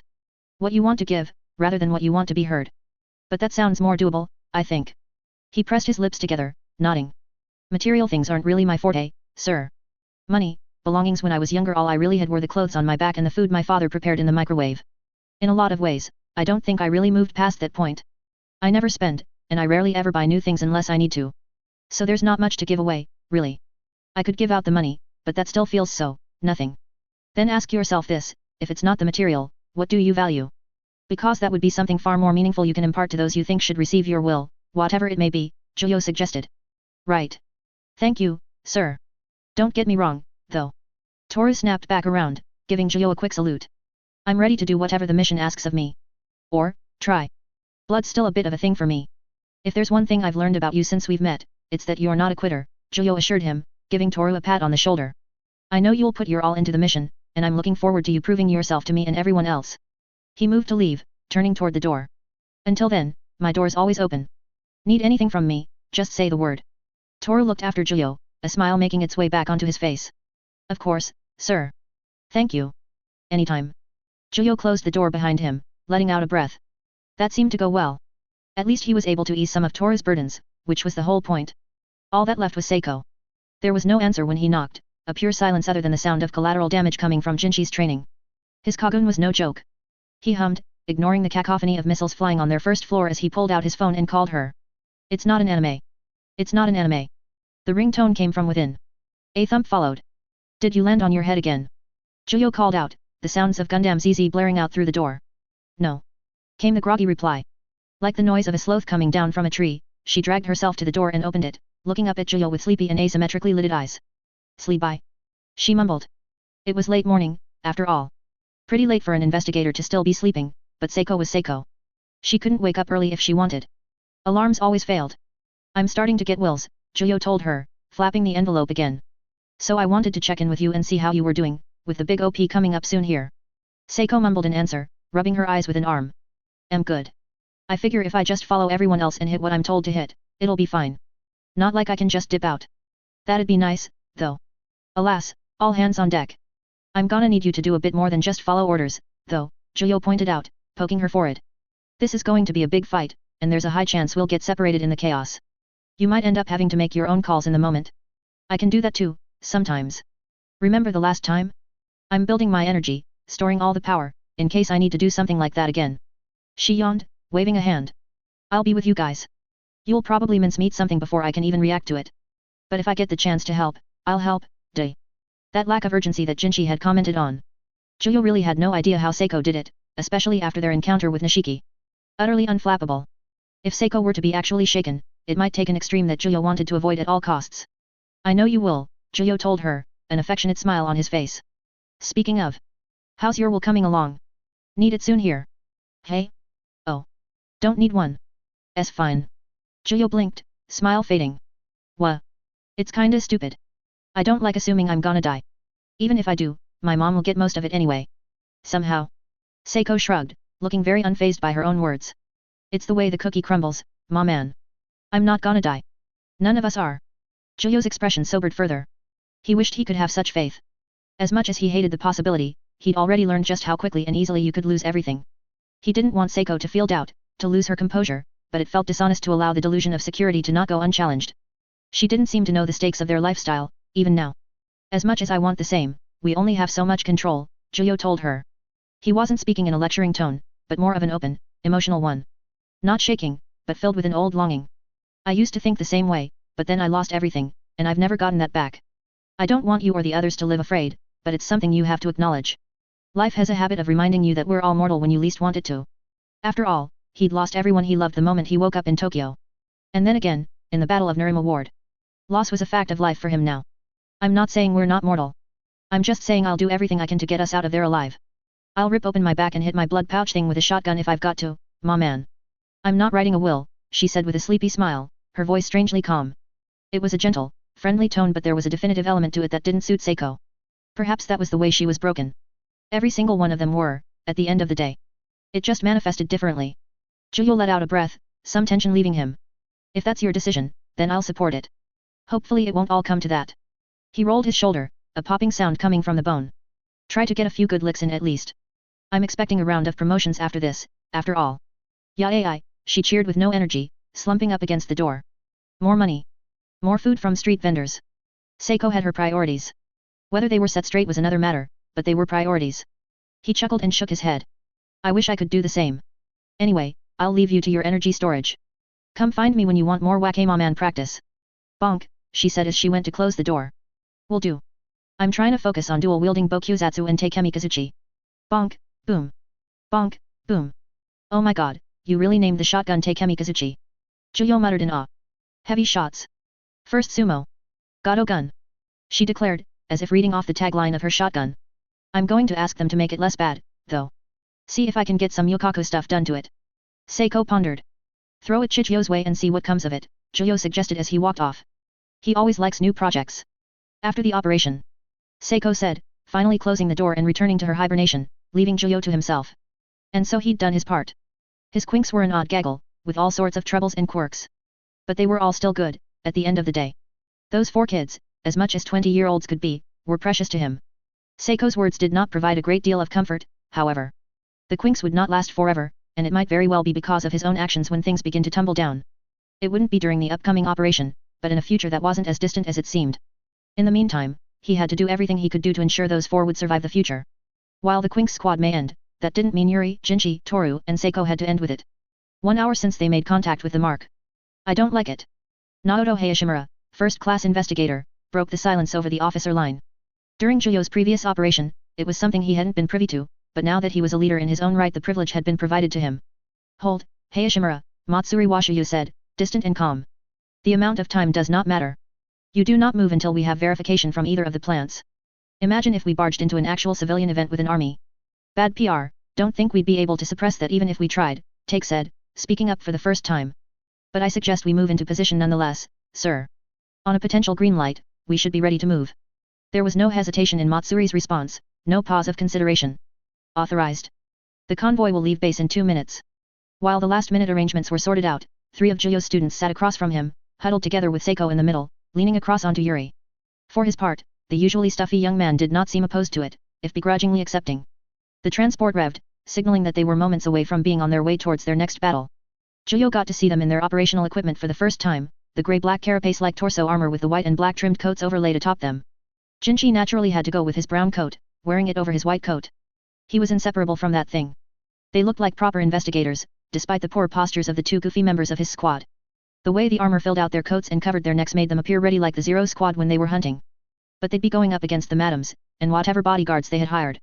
Dangerous ghouls who stood above the regular masses, a conglomeration of ghoul wealth, what little of it existed. They had done their best against Serpent against Nishiki but it hadn't been enough. Since that time, they had all trained and developed, both as people and as fighters. Hopefully this time it would be enough. Even without Juyo, they had Yuri as their secret weapon. By no means on Juyo's level of technical sophistication, he had shown through his training with Juyo that he could kill most individual ghouls he's likely to encounter with relative ease. Combined with improved teamwork, his team had the advantage over any single entity. Barring the freakish exceptions. Finally, Jinchi said, grinning widely as the transport began to move. I was wonderin' if we were actually gonna be doing anything tonight. We're spending time together. That's gotta count for something, right? Seiko said, resting her elbow on Yuri's thigh. Please get off my leg. Juyo watched them fondly, but it was subdued. While he had anticipation as well, it was not out of excitement like Jinchi. As the minutes had dragged on and turned into an hour, he began to worry more for Toru. He trusted Jozu of course, and knew the two would look out for each other, but being neck-deep in enemy territory was nerve-wracking even for veterans. Not to mention that the total lack of information rankled Juyo, that was something of a common theme for him, a constant aggravation with a lack of knowledge. On top of that, there was the ever-present, quiet dread of potentially running into familiar faces when out on the job. In particular, Juyo worried that the Jukiyama group would have a representative present. Or worse, Shiyu Jukiyama would be there, considering his past association with the Ghoul restaurant and the madams that attended it. He really hoped Shiyu wouldn't be there tonight. For both of their sakes. While the two of them had once been enemies, that time had become a blip on a much longer friendship. Granted, one built atop the understanding that one wanted to eat the other, but that wasn't the weirdest facet to a relationship Juyo had experienced in his time in Tokyo. Pretty messed up, but that was life for ghouls and those involved with them. Outwardly, Juyo simply rested a hand atop Isma's handle, the weapon resting in its briefcase form for ease of transport. While I'm typically all for spending time together, doing so while cramped in a metal box isn't my ideal, he mused, looking around the APC they were temporarily residing in. Oh well. Jinchi, you sure all those layers aren't gonna get in the way of your mobility? Nah, he answered with certainty. Can't go into an important thing like this without my coat. S my good luck charm, from my sis. If I didn't take it, I'd probably die or something. How often do you clean it? Seiko asked. I dunno. Every few months? Needs more stitching than anything else. You can stitch? Yuri asked, squinting at Jinji. Day. After Dad went and hung himself, someone had to figure out how to do stuff. Seiko coughed, lurching forward. You're just gonna go and drop that on us, you bastard. Now I feel bad. Grim, Yuri added. I thought you guys knew. You didn't ask for background info before joining this squad. He retorted, barking at the others. I knew, Juyo sighed, rubbing the bridge of his nose and pushing up his glasses. I just wasn't expecting you to casually drop that into a conversation. I'm over it, Geez. Don't get sad over something I don't even give a shit about, Jinchi said, waving them all off. Ya weenies. You idiot, I swear, Seiko groaned, moving her arm up to rest atop Yuri's crossed knee. Got all the tact of a wrecking ball. Coming from you. Coming from her, yes, Yuri said, nodding along with Seiko. A voice in Juyo's ear, an unfamiliar one. Given the candid nature of the words, it was likely a private channel. So, you're Erima's understudy, hey? Atu Daisuke, your squad will be running with me. Got a favor to ask. Juyo recalled that the investigator was an associate special class, so technically his superior. They never interacted before, but the CCG was a big organization. That I am, Juyo responded, raising a hand to his ear. What's the favor? I want your squad to be the spear of our formation. I've reviewed the capabilities of each of our groups, and I think you are uniquely suited for the role of shock tactics, and I want us to remain flexible here. If your group is, in theory, able to punch through to the main hall, then I want the rest of us to facilitate that. I expect that the deeper we get, the more complex this'll all become anyway. Certainly a logical way of seeing it. The half-ghouls were ideally meant to serve that function anyway, considering they were supposed to be capable of things humans weren't supposed to be. And the Quinks had certainly grown since Serpent, but did that mean they were ready for the worst of it? If Seiko's concerning mentality was anything to go by, then no. Juyo would do everything he could to protect them, but then that was nothing new. I expect the same thing, Juyo agreed, nodding even though Daisuke couldn't see it. We'll be the spear then, and drive through so you and Oashiva squad can do your jobs. And if worse comes to worst and a double S shows up, I'll keep them focused on me. Sounds good, Jenna. But don't expect to be working alone against a double S I may be getting on, but I'm not out of the game yet. See you soon. Looking forward to it, Juyo chuckled, lowering his hand. The connection was cut, and he looked over to the Quinks. You get all that? We're doing all the legwork, Yuri assessed. Not wrong. But this way, we'll likely be the first ones to get to Toru, Juyo pointed out, tapping a finger against Isma's handle to a beat only he heard. The sooner we know his status, the better. Suzumiya gave them the green light. The operation began the moment the CCG arrived. They deployed in the middle of the inferno. The very first words that came through the command channels told Juyo all he needed to know. Naki, marked. Entrance. Mado, terminate the mark. Juyo thanked whatever god was listening that he was avoiding Naki. Not because the idea of fighting him was all that terrible, but because Juyo didn't trust the white suit for a single second to not scream about him being the scorpion on sight. The first group engaged, drawing the initial reaction of the auctions guard's Aojirai personnel among them, apparently. A minute later, the second group were sent in, moving from the side of the entrance building. Museum Hall was the venue. A metropolitan center and museum, it often played host to concerts and any number of events. Tonight, however. Quinks, to the middle. Atu squad, Oashiva squad, cover the sides and move up in a wedge. Atu ordered to the investigators as they barged into the entrance hall. Their direction was clear: head straight forward, and then turn right. They just had to get through the hooded ghouls rushing along each and every runway and level of the first building like geists gliding across the floor. Don't stop and fight every ghoul. Take down the ones in the way, and keep going. Let the first group handle the bulk of them. Keep to the sides, and move quick, Atu said. The groups followed the associated special class instructions, and he nodded firmly. A man in his 40s, Atu had a similar air about him to Shin O'Hara, though he was far smaller by comparison. He instructed with a calm clarity born through years of operational experience, and he had the wrinkles of stress to show for it. The second group carved through the ghouls that entered their path, out of position by the way they seemed to swarm towards the other side of the entrance building where Mado and Naki likely battled. It was a sort of reunion for those two, as they had fought each other 2 times now. Mado had emerged the victor each time, though lacking Naki's corpse to solidify the victories. Of the Quinks, only Yuri had his Quinqua at the ready. A long, thin blade with a needle-like point, one of Erima's old weapons which struck at the vitals of approaching ghouls before they could close in on the investigators, clinically puncturing throats and hearts alike.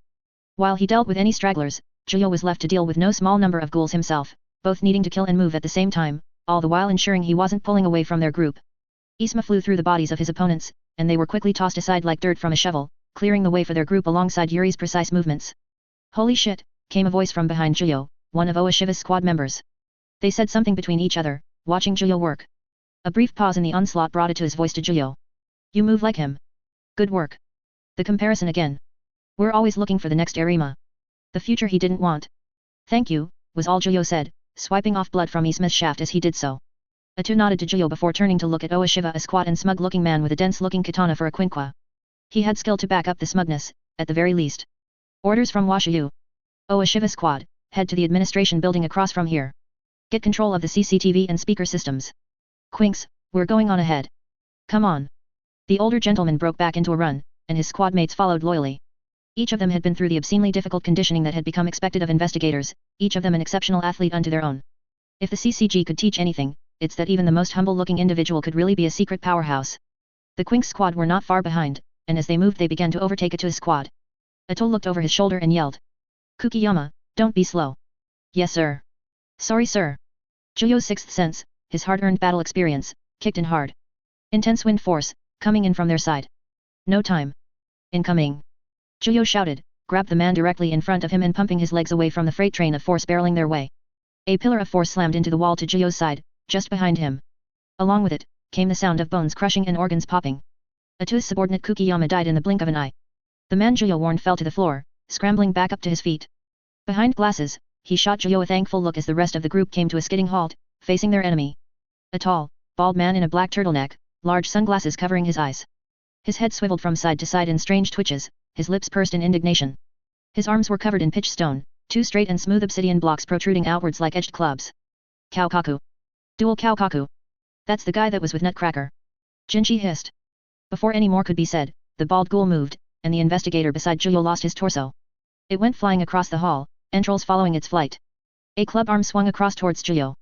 Isma flew up, slamming diagonally upward against the club arm, adjusting its movement while Juyo spun in place. One of the spear tips clicked into being along with the spin, and the stinger stabbed at the bald man's chest and neck in quick succession. Each strike slid off stone like Kagun, the other arm of the ghoul being used for defense. The other arm went up, and then slammed down, not aiming for Juyo, but instead simply for the tiles.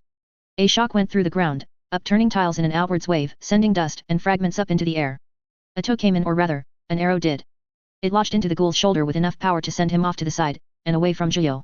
Atu exhaled, Daikyu bow in hand. A sleek, dark thing, segmented like the body of a centipede.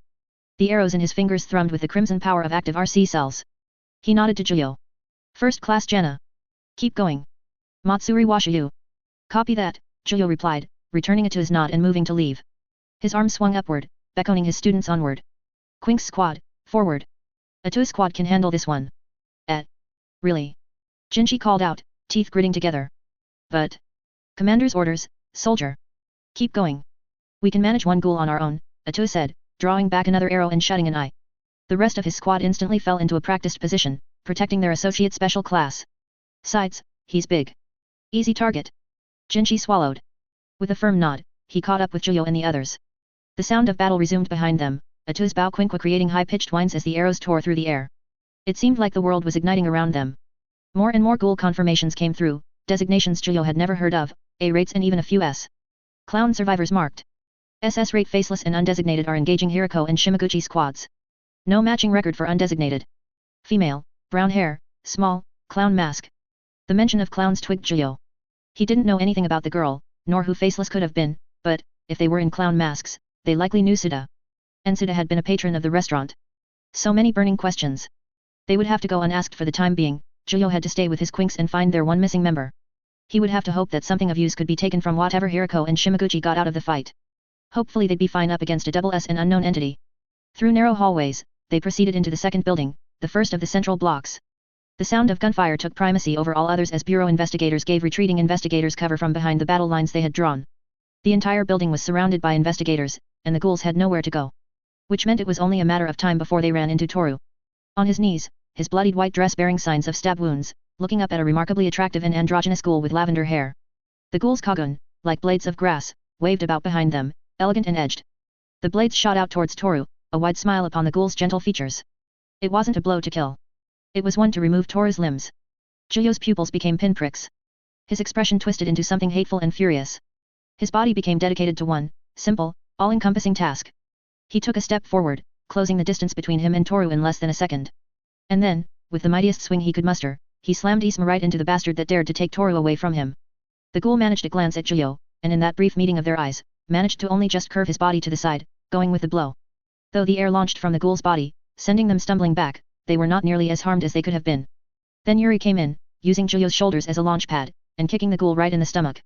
The blow had a satisfying sound to it, as well as a wave of almost sympathetic pain. Yuri did not let up, swinging his quinkwa down. The ghoul's kagun merged together, holding off the blade long enough to swipe at Yuri with their fist. With a deft shift, Yuri swerved under the blow, spinning on his heel and moving back into step with Juyo. Rinkaku, he said. Juyo nodded, twirling Isma in his grip. His back was itching, the mass under his skin responding to the burning he felt in his chest. You. The ghoul hissed, their eyes the familiar red. Juyo Jenna. Friend? Yuri asked. Jinchi joined them, bouncing on the balls of his feet. I've never seen this ghoul in my life, Juyo answered, and that was the actual truth. Not even during his time as Ragboy and the Scorpion, he'd never encountered anyone who looked quite like this. The hairstyle was vaguely similar to Shiyu's, but that was about it. Seiko, check on Toru. Yuri, Jinchi. He pointed Isma's spear tip straight at their foe. We're eliminating the ghoul. He charged, spear thrusting outward. The ghoul had started on the back foot, but with their footing found again, it became quite clear that this ghoul was not an unskilled one. The way they moved lacked the instinctive panic of a ghoul relying purely on power and experience. There was training, a disciplined martial structure to their methods. Juyo met their own skill in kind, weaving Isma around within the confined space of the central building's halls. Even as Juyo met their kagun with Isma, they found it in them to kick both Jinchi and Yuri away with quick snaps of the calf, readjusting so they could gain space. The space was then filled with Yuri and Jinchi, the two of them meeting the ghoul head-on as they moved in an almost synchronized assault. Where Yuri used Nerima's old kagun, Jinchi relied on his own martial arts. Like Yuri, he had come a long way in blending the wild nature of a ghoul with the structure a martial art provided, turning his hands into his greatest weapon. It suited the former troublemaker well. The ghoul's eyes snapped between them, trying to keep up, until... Boss! Jinchi called out. The two young men both kicked back at the same time, leaving space aplenty for Juyo. The space was confined, which meant there were only so many avenues for avoiding an assault. Juyo decided to deprive their opponent of even that much. He bent low, tossing Isma behind him as he did so, only for it to be caught in the rapidly growing kagun bursting out of his back. With practiced fluidity, all of his tails became one immense trunk that turned conical, spikes and razors protruding to create a drill-like shape. Isma's tip protruded from the center, a harshly gleaming crimson light. It had taken up the entire hallway's width. Then it barreled straight for the ghoul. Juyo felt the fusion of kagun and quinkwa hit its target, both rushing into and piercing flesh. Jinchi let out a low growl as his own kagun began to form, the missile tower opening up all its fleshy hatches. The hooked missiles launched with precision, moving around Juyo's kagun in a spiral formation before meeting the ghoul, the propulsion of the missiles dragging them from the end of Isma and down the hallway. Yuri appeared beside the ghoul as they flew away, quinkwa flashing through the air in a cut as quick as a blink, sending a geyser of blood from the ghoul's side. And then the missiles detonated into red lights, rocking the hallway and blowing away thin walls. In the end, the ghoul's body lay upon the ground, clothes charred and skin burned, hair frayed and shorter. Maybe that was overkill. Yuri muttered. That was, a lot, Juyo admitted. His tail slinked back, splitting apart and retreating into his skin.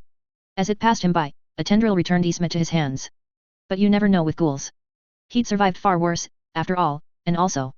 I'm going to confirm target status. Stand back and be ready. He had a question for their androgynous friend, after all. Something creaked from the floor. Little sharp nubs protruded from it. A wall of dense vines shot up, stabbing through the ceiling. More and more tethers of red kagun erupted from the stronger walls, weaving together with the others and creating a blockade between Juyo and the ghoul. Several vines curled around the ghoul, forming a sort of seat for their still form. A tail that led to another ghoul, a tall woman in a suit, a black veil covering her eyes. Enough of that, Master Jenna, the suited ghoul said from behind the wall.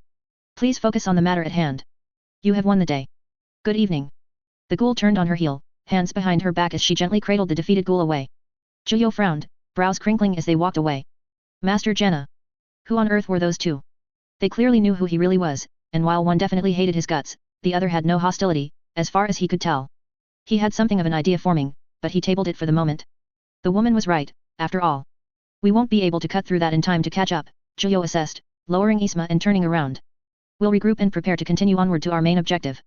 With that said and the threat gone, he didn't so much as wait for a response before practically rushing over to Toru, the mask of the man at work fading away into a more clear and blatant concern. Toru wore an expression of shock, his eyes wide from the experience of the night whatever he had been through. There had been a struggle, clearly, but he had survived nonetheless. He was cut off before he could say anything. First class Jenna, Matsuri Washiyu said. You've paused. Update. We've recovered Toru and we're checking his condition before moving on, Juyo responded quickly, eyes never leaving Toru. Good. Situation has changed. Oa Shiva squad encountered Nutcracker. We've raised their rating from A to provisional S. Oa Shiva's dead, as is a T squad. They eliminated their target and were attacked by an unknown mark. The man paused. Have you noted anything odd about the bodies, Jenna? Juyo's eyes bulged upon the news. A T squad had all died. Just who the hell was here? Oh, other than the majority wearing Aojirai tree uniforms, no, Julio replied, his grip on Toru's shoulder tightening. Why? No guests. You'd expect to see some of the actual attendants trying to flee. If they're not among any of the ghouls you've seen, then they're hiding somewhere. I'm assuming an escape route, Matsuri assessed. I need the Quinks to head to the administrative building. Is your subordinate fit to continue, Jenna? Julio looked Toru over. The young man had been through a lot that night. Before considering the physical injuries. Whatever else had happened, Toru was not in a state of mind to engage a provisional S-rate of all things. Pushing him now would be cruel. No, Julio answered with a sigh. He needs an immediate evac. I see. How is Yuri? Julio blinked, not expecting the question, nor the lack of a rank. He glanced up at Yuri. He's fine. Still performing admirably along with the rest of the Quinks. Have him escort. Once completed, he can rejoin the fight under Mato, and save you waiting for his return. In the meanwhile I need you to go to the administration building. We need eyes on everything. That would have to do. Roger that, Julio replied. We'll move ASAP. He lowered his hand from his ear, resting it on Toru's other shoulder. Hey, he said gently. Toru. Can you stand? Yes sir, he said, moving to his feet. His quinqua knives remained in hand, the edges bloodied by something. Toru had fought. Yuri had given him his white coat, layering it atop the dress. Thank you. I know I didn't get much done. I'll have to disagree, Julio replied, giving Toru a proud smile. You successfully infiltrated a ghoul organization, fought long enough for help to arrive, and lived through it all. That's nothing to sniff at, and don't let anyone tell you differently. Toru saluted, blinking rapidly a few times, warding off the tears. Thank you, sir. I won't. What's next? Yuri asked, kicking off from the wall he had been leaning on. Seiko moved on over to give Toru's side a hug. Yuri, you will be escorting Toru back to the rear line, then joining Akira at the entrance hall to give her support. Washuyu's orders, Julio responded. Jinchi, Seiko, us three are going to the administration building. Nutcracker is supposed to be there. Yuri's brow furrowed. Sir? Really? I don't like it either. Do you have any prior relationship with Matsuri Washuyu? No. I've never met a Washuyu in my life. Yuri's jaw tightened, but he eventually snapped into a brief salute. Fine. Let's go, Toru. Yuri wasted no time, marching off at a pace. Oh, yes. I'm coming. Toru shot Julio a soft smile before chasing after Yuri, blades in hand. Then there was 3. Hey, Seiko, you gonna do something today? Jinchi asked, grinning down at the small woman. I'm buffing the party. You know you don't get promotions from passive auras, right? Julio asked. Seiko puffed up with pride. As long as I don't run away, I'll get a participation medal. That's more than enough for little ol me. If you need me to shoot something, I'll shoot something, but really what was I gonna do? You guys are too good. And now you have a time to shine, with Yuri out of the formation. We'll need all hands on deck, Julio told her, beckoning them both onward. Nutcracker has been raised to provisional S, so I need you both at your best. Understood. He wasn't going to tell them about the heavy losses yet. It'd get into their heads, Jinchi's especially. For now, what they needed to know was the threat was real. Yes sir. The two said together. Seiko cocked her shotgun. An unused shell flew out, because that's how shotguns work. Pick that up. Yes, ma man. Abashed, Seiko reached down and picked up the shell she had nearly wasted in her attempt to be cool, loading it back into her shotgun. The way to the administrative building had bodies strewn along the way, the path already cleared by supposedly deceased Oa Shiva squad. Ahead of Julio, an S-rate, behind him a mystery ghoul which had eliminated a 2 squad after they had dealt with an S-rate of their own. The last time Julio had interacted with the affluent side of the ghoul world, their bodyguards were not nearly as violent. Of course, at the time Julio had been going full throttle with absolutely no restrictions, but he could have counted the number of decent fights on his hand, with his 2 siblings taking up the index and middle fingers. The path eventually led them outside along a cobbled path lined with lamps and benches, greenery at either side a small park of sorts. A breeze rolled through the canopy of the trees residing at either side of the path, and something carried with it. The scent of blood filled Julio's nose, the collective stench of the Zium building being turned into a slaughter. Through it, he could almost see where the smells were coming from. Up ahead, one of the many sources of the pleasant cooked mince-like smell. Sat on the side of the cobbled path, resting up against the low wall which separated the path from the grass, was a member of Oa Shiva squad. A man with well-kept, sleek brown hair, thin mustache, and sharp goatee. His coat had seen better days, torn at the sleeves and with patches of dried blood dotting it, not his own. He did seem injured though, controlling his breathing in a very intentional manner. First class. He called out as Julio and his understudies approached, narrowed eyes widening. Julio hurried over to the man, kneeling down to appraise him. That's right. I don't think I caught your name.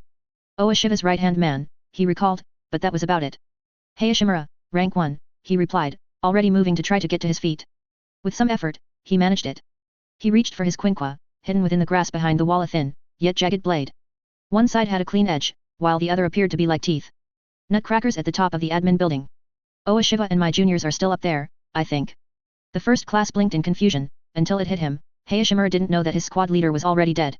So they had been separated before the rank 1 could see the full situation, and only squad leaders had access to the command line. Matsuri had said members of Oa Shiva squad were still alive, so if there was still a chance.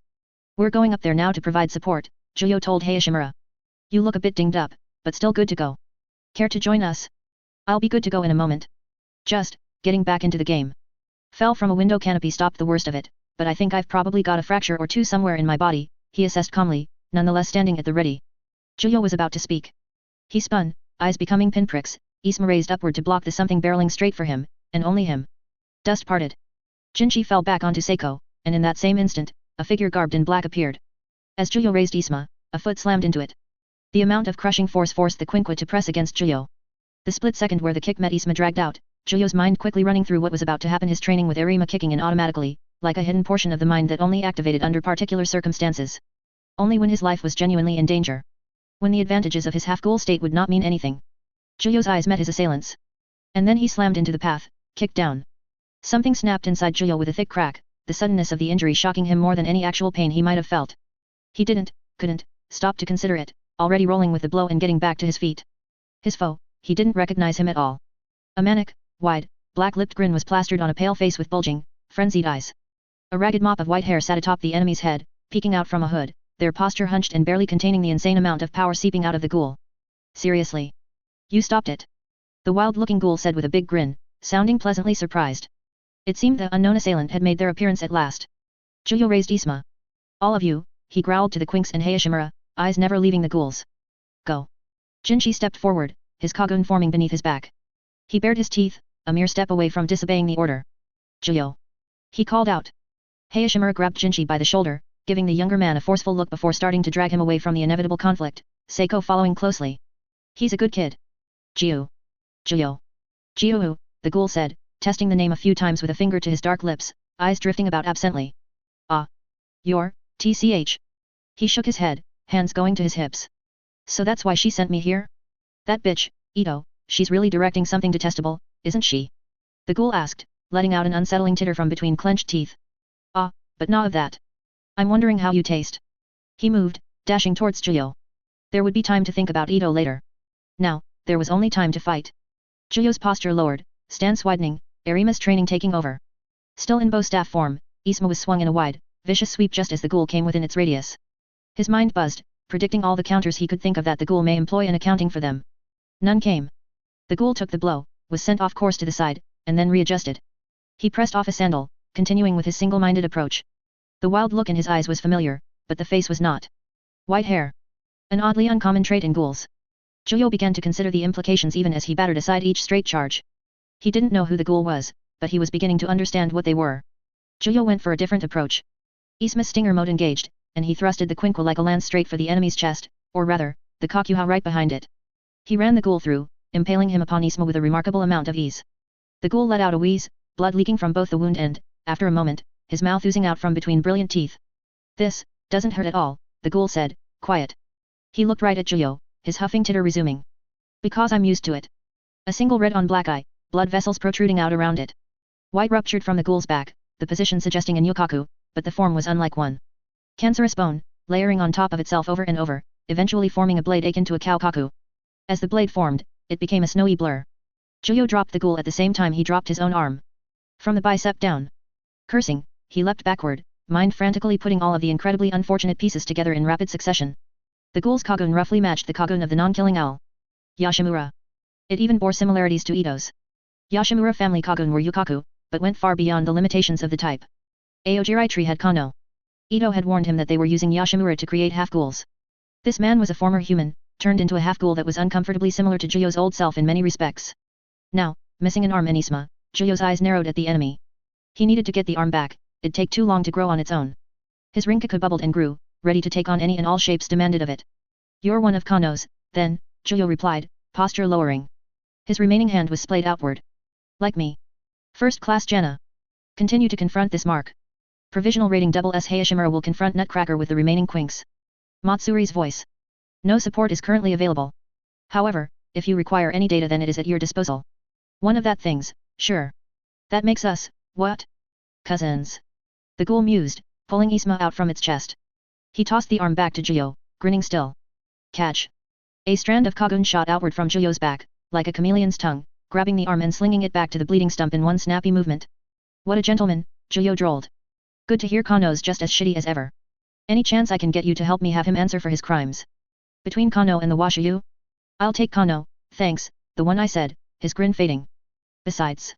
They kept telling me, over and over, that you were the doctor's best piece of work. Trevor this, Trevor that, recreating this and that. He gestured about, letting out a suffering sigh. Probably why Ito sent me out here in the first place.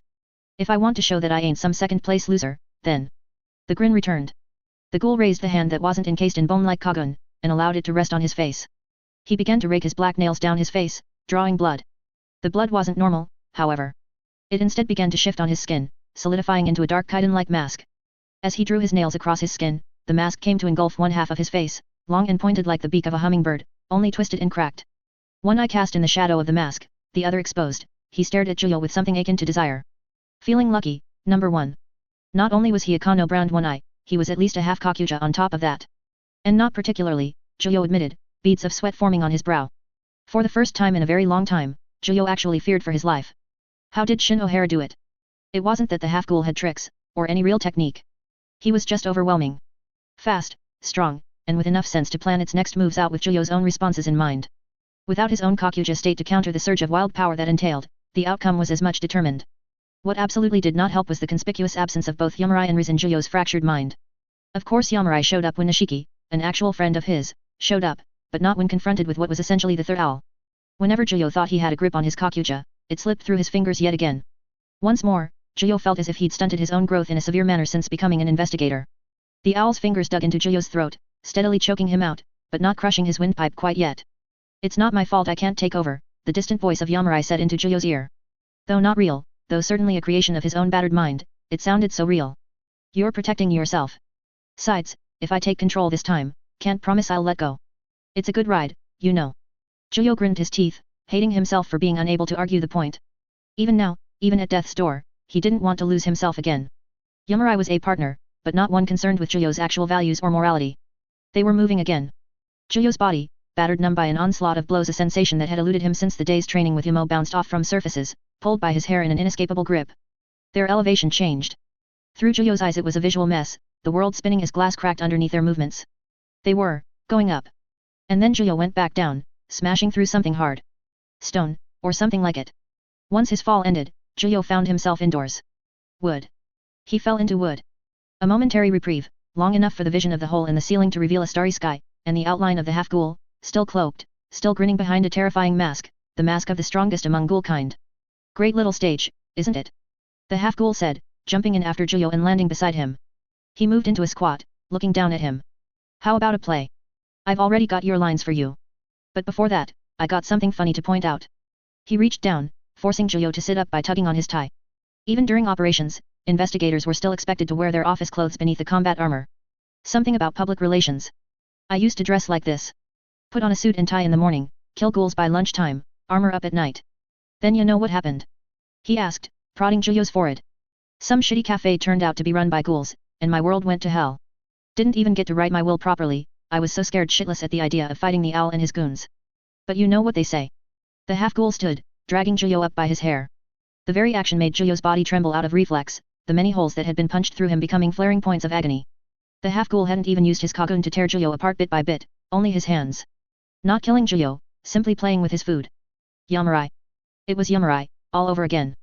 Zhuyo was weak, food to be picked at by the strong. Again. If you can't beat them, join them. If you can't join them, become them. The half-ghoul patted Zhuyo's cheek condescendingly. But here's your lines. I don't want to die, and maybe I want to die after all. Kapik. Distantly, past Yamurai, past even Riz, that faraway girl with her back turned to him, there was something else. A dark thing on all fours, ears raised attentively, watching him with red eyes. A Doberman hound. It remained still. It asked a question, silently. How far was he willing to go to survive? Why were you out in the middle of a typhoon? Trevor stared. He blinked, rapidly, tears welling up and fogging his vision. That was her. Her figure, her voice. Why? Why are you here? Why are you in this place, where only the devoured were supposed to be? What had happened? What was happening? Why? Why was he out in the middle of a typhoon? How far was he willing to go to survive? Why was Kaya here? Why? The taste of rotten fish on his lips, in the depths of the sewers. Close to where Nerima had killed the Dobers and the apes. Had killed Kaya and Kuma. Had Nerima killed them? Or, how far was he willing to go to survive? Trevor trembled. His heart pounded louder and louder, overwhelming his senses, overloading his entire being. Tears fell, lips shook, his body convulsed violently. He could only look at himself, horror and grief and the purest hatred he'd ever felt. He had already answered that question. He reached toward the Doberman, his hand shaking, heartbreak on his face. Kaya. Trevor whispered in a broken voice. A sufficiently developed Kagun almost seemed to become its own existence. Juyo's hand became encased in chitin. A tide of red coursed over his body in layers, forming more and more armor with each passing portion of a second. A blossoming of the Kakuhao, a complete expulsion of whatever material it had left, coating his whole form in a sudden eruption of RC cells. The half-ghoul leapt back, letting out a pleasantly surprised exclamation. He landed on the back of one of the theater chairs, his grin still as clear as day. Ha! They warned me about this, too. Strength returned to Juyo's body, fed into him by the comforting presence that engulfed his form. Like a blanket on a winter Saturday morning, the armor eased his pain, but he could feel its cost already. Tired. The armor wanted him to sleep. From Juyo's back emerged scaled serpents, lacking eyes and with only giant maws at the ends of them, sharp canine teeth protruding from their large mouths. They encircled Juyo protectively, their maws pulled back into hissing growls as they stared blindly at the half-ghoul, who waited patiently welcoming it, in fact. Yet. That's more like it, number one. The half-ghoul called out, removing its cloak. At the same time, more of its own Kakuja emerged, plates layering over one another, banding and then merging into a singular, flexible armor. Wings protruded from his back like spikes, 6 in total. 2 monsters, plated in red. Come on, number one. Prove that your Ka knows best. The bladed bird Kakuja snapped its head up to Juyo, a singular red eye glaring at him through the bird skull-like cage mask covering his face. Saidu Takaizawa, Rank 2 Investigator. Exterminating the target. The serpentine hounds, the heads of Cerberus, moved without Juyo needing to command them. They lashed out, tearing through the chairs and stage to reach their target, seeking to rip him apart. Their intent communicated through a sort of sensation in Juyo's spine, giving him a sympathetic sort of feedback for their own murderous intent. A sufficiently developed Kakuhao was like its own existence. If it was feeling, then it was only natural that Juyo would share it to an extent. It would only be natural that if one were to go out of control, then the owner would also go out of control. But this was not a rampage. Something was guiding the hounds, a will. The half-ghoul Saidu moved with the ease of a leaf on the wind, darting between the many heads as they tried to capture his smaller form. He bounced between them, using their own necks as cover for the other heads, his spines for wings glowing a dangerous red as he seemed to become faster with each passing moment. What a pain! Saidu called out with something resembling joy. One of the glowing spines along his back shifted position, jutting out like the wing of a jet. As one of the heads approached, he managed to reposition mid-air, going into a spin as the maw bared down on him. The wing carved through the head, widening the blind dog head's maw beyond what it should be capable of, resulting in the bottom half of its jaw falling limp, dangling by thin tethers of flesh. As another head moved in, Saidu caught it with both hands, using clawed fingers to grip and then tear the top of the hound's head off from the rest. All while mid-fall. The injured heads retreated to Juyo, taking on a defensive posture around him. That's a weird Kakuja, Saidu eventually said, his grin still coming through. Tied with Tataras for weird, maybe. Nah. Oi, who'd you go and eat to get something strange like that, number one? Juyo, Trevor, didn't answer. He couldn't. From behind the black Dober's mask, the mask that had involuntarily formed to cover his face, he was crying. Because now he knew, beyond a shadow of a doubt, just how horrible a sin he had committed. Something that he would never, ever be redeemed from. In his maddened state, desperate to survive, Trevor had devoured Kaya. MMH. No good if you don't talk. If you don't talk, then I'm just gonna go wild. Saidu shrugged and sighed in a dramatic manner, enough so that it communicated well through the layers of supernal armor. Saidu crawled atop the chairs again. His wings began to vibrate with the energy they contained, willing the room a constant unpleasant chime. And like the hummingbird, he began to dart about, upturning the theater around him as he moved at blinding speeds, the fastest Trevor had witnessed from a ghoul in combat. Comparatively, Shachi was still the strongest, but Saidu had one thing on the martial artist. With a voice that seemed to come from all around the theater, Saidu spoke. Let's get you out of that heavy suit of yours, my love. What do you want first, dinner, a bath, or murder? Saidu finally approached at an off angle towards the side of the stage Juyo stood on, a crimson blur followed by a rush of heat. The remaining uninjured hound heads, 4 in total, charged towards Saidu. Each of them open singular eyes resting at odd places of their skulls, the giant ghoul eyes tracking Saidu as he launched several projectiles from his back. Like heated swords launched from a trebuchet, they cut through the air, towards each of the heads, with 3 responding in time while the other was run through. As the remaining 3 moved to try and stop Saidu, he lowered one of his wings like a blade, and with a flourish, burst through them with his superheated Kakuja blade. They all retreated, just in time to form a wall protecting Juyo's still form from the blade bearing down on him. The smell of boiling Kagun, the foulest stench yet, slipped through the Doberman mask layered over Trevor's Kakuja. And then the heat reached Juyo. Piercing through his shoulder, Saidu's blade struck through even the armor of Trevor's Kakuja. Through his skin. Through his muscles. Out through his back. Through the hole in the defensive wall the Doberman serpents had created, Saidu gazed in with a wide grin, visible through the grating of his long-beaked mask. Wake up, Juyo-jana. Saidu said, his voice, echoing, coming from the Tannoy system within the Zium Hall as well as directly from the man himself. We're not done yet. Trevor turned to look at Saidu, creaking of Kagun accompanying the motion. His eyes were open, and more were opening as each second passed. The tears continued to fall, but there was no longer only grief in his eyes. Something else was taking residence there. In that state, he no longer saw Saidu's face. He only saw his own looking back at him, the same vile, desperate, bloodthirsty creature that would do anything to keep living. Trevor's features twisted into something ugly and filled with absolute hatred. You. He growled at the thing. Monster. His body moved. Pure fury, pure hatred. It all became an instrument to express those emotions, to kill the creature right there in front of him. His clawed hand lanced outward, grasping Saidu's head and clenching tightly, all while the Kagun wall split itself in two, becoming spears that stabbed into the one-eye's body. IXA inspired. Nice. Saidu called out, even as he was run through in several different directions, completely undeterred by pain nor injury. Instead he laughed, and with the wall gone, his other blade lashed out, sweeping Trevor's feet out from under him, continuing to step forward even as they were connected both by the spears and through the blade lodged in Juyo's body. It got hotter and hotter, burning up his insides. He was on a timer. The Kakuja was eating him alive, burning his life away with every second. The fight needed to end, and end soon. And so, beyond the agony, mental and physical, Trevor devoted himself to that goal. This wasn't a foe he could afford to chip away at. The lances pulled away, the hounds retreating one last time. It all became one tail, heavily armored in chitin, looming above Saidu. The end was aglow, curved, like a stinger and hissing with excess steam. The scorpion's tail descended upon Saidu's head. Likely blessed with the same sense for danger as Juyo, Saidu looked up at the giant tail. He moved onto a heel, trying to backstep as it descended, but it only served to grant the tail another target Saidu's outstretched thigh as he retreated. The hooked stinger plunged into the armor, searing through the armor and meeting flesh. A twitch of muscle in the tail, and the stinger erupted in a brilliant explosion of crimson energy, not quite fire, but no less hot or violent, arcs of electricity shooting out from the point of origin. Where Jinchi managed something like an actual missile fiery explosion, and all this was something else. The eruption blew part of the stage away, and smoke filled the space between them. Saidu screamed. My leg. My underwear. Not this dream.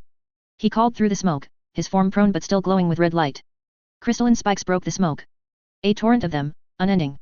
Similar energy sparked between each of them as they flew through the air, peppering Juyo's form to the point where they smashed against one another, pushing others deeper and causing others to crack inside of Juyo, splintering and shredding the flesh beneath the armor. Saidu destroyed Juyo's Kakuja a shot at a time. A blessing and a curse, easing the strain of it on his body, but also exposing him to a world of blinding pain as its soothing effect faded. What happened next was a blur. Consciousness lapsed, and then returned with the sound of crashing wood. Though without sight, Juyo heard Saidu speak once more. I wonder. Why do you interfere, Hina? Another voice. Familiar, but different. Firm and commanding. Evacuate, Saidu. We're keeping him alive. Arms wrapped around Juyo. Not to capture him, but to comfort. A hand behind his head, his back against a thigh. She had grown so much. Ho ho? Maybe you should return to your place, Hina, before you get hurt. This is none of your business HRK. Something hit Saidu. Hard. Saidu, she said. If you keep talking, you will die. Time passed, the searing heat of the charged shards of crystallized Kagun acting as Trevor's only companion in the slow ticking of the seconds. Eventually, Hinamai had let go of Trevor and the sounds of battle had resumed. Blind, his face likely a bloody mess of cracked Kakuja and perforated skull, his dying Kakuja at least allowed him to heal. Slower than usual, but usually Trevor would have just been dead. Finally, the healing reached the point where the shards jutting out of his face were almost outright ejected from his body. As the seconds passed, Trevor experienced the feeling of his eyes regrowing. Nerves reconnected to optic tissue, and like a broken computer monitor light began to flicker across his once dark field of vision, blurry and vague, improving bit by bit until he could finally make out the world around him once more. Hinamai Fuegaki, the girl who had taken to Trevor like a sister, battled the pseudo-owl Saidu on even footing. Lacking a Kakuja, but her Kagun grand a set of giant mouth-like wings and 4 spinal trails in her martial form exceptional, she closed the almost insurmountable gap between a Kakuja and a regular ghoul with a level of skill that belonged to someone else. The way she fought, kicks and strikes blending in with the lashing of her Kagun, managing to keep herself airborne and mobile through the raw power of her inhuman condition, had the hints of the forms Trevor had taught her long ago. But so too did she echo Shachi.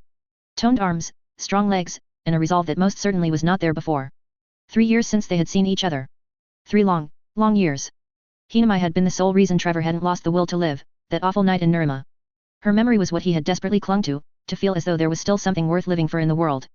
And now all he could do was watch her, so strong, so brilliant, fighting to protect his life. She fought with her all, while Saidu just seemed to be glad to fight Hinamai. Kids. What can you do? An exasperated voice said beside Trevor, a sigh following. You smoke. A long, gangly man sat beside Trevor on one of the theater chairs, looking out at the frantic duel taking place in the open space. Aside from the black suit jacket, his torso was exposed to reveal tan skin, and tattoos that went from his sides up to his neck, familiar in design Yakuza. A sheathed blade rested on the man's lap, his upper face obscured by a cap-like mask which allowed for his green-dyed hair to pool out at the back. It was a boring mask as if it were chosen out of obligation rather than personal choice. He exhaled, a plume of smoke following. He looked at his cigarette through rounded eye holes and then coughed. He flicked it away. Good. Me neither. Trevor could barely turn his head to regard the newcomer. His body still resisted the movement, as though he could still shatter if he moved too quickly or forcefully. His mind was. Out of body was perhaps the best way to describe it. It reeled, broke, reformed, then settled in a quasi-state of lucidity, of acceptance for the time being. A defense mechanism that would only last so long. The toll would hit him, hard, soon enough. Kyode, was it? Trevor managed in a ragged voice, probably sounding like a death itself. He vaguely recognized the Ghoul as one of Aogiri's executives, one he'd never encountered before or had looked too deep into. That's the name, Kyode said, his voice deep and with a relaxed tone to it as if he weren't watching two of his colleagues, if not his subordinates, duke it out in the middle of an ostensible invasion on their operation. Done upon, as it were. Figured I'd come check on what Saido was up to. Some genius decided to start playing the sound of you getting mauled across the whole place. Bad for morale. But I can't have him killing Yatsum. Yato'll never get off my back. The man groaned, slumping in the chair somewhat.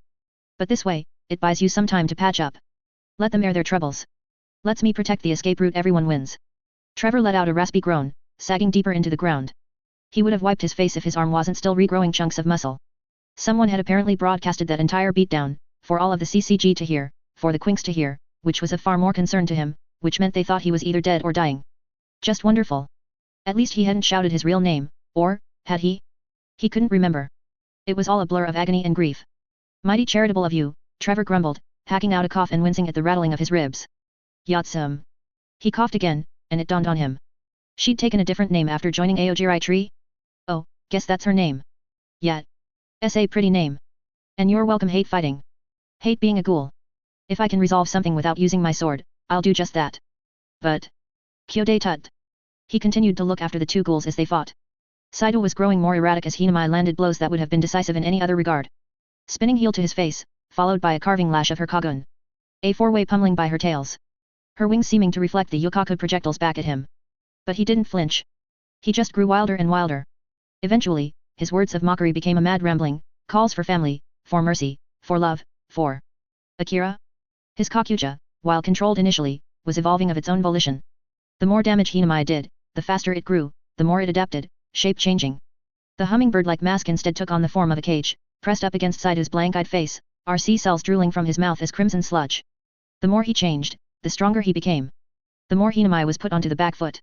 She dodged, she weaved, she did everything she should have done, but moment by moment she was peeled open, her Kagun torn away with quick slices, until she was left only with her limbs. Then Saido pounced, driving Hinamai into the ground with an unrestrained howl. MH. That's probably not good.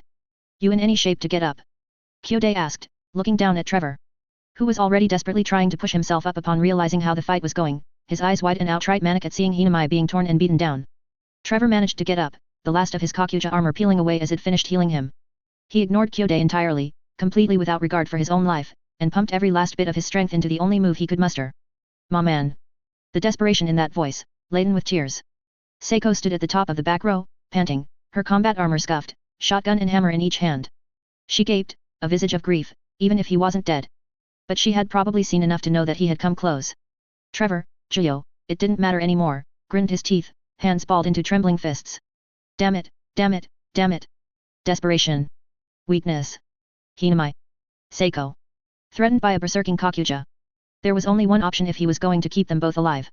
His Kagun crawled up from his back, along his neck, over his mouth, only to part along the lips, becoming a row of hardened, jagged teeth. The jaws of a shark. Make it count. Trevor leapt upon Saido, and immediately sank his teeth into the half-ghoul's Kakuja, ripping and tearing and gulping it down with an absolute feral ferocity. 2 bites. 2 mouthfuls of flesh torn from the side of Saido's head and his neck. A noise of surprise, then more pain. Heat quickly seared across the investigator's face and chest.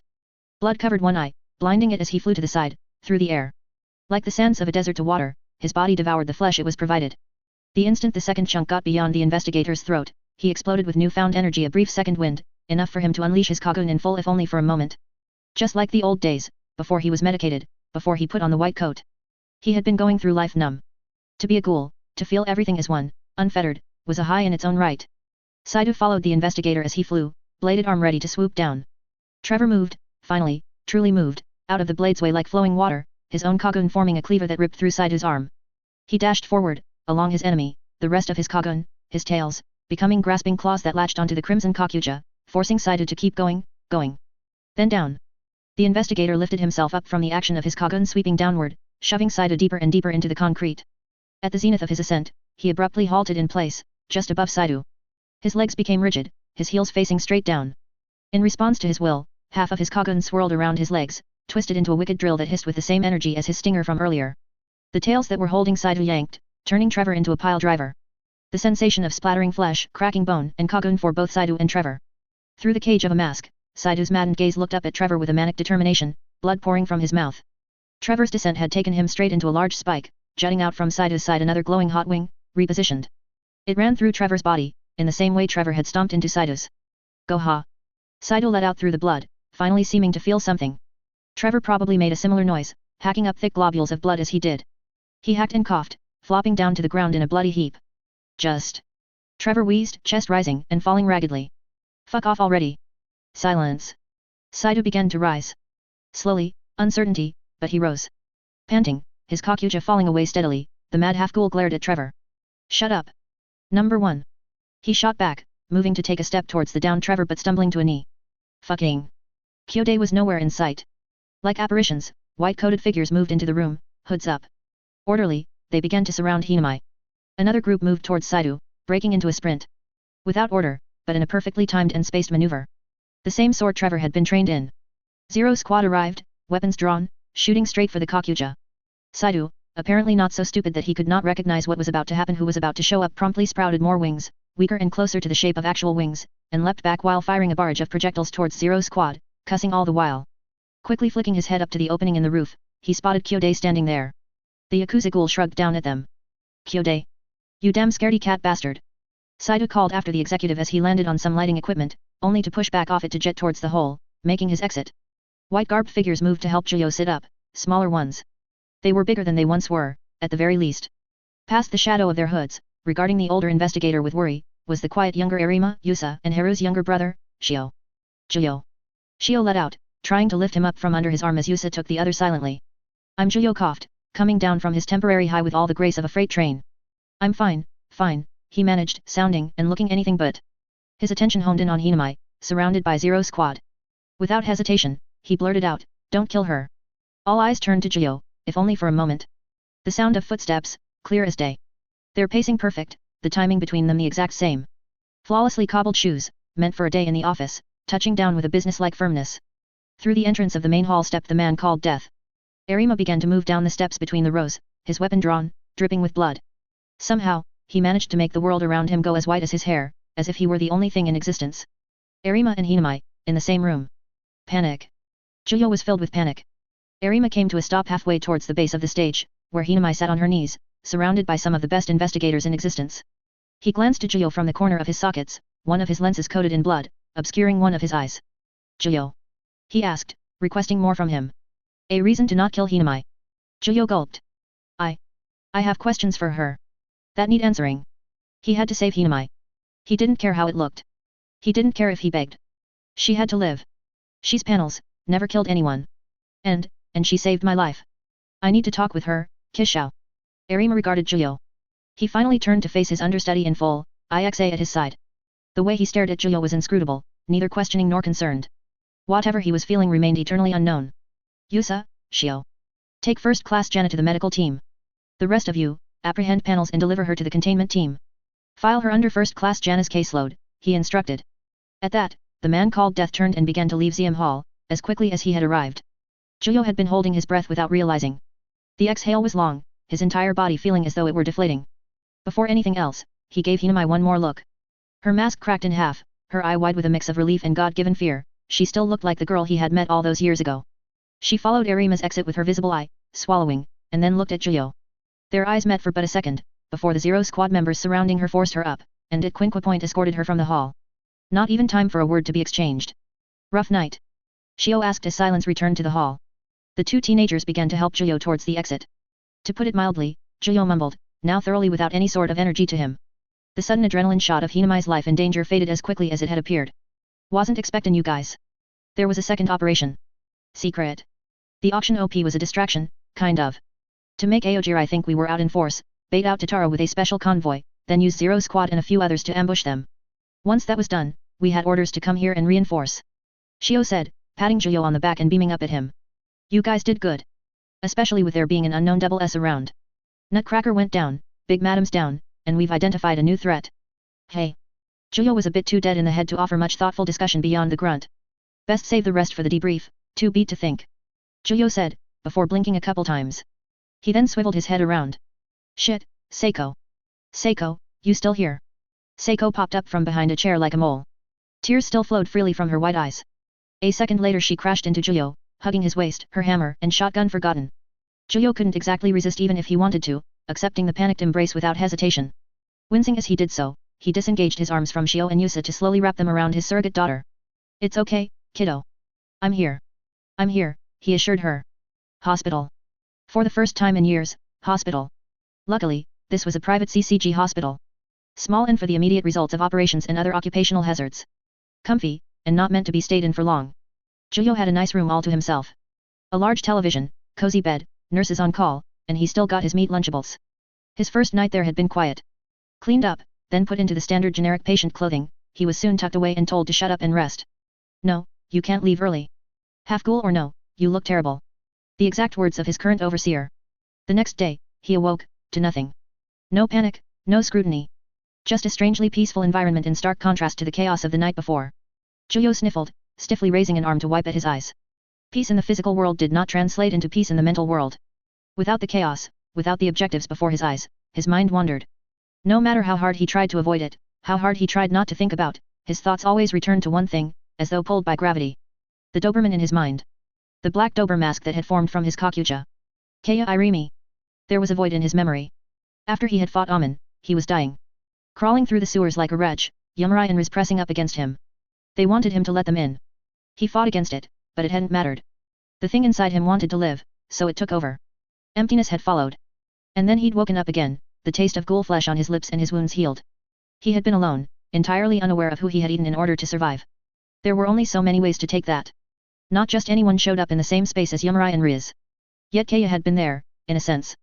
Not as herself, but as the animal she'd taken after. He didn't know. He hated not knowing. Almost as much as he hated the guilt that threatened to strangle him. Maybe there was a way to find out. It was a long shot, but when had it ever not been? Yamurai, he called out in his mind. You there? Nothing. Riz. Again, nothing. Well fuck you too then. God, Zhuyo was such an absolute basket case. It was a miracle he even functioned. Especially after recent events. The best he could do was, stew alone, for the time being. Stew, and wait for distractions. Try to use the lack of knowledge as reason enough to keep going. That, and the fact that Hinami was now in Cochlea because of him. There, for him to talk to whenever he wanted. Not how he wanted a return to the way things were, to say the least.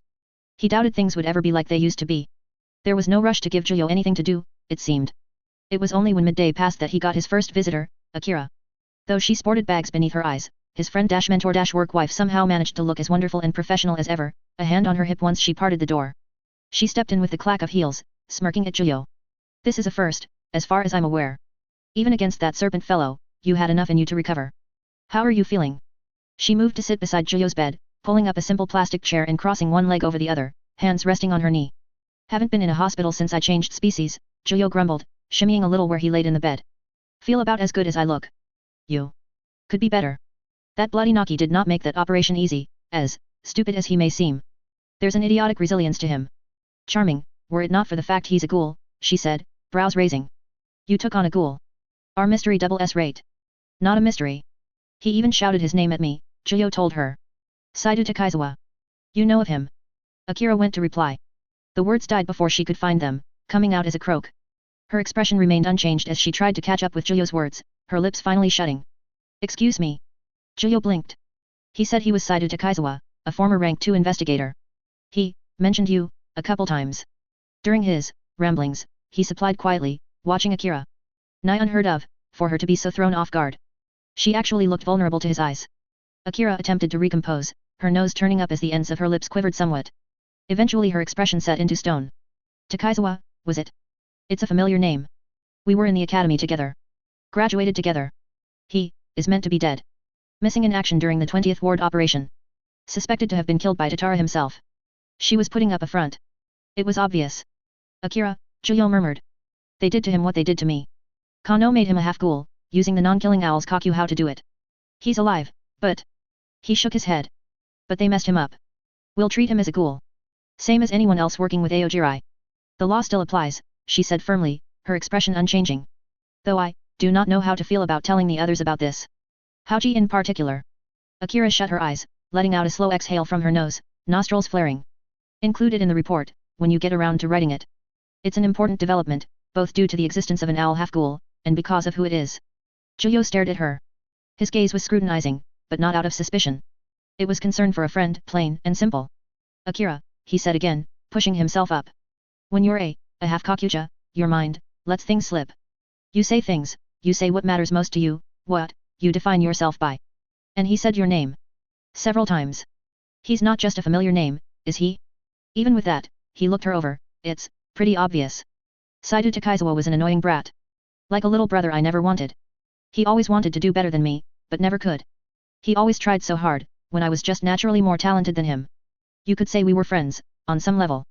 But the fact he defined himself by me goes to show that he never moved beyond that childish, second-place mindset, she said without hesitation. If he wants to pretend he's a big bad nasty ghoul now, when before he couldn't even write a proper will, then so be it. Juyo blinked a couple times, then wiped his face as he blew out a breath. He even mentioned the will thing too. He sighed, shaking his head. It was harder to tell now, with Akira putting up a much stronger front, but he seriously doubted the dismissiveness was totally genuine. True on some level, but her initial reaction spoke volumes in its own right. It felt a tad bit much like overcompensation. But if you say so. Even if he's pretending, he kicked my ass real bad, even when I was going full tilt. Like I was fighting a Kakuja Joker, he groaned. Joker. You know, the Batman villain. He kept spouting one-liners and grinning like a maniac. It went over her head. She blinked slowly. I should be giving you that look, Juyo sighed, flopping back down on his bed and then instantly regretting it. Ow. Believe it or not, this isn't the worst I've had it. Got punched by orcas so hard my organs forgot how to regrow. I wouldn't recommend it. That's a rare ghoul, that orca. Hardly ever encountered, and likely for the best. Assessment puts him on par with Tatara and Noro, if not exceeding them in some regards. Amazing that you are still alive, she noted with a wry look. She moved to stand, her visit an apparently brief one. Before I go, just so you know, the Quinks squad performed admirably and with distinction. I can confirm that a member of the team will receive a 2-rank promotion, while the others will receive a single-rank promotion. Next April, as usual. Your promotion is under review with the special class investigators as we speak. Juyo's brows shot up. No shit? Way to go, kids. I'm just sad I wasn't able to see them really shine with my own eyes. He let out a contented breath. I'm just glad they all got out of there alive. They're all growing up now. Akira inclined her head to the side. I'd say it was because you were not there that they shined. If you could resolve an issue for them, you likely would, no? She offered, continuing. Hayashimura offered testimony to Jinchi and Seiko, the former performed as a first class, he said. Quick thinker, excellent instinctive tactical acumen, and a leadership streak. Yuri and Toru were commended by Suzuya, who they both happened to encounter. As he tracked down Big Madam. Shared credit with Suzuya's squad for the kill. Toru also finally broke through that mental barrier of his. Kagun. Hell yeah, Juyo replied, bobbing his head and plainly pleased with what he was hearing. Can't wait to hear about it from all of them. I'll have to figure out a way to celebrate, once they finally let me out of this cushy prison. You have leave once you leave here. All you have to do is complete the report, then your time is your own for the next 2 weeks. Intensive operation recovery period, mandatory. No complaints from me. It's actually perfect, got a date coming up. Need the extra time to worry about leaving a good impression. A date? Akira asked, brow raised. Goodness. Took you long enough. She shut the door behind her. Akira, ever the tactical one. She'd even sacrifice her curiosity if it meant getting one over Juyo. The half-ghoul let out a breath and sagged once more into the sheets. For the time being, all he could do was lay there, feeling his life grow only more and more complicated. Dismissed after 3 nights of observation, Juyo returned home. Though the auction had only been 1 night, it had managed to consume a week of his time by virtue of his hospital stay, making the whole experience just feel longer than it actually was. Upon entering the house on that chilly Tuesday morning, he was greeted to the sound and sensation of combat. The minute tremors and thundering steps of half-ghouls training, slamming into reinforced surfaces, could have been seen as encouraging to some teachers, but the kids really should have been resting. Juyo of all people had been given instructions to rest up, after all, and it sounded as if the others had gone through hell in a handbasket too. For a brief moment, before he actually showed his face to them, Juyo let out a long, exasperated breath. The past 3 days had been utterly boring and mindless, with him just sitting in his hospital room and watching TV. It gotten to the point that he actually started working on his official report, such was the tedium. But now it was back to work. True, it was nothing official, but being the leader of a pack of half-ghouls was a full-time gig whether you were off the clock or not. Details of what had happened to the Quinks during the auction were scarce, only enough to know that they'd all proven themselves enough to receive at minimum a promotion each, and Toru finally activating his Kagun. That could mean any number of things when it came to Toru. Add in a multitude of factors, such as Hinami's incarceration, a planned visit to Ri, a date with Sen, and several other pressing matters. Juyo's 2 weeks off were going to be busy. What else was new? Something had changed in Toru. The fact that his Kagun, several deep red scorpion-like segmented tails, protruded from his back could be noticed by anyone, but to Juyo's eyes it went beyond that. The young man fought against both Jinchi and Yuri, the other two trying to tag him with their strikes. Toru weaved around them, his singular wide eye with an intense focus as he batted away fist and foot alike, retaliating in kind and sending Yuri reeling back and Jinchi to the ground with an expert takedown. Seiko blew a whistle, raising up a green card. Point, Muchin. She called out from her kneeling position on the other side of the room. Toru held the grip on Jinchi's arm, wound behind his back with his knee to the other half-ghoul's spine. After a moment and a yell of protest from Jinchi, Toru released with a blush, shooting to his feet and bowing to the other two respectfully. Something had clicked or snapped together in Toru. The meek boy remained, but his learning had overtaken the mental block, putting everything he had mastered under Juyo's tutelage into use without the hesitation to hold him back. Juyo watched in silence, stopped in place at the entrance to the training area upon watching Toru at work. Jinchi and Yuri were far from slouches when it came to combat, and Yuri in particular had recently undergone surgery to grow even stronger. Yet Toru had been impeccable. Juyo had taught Toru everything he could without utilizing Kagun, honing the young man into a martial machine. All of that training had paid off, and then some. With the mental block overcome and the presence of an impressive Kagun, Toru had become a force to be reckoned with. Juyo was proud, but he still didn't know if he should be happy about the circumstances that must have pushed Toru so far. Well, it wasn't like he couldn't ask. You know, most people spend the next week or so after a major operation staying as far away from intensive training as possible, Juyo noted, though there was a smile on his fuzzy face. He hadn't shaved while in the hospital, which meant he almost had a full beard all over again. Damn Italian genes. The four snapped around to face Juyo, their expressions a mix of relief and gratitude with Yuri being the one-note exception. Sir. Toru called out, beaming at Juyo. Boss, you're all right. We heard what was happening but Nutcracker Jinchi began, cut off by Seiko. Fuzzy peach ma man. She said, pointing at his beard. Jinchi bonked her atop the head. That's not what's important here, Yagun. Welcome back, sir. Yuri saluted, though there were hints of hesitation in the gesture. We figured it best to capitalize on Toru's newfound Kagun. Nothing intense, just getting him used to it, same as you did for Jinchi and I.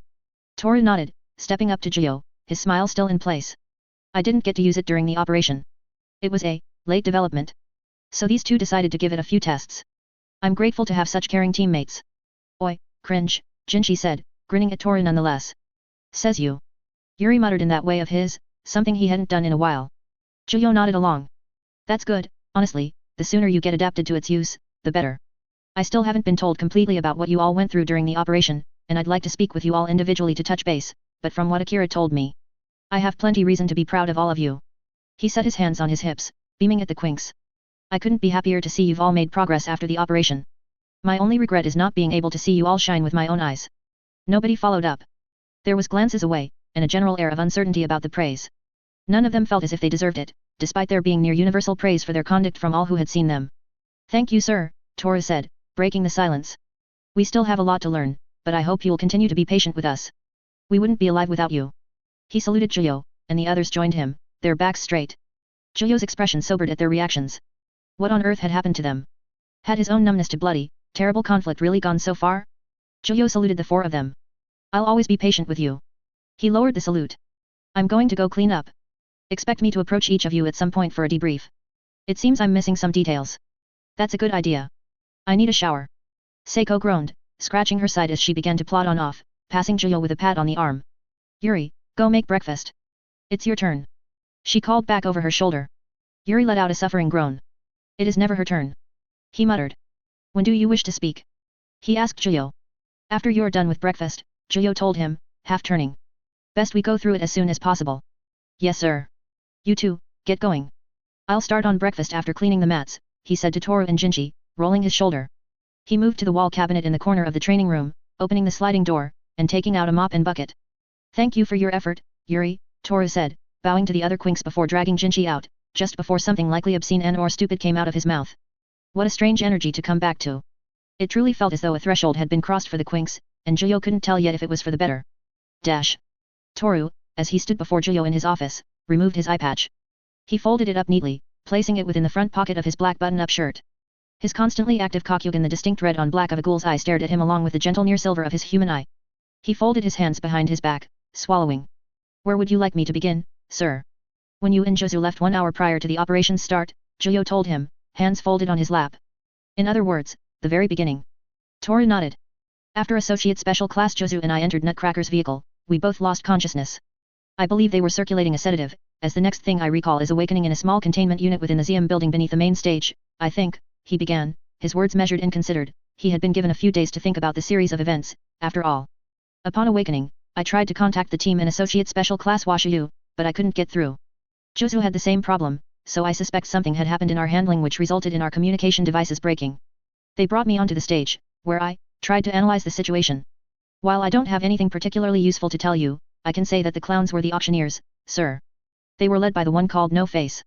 Former ghoul leader of the 4th Ward, I think. I think First Class Hiriko would need to tell you more, as he confronted No Face directly. Toru cleared his throat. Anyway. They priced me at 10 million yen to begin with, due to my status as a one-eye. It ended at 200 million.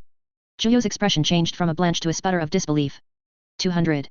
I know that one-eyes are considered a rare delicacy, but what kind of ghoul has that kind of money? He trailed off, brows furrowing. He did know, actually. Jukiyama. His family was more than affluent enough to pull that kind of thing off. But what would have been the point of an auction if the Jukiyama group were the only ones that could throw that kind of money around? And did that mean Juyo had been at the auction after all? I don't know, sir. There were, at least 3 voices, in the bidding. 2 kept one-upping each other, and then a third declared the 200 million, trumping the other 2 participants. I couldn't see any faces with the lighting, Toru said, trying to answer Juyo's rhetorical question honestly. After that, they took me backstage, where I managed to get away from Nutcracker. I hid, but then a ghoul found me. The one who bet on me, the one you and the others stopped when you found me. But before that, Torso actually saved me, I think. Before the other ghoul caught up with me again. Juyo's brows shot back up. Torso was there? News to me, he replied, frowning slightly. He didn't happen to explain why he saved you, did he? Didn't have time to ask, sir. I just booked it, he said, chuckling nervously. After that, I went with Yuri, but we encountered an opportunity. Found where the guests were escaping to. I encouraged Yuri to take the executive decision to pursue them, over returning me to the back line. I hope this does not reflect ill on Yuri, it was my recommendation.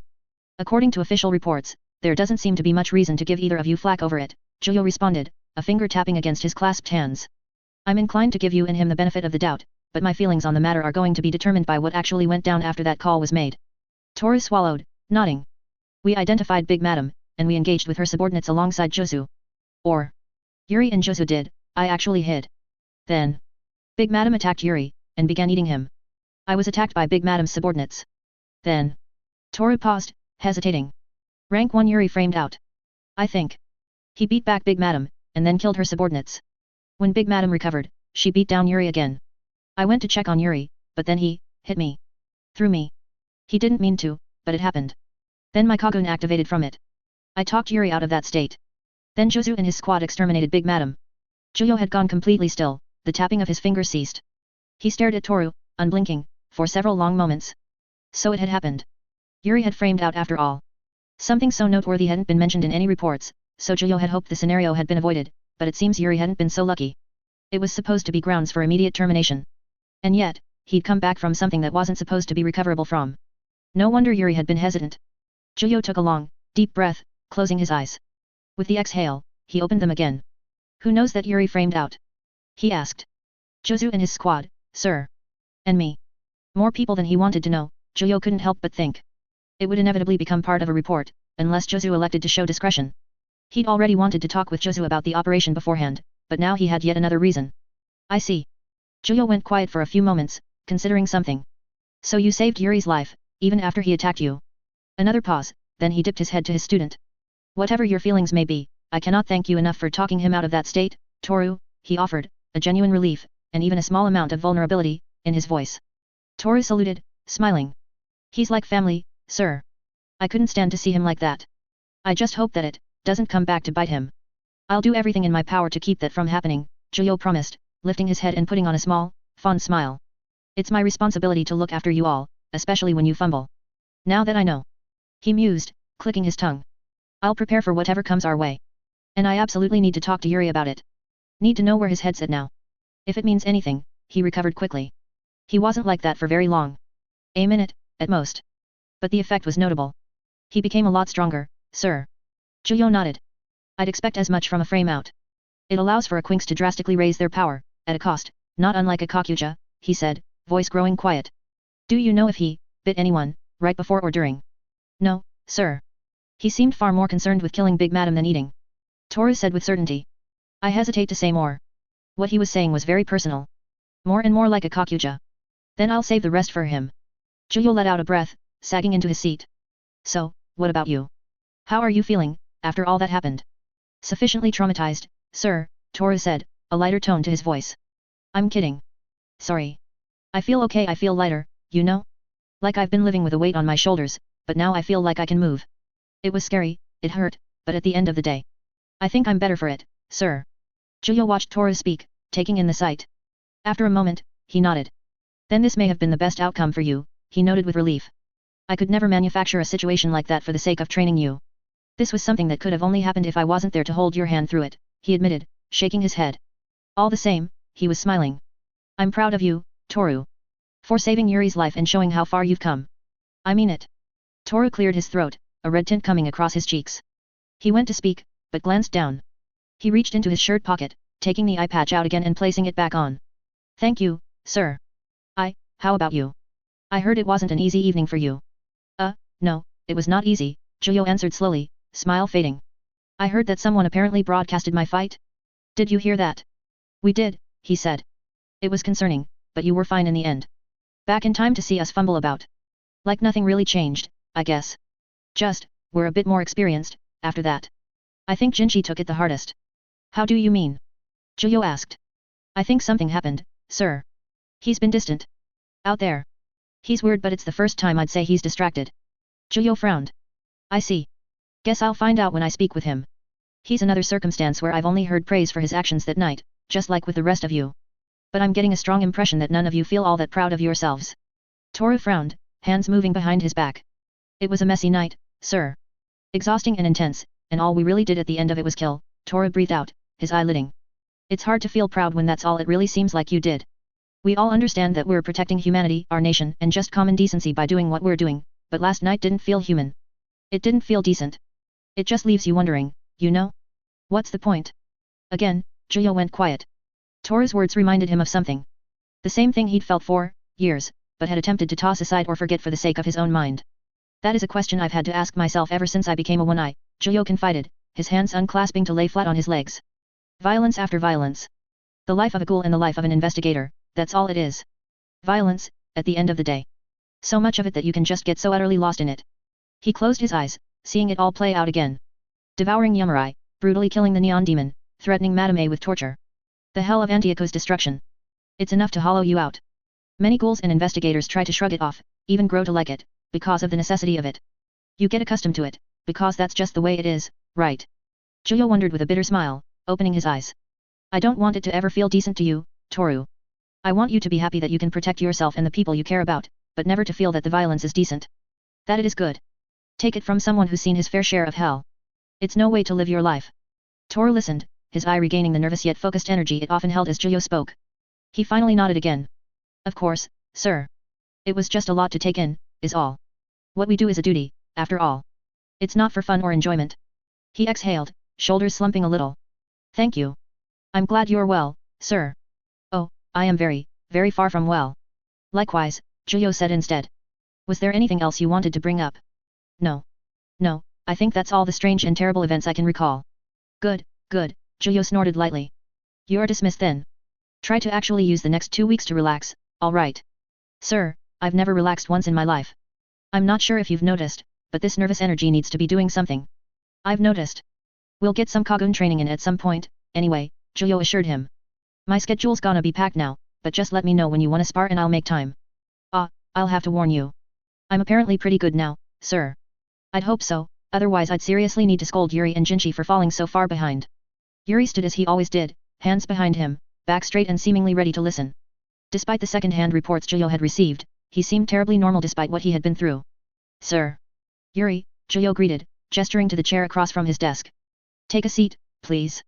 He nodded tersely, easing into the chair. I imagine this is about the incident, yes. Juyo nodded. That it is. Toru gave me a basic account of what happened from his perspective, but he didn't go into certain details out of respect for your privacy. Obviously, I want to hear from you what happened before we discuss it in full. Yuri remained quiet, his hands clasping together as his eyes averted Juyo's momentarily. I'll start by being transparent. I disobeyed orders, which is why Toru and I ended up in a situation where a frame out was even a possibility. We diverted into Museum Hall, after Toru informed me of how he emerged onto the stage. There was a basement level through the stage, which explained where the attendees had escaped to. The white-haired foreigner hummed, tapping a finger against his elbow. Toru told me that he had encouraged you to take that action. What was your judgment process on making that decision? He asked. He's covering for me, sir. It was the other way around, I assure you, Yuri said without hesitation, hands tightening. The process was simple. If we only eliminated Aojirai-guns, then the operation would have been an abject failure. If we could catch one notable attendant, then we could say there was a degree of operational success. So we diverted, if not to buy time, then to terminate possible targets. Juyo's lips pressed into a thin line, expression turning blank. Toru had lied to him? Or was Yuri? No, the specifics didn't matter, only that there was a lie. It had come from a good place, as the Quinks clearly looked out for each other in many ways, but Juyo didn't care for the notion that he couldn't be trusted with something like that. But then, was that hypocritical of him to let that bother him? He lied about a great deal of things to the Quinks, about far more important matters, and his everyday as Juyo-jana was a lie. It was all just some goddamn lie. No. Calm down. That doesn't matter. Only think about the kids for now. He nodded. I see. It was at that point you engaged Big Madam. Correct. In my personal assessment, it started well, in part due to joining up with Associate Special Class Jozu, who frankly did most of the work on reflection. I overcommit to a fight with Big Madam, which resulted in my near consumption, he managed, lips pressing together into a thin line. After that, all I remember is noise. Noise I could see. When I came back through, I had assaulted Toru, piercing their abdomen with my hand. He was comforting me, sir. Juyo's irritation had faded, and he watched Yuri speak. After a few moments, he blew out a breath. That does line up with what he told me. Evidently you had been saying things while you were framing out, very personal things that Toru wasn't comfortable sharing with me, so I didn't press the issue. But as for the noise you could see. Juyo hummed. That sounds familiar. Is there nothing else you recall? An image, or a feeling? The most painful headache of my life, sir. It was like being in a dark room, with words popping up all around me. More and more, until I couldn't actually make out what they were. It continued like that, then I returned to my senses. Anything more, I can't say. I don't even know what I did while I was framed out, Yuri explained blandly, eyes squinting in a memory of pain. Ah, very familiar, then, Juyo admitted slowly, closing his eyes briefly before opening them again. So I was right. Hoped I wasn't. What you're describing, what you went through, it's not unlike the pains that a developing Kakuja goes through. Losing your senses, strange visions, and outward ranting about what's deeply rooted in here, he tapped a finger against his skull, all signs of it. I should have been there, he muttered, unable to hide traces of bitterness in his tone. Thank God Toru was. It's unreasonable to expect you to be somewhere you, in most if not all possible worlds, could not have been. You had your own problems, from what I heard. It was not your fault, nor is it your responsibility. It's mine. Yuri clasped his hands, exhaling slowly. I understand what the consequences are. I made sure to read all the conditions of the surgery, and I accepted them knowingly. Therefore, I am to be terminated. Absolutely not. Juyo's rebuttal was instant, firm, and forceful. Sir. With all due respect, and all appreciation for the sentiment, there is a reason we're slated for termination upon a frame-out incident. Unlike your surgery, my physical state will only continue to change due to the sudden overexertion of the cage surrounding my Kakuhao. Come a few years' time, I might not even be the same person. The same person, Juyo echoed, shaking his head. The words triggered an old memory that wasn't, words exchanged with a dead man in a place that never existed. According to the CCG, you were never supposed to regain your senses after a frame-out incident, yet here you are, like you've always been. You're proving them wrong, right now. It's only further proof to me that the CCG didn't truly know what they were doing when they decided to make half-ghouls. He shook his head again. You won't be terminated, Yuri. Even without my personal feelings on the matter, it would be incomprehensibly stupid for them to kill you. Yuri stared at Juyo for another few moments. Finally, he nodded. Understood, sir. Is there anything else? I believe that is everything I can recall, he said, unsure of what else to say. Juyo let out a breath, tension visibly leaving his shoulders. Only a question. Matsuri Washiyu. Has he engaged with you at all since the operation? Not at all. I've not had any contact with him before either. Still considering that. I just found it a bit odd, him suddenly showing personal interest in you in the middle of a large-scale operation, Juyo admitted, frowning slightly. I believe you, it's just uncharacteristic of him, from what I know of the man. I hate unknowns, he sighed, shrugging. Just be mindful of him, should something else happen, is all I can say for now. I'll be doing the same. Of course, sir. It's healthy to be a little cautious of any washayu you run into. They didn't get to the top of a world of killers without being cutthroat, I suppose. Juyo nodded approvingly. A wise mindset. That should be everything I can think of then. If there's nothing else you have in mind, you're dismissed. No. Nothing. Who should I send in next? He asked, rising out of the chair. Jinchi, please. The shark-toothed lad poked his head into the room, letting out an inquisitive noise. You, wanted to see me, bossman. That I did. Wanted to get your personal take on what happened, Juyo greeted, gesturing for him to come in. Take a seat. Jinchi entered with hands in his pockets, strolling in with a delinquent's stride. Well, not much to say, really. He mumbled, sitting down in a manner very unlike the previous occupant. He sat at a sort of side angle, arm resting over the back of the chair. Was a tough fight. Lot tougher than we were expecting. She could detach her Kagun, you know. How many times have we run into that? Never. Made traps. It was a strange fight, way more careful, on both sides. Kagun traps. Juyo murmured, eyes widening. It reminded him of RC walls, somewhat, but he'd never actually encountered a ghoul utilizing a Kagun in that manner before. Every time he thought he knew what ghouls could pull off. You were given some pretty glowing commendations for your performance that night, but your reaction made it clear you weren't exactly proud of it, he observed. Well. I dunno. It's not exactly common of an investigator to get all moody over a kill, is it? He chuckled, rubbing the back of his head. Depends on a lot of factors, that, Juyo replied, leaning back into his seat. What's on your mind, Jinchi? I'm not going to berate you for feeling, you know. Yet. I know. More that I know I shouldn't be feeling this. I just feel bad, you know? She was a monster, but before I killed her, she said something. I dunno why, but it just made it all feel so gross. What they're doing. What we're doing. Juyo was quiet for a few moments. Jinchi was correct, of course, this war they all took part in, was an ugly thing that was being pushed further and further by something more than just a primal need to survive. That was why Juyo was still in the CCG, after all, to figure out a way to stop it. For all the good that's done. So many dead. Hinamai in prison. A fake life. I won't lie to you. It is gross. It's all sick, Juyo told him, his features scrunching unpleasantly for a moment. The words were similar to what Kano had said to him, all those years ago.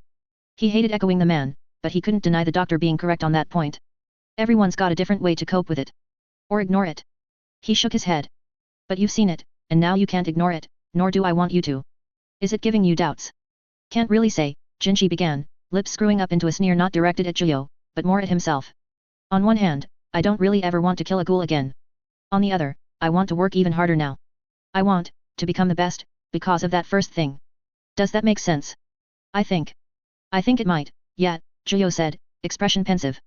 You're not alone in that feeling. Between you and me, I hate that we're in the business of killing. If I could change the status quo so that it was no longer necessary, I'd do so in a heartbeat. I respect him, but I don't think I could do what Nerima does. Not on that level. I think he's the same as us, you know. Feels the same way. It's why he's as good as he is so nobody else has to take on that weight. That's the impression I got. I used to think he was like a stone, but really, he's just sad, you know. Yeah, I do, Juyo replied, tilting his head back. He wants change too. But the path there is. Could you imagine if death died?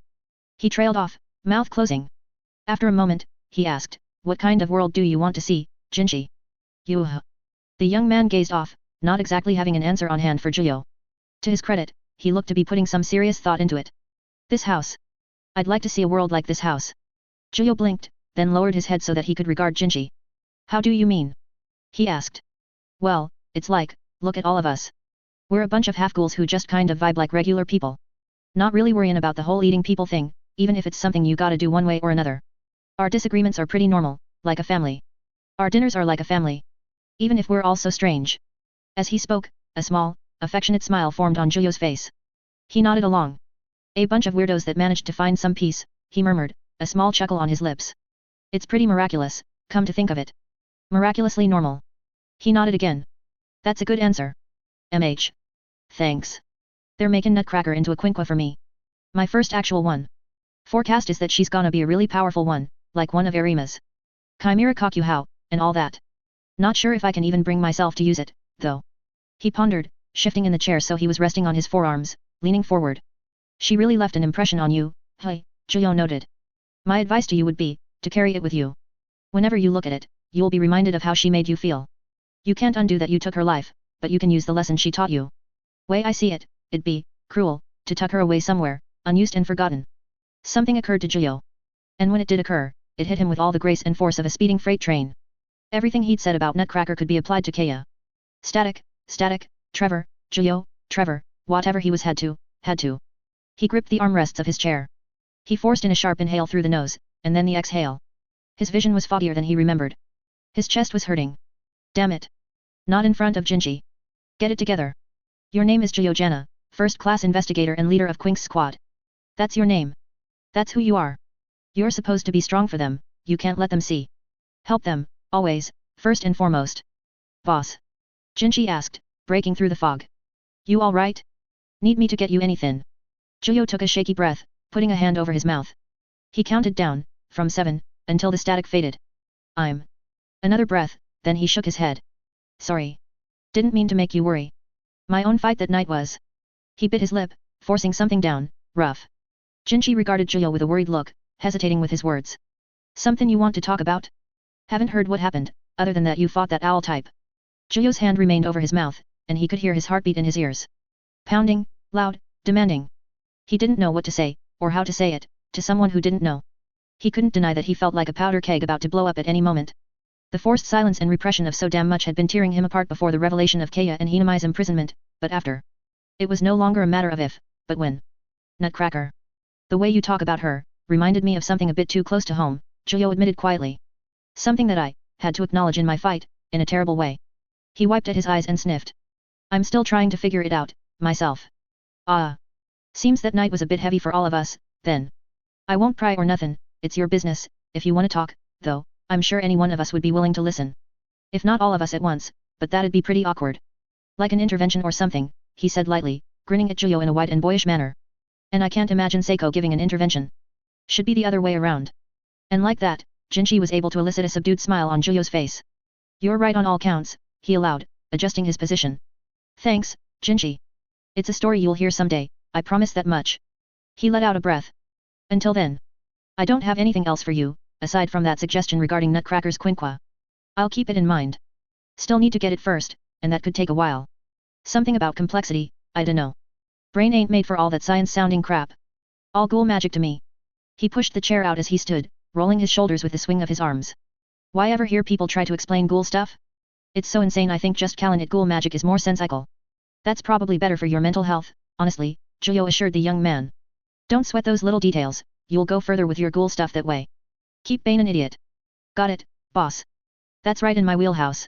Jinji punched a fist into his palm, giving Juyo a resolute nod. Rikujian. 6 poems. A park within the 5th ward, the whole space had been slavishly dedicated to the very idea of bringing the scenes of 88 separate poems to reality. Though the greenery had died with the threat of coming winter, the dying browns and oranges were beautiful in their own right. Everything about the park evoked the picturesque and lovingly crafted image of a landscape picture, a land presented in its finest form, even as it died for the season of cold. The premise of the park was the main allure. After all, what's the best way to woo an author than to make poetry references at them? It had taken some effort to find a place that satisfied Juyo, when it came to deciding where the date would happen. He hadn't made any sort of romantic overtures in the last few years, so he felt a bit out of practice and perhaps a bit of anxiety. However, he'd been forced to acknowledge more and more lately that his constant rejection of certain feelings were only hampering him in the long run. Akira had been right, of course, if he wasn't careful, he'd logic himself into a lonely corner. There would always be a part of him that loved Kaya. The now utterly confusing and muddled revelation of her presence within him, if it could be called that, was testament to that. After many long nights staring at his ceiling, struggling to figure out what it meant, he had to face the truth. He simply did not know what had really happened. It wasn't something he could shrug off, and the very idea ate away at him, but he couldn't let it cripple him. Kaya had always wanted him to take the healthier course of action, after all. So, he was there, patiently waiting on a park bench at the entrance of Rikujian Garden on a brisk November day. The peach fuzz was gone, his purple scarf was donned, and coffee had been had. He felt refreshed and ready for the arrival of the strange, quirky author that had given him one of the best conversations he'd ever had since coming to Tokyo. An additional benefit to choosing the park at this time of year: fewer tourists and locals. A few still moved through the park, but it was just that. The author, dreadfully short now that Juyo could get a full look at her in the open, moved up to the bench and plopped herself down without so much as a hello, instead going with a relieved sigh. Dressed in a big crimson coat with a scarf that obscured her mouth, Sen looked particularly ready for Juyo's choice in location. In one hand, a steel flask. In the other, what looked to be a stack of papers. She held out the papers first. Present, it's a transcript, she said with a whimsical tone, moving to undo the top of her flask with mittened hands. You're a beta reader now. Congratulations. Putting me to work right away, I see how it is, Julio replied with a smirk, taking the papers all the same.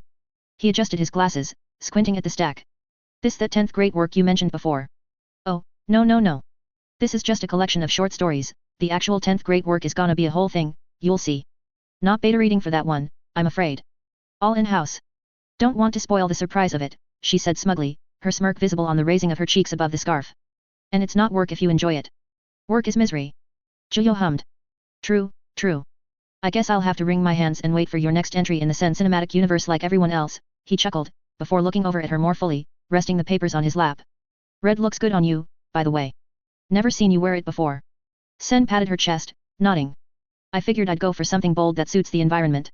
Like the blood of summer upon winter's knife or another appropriate and flowery way of describing it. But thank you, it's a first for me too. Blues and greens are usually my thing, suits the moss on top of my head. How've you been? Keeping in one piece. Well. Julio started, scratching his cheek. Last week was an eventful one, so much so that I might have had more than one piece lying around. But if there's one thing I can appreciate about being a half-ghoul, it's that even if I lose some bits, they'll just grow back. Though I don't think I'll ever get used to my hands looking like baby hands for the first few hours, he murmured, shivering slightly. MMH. Quite unsettling, but maybe refreshing. We mere mortals only get one set of hands, and we don't even get to remember what they were like as baby hands. I don't know if I'd be able to help myself, if I could just grow things back. I'd take up some dangerous hobbies. Like drifting. She poured herself a cup of what appeared to be coffee, offering it out to Julio. It does make a girl wonder, though. All that damage, being healed by what I can only assume are RC cells. I wonder if your hands aren't actually hands anymore, not as we'd classify them. More like extensions of your kakuhao? Or kagun? Oh, thanks, Julio said first, taking the offered cup before continuing. I've wondered about that too.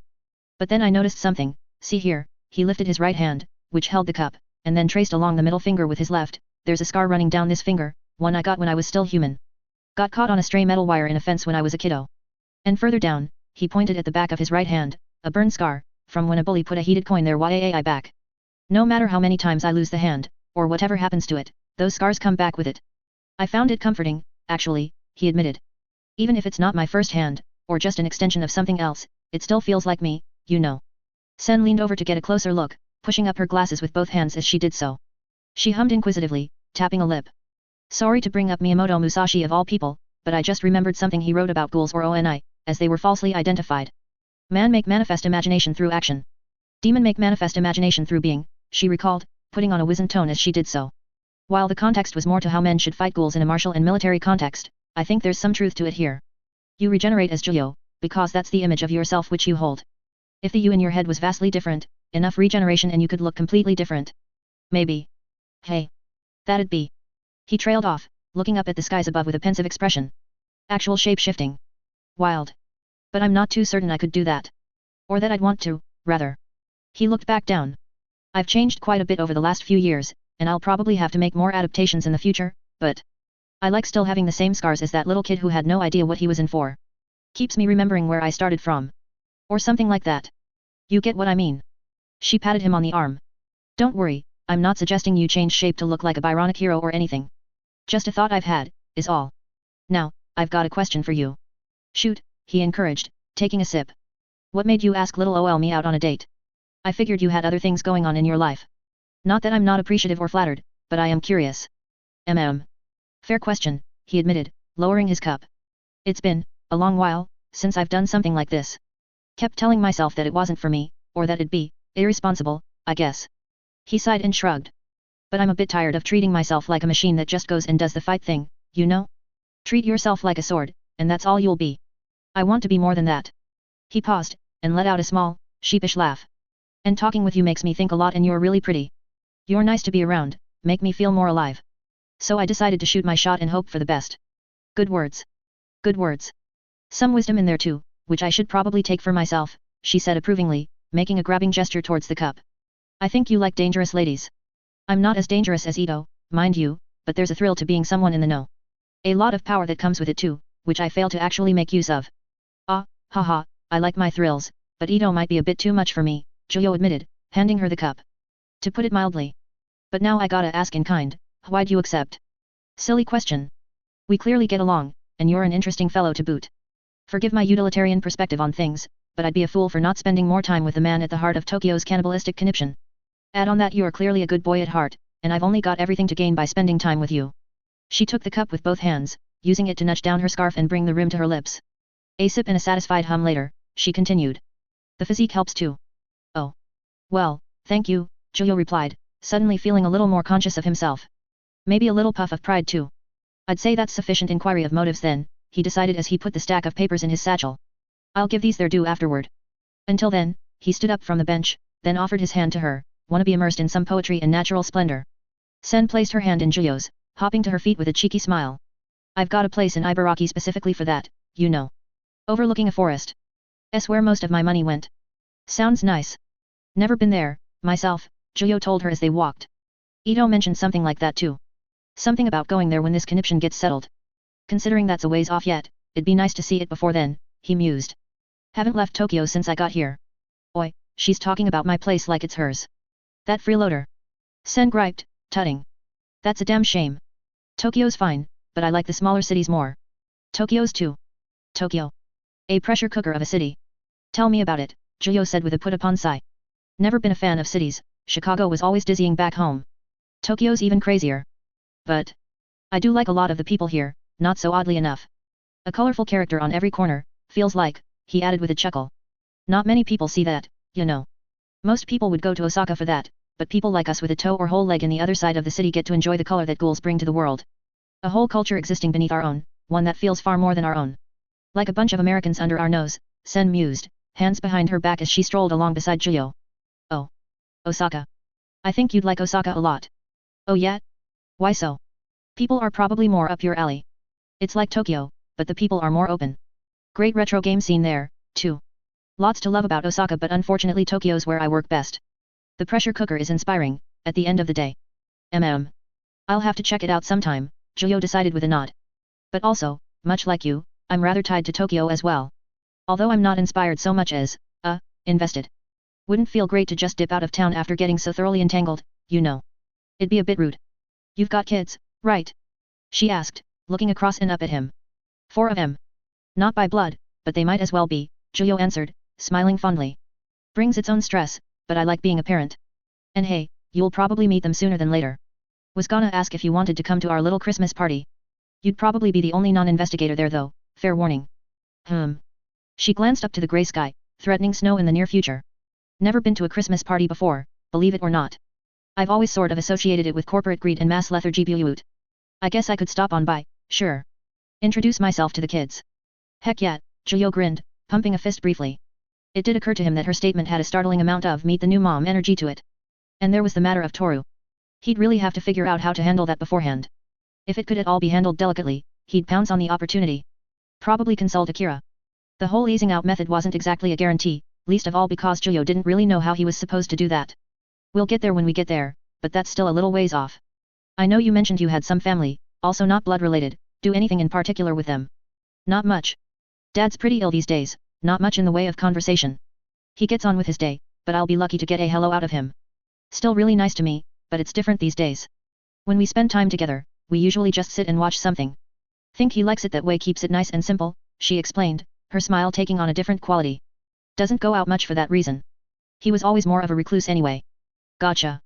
Kinda, sad, to me, Giulio admitted, scratching his cheek. They continued on walking through the garden, passing beautiful leaves colored in swirling oranges and browns, slowly drifting down from the trees along with the first tiny puffs of white that fell from the graying sky. It's still good that he's around, though. Haven't seen my dad in 4 years now, I'd suppose it'd be.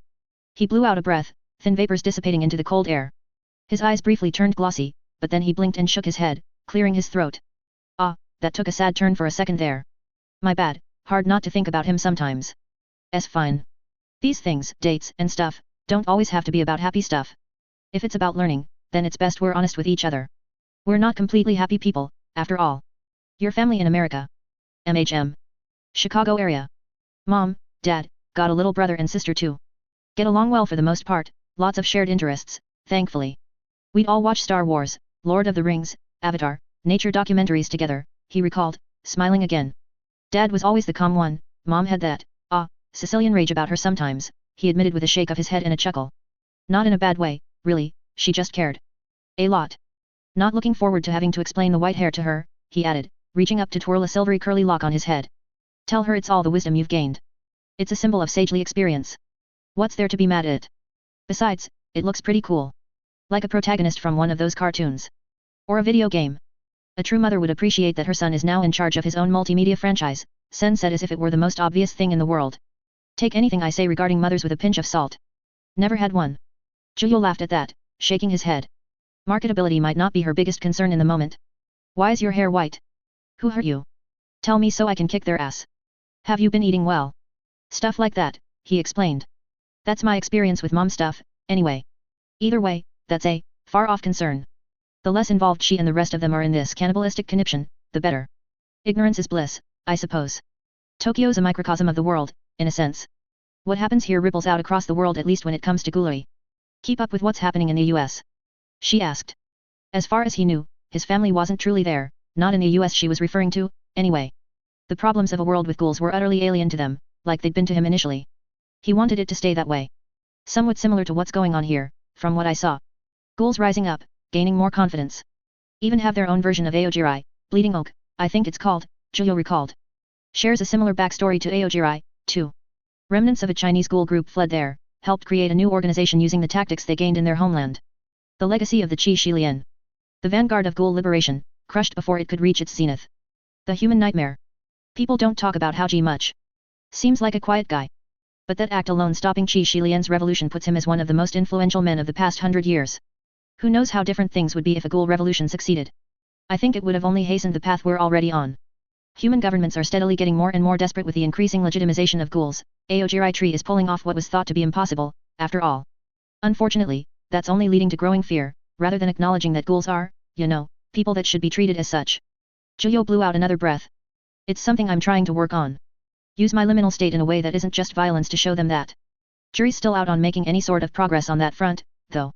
It's a difficult place to be, needing to eat humans but somehow living beneath them too. Speaks to the strength of humans, I suppose. They can find a way to oppress even their natural predator, she said wryly, looping an arm around Julio's as they walked. I'm sure you're making some kind of progress. If you can befriend ghoul investigators, then regular people aren't too far removed from that.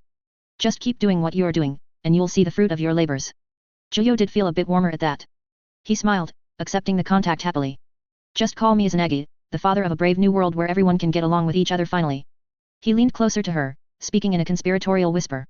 Just so happens to be the namesake of that hill in the pond over there, too, he supplied, jerking his head in its direction. Calculated. Well, aren't you the cultured little foreigner, she said, rolling her eyes behind the frames. Guess that's our next stop then. Dad Hill. Hey, I was proud of that.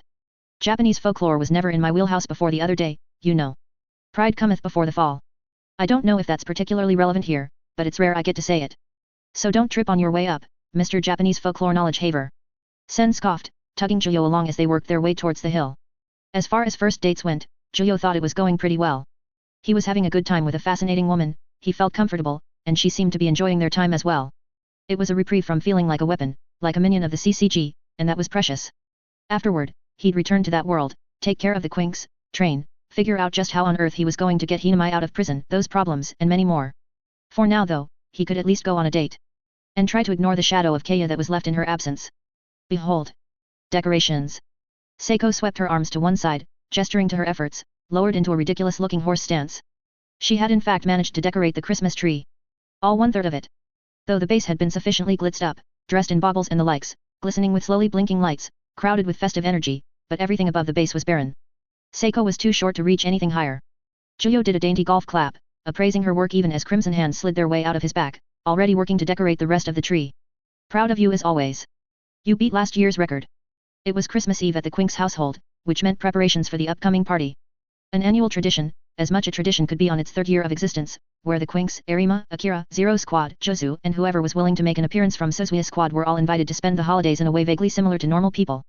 Shiki was also usually invited, but whether or not he showed up was always anyone's guess.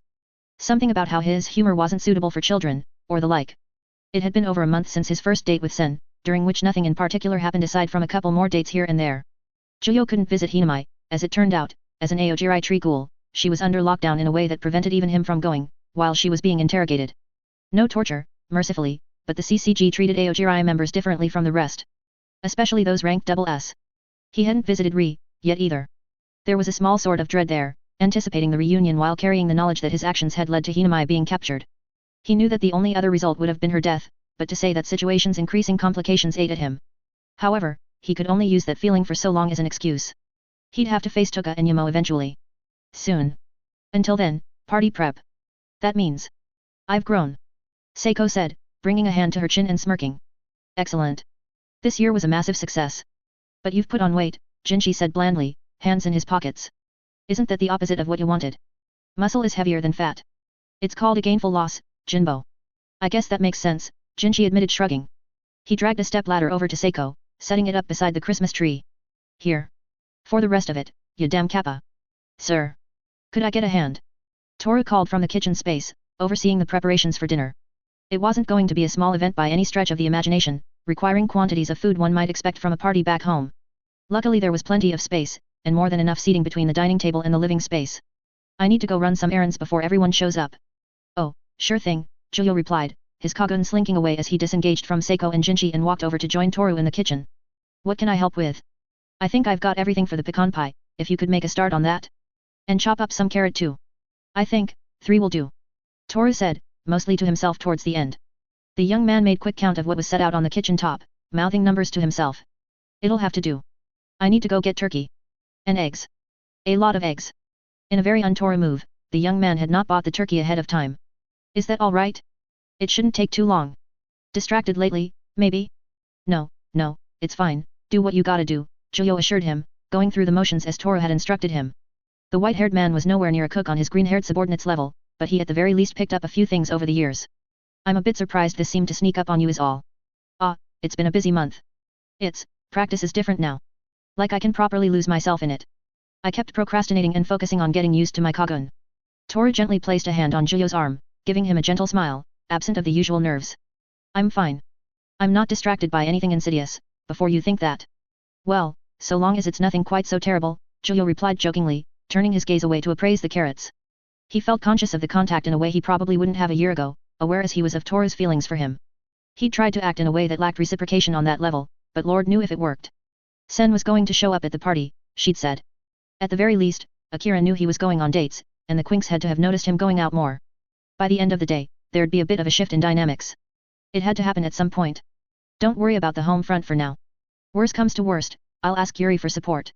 Where is he, anyway? Toru pondered, stepping away and looking about the room. He sighed, shaking his head. He's hiding again. Damn Grinch, Juyo groused. I'll drag him out if we need him. In the meantime, go forth and hunt us some poultry. We got time, but the clock's ticking. Toru saluted impeccably. Yes sir. Though Toru made his way for the stairs to get ready, it was actually Yuri who left the house moments later, dressed in his workout clothes and with a list in hand. Through his attempt to hide from the celebrations, he had unwittingly been pulled into them by Toru, turning his Grinchery into something useful. Toru returned to the kitchen, looking victorious. I can handle the rest, sir. I found a tactical solution. Juyo snorted. Attaboy. I'll leave you to it then, he said, washing his hands and retreating from the kitchen. He stepped out to the other side of the island table separating the kitchen from the main area, hands on his hips. Another Christmas away from home. Without the sounds and smells of his mother frantically but efficiently cooking for 20-odd people, the cocktail mixing of his father, the laughter of extended family, all memories now. 4 years without celebrating in the way he usually had. At the very least, he tried to recapture some of that feeling with the new family he'd gained after losing the old one. He wished they could all be together, along with Tuka, Hinamai, the rest of the old faces from his first year, but one thing at a time. The world wasn't ready yet for something that ideal. With not much to do and everything else being covered, Juyo made his own little contribution. The one-eyed king of the monsters, that ever-present Godzilla toy perched on the way of kings, snarled at the entrance to the first floor from the bookcase. For a festive touch, Juyo placed an itty-bitty Santa hat atop his childhood hero's head. Perfect. The first knock at the door came not long after, signaling the first of what would likely be many guests. I got it. Juyo told the 3 remaining Quinks, bustling his way downstairs. There was nobody to meet Juyo when he opened the door, at least not at eye level. Shiki Kajima grinned up at Juyo with too many teeth, removing his hat at the same time. Good day, young Jenna. You look particularly festive, the short man said. He hadn't dressed in any special manner, going with the clothes he seemed most comfortable in, that is to say, his work clothes. Though it is to be expected. You are nothing if not a bit silly. Juyo laughed, patting Shiki on the shoulder and gesturing for him to step inside. With how our line of work can be, a bit of silly here or there can do wonders to take the edge off. Come in, come in. We're still doing some preparations, but no reason for you to stay out in the cold. I'm happy to see you could make it this time. Yes, well. I figured this year was of some note. There's word of promotions in the wind for your children, and given how Yuri is something of an understudy, I figured I would come and congratulate them, he said with a pleasant lilt to his scratchy voice. He hobbled in at Juyo's prompting, setting his hat upon the coat rack, his dense jacket joining it. I have presents for them too, though they are at home. My assistant will return with them later. Now, tell me, who should I be expecting? Nerima, Akira, Josu. Juyo began to rattle off, bobbing his head from side to side. Some of Zero Squad, Haru, Shio and Yusa consistently show up at minimum, and maybe some of Suzuya Squad, too. I also invited someone I've been seeing over the past month, so you might catch her, too. Oh my. A troublemaker, no doubt, the older gentleman mused, getting started on the stairs. It would be appropriate, at the very least. Despite his appearance, Shiki handled stairs with no issue. He required a railing to make it go well, expediting much of the effort to his midsection, but it was clear he was a man who did not need nor desire assistance with such things. Why does everyone make that assumption about my tastes? Juyo huffed good-naturedly, shaking his head. And I'll have you know I find more trouble than I make. Statistically. I think. There's no difference, in practice. Trouble unfound is trouble unnoticed. The person who finds it is the one who is then called the person who found trouble. Besides, if that is the difference you wish to draw, then you could have very well found this potentially troublesome person, Shiki retorted with an effortless calm, hissing a laugh out between his teeth. I can't argue against that, Juyo admitted, sheepishly scratching the back of his neck. By then, the two had finally emerged into the main area, where the Quinks still worked. I should have expected you to find a way to drop a little wisdom right off the bat. The one benefit of a long yet dangerous life, young man. He chuckled, throwing his head back. Good day, everyone. Emil, Seiko greeted from her spot atop a ladder, clinging to it with shaking legs. Her expression was perfectly pleasant in stark contrast to her faltering figure. Jinchi stood at the base of the ladder, his hands raised in preparation for what he had hedged as inevitable. Oi! Don't look away. Keep decorating, before you fucking fall off. Jinchi chided, snapping shark-like teeth. Good afternoon, Mr. Kijima. Were the roads busy? Toru asked, taking the opportunity to be the only normal human being among Juyo's children. Not terribly busy at all. I've heard through the grapevine that you've broken through something of a barrier in your development, young Matsuki. Congratulations, my boy. Shiki bustled over to the kitchen island, meeting Toru halfway and giving him a congratulatory pat on the arm, unable to reach up to his shoulder without making it weird. Keep going. This was just one plateau of many. Toru bowed his head gratefully, hands by his side. Thank you, sir. I can only hope to be of more use to my team in the future. I don't doubt you will. You've got brains, and now you've got the conviction. You'll go far. Now. I fancy some juice. May I impose myself? Oh. It's no imposition, sir. I'll get you a glass. And so it went. Bit by bit, more and more faces showed themselves. Suzuya and Hanbi, accompanied by Ido and the younger Kuroiwa of all people, were the next guests to show. Suzuya had, for whatever reason, dressed like a vampire with a cloak and opened with trick or treat. Ido quickly went off to join Seiko and Jinchi in playing video games, leaving the tree almost finished and patchy, and creating the ambient noise of Ido and Jinchi's joint terror at Seiko's prowess. Even Suzuya, who took to watching the digital blood sport, commented, Seiko is tough. Next came the Nerima family. Led by Kishao and with Akira at his side, followed by Haru, Yusa, and Shio. Juyo, that sweater reminds me of my dad, Akira said, deadpan. That is exactly the thing he would wear too, and it's awful. Hello, Nerima said simply. Juyo looked down at his sweater. It was ugly, green, and emblazoned with dinosaurs surrounded by Christmas trees with Santa flying overhead. He looked back up. Why are you the way you are? Also hi Kishao. Akira tugged, but her smirk spoke of the good nature to it all. Because you make me this way, I swear. Like a set of siblings, Haru noted quietly, sighing as she passed the others, giving Juyo a playful nudge. The little ones followed her in, with Shio giving Juyo a high five. Looks like it's going to be a full house for once, Nerima said, his quiet voice carrying something different about it. Contentedness. Juyo sighed, a smile forming on his face. Yeah, seems like it. Yuri should be back soon, so that'll be all of the usual suspects. And, the girl I mentioned to you might be showing up at some point, he added, inclining his head to Akira. Things seem to be going well there, so I figured now was as good a time as any for you guys to finally meet her. Author, correct. Nerima said, tilting his head. Yeah, Sen Takatsuki. I think I've lent you some of her books before, Juyo mused, setting a hand on his hip. You have. How daunting. Well, it's a good retirement plan if you ever get fed up of this. Big shot author wife, or something like that. What do you Americans call them? Sweet parents. Akira asked as she began to move in. Juyo rolled his eyes, shutting the door behind Nerima and Akira. Sugar mamas and daddies, he corrected. As much as I'd get a kick out of being someone's trophy husband, I don't think that kind of life's for me. No, I think not, Nerima agreed, hanging up his black coat. Nonetheless, I look forward to meeting her. Though I feel as if you have beaten me at something. How unusual. Giulio smacked his chops, taking in a breath. Despite how it was worded, he knew Nerima hadn't meant it as an insult in the slightest. That was just how the guy was. My victories are few, but I take them when I can. You still got time though. There's hope for you yet, rookie, he replied with a snort, patting Death on the shoulder. Don't get cocky, kid. The introduction of Nerima and Akira was cause for both excitement and a change in mood. Jinchi, Toru, and Ito all seemed to clean up their act the second the former entered the room, returning to formalities until dissuaded by Nerima himself. Though they lacked the controllers for all the kids to join in, Yusa and Haru were content to watch the others play, joining Suzuya in the observer seats while Shio joined the fray. Yuri's return showed that he had taken to the errand as a form of training in and of itself, holding two very large and likely overburdened shopping bags in either hand, held in such a manner that they were straining on his brachialis. Though not enough to be much effort for a half-ghoul, it was better than nothing. He set the bags down in the kitchen space where Kuroiwa and Toru worked together to see it all turned into something edible. The serious Kuroiwa had been quick to volunteer his services, much to Yuri's apparent frustration. Several conversations were taking place, just beneath the volume of the on-screen violence. While Suzuya watched, he explained to Shiki what was happening, much to the older gentleman's appreciation. Nerima and Akira struck up talking with Yuri at the table, and from what could be overheard it sounded work-related.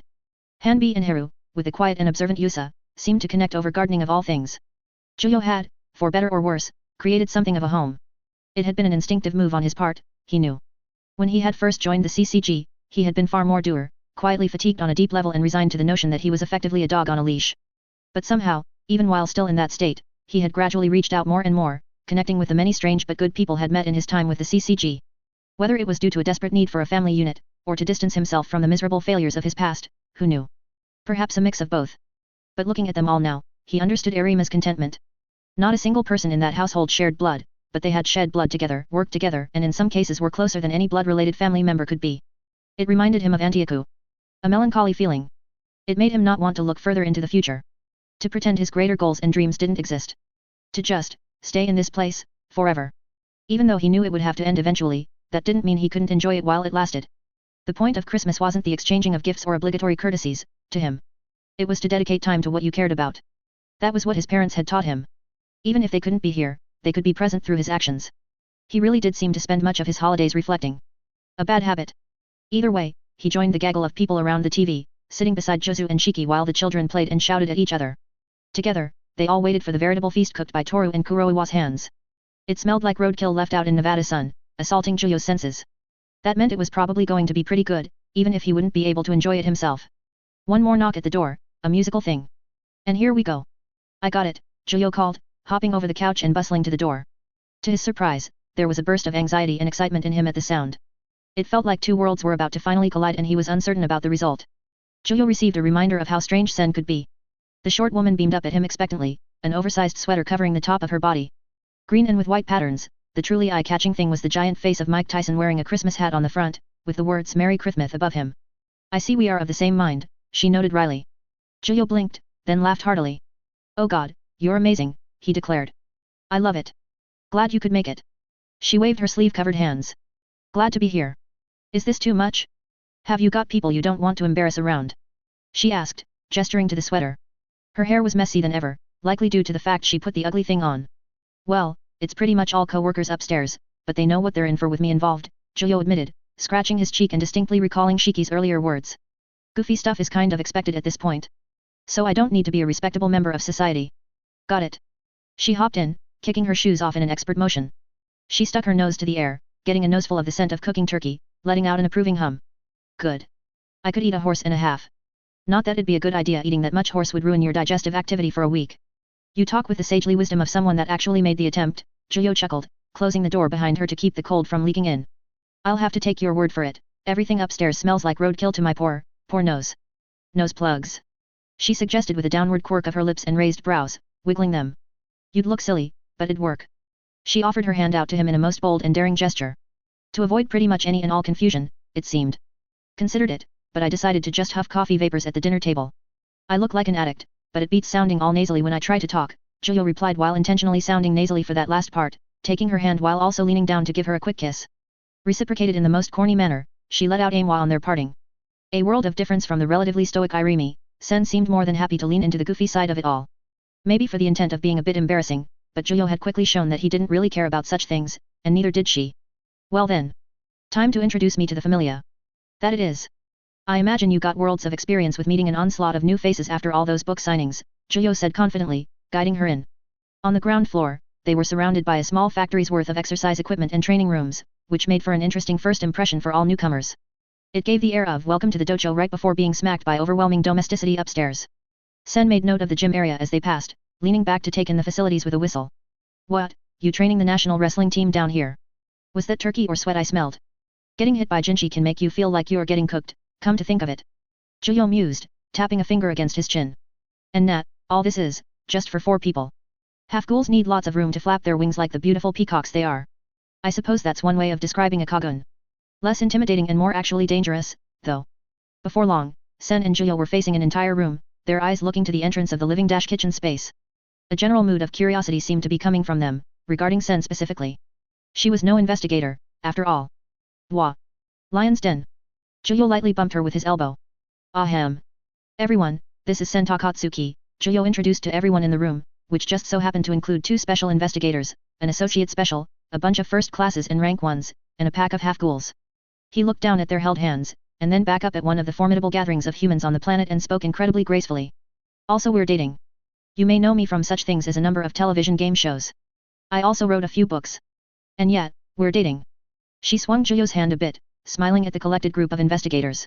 Nice to meet you all. We've met before, haven't we? Akira asked from the table, head tilted.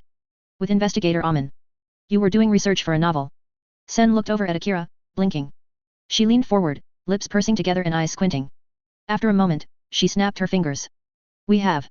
That was years ago. I never got to send you and the broody one a thank you letter. It went a long way in making the work feel genuine, you know. It worked out. Your works are nothing if not able to invoke the familiar, Nerima said, moving to stand. Once he had approached Sen, he stuck his hand out, smiling. Kishao Nerima. She returned the smile, slipping her hand out of Zhuyo's to take Nerima's in both her own, shaking it enthusiastically. No introduction required. You're pretty famous yourself, at least among people who have a passing interest in ghoul-related things. And Zhuyo has said so much. All of it basically positive, if a bit backhanded at times. Oi. All of it overwhelmingly positive, and not at all envious of your ability to kick his ass. It's like I'm meeting his big brother. Oh my god, kill me. Zhuyo muttered. Shiki let out a cackle somewhere in the background.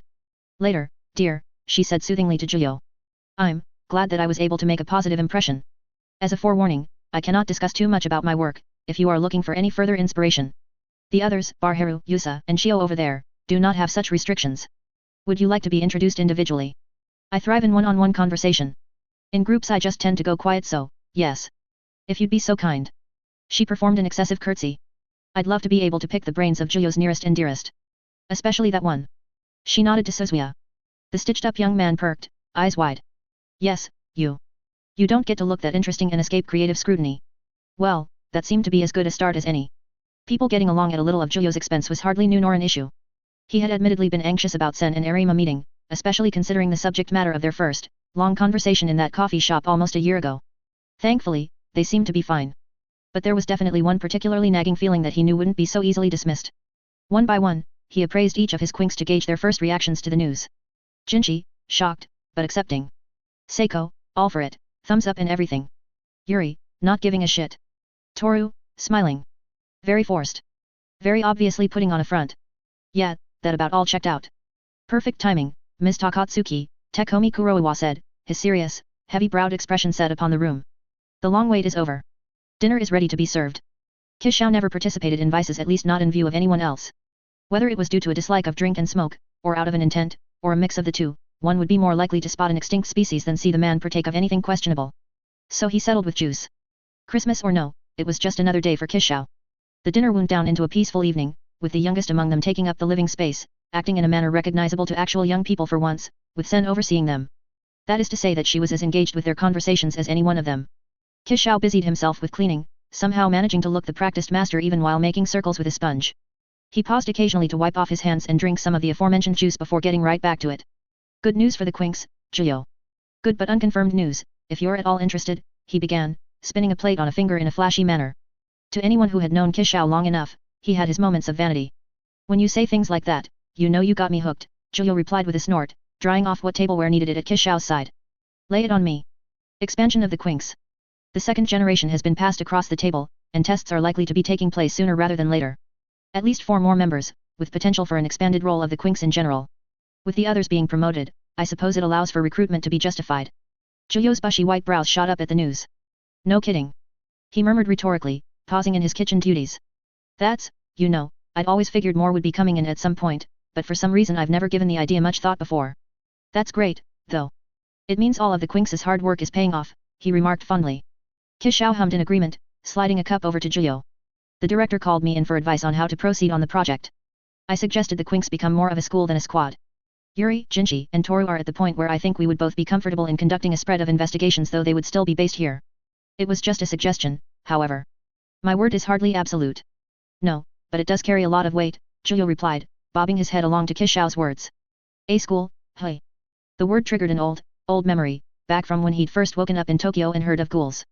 He'd wanted to try and found a school for them, after seeing Hinamai struggle with a self-taught education. In a way, that dream seemed to be returning, if not how he'd envisioned it. He nodded again. I agree that those 3 should be capable of those added responsibilities, and I think they'd be excited about the prospect to further prove themselves. I love the idea of a school, if I'm being honest. When should I expect the new recruits to show up at the door? Cannot say. Though, I cannot confirm if it will be you teaching them. While your talents have been well utilized here, Yuri and Jinchi should be more than capable of taking over, given some more time. Your position on the Zero Squad was never filled, after all, and with Haru and Ui having been respectively promoted, there are gaps in the fundamental team structure, Nerima said, making no effort to hide the revelation, that Zhuyo may not be the leader of the Quinks forever. Zhuyo's expression sobered, the smile fading away. For a few moments, he wordlessly wiped at the cup, before moving it off to the side to make room for the next. The family as it was now wouldn't last forever. He'd known that, for a long time, whether by his own or the CCG's hand, the Quinks in its current state would be broken up. Qixiao barged into that particular line of introspection. Get out of your thoughts. It's not like you'll never see them again. They'll always be your students, much as you are mine. All my previous partners and understudies I remain close to. As close as one can get with me, at the very least. Zhuyo sighed, nodding his head. I know, just as I know it's ultimately for their own betterment that I not always be around to help them out. I'd be much happier to see them not depend on me for every problem, a stage that they're already at, for the most part. He let out a breath and shrugged slightly. I just can't help but be a little bit sad about the current state of things ending is all. I love it here. Qixiao paused in his cleaning, looking up at the 2 distinct groups, the seniors and the juniors. It's a nice environment. I can see why you do. But it'll always be the house you built, whether you're here or not. I doubt you'll ever be unwelcome. And don't let this distract you too much, it's more of a preemptive heads up. May not happen for some time yet. I understand. Thanks for mentioning it, either way. Gives me plenty of time to plan ahead, much as I can away, Zhuyo replied, following his gaze to look out over the conversing party-goers. Sen was off with the younger crowd, seemingly enjoying herself. Primarily by being Seiko's cheerleader, as the squad Quinks absolutely destroyed all competition in video games. So, what's your impression of Sen after just a couple hours of meeting her? More intelligent than she lets on, consistently gathering information, expert at disarming tension within social situations in order to serve her own ends. Qixiao began to list off without hesitation, inclining his head to the side. But also genuine, ditz. Yes. Were these qualities held in someone with more malice than curiosity, it could be considered dangerous. I suppose I should have expected something like that last remark, Zhuyo admitted lightheartedly, returning to his routine with a little more pep than earlier. Well, those are all things I'd figured out pretty quickly since meeting her, but it's good to hear that backed up by you. I like her. I like her a lot. It's almost bafflingly easy to switch between light and heavy conversation topics with her at the drop of the hat. I appreciate that a lot more in a woman than I thought I did. Qixiao returned to his cleaning, nodding along. It's good that you took Akira's advice, then. I can only imagine what that conversation is like. She feels like one of her books, if you understand my meaning. Very much a for better and for worse situation, I imagine. Zhuyo laughed at that. Yeah, that about sums it up. It's a bit interesting, the first time I sat down with her, she told me she'd grown to hate the world. Something that's reflected in her writing. He scratched his cheek. Though I'm not so certain. Either I don't understand how someone like that could operate, or she's tricking me something fierce, but it's difficult to buy that she has that mentality when I'm around her. Hate of the world doesn't mean you are miserable, maybe. It just means there is something fundamental you do not like. I would say that you are similar, in that regard. As am I. The half-ghoul mulled that remark over. After a pause, he nodded. That's true. Probably another reason why I'm attracted to her. I think the thing she hates about this world is the same thing we do. Then you've found someone who you can relate to on a certain level. As strange a relationship as it may be, the half-ghoul investigator and the writer. It sounds like something from a book, too. Her fascination with the macabre led her to one of the most macabre men in all of Tokyo. Zhuyo tried out, raising his hand in the air and then swiping it aside dramatically, as though reading a movie tagline. He laughed again. Maybe I'll get a mention in her books and that'll be my claim to fame. Not for being an investigator or an artificial half-ghoul, but for featuring in a horror story. LuckyChaos snorted. How very Sen-esque. A mailman with a sufficient knock served the role of an alarm clock better than an actual alarm clock. Either it woke up Jiyo, or it would wake up someone else in the house, which would start a whole chain reaction in and of itself leading to Jiyo awakening. The piece of mail in question felt a bit weighty in Jiyo's hands. Looking him right in the face was a return address, and the name of the business associated with it. High Sea Art Mask Studio. Yuda's store. The very same Yuda that crafted masks for ghouls, and had crafted the helmet that Trevor became infamous for. And of course, in a move that just had to have been pre-planned, it had arrived on Christmas Day. After the heart attack, Jiyo decided that it would be wisest if he opened the package in the relative secrecy of his room. He shut the door behind him and locked it. The Quinks didn't usually just barge in without knocking, Jinchi aside on certain days, but Jiyo was understandably a bit more paranoid at that moment. With that done, alone in his room, Jiyo opened the box. Compound eyes stared back at him, reflecting his bespectacled, white-haired face back at him. It was good as new, down to the last detail, lovingly crafted crimson plates formed into an insectoid Kamen Rider helmet, with the oh-so-familiar scorpion tail running along the top and down the back. His past, the scorpion, was before him yet again. He hadn't seen this mask since it had been smashed apart in Kano's lab. Jiyo reached down, picking the helmet up in his hands. His thumbs ran along the edges, as though testing to see if the object was truly there. It was a dreamlike experience, to have Trevor staring back at Jiyo, to have the scorpion regarding the investigator. There was an impulse to put it back on, but for some reason the thought felt wrong. Too soon, were the words that flashed in his mind before vanishing. He took a long, deep breath before setting the helmet down. The one-eyed reached back into the box, pulling out a letter that had been placed beneath the Kamen helmet. Merry Christmas. Come visit soon. Yuda. Bold. Bold to the point of absurdity, sending this helmet to an investigator's home. Either Yuda was confident that this wouldn't come back to bite him, or he just didn't care. Considering the package hadn't been flagged and Jiyo had never been one to sell out past associates, Yuda's calculated risk paid off. Jiyo had been planning on spending Christmas Day in relative lethargy, using the time as a small oasis before business carried on as usual. He really should have known better. The store had gone through some renovations, adding some neon, a window display to show off the works, and the street itself looked a bit cleaner than the last time Trevor wandered on down there. The inside, however, remained much the same. The patterned floor, the glass cases, the unusual displays of Yuda's creativity. A buzz came from one of the back rooms, like a small drill of some sort, the pressure easing and then amping back up in brief bursts. There were absolutely no misplaced white covers around, so Yuda wasn't going to be sneaking up on him. Trevor took his time walking through the store, undergoing yet another dreamlike experience. Ghoul masks were on full display, filling his vision, yet for the first time in years it didn't signal the outburst of bloody violence and mayhem. They were just there, static, looking back at the man with no emotion beyond what Yuda had crafted into them. He felt that guilt again. He did his best to suppress it for the time being. He'd never particularly considered Yuda a dear friend of his, but they'd always been friendly and gotten along pretty well when they did see each other. Yuda had even been one of the few who had come to Trevor's rescue during his capture at Aogiri's hands, which had been a bit surprising, come to think of it. But then, Yuda always did seem to enjoy being surprising. Hence why Trevor was here of all places on Christmas. Eventually, Trevor reached the back room door, giving it a knock in between buzzes. On tier, came the distant drone of Yuda. The buzzing stopped completely. Trevor did as bid. At the right of the back room, Yuda sat at his little workbench, scattered with an array of parts and tools, but the one in hand was not for making masks. A tattoo pen. It hovered over pink, synthetic skin, clenched between inked hands. Yuda looked over at Trevor, his shamelessly ghoulish eyes blinking. Oh, hey. Sooner than I thought. Good thing I'm basically always here. The lack of reaction made Trevor blink in return, though he did remember Yuda was hardly the reverent sort. Hey yourself, he eventually said, setting a hand on his hip and looking the ghoul over. Let's just say when a package like that shows up at my door, it sends a shock to the system. Very ballsy, you know. Yuda just pointed to his eyes in response. It's a survival method. Hiding in plain sight, and all that. Why would a ghoul send a package to an investigator from their mask shop? Too obvious. I figured you'd appreciate it. The old one was destroyed, right? Trevor trailed off, losing his words for a few moments before letting out an almost sheepish laugh. Fair point. Besides, that's, a 3-year-old work order now? If I'm being honest, that was about the last thing I expected to see now of all times. I got inspired. There was a bike helmet design I saw, novelty thing. Your old mask split in half horizontally, which was stupid now that I think about it. The new one has a set of straps on the face guard so it can be worn without the helmet cap. The scorpion decal goes with the face guard too.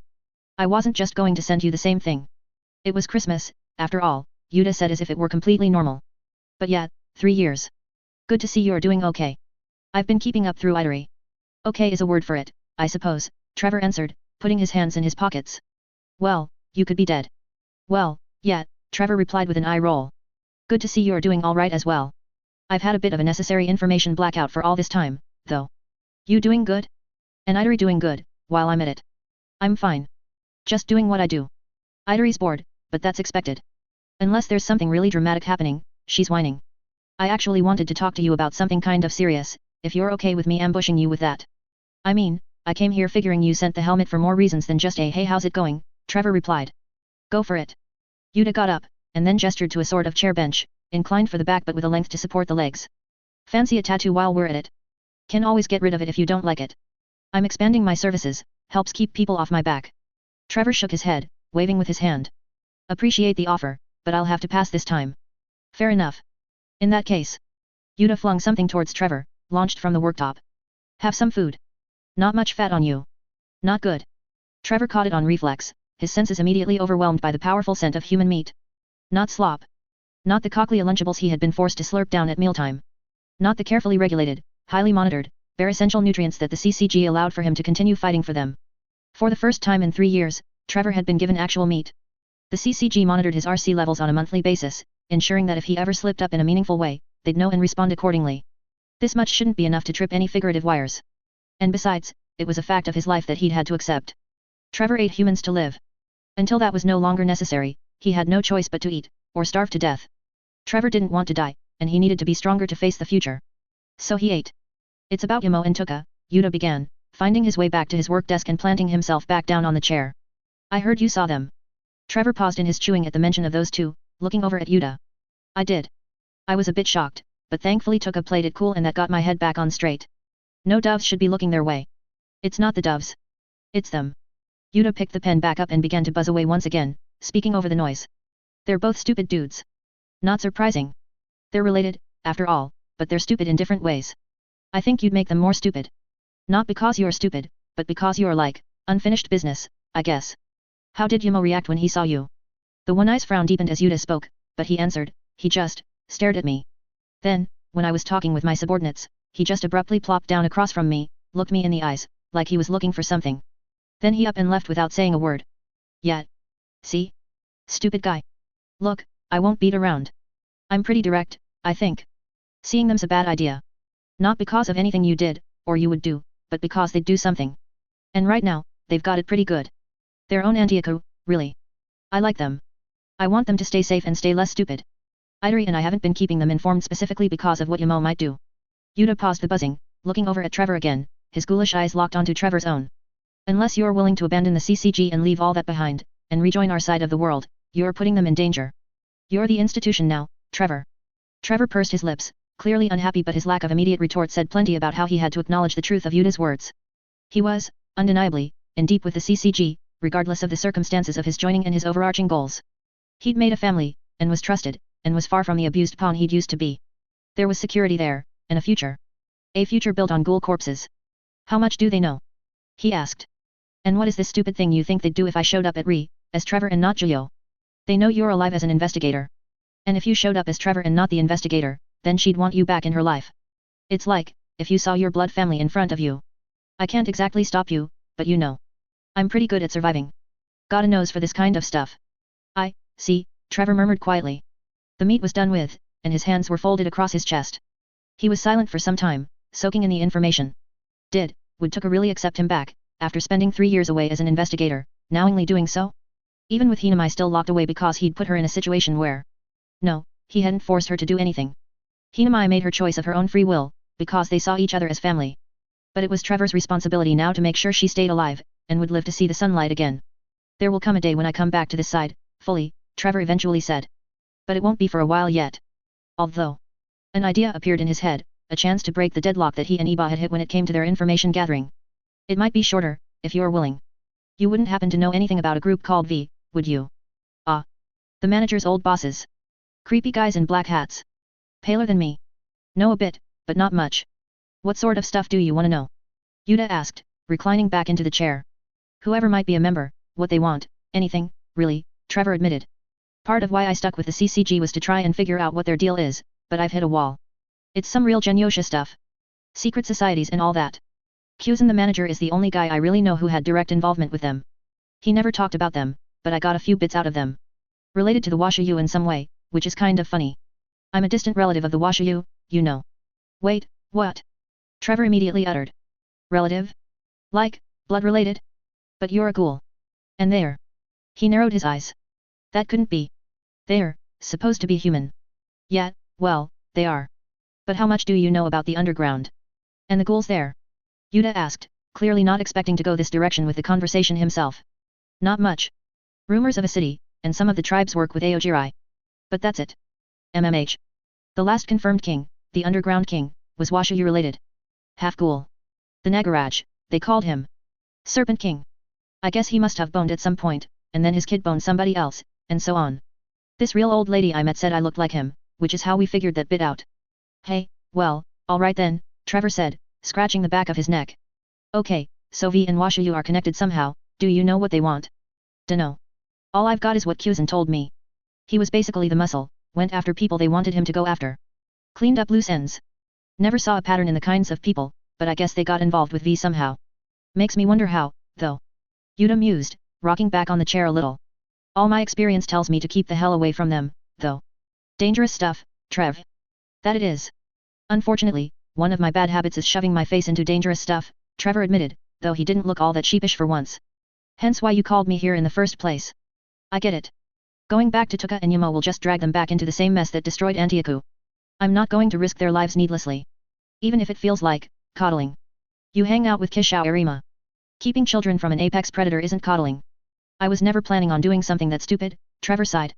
I understand, Yuta. I care about them too. I even love them. So. I won't go to them as me, he spoke in a dour tone. I'll keep my distance. Until I'm ready to come back. Thank you. Oh, also, if you have any friends who need masks made, I do stuff for humans too. Tattoos as well. Just saying, Yuta said, waggling the pen at Trevor, changing track in the same way one changes which foot they're stepping forward with.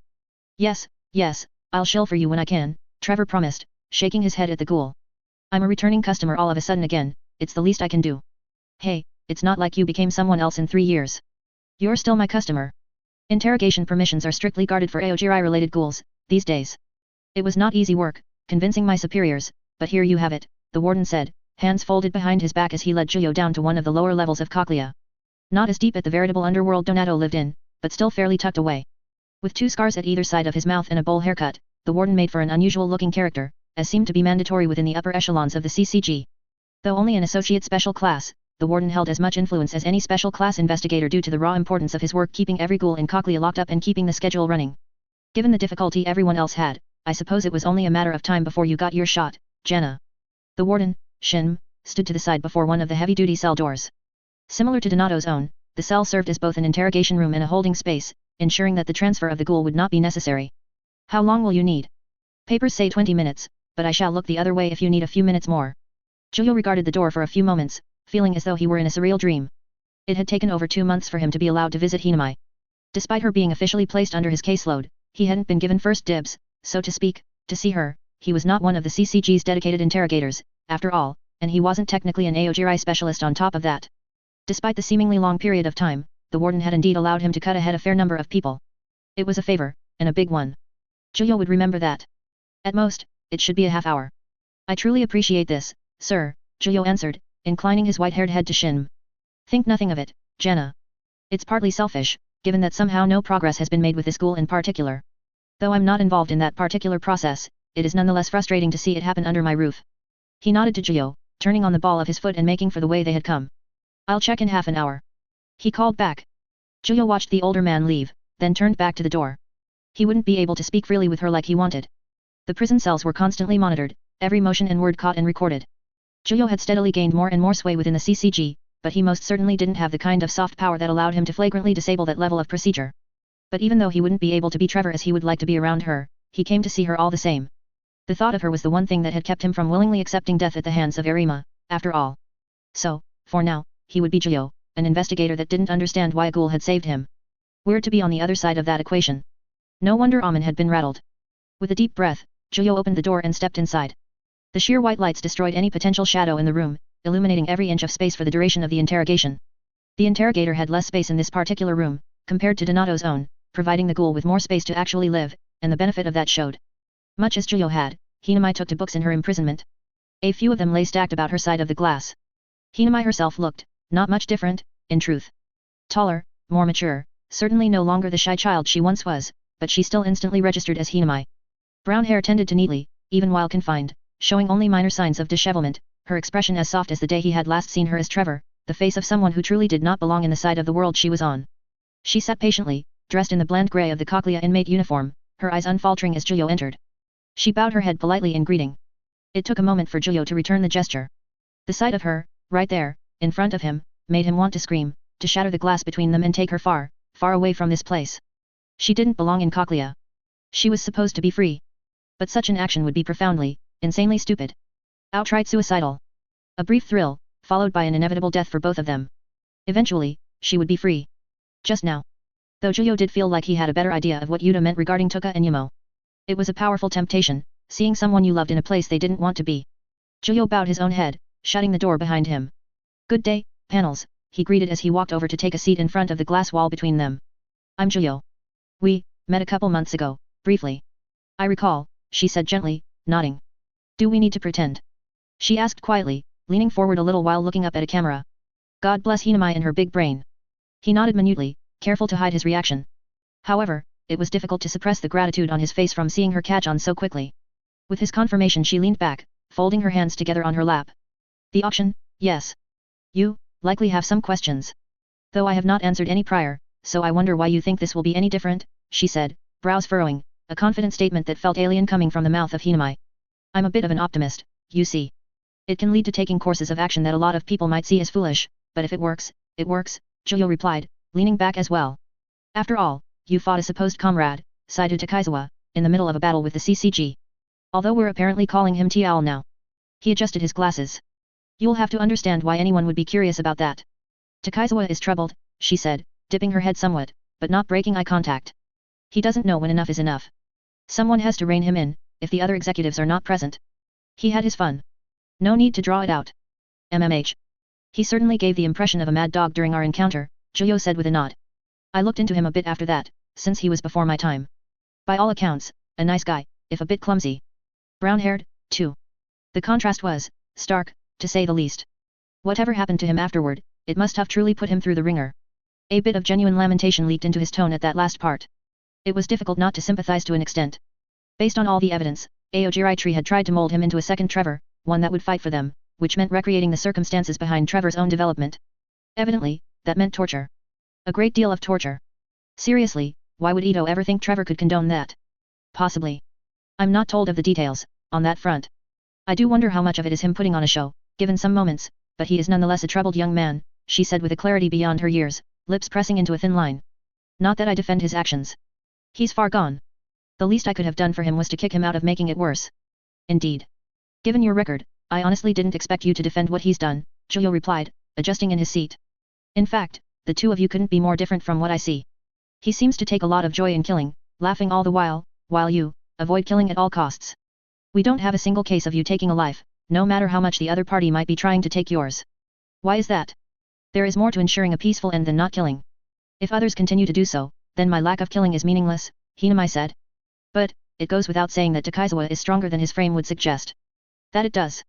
Whoever was watching on the other side of the camera, the warden most likely, was probably over the moon right now. Hinamai hadn't spoken a single word since her incarceration, no matter how skilled the interrogation, and yet one visit from Julio got her talking a great deal. Julio didn't particularly want her to spill all the beans, he just wanted to talk with her. Even if it meant pretending. Though that phrase. A peaceful end, he mused, tapping a finger on his knee. That runs a bit contradictory to Aojirai Tree's goals, doesn't it? Hinamai hummed in agreement. That it does. But when presented with the option of nothing and something, and that something has a better chance of seeing some form of change, you take what you can get. It's something investigators misunderstand about Aojirai Tree. There are bad people within Aojirai Tree, but there are also good people. It's not a criminal gang, it's the result of years of being underhill. Years of failed attempts to change. We understand that we're naturally opposed, but that won't stop us from trying to make life better for ourselves. Peace or no peace, this was going to happen. Julio nodded along at her words. She was right, of course, Aojirai Tree was, at present, the best chance that ghoul kind had to stop perpetually living underneath a boot that kept stomping on them. He couldn't begrudge the average ghoul from taking the cause at all. It was better to fight for your right to exist, than to simply roll over and wait for the sword to fall.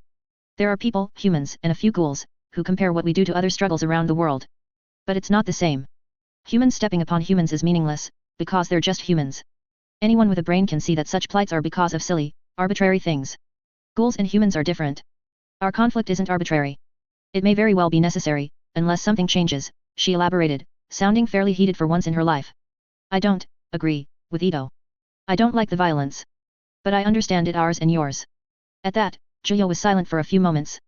The mention of Ito was always cause for pause, but Hinamai was saying what she truly felt, something that he would never consider lightly. She really had grown, developing her view of the world while he was absent from her life. The innocent little girl was long gone, but she was still Hinamai. His little sister. Not many people do that, you know. Understand both sides, that is. I don't think it's that they lack the capability, it's just, buried, beneath all the blood, Juyo answered slowly, after mulling her words over. I can't say I agree with her either. If I were to have it my way, the violence would be unnecessary, but we're not there yet. That change you mentioned, it may not arrive yet, his eyes roved across her cell, the thing that stood in the way of her freedom, but I do think it will eventually. Eventually, Hinamai echoed, following his gaze and nodding. For the time being, I'll just keep to my books. You've all been kind enough to at least give me that. Of course. It'd do no one, least of all you, any good if all you had was a wall to stare at in between meals, Juyo answered, bending over to the side. He reached into his satchel, producing yet another book and displaying it to her.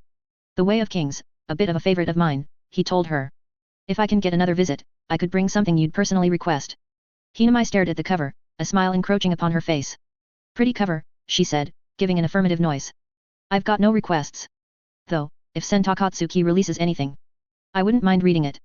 Ah, the more things change. I'll be sure to bring it along once it comes out, Juyo assured her, placing the heavy book into a hatch in the glass wall, allowing her to take it at her leisure. She told me herself it should be coming out soon, though she won't let me take a peek yet, he sighed, shaking his head. I can beta read her short stories, but not her great works yet, apparently. Good grief. Hinamai took the book, taking her time to appreciate the distinct look of the shard plate, like fragments of glass collected together and formed into the shapes of armored men, looming over a mountain beneath a sea of stars. It's to be expected. She's an artist, at the end of the day. If she's really feeling something, she'll work on it until she feels it's ready to be shown. When it does come out, though, I'd like a signed copy if you're as close to her as you not so subtly claim. Juyo chuckled a little, scratching his cheek. I'm allowed some pride, aren't I? I'll see about that signed copy, but I don't think it'll be an issue.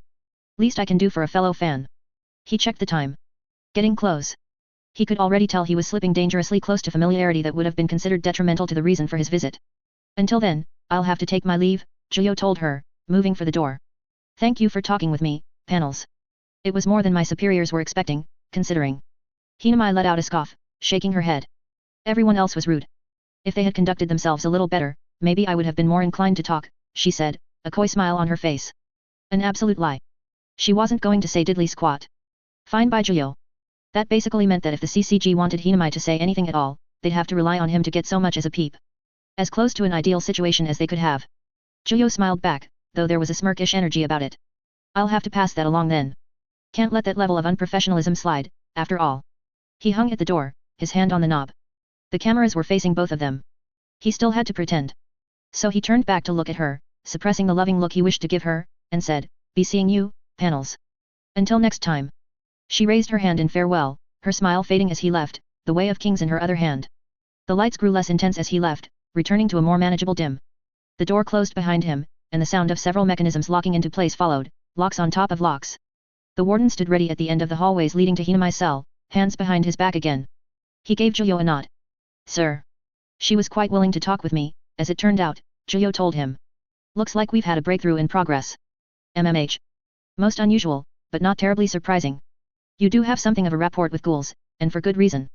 It was silly of them to enforce the interrogation restrictions in this matter, even if I see why they did so, the warden said, regarding Juyo curiously. He beckoned Juyo follow him. Hopefully it continues this way. The more you can learn, the better. If you could acquire information on who exactly shares her line of thought, I do not doubt it would be appreciated. Juyo nodded. Of course, I'll do what I can. All in all, Juyo saw the visit as a sweeping success. The rest would just be a matter of time. Making it explode is like, you think about it, yeah? What's the feeling of a boom? And what's the feeling of a lead up to a boom? Jinchi sat cross-legged in the dojo, a hand on his chin. He imparted his wisdom to Juyo and, for some reason, Seiko. I can make my rockets explode by sorta thinking about a trigger, too. But I need to shoot them first, so I can't blow them up in my back. I've tried. I feel like you've just said something a bit disturbing in way too casual a manner, Juyo sighed, seated across from Jinchi. That aside, I didn't have to shoot anything when my tail exploded. I just pumped it full of, killing intent, I suppose, then stabbed Takaizawa with it. After that, kaboom. Jinchi mused, tilting his head back. Maybe, it's because you were a Kakuja? I ain't no expert, but I've learned a lot recently. Kakuja sort of break the rules, don't they? Like, you're usually a tentacle man, and I'm a shoot speedy man. But if we went Kakuja, we could take other bits from other types of Kagun. That adds up with everything we've seen, don't it? That it does, Juyo agreed, nodding along. I've been able to mimic Kakaku and Baikaku reliably enough when I want to. Hell, even Serpent had been using Kakaku moves, and he's supposedly not a Kakuja, he mused, rubbing his chin. One of the negative sides of the Kakuja is how learn as you go along it can be, not to mention there's not much of a baseline for them either. Mimicry, ain't it? Not the real deal. I guess it's easier to recreate the more UNGA bunga parts of it than the generate an electricity thing. Ain't seen nobody do what I can do who isn't part of the Speedy Wing clan, Jinchi elaborated, nodding along as he bumbled through his reasoning. Even if it was clumsy, Jinchi did have a brain of sorts. It just took work. Think you'd need to get used to the feeling of it a bit more before you could really do it more often. Yeah, probably. At that, Juyo stood up and took a few steps away from the two quinks. Well, no time like the present. How big was the blast zone again? He muttered to himself, stepping a little further away as one of his tails unfurled from his back. Seiko began to hop away in her sitting position, clearing the space around Juyo. Jinchi followed her lead. Juyo's Kagun slithered to his side, undulating in the air. He took a breath, then concentrated on the same sensations that had driven him to generate the crimson electricity in the first place, the condensed energy, the redirection of his RC cells into a more volatile state. Jinchi leaned forward, watching for the described signs. He squinted and hummed, thinking he spotted something, before letting out a disappointed noise. Moments turned to minutes. The sensation of a change occurred, but not the one Juyo sought. The structure condensed, becoming tougher, but not more volatile, not leaking the energy he desired from the Kagun. The minutes continued on. The process, at its base, must have been one found in a Yukaku. Each Kagun had their own unique qualities, but among Kagun the Yukaku had the most unusual traits, and the most difficult to replicate structure. Inherently fragile but filled with energy, they just as easily spent that energy through movement and their charged projectiles. Recreating a Yukaku, then, would have been the step to finding out how to generate their particular form of energy, but doing so was no easy task, given the more complex structure of the winged Kagun. Even looking at Jinchi's own could have told anyone that Yukaku were basically built different from the others. The others were blatant weapons. Yukaku served as a sort of movement device too, in some instances. Anything, Chief? Jinchi asked, blinking slowly. No. All I've done is condense the structure, making it more like a Kakaku or Baikaku, Juyo replied with frustration, swinging his tail in the air like a blade. A formidable weapon, but one he'd already known how to create even before joining the CCG. I might be approaching this from the wrong angle, by trying to shove Yukaku traits into designs more suiting the other types. Couldn't tell you. I only got the rocket pack. Doesn't change much, actually don't think I could if I tried, Jinchi said, tapping his cheek. Unless I had a bunch of RC to work with, so I could add to it. Mine's pretty dense for an Yukaku, though. Juyo hummed as his tail slinked back into his spine. At your current RC count, you wouldn't be able to change much. You'd need the frame-up surgery if you wanted more in that regard. Maybe you need the same, then? Not frame-up, I mean. Just more stuff to work with if you want to do that thing more, Jinchi suggested, a fairly simple solution. I'd need to ask for more juice in my Lunchables then. Could probably request it, considering Aojirai's pulling out Kakuja half-ghouls now. Juyo mused. He could also return to some old habits, but that wouldn't be the best of looks. Ah well. Maybe. He trailed off, brows furrowing. He had an idea, though not one he particularly liked. If it worked, then the implications would be unpleasant. I'm going to try a different form before calling it a day, he told Jinchi and Seiko as he went down on all fours. If it doesn't work, I'll just have to think about it more. Imagine her Kagun. The curved, crimson wings, like wicked dog ears. The flow of energy beneath them, surging, ready to expel the spikes she fought with. Imagine it. Imagine her. Remember her, the way you remembered her that day. Tendrils bound and twisted together along Juyo's back, forming two distinct formations protruding from either side of his back, reshaping as they tightly condensed, then relaxed into a different shape. They continued to relax, up to the point where they felt less sturdy than even his usual Baikaku, but they felt light. Almost non-present, to the point where Juyo felt something moving through them. Like blood through a heartbeat, he could feel the movement of RC through the attempted Yukaku mimic, and mentally grasp it as an idea. That was how they Yukaku did it. They could better feel the very thing they were trying to manipulate as a result of the fragility of the structure. Juyo took several long, shuddering breaths. It wasn't the structure itself that strained him, but rather the deliberate recollection of past pain. He steadied himself. It was progress. He opened his eyes, directing his gaze to the wall. Using the Kagun of Kaya Irimi, he focused, then directed the flow of RC forward, pulling a mental trigger that turned physical. The Kagun erupted on itself, the structure collapsing with a burst of red static. A streak of agony stabbed into Juyo's back, sending waves through his spine and body, a more profound and real sense of pain than any that had been inflicted on him in years. His body had not agreed with it. GK. Zhuyo hissed, falling to the ground and twisting in absolute agony. His vision had gone white and distorted, his limbs contorting at odd angles as he struggled against his own body in a way he hadn't been forced to confront in a long time. "Ma man." In that manic state, tears falling down his eyes, there were only two words he could keep saying over and over again, in a trembling voice. "I'm sorry, I'm sorry, I'm sorry, I'm sorry. Oh shit. What happened?" Jinchi shouted, the feeling of someone's arms pulling Zhuyo up to sit, holding him in place. Shit. Seiko. Go call the doc, and get the car." Seiko hesitated, trapped between wanting to stay with Zhuyo and following Jinchi's orders. Eventually, sense won out, and she charged out of the dojo and up the stairs. "I'm sorry, I. Zhuyo rattled, twisting in Jinchi's arms, leaking RC cells and blood all over the quinks. The most powerful rejection his body had ever enforced on him. He looked right into Jinchi's eyes with his own, wide and horrified, white and black. I don't deserve, I didn't want." He choked out a sob, unable to talk anymore. Any and all pretense of strength and the professional mask he wore every day had completely vanished. Jinchi stared at Zhuyo, unsure of what to do, his eyes flicking about and seeking something to fix on, his sharp teeth grinding together. He opened his mouth to say something, but the words died before they could leave his throat, becoming a croak of a sound. Instead, he just hugged Zhuyo. He held onto his mentor and surrogate family, squeezing him tightly. Zhuyo grasped him desperately, tears falling down his face. The pain was there, but it had only triggered something far worse in his own mind. His failures. His guilt. He should never have tried to emulate Kaya in the first place. He should never have tried to use her memory as a weapon. In that moment, he was back at V14. As if he'd never left. Despite having not been to the hospital in several years for anything major prior to the auction operation, Zhuyo found himself back there. Twice in a few months. The initial rush there had been a blur, obscured mostly by the searing, shooting pain radiating from his kakuhao, a pain that only subsided after several hours and the attention of Ryujiro Shiba, the doctor responsible for looking after the quinks. Whatever the treatment had been, required minor surgery, which had itself required suppressants. For a few slow hours, Zhuyo had felt agonizingly human. At some point he passed out, and when he awoke the pain had vanished, replaced instead by an ambient discomfort and soreness across his back and even at his sides, which grew worse when agitated. Oddly enough, the most damage done to Zhuyo in his years with the CCG seemed to have come from himself rather than an enemy, not counting the auction incident. A day passed, left mostly alone with that thought in his room, checked in on by nurses, before Ryujiro Shiba visited. The serious-faced doctor pushed his glasses up and sniffed as he stepped in, dipping his head to Zhuyo. "Jenna. Any pain to speak of?" he asked, cutting straight to the point. "No," Zhuyo croaked from his position on the bed, utterly worn and ragged despite not having moved in a long time. "Only feels bad if I move." "Best we can hope for, I suppose," the doctor said, moving to stand beside Zhuyo's bed. "Shirazu told me what happened. Quite the unusual reaction, and it's not one any of the literature has recorded before.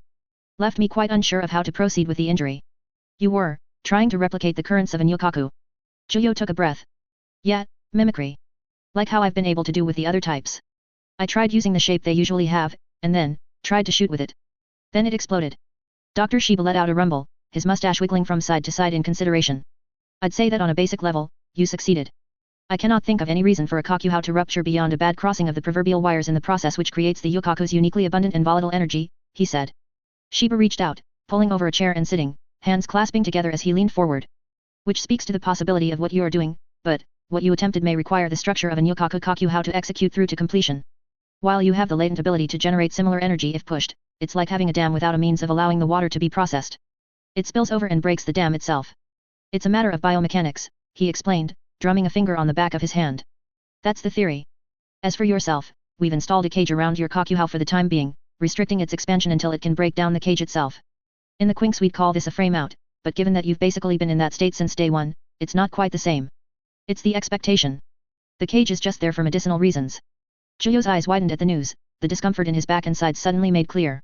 Frustration flashed on his features, directed entirely at himself, as he sharply inhaled and reached up to rest a hand over his eyes. "Jesus," he muttered. "It's never rejected my input like this before. It felt like it was attacking me, Shiba. Like punishment. Like whatever laid within the kakuhao hated him for what he'd been attempting." He took a breath. "Fuck. I don't know. Every time I think I understand my body, it throws something new at me and I have to reconsider everything." Shiba listened, nodding in a slight manner as Zhuyo spoke. "You and that kakuhao have been through a lot together. It makes sense that this would feel like a rejection or even a sort of betrayal on the part of your body. But, if I may provide my perspective. Please. I'm exhausted with my own." Shiba let out a grunt of understanding. "Consider your kakuhao when it is in what I will term kakuja swing, rapidly expanding, generating and circulating RC cells beyond what it is usually capable of. In this state, it takes the information available to it based on other types of kakuhao, likely from a sort of genetic memory, or even from those you have eaten in the past, I cannot say, and then when the swing ends it shrinks back down to its true state. Shiba illustrated with his hands, showing them uncurling and growing further apart before rapidly contracting, forming fists and pressing together. When it returns to its base state, it retains the memory of what occurred while you were in that state. If you generated currents similar to a Nyukaku, it knows how to do that. But again, it lacks the structure while in its base state. When it expands, generates new structures. The hands grew apart together, and he wiggled a thumb. It has the ability to do more than just generate. It can focus. It's not that your Kakuhou attacked you, Juyo. It's that it hurt itself trying to do what you wanted it to, but it couldn't without the present means. I suspect there are similar unique traits in other Kagun which would result in something similar, but they're easier to replicate with non-unique means. Does that make sense? Juyo listened to the doctor, nodding stiffly. That does track, yet. Big part of why I even attempted this was to replicate something that happened while in Kakuja swing, after all. He blew out a breath, sagging into the bed. It was that, and a bit of desperation. I'd thought a bit of mimicry without pumping a Kakuja's worth of RC cells into the action would be fine, but it seems I need to be more mindful of even that much. How long until the cage dissolves? I don't have an exact time frame, unfortunately. This is very much frontier medicine. Assuming the Kakuhou recovers in a timely manner, no longer than 2 months I'd guess, but the type of damage it endured seems different from the usual trauma they endure and recover from. You'll still be able to generate a Kagun, but keep it simple. Shiba tapped his head.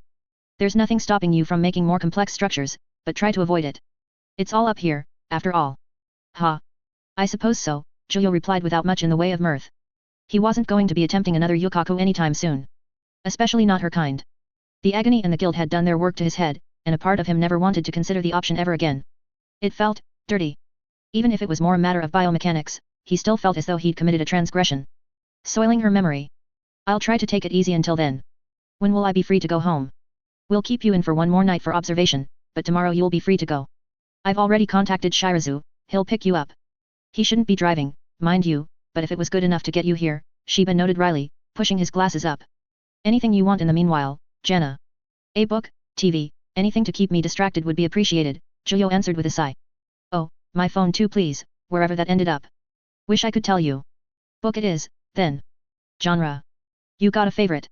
I spent my years as a student with my nose buried in medical textbooks. I hate reading unless it's to learn as a result.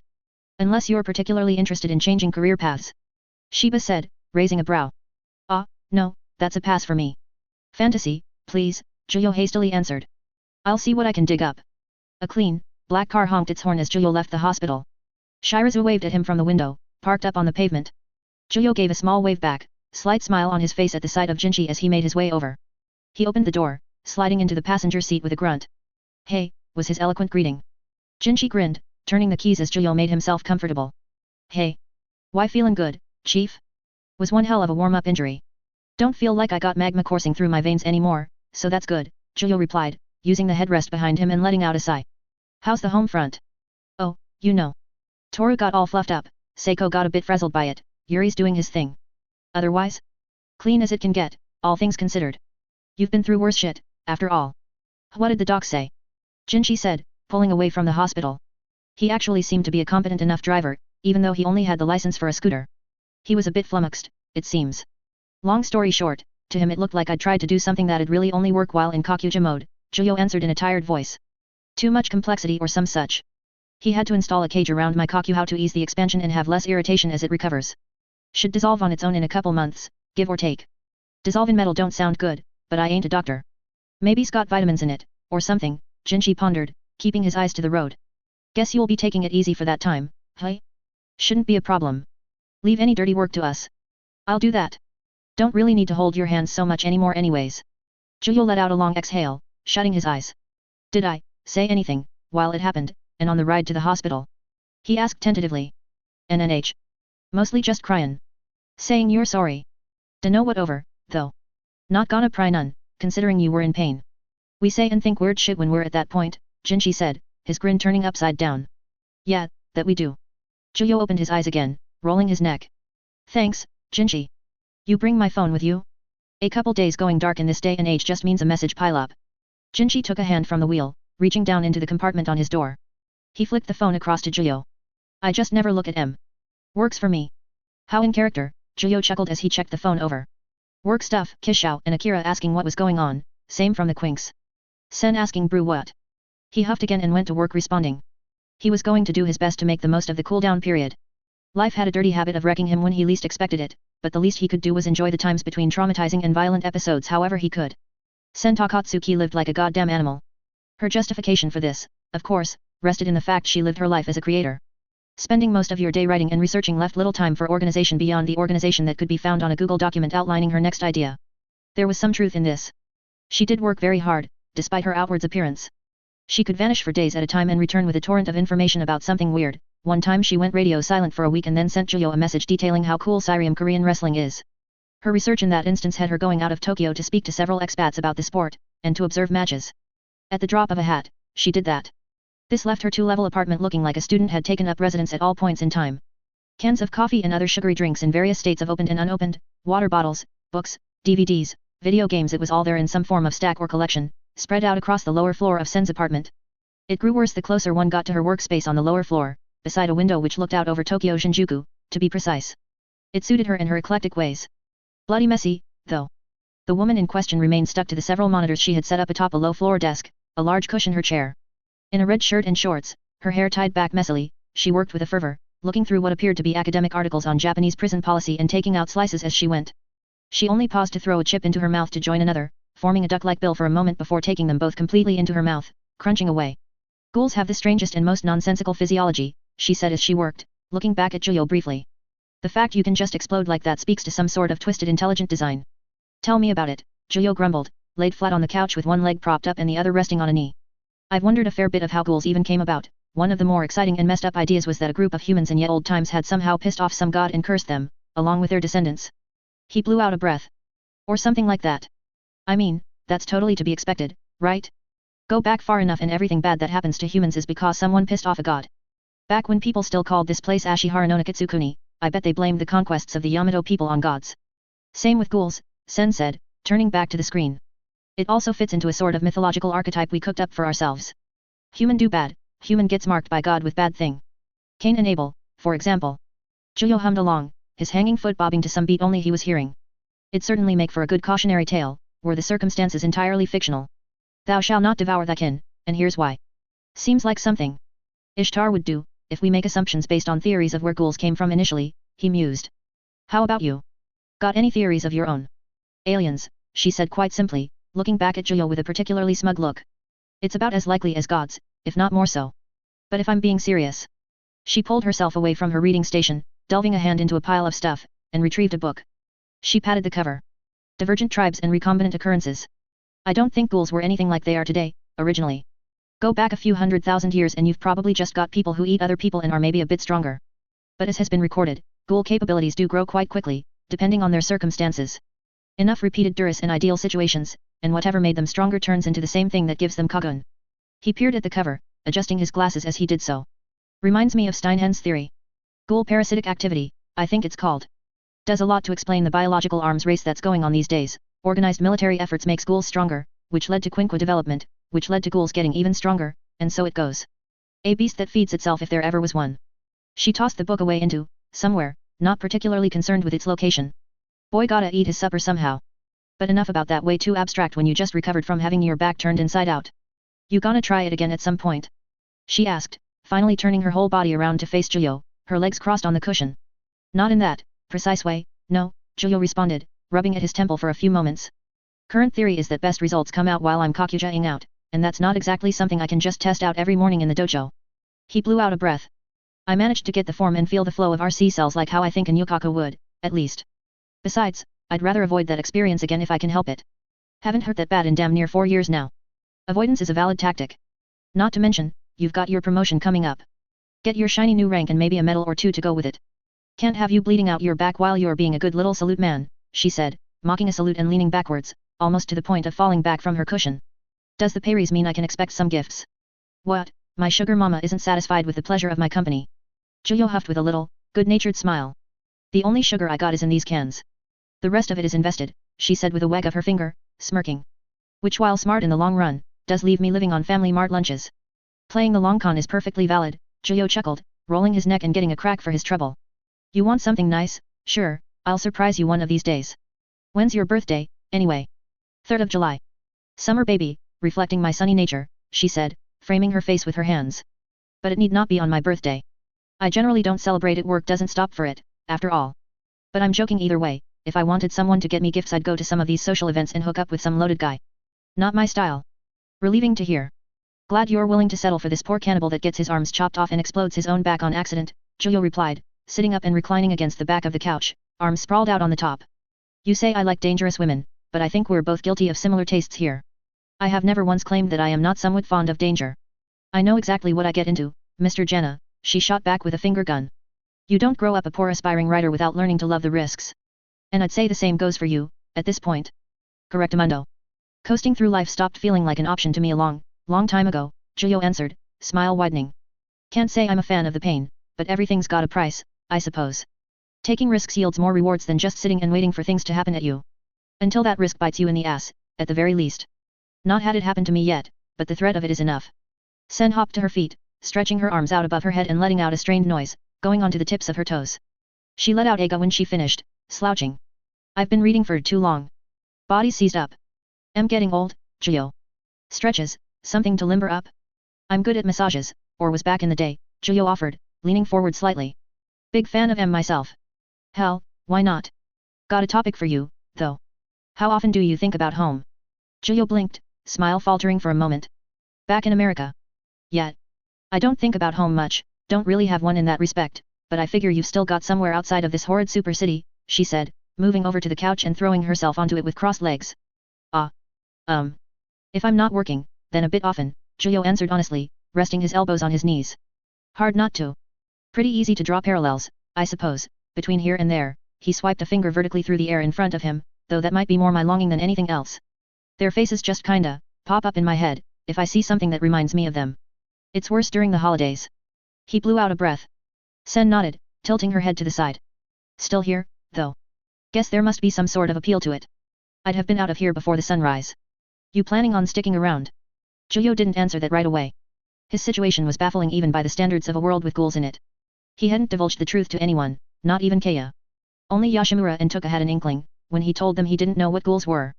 Hell, he wasn't even sure if his memories were real past a certain point, or if it was all just some insane fabrication his mind had cooked up when Suda had dropped those steel beams on him and Riz.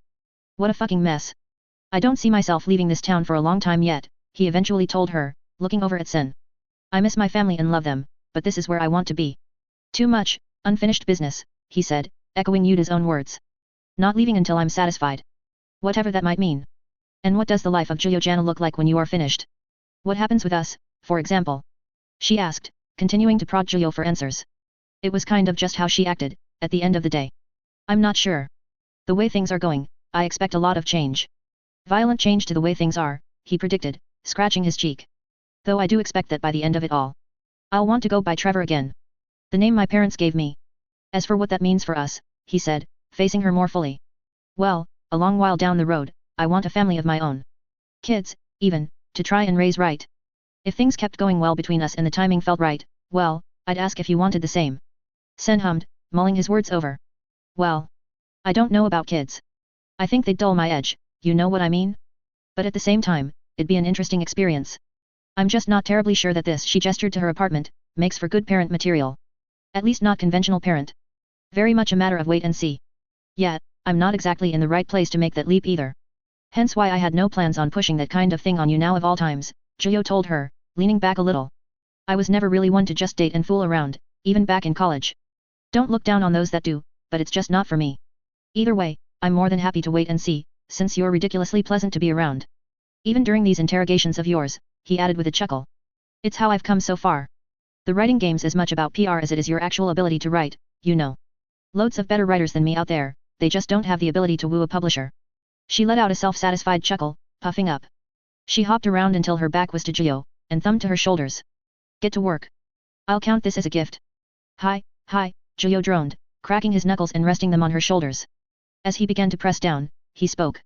You've heard my spiel about the future and us. What's yours? She hissed as the initial pressure worked into her tightly wound shoulders, trying her best to relax into it. Don't really have one, if I'm honest. I like what I'm doing. I'm content to keep doing it until something changes, and I'm sure it will. But right now, I'm living the life I fought for when I was a kid. Couldn't ask for more. Plenty of people out there who'd kill to be able to say the same, you know. Yet, I think I do know, Giulio replied quietly. Roughly an entire species worth of people, in fact. He had it pretty good himself, at the end of the day. Warm bed, state-provided meals, a large network of good friends and surrogate family. If he kept going on the current track, he'd have a good life, a secure life as a veteran of the CCG. What did that say about him, then, that he was willing to abandon that entirely if Hinamai or Tuka or Yamo, or any of them had a gun pointed at their heads? I know that tone. That's the introspective, brooding Juyo rearing his head. Don't make me take extreme measures, Sen said, her threat laced with humor. An ominous threat that's almost got me curious, Juyo admitted, stirring himself from his thoughts. Just what you said about you liking the life you fought for, and that a lot of people can't say the same. Made me think about ghouls, as almost everything tends to make me these days. Gotta get your head out the gulpit for a while. As important and trying as their struggles may be, there are times when I just want to be silly. When was the last time you went out with the kids to just do something normal? Do coffeehouse trips in the morning count? That's basically work. Juyo grumbled. Went to the zoo with Jozu and the Zero Squad kids a couple years ago. Also, I threw that Christmas party so they'd get to chill out and be normal for a bit, you know? I think it worked. Wow. A Christmas party on Christmas. How unexpected, Sen said blandly, looking back over at Juyo with lidded eyes. Maybe it's time to go see a movie with the kids. I'm no mother, but you need to stop thinking about work so much. I hear you, Juyo responded, shaking his head. He continued to massage her shoulders, pressing down just a bit harder where he felt more resistance. It was a bit of doing, measuring his ghoulish strength so as to not accidentally damage her. Some karaoke might be good, he mused. Get some Juyo jazz in your life, I could even serenade you. Sen snorted, shaking her head. Okay, Marvin Gaye. Let's not run before we can walk, but karaoke does sound like a good idea. I bet Seiko has a good voice, secretly. Hidden behind all that, her. She's got hustle where it counts. Toru's got a good voice too, and I bet Yuri's a sleeper hit. Jinchi though. He sighed despondently. I fear he may be a lost cause. Sen considered that for a few moments, nodding in a reluctant manner, her expression scrunched up. Unfortunately Jinchi wasn't a singer, and that was perfectly fine, but when he tried it was generally for the worse. Sen snapped her fingers, eyes widening with innovation. We'll make him into a scream metal frontman. Japanese television sucked. A cold and honest truth Juyo had learned over the years, but as with any other country with god-awful daytime television, the average citizen probably didn't recognize this. The Quinks were by no means average citizens. They hated it too. But for some reason they still watched it. Slowly blinking at the screen, unentertained as the room of talent and the host overreacted to fairly mundane things with their faces placed in the corner of whatever footage they were supposed to be overreacting to. Jinchi broke the programming first. Man, this sucks. Yeah, it does. Why do we always watch it? Seiko asked, slumped up against Jinchi with a soul-drained expression. It takes up time when we're not doing anything. Toru proposed, cheek on his palm.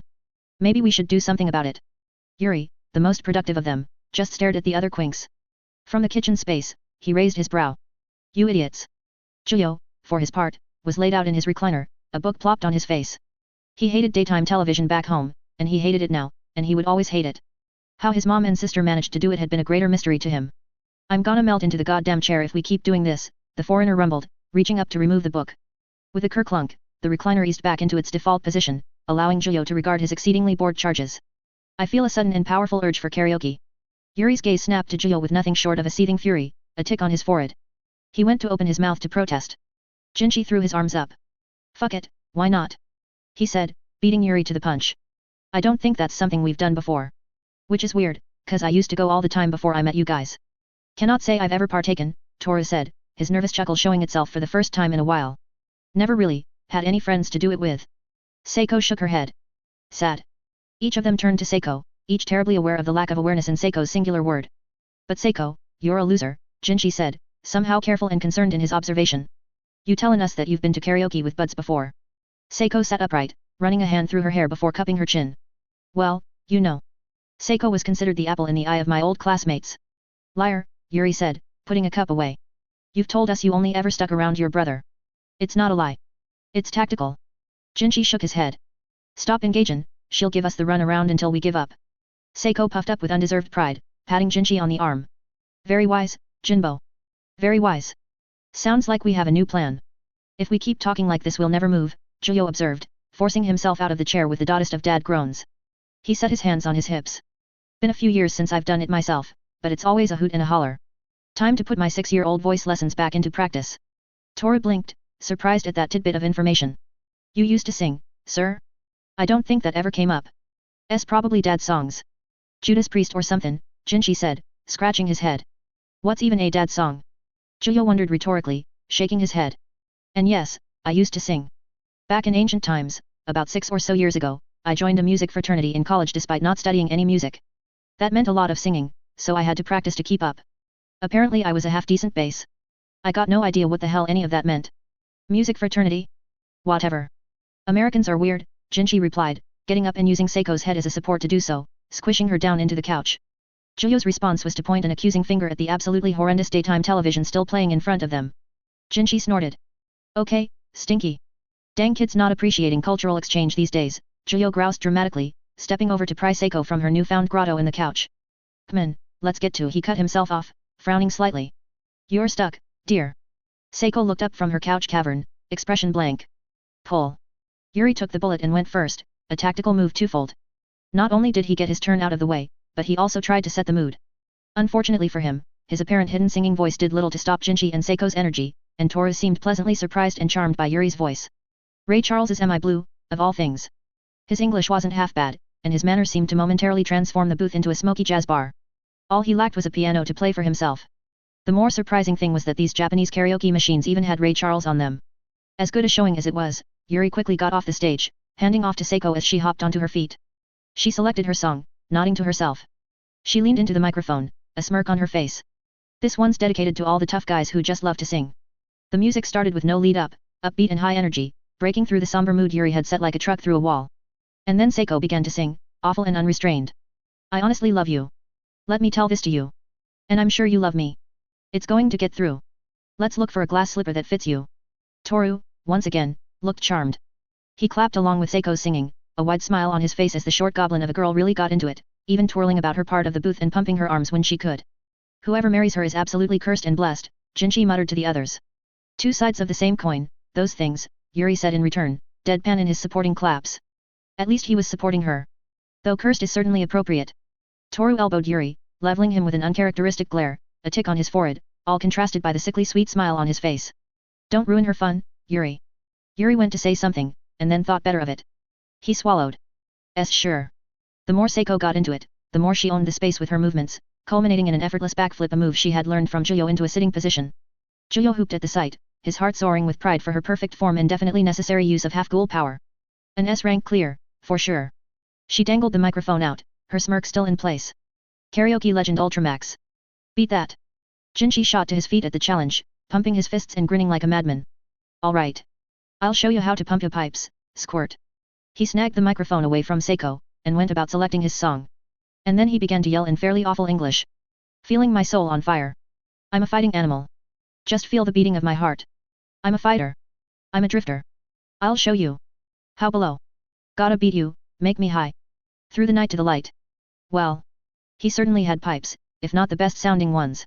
He at least had the sense to pick a song where his yelling felt somewhat appropriate for the backing guitars and drum, throwing his head back and forth in tune with the rock instrumental. This tracks, Yuri said, blinking slowly. Seiko and Juyo seemed far too busy headbanging frantically to comment. It's certainly expressive of his inner character. Toru said, probably putting more thought into it than it deserved. He does like his fighting, after all. Though I think he's humble enough to recognize that he's not actually number one. Yeah, I don't know about that, Yuri replied, weakly clapping along. He insists he could beat me in a fight. Unlikely. Well, he has gotten a lot stronger, especially since the whole nutcracker thing. You never know. Hand held by Ms. Aura, no doubt. Having one of the best the CCG has to offer as your other mentor must convey some results, at some point, Yuri retorted in a characteristic mutter. Toru raised a brow, his smile still in place. And the same could be said for yourself and Mr. Kojima. He's a special class too, no. He mostly teaches method, rather than action. Investigative theory and the practicality of it. Thinking ahead, risk and reward, sacrifice and the gains from it. Sacrifice? Toru asked. That's very particular. I don't think it's something that was brought up in class, either. Ideally, we shouldn't be sacrificing anything. Ideally. But all you have to do is look at Kojima to see that sometimes, we have to in order to succeed. Any death in an operation is a sacrifice, and whether those deaths are worth it depends on the value of the operation. 3 rank 2 investigators for 1 S-rate could be considered a worthwhile sacrifice, on paper, but one has to consider the individual abilities of the investigators on top of their potential, and the long-term threat of the S-rate. An S-rate who has earned that rank despite being fairly sedentary and non-hostile may not be worth giving up several lives over. Kojima is very concerned with that calculus. That's not something I expected from him, actually, Toru said. Yuri grunted in agreement. He's a weird guy. As you'd expect from the former lead interrogator. Jinchi's turn came to an end with a triumphant yell and throwing of the horns, leaving only Toru and Juyo before they cycled back around. Toru looked over to Gio, gesturing to the extended microphone, sheepishly avoiding his turn. All right, but you're not getting out of it once I'm done, Gio promised, getting to his feet and snatching the microphone from Jinchi. Seiko, you're chief photographer. I think you know who to send it to. He went through his options, adjusting his glasses. He didn't need to, he just liked doing it, as he peered at the screen. His eyes lit up upon noticing a familiar, nostalgic song. He selected it and cleared his throat as the sounds of a piano filled their ears. It's 9 o'clock on a Saturday. Regular crowd shuffles in. There's an old man sitting next to me. Making love to his tonic and gin. He says, son, can you play me a memory? I'm not really sure how it goes. But it's sad and it's sweet and I knew it complete. When I wore a younger man's clothes. Julio lost himself to the music, forgetting about the rest of the world for those few minutes as he swayed and danced in a slow, almost waltz-like manner. He remembered days filled with the smells of alcohol and sweat, the sounds of bawdy voices and laughter, the sights of young faces that somehow felt older now. There was a lot of emotion packed into the memories. Good emotions, all of which were belted out as he continued to sing, the nostalgia and fondness for the simpler days when his problems were as simple as the due date for an essay or working up the courage to chat with a girl at the bar. He wasn't a perfect singer and likely botched a pitch or two, but by God did it feel positively refreshing. Sing us the song, you're the piano man. Sing us a song tonight. Well, we're all in the mood for a melody. And you've got us feeling all right. And like that, it was over. Julio lowered his hands, blinking rapidly, chest heaving somewhat. He let out a breath, then turned back to the quinks, hands on his hips and smiling. Seiko cheered, whistling through her fingers. Let's go, piano guy. I don't think it's a happy song, Seiko, Toru said. Hell if I know, I don't speak English. Ma man seems happy enough, anyway, so I'm gonna cheer him on. Jinchi nodded in agreement, folding his arms. Such soul, chief. I could feel it, your emotions. Thank you, judges, thank you, Julio replied with a bow, hopping back over to the booth with a skip in his step. An old fave of mine that no karaoke session feels right without. But now, last but most certainly not least. He trailed off, offering the microphone to Toru. Toru took the microphone, apprehensively standing. He chuckled, rubbing the back of his head. I've never actually done this before. Singing isn't my thing. It's not Yuri's either, but he was able to give it a fair shake. There's not much to it, just pick a song you already know to start out with and let it flow through you, Julio offered, pantomiming waves with his wiggling arms. Sides, you're among good company, he said, gesturing to the other three and giving them a chance to encourage him along. Can't suck any worse than Seiko, Jinchi said, nodding along. Can't suck any more than Jinchi, Seiko fired back. Yuri took a different tact. It's not like you're being graded, idiot. Toru swallowed, and then cleared his throat. Right. I suppose there's no harm in giving it a try, then. I just don't really know what song to pick. I don't really know much about music, especially not recent tracks. Julio hummed, glancing back at the board. Well, I'm not quite hip with it either, to everyone's surprise, I'm sure. He walked over to the screen, flitting through the songs with a finger. Got a mood or genre you're feeling? Or any suggestions from the crowd? I got one, Seiko said, hopping up again and quickly scrolling to a song of her choice. You've heard this. I know you have. I've made you listen to it at least once. Oh. This ain't gonna fit Toru at all, is it? Jinchi asked, giving them a toothy frown. We're not picking character songs, here. Seiko said in her defense. Akiko Kobayashi's Fall in Love. To any person who had spent their time growing up in the past 3 decades of Japanese pop culture, the song struck them instantly as recognizable. One of the karaoke kings, a song so overplayed that it went more than full circle from annoying to adored to accepted as a part of life. Even Toru recognized it, groaning loudly and throwing his head back. Must I? You must, Seiko insisted, giving Toru a swat across the back before moving back over to her seat. Your wishes can be true, Toru. I don't get it, Julio admitted, plopping down in his seat. He'd never heard of the song before now. A song everyone's mom liked. Think everyone our age has probably heard it 'cause of that, Jinchi explained, shrugging. Old people love singing it, around karaoke places. Toru, looking particularly done upon, nonetheless took a breath and shut his eyes, focusing on the song, and when the lyrics kicked in so did he. His voice, untrained and missing the occasional note, still managed to be perfect. Were it not for the sight of Toru himself, sweating from nerves and trying his best not to look at the quinks, it'd be easy to mistake the performance as something close to professional. Yuri had talent, but Toru had been born to sing. For whatever reason though, he didn't. Jinchi did not clap along, instead watching with eyes wide and open ears. Holy shit. I don't think I've ever felt this inadequate before, Julio agreed, jaw dropping. Yuri sucked his teeth, one-upped in a competition he didn't even know he was in before that point. I've heard better. Julio whapped his arm. Sure, chief. Sure, he noted with a teasing smirk on his face. Awakening of hidden talents. I always knew he had it in him, Seiko said, sat sagely with folded arms, bobbing her head. I have an eye for appraisal, you know. You could make it as a talent scout or idol manager. Might be similar levels of stress as your current career, though, Julio considered, tapping a finger against his chin. That's fine. I've adapted perfectly to the stresses of this job role, wouldn't you say? MMH? MMH. Great job, Toru. Knew you had it in you. Juyo deftly dodged, clapping for the green-haired young man. Oi. Ma man. Seiko interjected, swinging her head into Juyo's side. She continued to bump into him, trying to get an answer out of him. Toru stammered at Juyo's praise, clearing his throat before continuing, a smile steadily creeping onto his face. The song eventually came to an end, leaving a panting Toru standing, his singular eye wide. Jinchi grinned, moving over to pat Toru on the back. See? Wasn't that bad, was it? Why got an idol's voice, bro? I'd not go that far. It was just a song that didn't take much work. If you picked something else, I'd probably be awful, Toru said, playing himself down right out the gate. Yuri. The Vegeta of the group got the microphone tossed at his face as Toru took a hasty retreat. The microphone hit, forcing Yuri's head to tilt back. Right. Yuri grabbed the microphone, grumbling quietly. I guess it's my turn again. Juyo leaned back into his seat, resting his head against the back of his hands with a contented sigh and smile on his face. His body kept getting bumped over and over again by Seiko's constant headbutts for attention, which turned out to be nice accidental massage work. Could you do a little higher? Juyo asked her, shifting slightly. Rank 1 investigators Ida Kuramoto, Naoto Hayashimura, and Keijin Nakare, the director began, stood upon the stage with the men in question standing before him. For your actions and exceptional conduct during Operation Auctioneer, you three gentlemen are being appointed as first-class investigators. Naturally, with this rank comes a noted growth in the amount of responsibility you will each receive, up to and including teams under your own names. However, upon reviewing the evidence, I can see no finer individuals to shoulder these challenges. Yoshitoki dipped his head to the three men, and they did the same in turn, a theatric display of respect from all parties.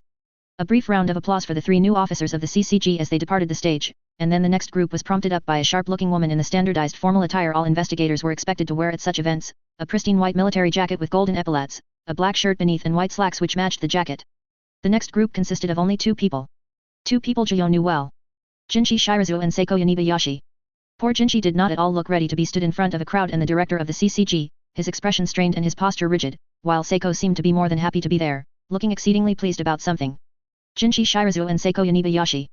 Among the activities recorded during Operation Auctioneer, the defeat of Nutcracker remains one of the more notable ones. A ghoul of unknown strength, responsible for the deaths of several of our colleagues, then promptly dealt with by yourselves and Hayashimura. It is only fair that if he receives a promotion, that you both enjoy the same. Yanibayashi, you are being promoted to the position of rank 2 investigator with additional honors, as is tradition for former rank 3s. Shirazu. The director paused, looking at the shark-toothed man knowingly. You are being promoted to the position of rank 1 investigator. After feedback from your superiors, and your actions during the previous operation, a 2-rank promotion seems only correct. Others shall be joining you soon. He dipped his head to them, and they returned the gesture just as they practiced. Jinchi hurriedly left the stage with Seiko in following, returning to sit with Juyo in the audience. The next group was much larger. Kuroiwa, Hanbi, Yuri, and several others rose at the prompting, each receiving a promotion from rank 2 to rank 1, the most expected of all the promotions, maybe.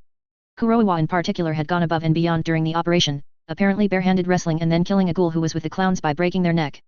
The last person to lay claim to a similar feat was none other than Aman Kotaru, something which had not been ignored. The second coming of a hard-working prodigy, they said. Toru Matsuki. Called alone. Toru had, over the months, blossomed into something of an ideal investigator. Intelligent and wise beyond his years, quick on his feet, and surprisingly deadly despite his previous apprehensions, the operation had cracked the shell wide open. If that could be called a good thing or a sad thing was up to the beholder. In the life of an investigator, we will always be placed into dangerous situations against enemies that would gladly end our lives in a heartbeat. However, not all danger is created equal, and the danger that you braved, a rank 2 investigator, by entering the auction as you did goes beyond the idea of danger that we hold within our heads. To have not only succeeded, but to have emerged stronger for it, speaks to a potential beyond words. As with Jinchi Shirazu, you are being promoted 2 ranks to first-class investigator with provision you will be treated as such with the understanding that you are still quite new to all this. Nonetheless, it's quite the jump, no? The director smiled as a father would, dipping his head. Seiko and Jinchi, unable to contain themselves like regular human beings, not only clapped but roared with approval. The first-class promotions came next. Juyo's turn. He stepped forward, not quite believing what was happening. Finally, his quinks were being recognized after years of hard work and everyone else was seeing them truly grow up before their eyes. The days where they would be able to stand entirely on their own were drawing closer and closer. Akira stood beside Juyo on the stage, managing to maintain an air of smug reassurance even while standing with a blank expression. An inseparable pair, the two of them, for almost 4 years now. Here again, are we? Yoshitoki said lightly, looking between the two of them. I believe it goes without saying. Akira Mato, disregarding your exceptional service over these years, your actions in battling executive members of Aojirai Tree during Operation Auctioneer are feats to be recognized. In conjunction with your talent as an investigative investigator, I and the Committee of Rankings make no hesitation in promoting you from First-Class Investigator to Associate Special Class Investigator. In the future, we may look to you to lead major operations, and the CCG as a whole will look to you as one of our finest. Kurio and Kajoka would be proud. A hitch in her posture, and the slightest hints of a smile. She dipped her head. Yoshidaki's attention turned to Jiyo, his fatherly expression unchanged. A tough few years, Jenna. But I expected to see you here in due time. There are numerous reasons that you stand here, be it your abilities as a leader for the Quinks, your skill in combat as observed by all who saw you, or the confrontation of the newest owl-type ghoul. Though there are those who question the place of half-ghouls within the CCG, there are none who can deny your service. Your superiors all agree that you have earned this. Jiyo Jenna, you are promoted from First-Class Investigator to Associate Special Class Investigator. In the future, we may look to you to lead major operations, and the CCG as a whole will look to you as one of our finest. Additionally, may they look to you to see the strength of broken barriers, of unity beyond that of man and man alone. He bowed to them both, indicating the end of their part. Jiyo dipped his head, keeping his expression as blank as Akira's before heading back with her to the audience. He couldn't deny his own achievements, although in the moment very little of it had felt particularly heroic. His battle with Takaizawa had been a savage, miserable affair that devolved into two beasts clawing and biting at each other by the end. But he'd survived, and gained knowledge. So long as that was the case, he could keep going. Besides, Yoshidaki's line about breaking barriers and unity had certainly cut to Jiyo's true goals, even if it had felt more like a platitude while up on that stage. And now he was an associate special class. The second highest rank in the CCG. Steadily and surely, he was reaching the top. Things were only going to get more complicated from here on out. Fine by him, he'd long ago decided he was going to do whatever it took to be involved in the affairs of Tokyo. Running from responsibility was simply not in the cards anymore. Just another day, Akira said as they walked back to their seats. The next group was called. Barely feels like anything has changed. So much for special. Wait until the workload shift, then it'll finally hit, Jiyo commented wryly. I'd say we should get drinks to celebrate, but I've got a figure to maintain. Your poor, sensitive body. There's other problems there, I think, she retorted, shaking her head. The last two promotions of the day were completely unsurprising. Matsuri Washiyu, Suzuya Jozu. You are being appointed as special class investigators. No more needs to be said, I think. Suzuya, a special class investigator at the age of 22. The last person to come close to that was, of course, Nerima. It made sense, barring Nerima, in terms of raw upfront abilities of Suzuya placed him firmly among the best if not the best of the CCG. There was a reason that despite his manner he had been put in charge of Aojirai response. And he beat us there, with the greatest of ease, Akira said, leaning across to Jiyo to keep quiet. That's our Jozu for you. If only it took us a little longer to be born, then we'd probably look cooler, Jiyo commented, a slight smirk on his lips even as he clapped for his friend. We can still beat his record time for promotion though. That's a pittance of a prize. He went from rank 3 to special class in about 5 years. Even if we get to special class in the year. She muttered, finishing with a tut. I think he has won, Jiyo. The odds are very much against us. He snorted quietly. I'll find a way to cope. Besides, it's not just my future success that I'm thinking about anymore, he commented with an incline of his head in the general direction of the Quinks. Quite the haul, at that. Cannot say I saw first-class Tora becoming a thing so soon, but I understand the rationale. Washiyu Jr.'s plan was very dangerous. If Tora was not rewarded well for it, then it'd be nothing short of robbery, Akira assessed, lips pressed together. He still has much to learn, though. That he does, Jiyo agreed, going quiet for a few moments. They tell you about the future plans for the Quinks? Doubling the size, restructuring? They want him, Jinchi, and Yuri to take up leadership positions. Unfortunately, I'm pretty ignorant on that front. We'll likely be informed together. Given that we've been promoted, I imagine it's only a matter of time, she offered. Around them, one last round of applause broke out for the promoted, and the present investigators were ushered to the party. Jinchi's Quinqua will need to be picked up soon. It took a while, and some calibration was needed, but I'm told it's quite the piece. Considering it's a chimera, it'd have to be. He's got mixed feelings about using it, though, Jiyo confided in her quietly as they began to move on with the masses. Until then, we'll have to do the old song and dance of schmoozing and mingling. And making sure Seiko doesn't inhale the food the entire time. Not much to be done. We're top brass now, Jenna. They have to schmooze with us. She nudged Jiyo with an elbow, urging him onwards. But we can look preoccupied to keep us safe. Any progress with Fueguki? She asked, transitioning the topic back to work. A bit that she's willing to relent. Some insight on how Aojirai handles their stronghold rotation, never keeping to one base for too long, Jiyo offered, not quite looking around the party hall and adjusting his dress uniform. The topic of Hinamai was a touchy one for Akira, understandably, it'd been quickly figured out by the CCG about her relation to Mother Moth, or Ryuko as Jiyo knew her. Bad blood between Fueguki and Mato, to put it mildly. It's difficult getting anything concrete out of her, but she understands her position. Slowly but surely, she's talking. I see. Quite the frustrating strategy, on Aojirai's part. It's the correct one, but that just means we're left waiting until we can catch them on the back foot. Hate to hear it, even if it's what we suspected in the first place, Akira grumbled, plucking a hors d'oeuvres from one of the tables, tossing it into her mouth in one unrefined gulp. I'd be careful with Fueguki, Juyo. As much as I hate to admit it, she is something of a small fry compared to what those in the special class are supposed to be dealing with. Juyo hummed, turning his head away from the food to avoid the rank stench and also scan the room. The Quinks were mostly chatting amongst themselves and the other young up-and-comers that had been recently promoted, the promising next generation, as they were. Careful in what way? He asked Akira, folding his hands behind his back. When she's exhausted her utility, then the process is as it is. Naturally, they're more forgiving of the literal child you picked up, but this case is different, she explained calmly, considering eating some more but then deciding against it. Akira kept her food intake under lock and key, rarely deviating from her planned meals. He was painfully aware of how limited Hinami's lifespan was while she was imprisoned. There was a timer in his head, steadily ticking downward. Dragging things out was a combined effort on both his and Hinami's part, but they could only do so much in their current predicament. That it is. I'll just have to take what I can get, Juyo sighed, turning away from the Quinks to look over Akira. To gracefully shift the topic, weren't we supposed to be hearing about some new enemy at some point? Shio mentioned it almost half a year ago now and I've gotten bupkis about it. Investigations take time, Juyo. If we're going to be looking to take out another target, then we need to be sure. I've only heard rumblings, as inclined to overhearing things as I am. I don't suppose you recall the ghoul which attacked Toru, do you? She asked, looking over at the young man in question, shying away from praise on his rather extraordinary promotion. That's a long list. But I'm guessing you're referring to that purple pretty one we fended off, Juyo surmised, setting a hand on his hip. They're associated with some larger group. Akira inclined her head to the side. In a sense. Was, maybe the correct way of looking at it. Rather niche bit of information this, but Washiyu Jr. actually cut his teeth in Germany, hunting ghouls there. Gained the reputation he has today as a fairly callous leader, and the operation which solidified that reputation was the extermination of the Rosewald family of ghouls. In the post-operation cleanup, bureau staff took samples of Kagun damage done around the site of the auction, just in case. Usually this does not mean much, given that it's unlikely to find generational relations between individual notable ghouls, but the Rosewalds were something of a notorious faction. We had records of the microscopic imprint left by their Kagun. The match, I believe, was within range for it to be considered a descendant of the family. For Washiyu Jr., this just means the hunt may in fact still be on. With his promotion, I don't doubt he'll be looking to find any potential Rosewald remnants, and to exterminate them. Old enemies rising from the grave. Yet, I can understand that particular fixation, Juyo said, letting his hand fall back down to his side. That purple ghoul had reminded him a little of Jukiyama when it came to looks, but German had never been in the eccentric gourmet's repertoire and he'd never made mention of connections to any Germans during their long time working together. Juyo would have honestly preferred superfluous German over French, but what could you do? Not often we see foreign ghouls though, aside from Tatara and a few mercenaries working for Aojirai, he continued. I reckon the idea alone would get some attention regardless, even if Washiyu Jr. didn't have old business to settle. Likely.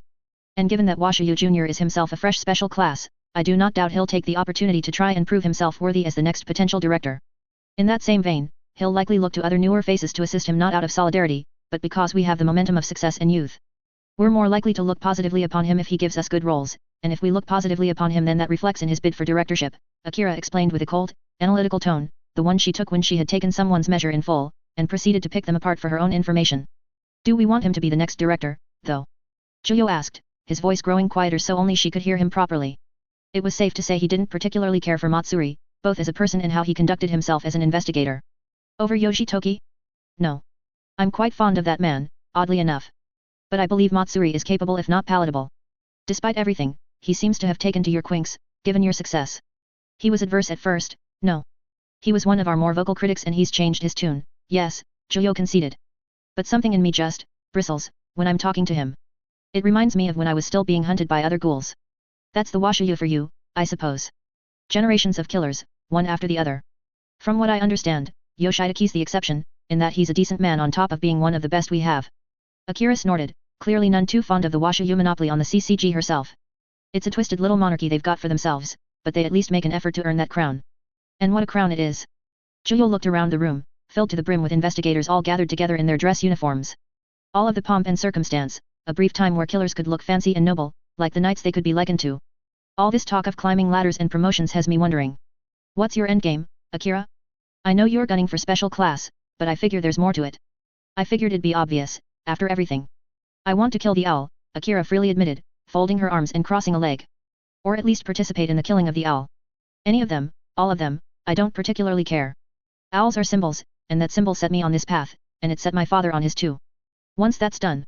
She paused, looking off to the Quinks and letting out a little huff, smiling. I don't know.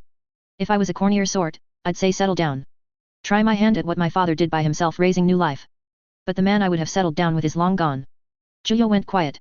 She rarely brought up her more personal past, certainly not her love life, but she did mention she'd made an attempt once, before Juyo joined the CCG.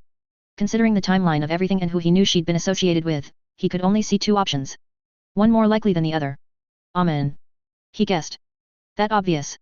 She asked, her smile growing ever so slightly. I blamed him for my father's death, at first. I didn't know I did, but that was the truth. Then it turned out he was a reliable man. A good partner, and a man dedicated to his silly ideals. I think it was the silliness of him which caught me. Kotaru Amen. A face that lingered in his dreams, no matter how hard he tried to shake them. If there was ever a source of guilt equal to Kaya and Enji, it was that investigator.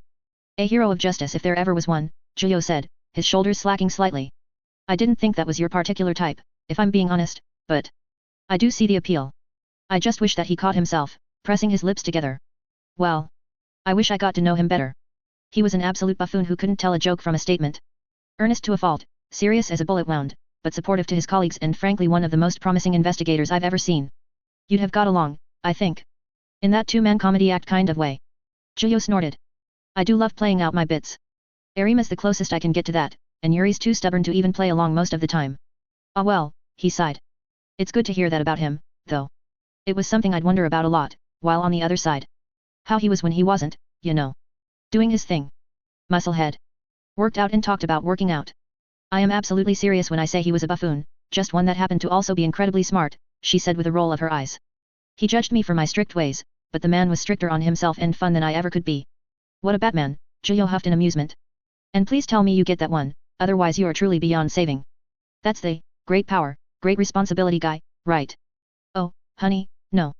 Juyo whined, pinching the bridge of his nose and pushing up his glasses. What? Don't expect me to know about your foreign picture books for 12-year-old boys. In case you have not noticed, I don't hit any target demographic, she explained, shaking her head. Not everyone thrives on pop culture references, you know. Some of us just talk like human beings. I keep it sensible. I'll have you know I've come a long way from my nerdy teen days, now I'm just a nerd who knows when to shut up about being a nerd. Juyo shook his head, putting his glasses back in place and shaking his head. Makes me almost thankful I never grew up here. No one to spill embarrassing stories except me.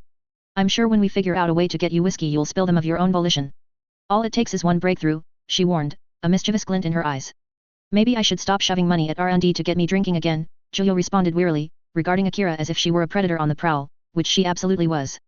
My last refuge is my sobriety, it seems. As it is in all men, but it's one you're all so eager to set on fire. Anyway. I think we've looked busy enough for the time being. The kids likely want positive reinforcement from their surrogate father-sibling. Akira gestured to the Quinks. And I suppose I should join you. Mommy and Daddy gotta play their roles, Juyo agreed with a nod. At that, he started heading in their direction. They've squatted with their playmates for long enough anyway. Good to have a break, I imagine. Having them all grown up. Relief, anxiety, pride, all sorts of stuff. Juyo let out a breath, regarding the Quinks fondly. Never thought I'd be in this position, at least in this kind of way. And thanks for your part in all of it. For all the jokes and rivalry banter, I really do see you as family. Akira went quiet for a moment. She turned on her heel, and threw another snack into her mouth. Think nothing of it. The job just so happened to bring us together, and it's apparently working out for both of us. Can't say I ever wanted an annoying, pop culture polluted family member, but I can't say it doesn't have its amusing moments, she admitted with a false reluctance, sighing. She stepped on over to Juyo, patting his arm gently. Come on, Jenna. Let's go be responsible guardians. Juyo smiled at that, shaking his head at Akira. For all her bluster and seeming coldness, she was just as much a buffoon as Amen apparently was, just in her own way. Not that she would ever admit such a thing. Sounds like a plan to me, Mado. April 13th. A day of particular significance to Juyo, but one he hadn't properly celebrated for quite a long time. Considering all of the promotions, the relative period of peace that he was in for now, and the timing of it all, he decided that he would allow himself a bit of an indulgence. For the first time in 4 years, he left Tokyo, with 5 particular people in tow. There were 2 flights, both relatively short, that took them to their destination, Chiang Mai, Thailand. He'd handled all of the arrangements, old memories finally proving themselves useful for more than just pure nostalgia, allowing him to quickly find a decent guest house in the moat-lined city. It was the same one he'd spent several months in during college. An enclosed space tucked along the city's Elephant Gate, with the canopy of several trees providing a roof of sorts over the main dining area. When he stepped inside, he had to take a moment to let it sink in. Aside from the rank stench of well-cooked curry, the sights and sounds were all the same. It felt as though he were transplanted back in time, far before he'd done a considerable amount of growing up. There he saw the pond he'd fallen into while drunk. Over there, the round table that he and his friends had smoked at every night like clockwork. And then there, the bedrooms, one of which where he'd gotten into a shouting match with a friend. Surreal. Well, we got 3 units, each for 2 people, Julio started, pointing to the units in question and half turning to regard the small gaggle behind him with a smile. He was dressed for the occasion, sunglasses pushed up on his head, shorts and an incredibly thin orange Hawaiian shirt. Tomorrow morning is when the craziness starts, so get some sleep while you can. It'll be non-stop once the sun comes up. The rest of the gang, barring Yuri, had taken Julio's approach to dress. Between them, there were 4 sets of Hawaiian shirts, sunglasses and shorts of varying make, creating an absolute assault of color from the different patterns. Yuri on the other hand simply went with regular clothes. Jeans, a shirt, jacket and a baseball cap. The hat alone seemed very unlike him. Given their similar heights, Sen and Seiko managed to look like siblings as they stood next to each other, shades down, smirks in place. Look at you, Mr. Responsible. If everything's starting tomorrow, all the more reason for the kids to get out and explore now, right? Sen said, hands on her hips. If they want to, of course. That'd be neat, Jinchi agreed, nodding along. It's my first time out of Japan. First time out of Kanto, too. I think that goes for all of us. You know, investigator school and all that, Seiko added. I mean, I'm perfectly content to be left in my room, but given that this meant so much to Mom-man. She sighed dramatically. What was I to do? Such a good kid, looking out for your old man, Sen said, messing up Seiko's hair, much to the other short thing's approval. Toru looked absolutely gaunt. I think I'll nap. Planes don't like me, I think. He rasped, finally pulling down his sunglasses, even though one lens had no real function with his eye patch. "'S hot." Julio snorted. All right, anyone who wants to go exploring, I'll be happy to be the tour guide. We can disperse just to drop off our bags and then head out. You staying or going? He asked Yuri. Stay. I'll make sure Toru isn't ill, or something. I'd like to get some reading done while the weather's nice and things aren't so crazy, he said calmly, already moving off to one of the rooms. Shirazu, bring your stuff. Oi, don't tell me what room I'm staying in. What if I wanted to bunk with Toru? Yuri snorted, not stopping as he replied.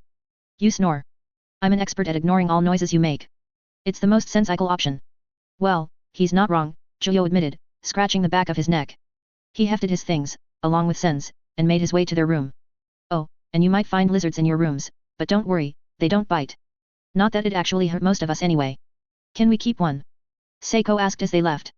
We can get one back home if you like them, Julio lectured, but trying to smuggle animals on planes usually isn't a good look.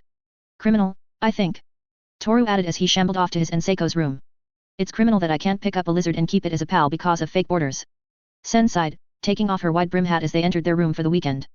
I rarely leave Tokyo myself, but by their age I'd been out of the country a couple of times. Weird to think, that. We all have our opportunities, or lack thereof, Julio replied, setting their bags down and checking out the room. About as he remembered it, small and wooden, with 2 beds separated by a nightstand and lamp. Where else you've been? China and America. Latter was for a convention I was guesting for. Barely knew any English, back then, so it was interesting. I didn't know there were whole groups dedicated to translating my works when publishers didn't, she answered, still sounding somewhat bewildered by that fact. For free, too. Sure, I wasn't getting anything either, but it's good to know that even people in the West can appreciate some of my stuff. Hey, if this Westerner can appreciate it, no reason others wouldn't. There's a fair bit of universal truth to them, Julio said, humming thoughtfully as he looked the place over. For me, it was here, Laos, Cambodia, Vietnam. It was a study abroad term for my college. Hell of a crash course on how other countries did things. It'd be boring if you went somewhere too similar. Why not break out of your comfort zone, right? She opened up her luggage on top of the bed, checked it over to make sure that most of the things hadn't been tossed about too much. Cheap flights meant cheap handling. How's it feel, being back? Like a dream. It was a different time, or it feels like it anyway, Julio answered, doing the same with his own luggage. It was just clothes, toiletries and a notebook. This is the closest I've gotten to stuff from before Tokyo, you know? Feels like 2 worlds meeting for the first time ever. Tokyo can be a world unto itself, for better or worse. Big city means bigger walls, in a way. She took some lotion from her luggage and applying it to her arms. Escaping it can be nice. Same reason I've got a place outside of Tokyo for when I need some me time. I figure now's probably the best time to get this done, in between whatever new crisis pops up, Julio agreed, standing back up and rolling his shoulder. It's a calm before the storm, right now. I feel it in me bones. But hey, a chance to get the kids away from it all for a bit, a chance to take my girlfriend out someplace beautiful, it's a win-win. She peered over the lid of her luggage, a brow raised. A storm? What makes you say that? Hinami's borrowed time. The eventuality that he and Kishao may end up being on opposite sides at the end of it all. Things just keep escalating when it comes to the fighting. I'm getting more responsibilities, and so are they, Julio responded, jerking his head in the general direction of the Quinks. All of these compounding factors have to burst at some point, you know? And when they do, there won't be many chances to do things like this. He looked around, then let out a breath. At least, not for a long time afterward. That's how the energy of it all feels right now, anyway. Then we'll just have to enjoy what time we have. Them too. I think when we met when you were Julio, they were still green as grass. Now they're on the cusp of becoming something more, she noted with a sad smile, huffing. Mr. Associate Special Class and his understudies, big names in the CCG. Julio glanced at the mirror, regarding himself. For a moment, he looked younger, with brown hair and a great big beard. He blinked, and he was as he was now. Aged.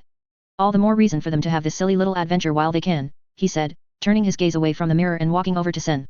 He grabbed her hand and twirled her around playfully, smiling down at her.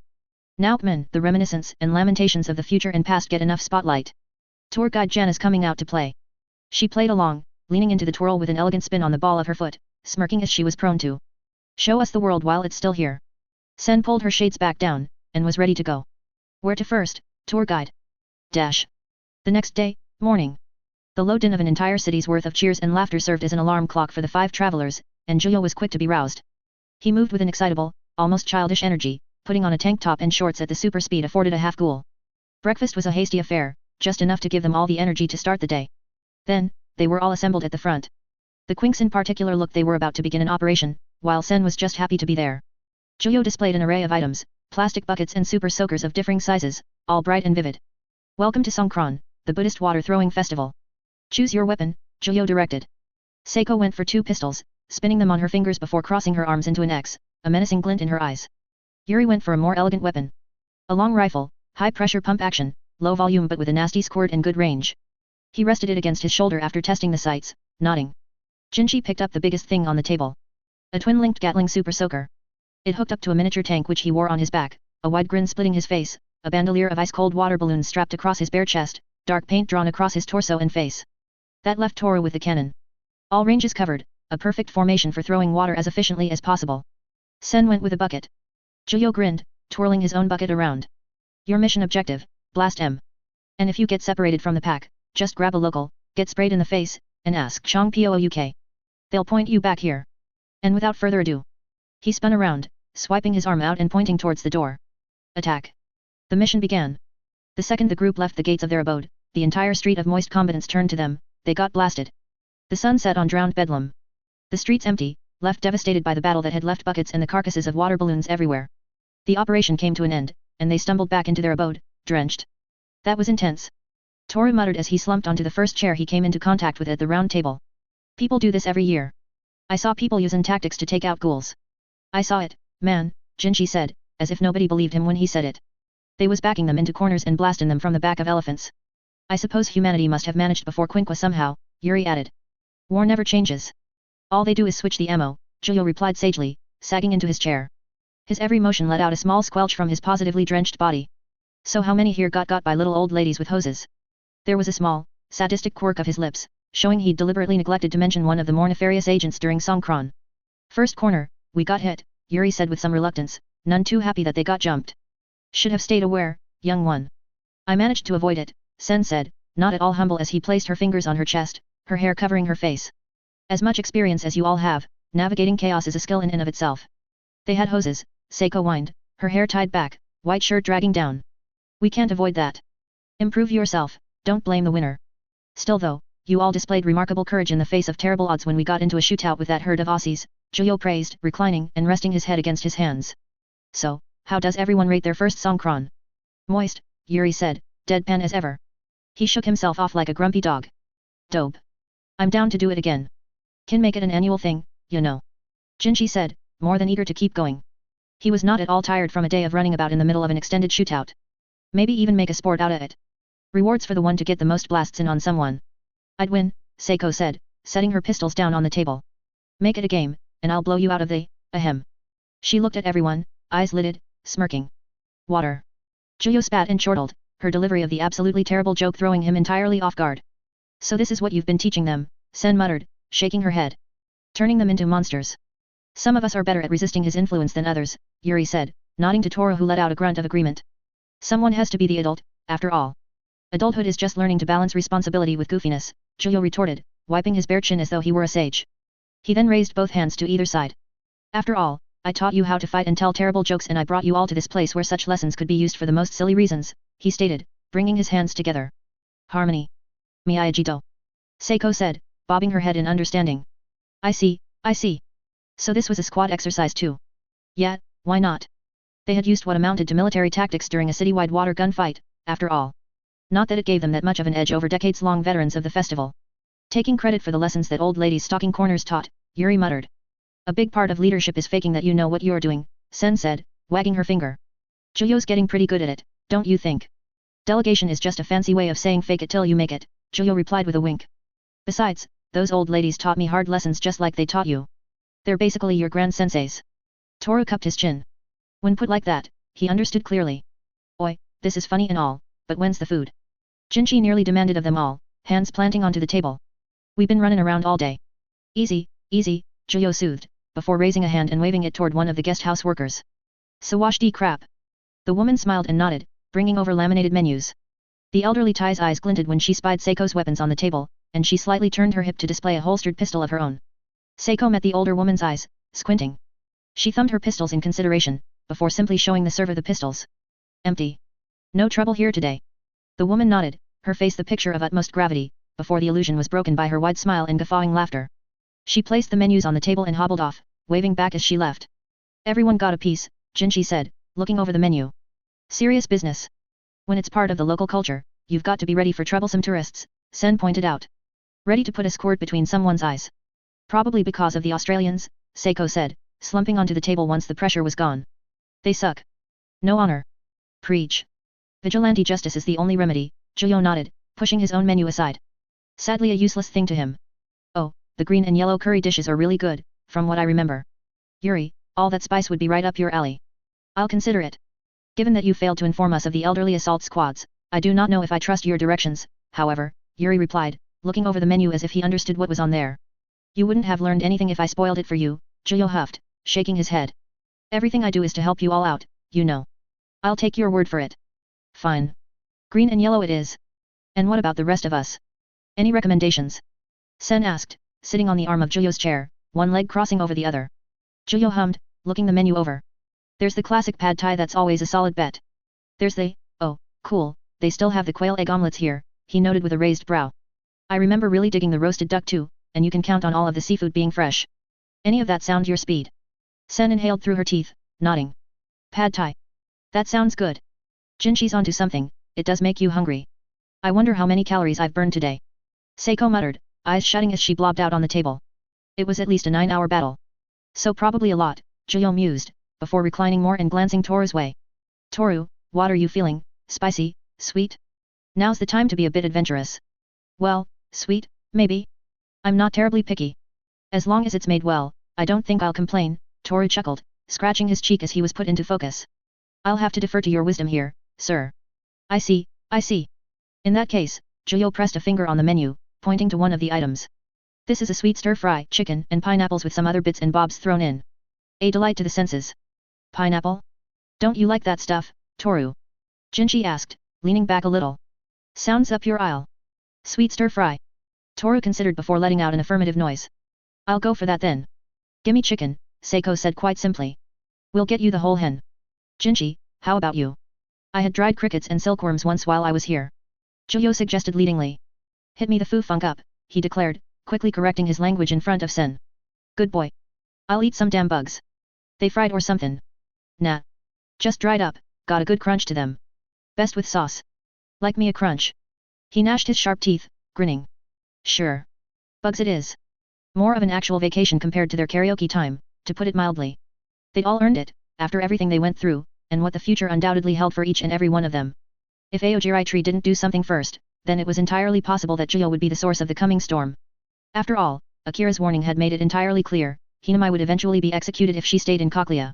When that time came, Juyo realized that he would willingly risk his good standing with the people of the CCG to save her life. But until then, he would enjoy his life with the Quinks. The least he could do was make them happy, while he was still with them. I'd say that's a successful vacation in the books, Juyo declared as he and Sen returned to their room. You were especially vicious out there. Fighting tooth and nail to get published and battling in the streets aren't that different. Just different methods, she said, combing out her hair in front of a mirror. Though she rarely put much care into it on that front, the events of the day required a bit of attention.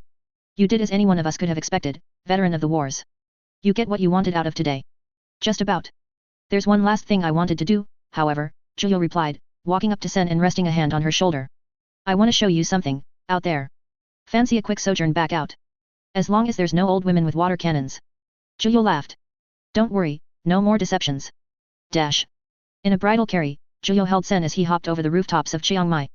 There was only one skyscraper in the city, allowing for a considerable amount of ease to maneuver as opposed to Tokyo. It made finding his destination a simple and quick affair. They landed, with Zhuyo gently letting Sen back down. He gestured on ahead to direct her gaze. Here we are. It was both a temple and garden, a beautifully arranged mixture of the natural world along with the unique structures of Buddhist architecture. Brilliantly flowering trees that seemed to glow in the moonlight swayed above statues of the Buddha and snarling Naga. The temple itself was a wide, open space with no walls, only 4 pillars at each corner to keep the roof up. No one was out save for stray dogs, large groups of them contentedly nestled around trees and statues in a space they clearly felt safe in. I accidentally stumbled upon this temple, back when I first came here, Zhuyo began, regarding the temple. One night, I was so angry about something, so angry that I felt more bitter and hateful than I had up until that point. I couldn't sleep. So, I walked. Just aimlessly walked through the whole city, with this burning feeling in my chest that I could just feel hollowing myself then. Then I just turned a corner, and I found this place. He took a breath, smiling fondly. I walked around. Looked at everything up close. Bit by bit, I stopped feeling angry. I started forgetting what I was angry about in the first place. The problem, it stopped mattering. So I just sat down, right there, he pointed at a bench, currently occupied by 2 dogs, and stayed there until morning. Sat and breathed. It was a small moment, but one I could call my own.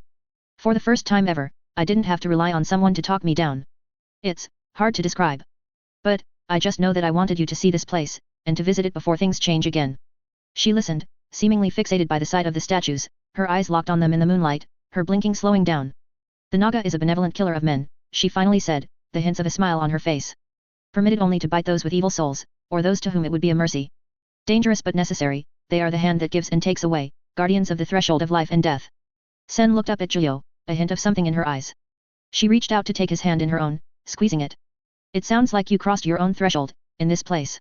And here you stand again, a Naga and you're right. It almost feels like a full circle, for you.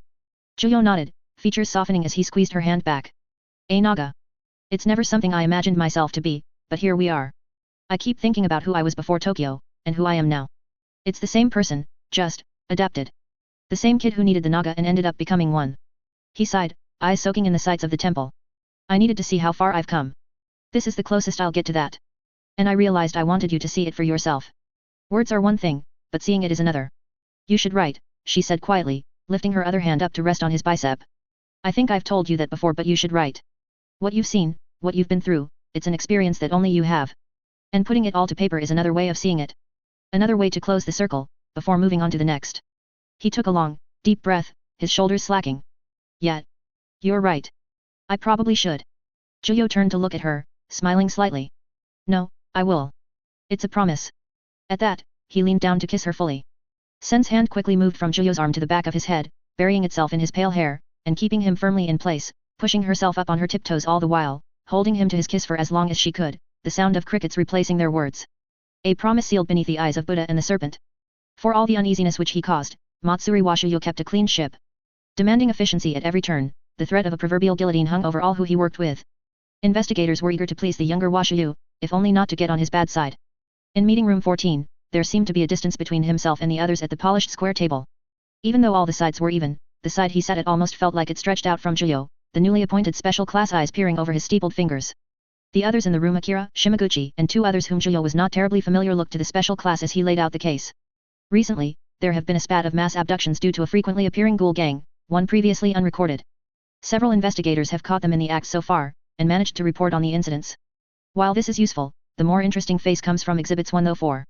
Please check your copies, he instructed, no emotion entering his voice, strictly professional. The exhibits were several highly zoomed in images of what appeared to be scratches on a variety of objects. Damage imprints on the quinqua the investigators used, left by the Kagun of the ghouls in question. These samples are explicitly different quinqua which received damage from 4 different ghouls.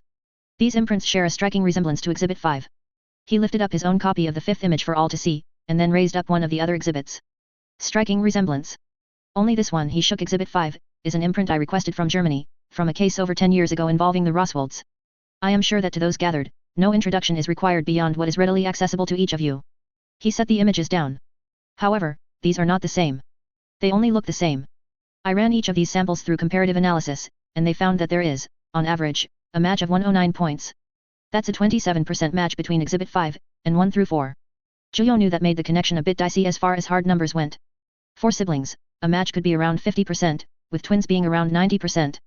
It had led to some confusion as far as the rabbits went, which had a roughly 64% match between their Kagun and caused the investigators to have to guess whether or not they were two separate people. For obvious reasons, Zhuyo had never divulged the truth about Tuka and Ayato. More for the former's sake than the latter's, admittedly. Either way, Matsuri would have known the science of it all, so Zhuyo figured the Washiyu was building to a point. Dicey, Shimaguchi said, brow raised. Rather than take offense at having been interrupted, Matsuri simply nodded in agreement. We are not dealing with the Roswolds, but distant blood relatives of the Roswolds, and the mass abductions are their work. This is only the initial briefing, but I am intending on putting together an investigations team under my direction. Mado, Jana, Shimaguchi, your previous work has shown that you are all more than capable on the field.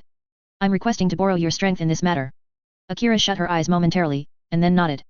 It goes without saying that I accept, but there is the question of who else you intend to recruit for this. Rose.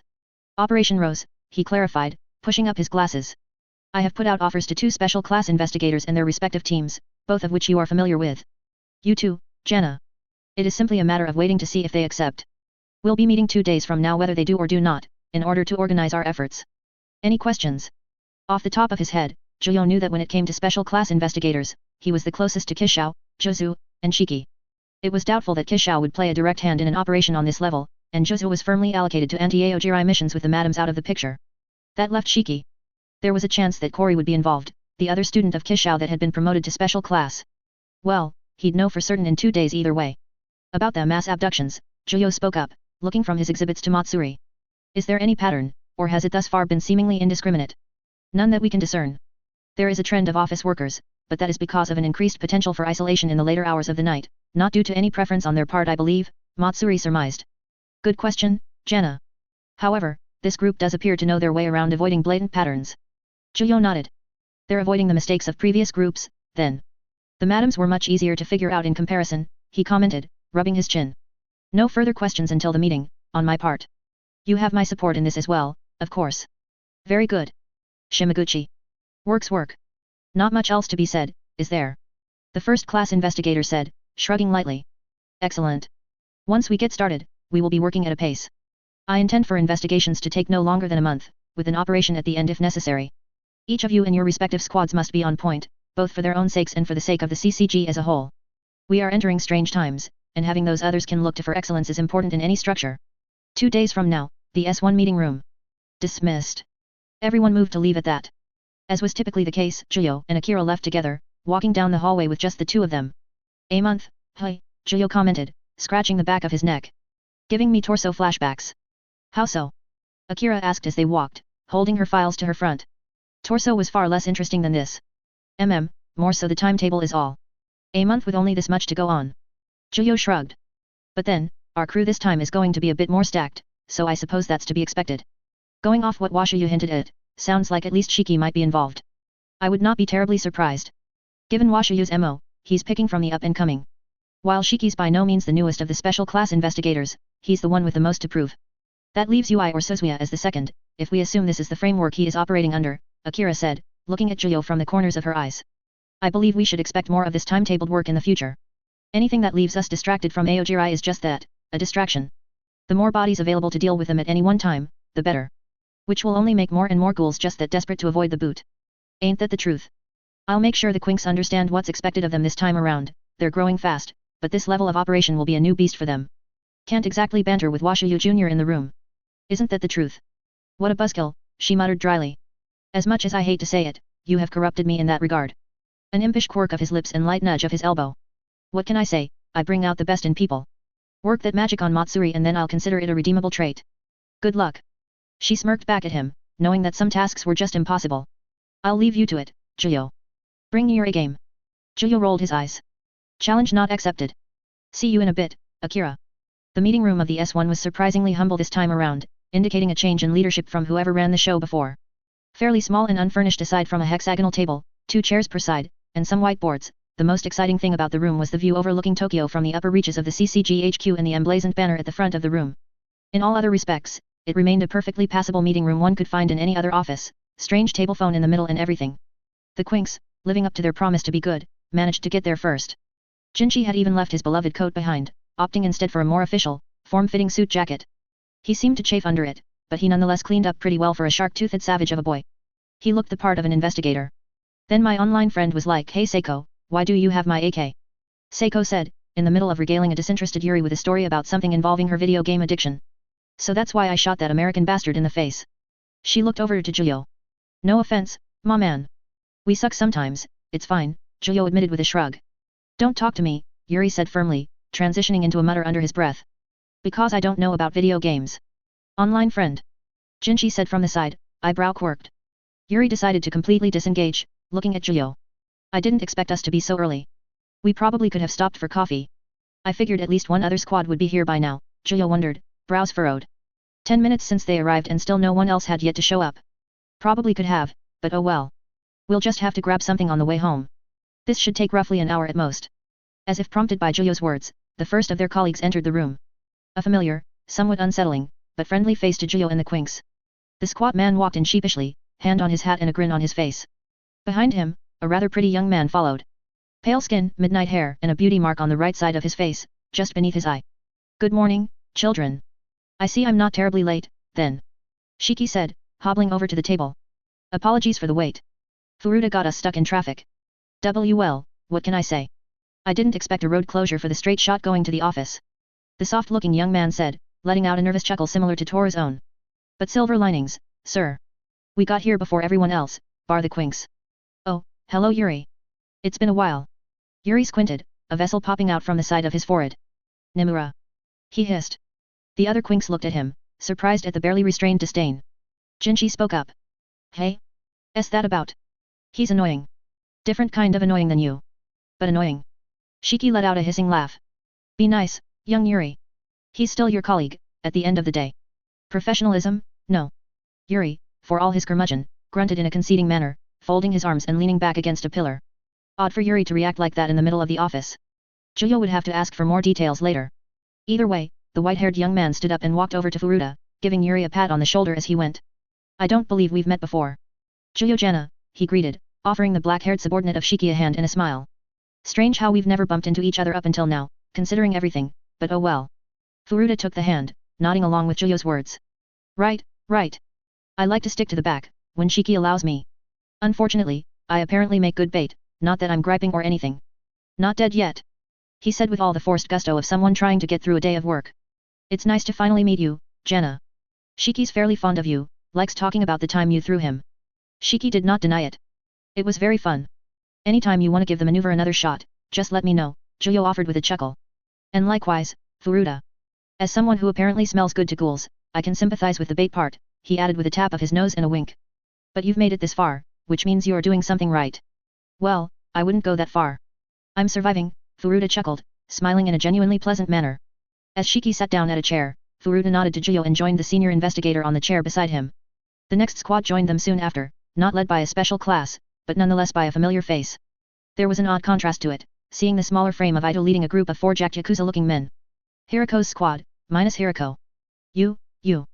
Ito barged in with a hand in his pocket while the other raised into a peace sign. "Juyo and gang, how's it going?" he asked.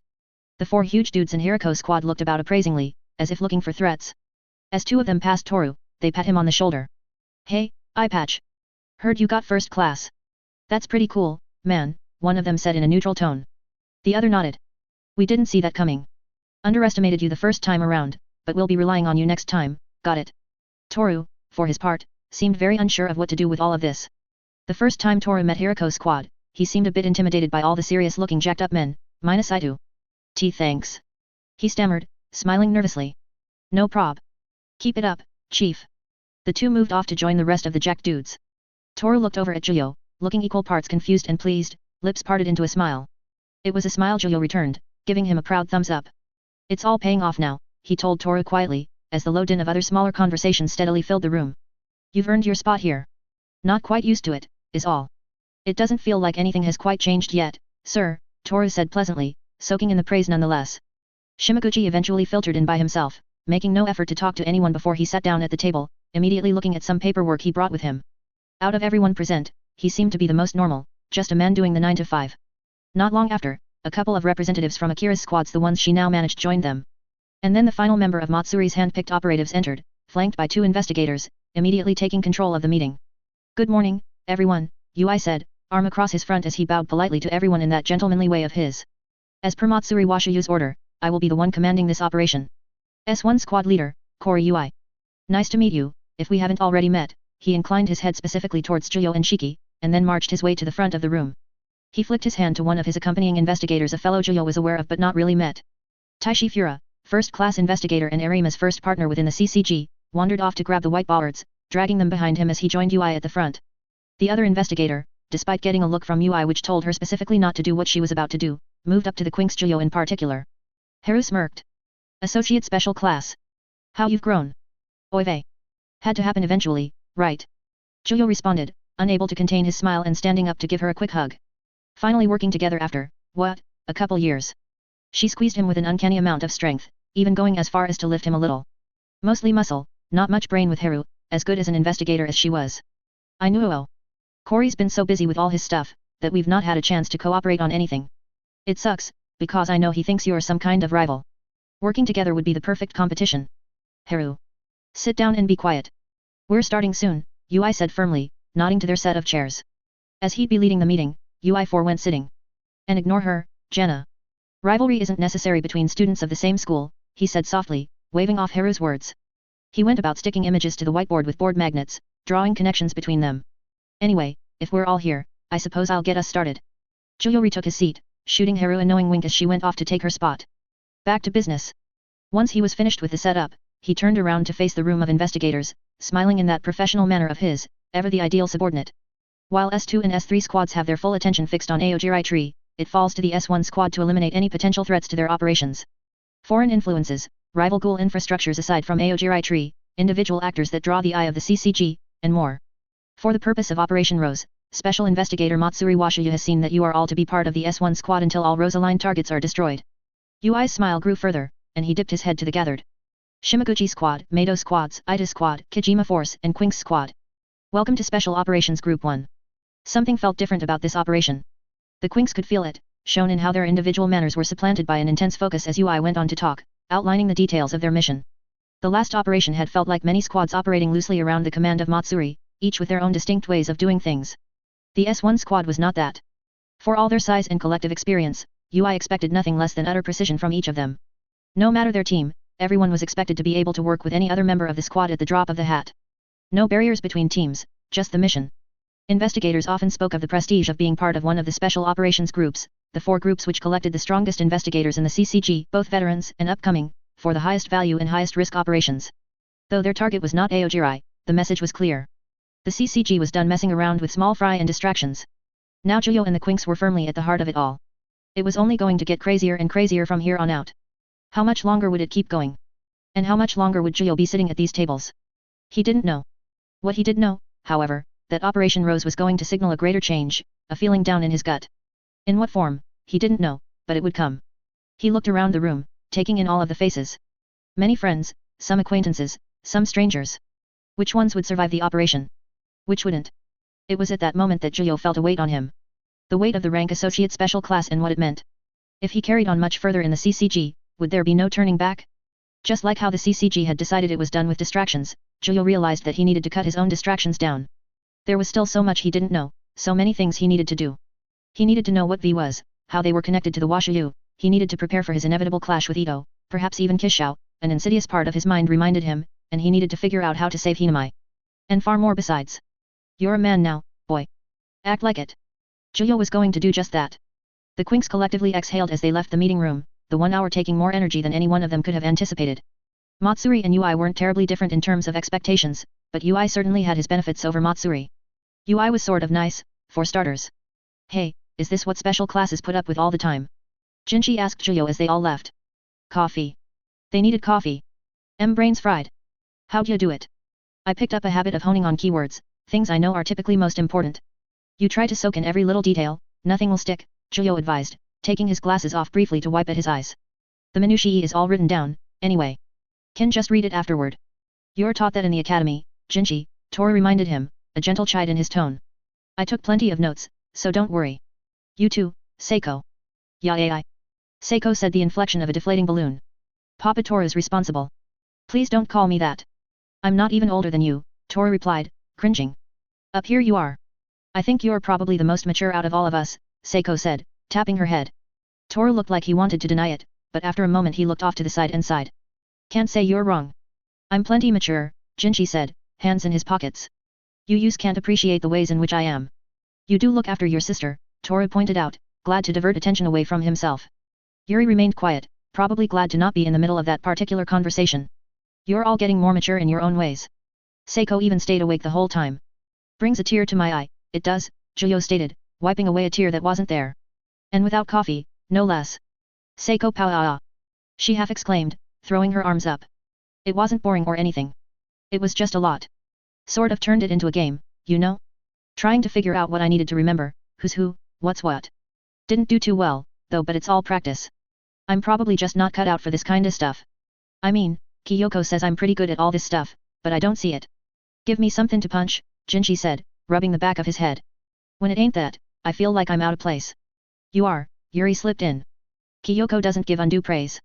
What does she say, exactly? Juyo asked Jinchi with a quirk of his white brow. I dunno. Good sense of group stuff, head for intuitive tactics, whatever that means. Says I need to brush up on strategy, but I dunno where to even begin with that. Strategy's the one where all the meetings happen, so I kinda clock out. S hard. Juyo hummed. I wouldn't get too hung up on big meetings making you disengage like that, if I were you. It's not for everyone, but that doesn't mean you're not the right sort to be a leader. Kyoko's right, group dynamics, tax, that's where you shine. You think if all that information was presented in a smaller setting, less like a lecture, you'd take it in better. Something clicked with Jinchi, his eyes going wide. Wait a minute, that's what Kyoko does. As if everything came together, he looked down at the ground, transfixed by whatever was happening in his head. We used kinda talk about that stuff in a small cafe or something. And it sticks. But I thought it was just talkin'. You were just talking, that's the point, Juyo replied with a grin. You're the kinda guy that works best when with people, not a presentation. Kyoko figured that out, so that's how she taught you. Jinchi slapped his hands onto his face, letting out a groan restrained by his palms. I'm so fucking stupid. She was showing me everything I needed to know when we weren't in the office. She's a smart cookie, after all, Juyo laughed, clapping Jinchi on the back. It's what Akira and I have been doing for ages now. So we'll do an actual meeting about what went down over coffee. Once all our collective brains aren't fried. Finally, every one of the Quinks said in unison, coming together to agree on one particular point. They really needed that goddamn coffee.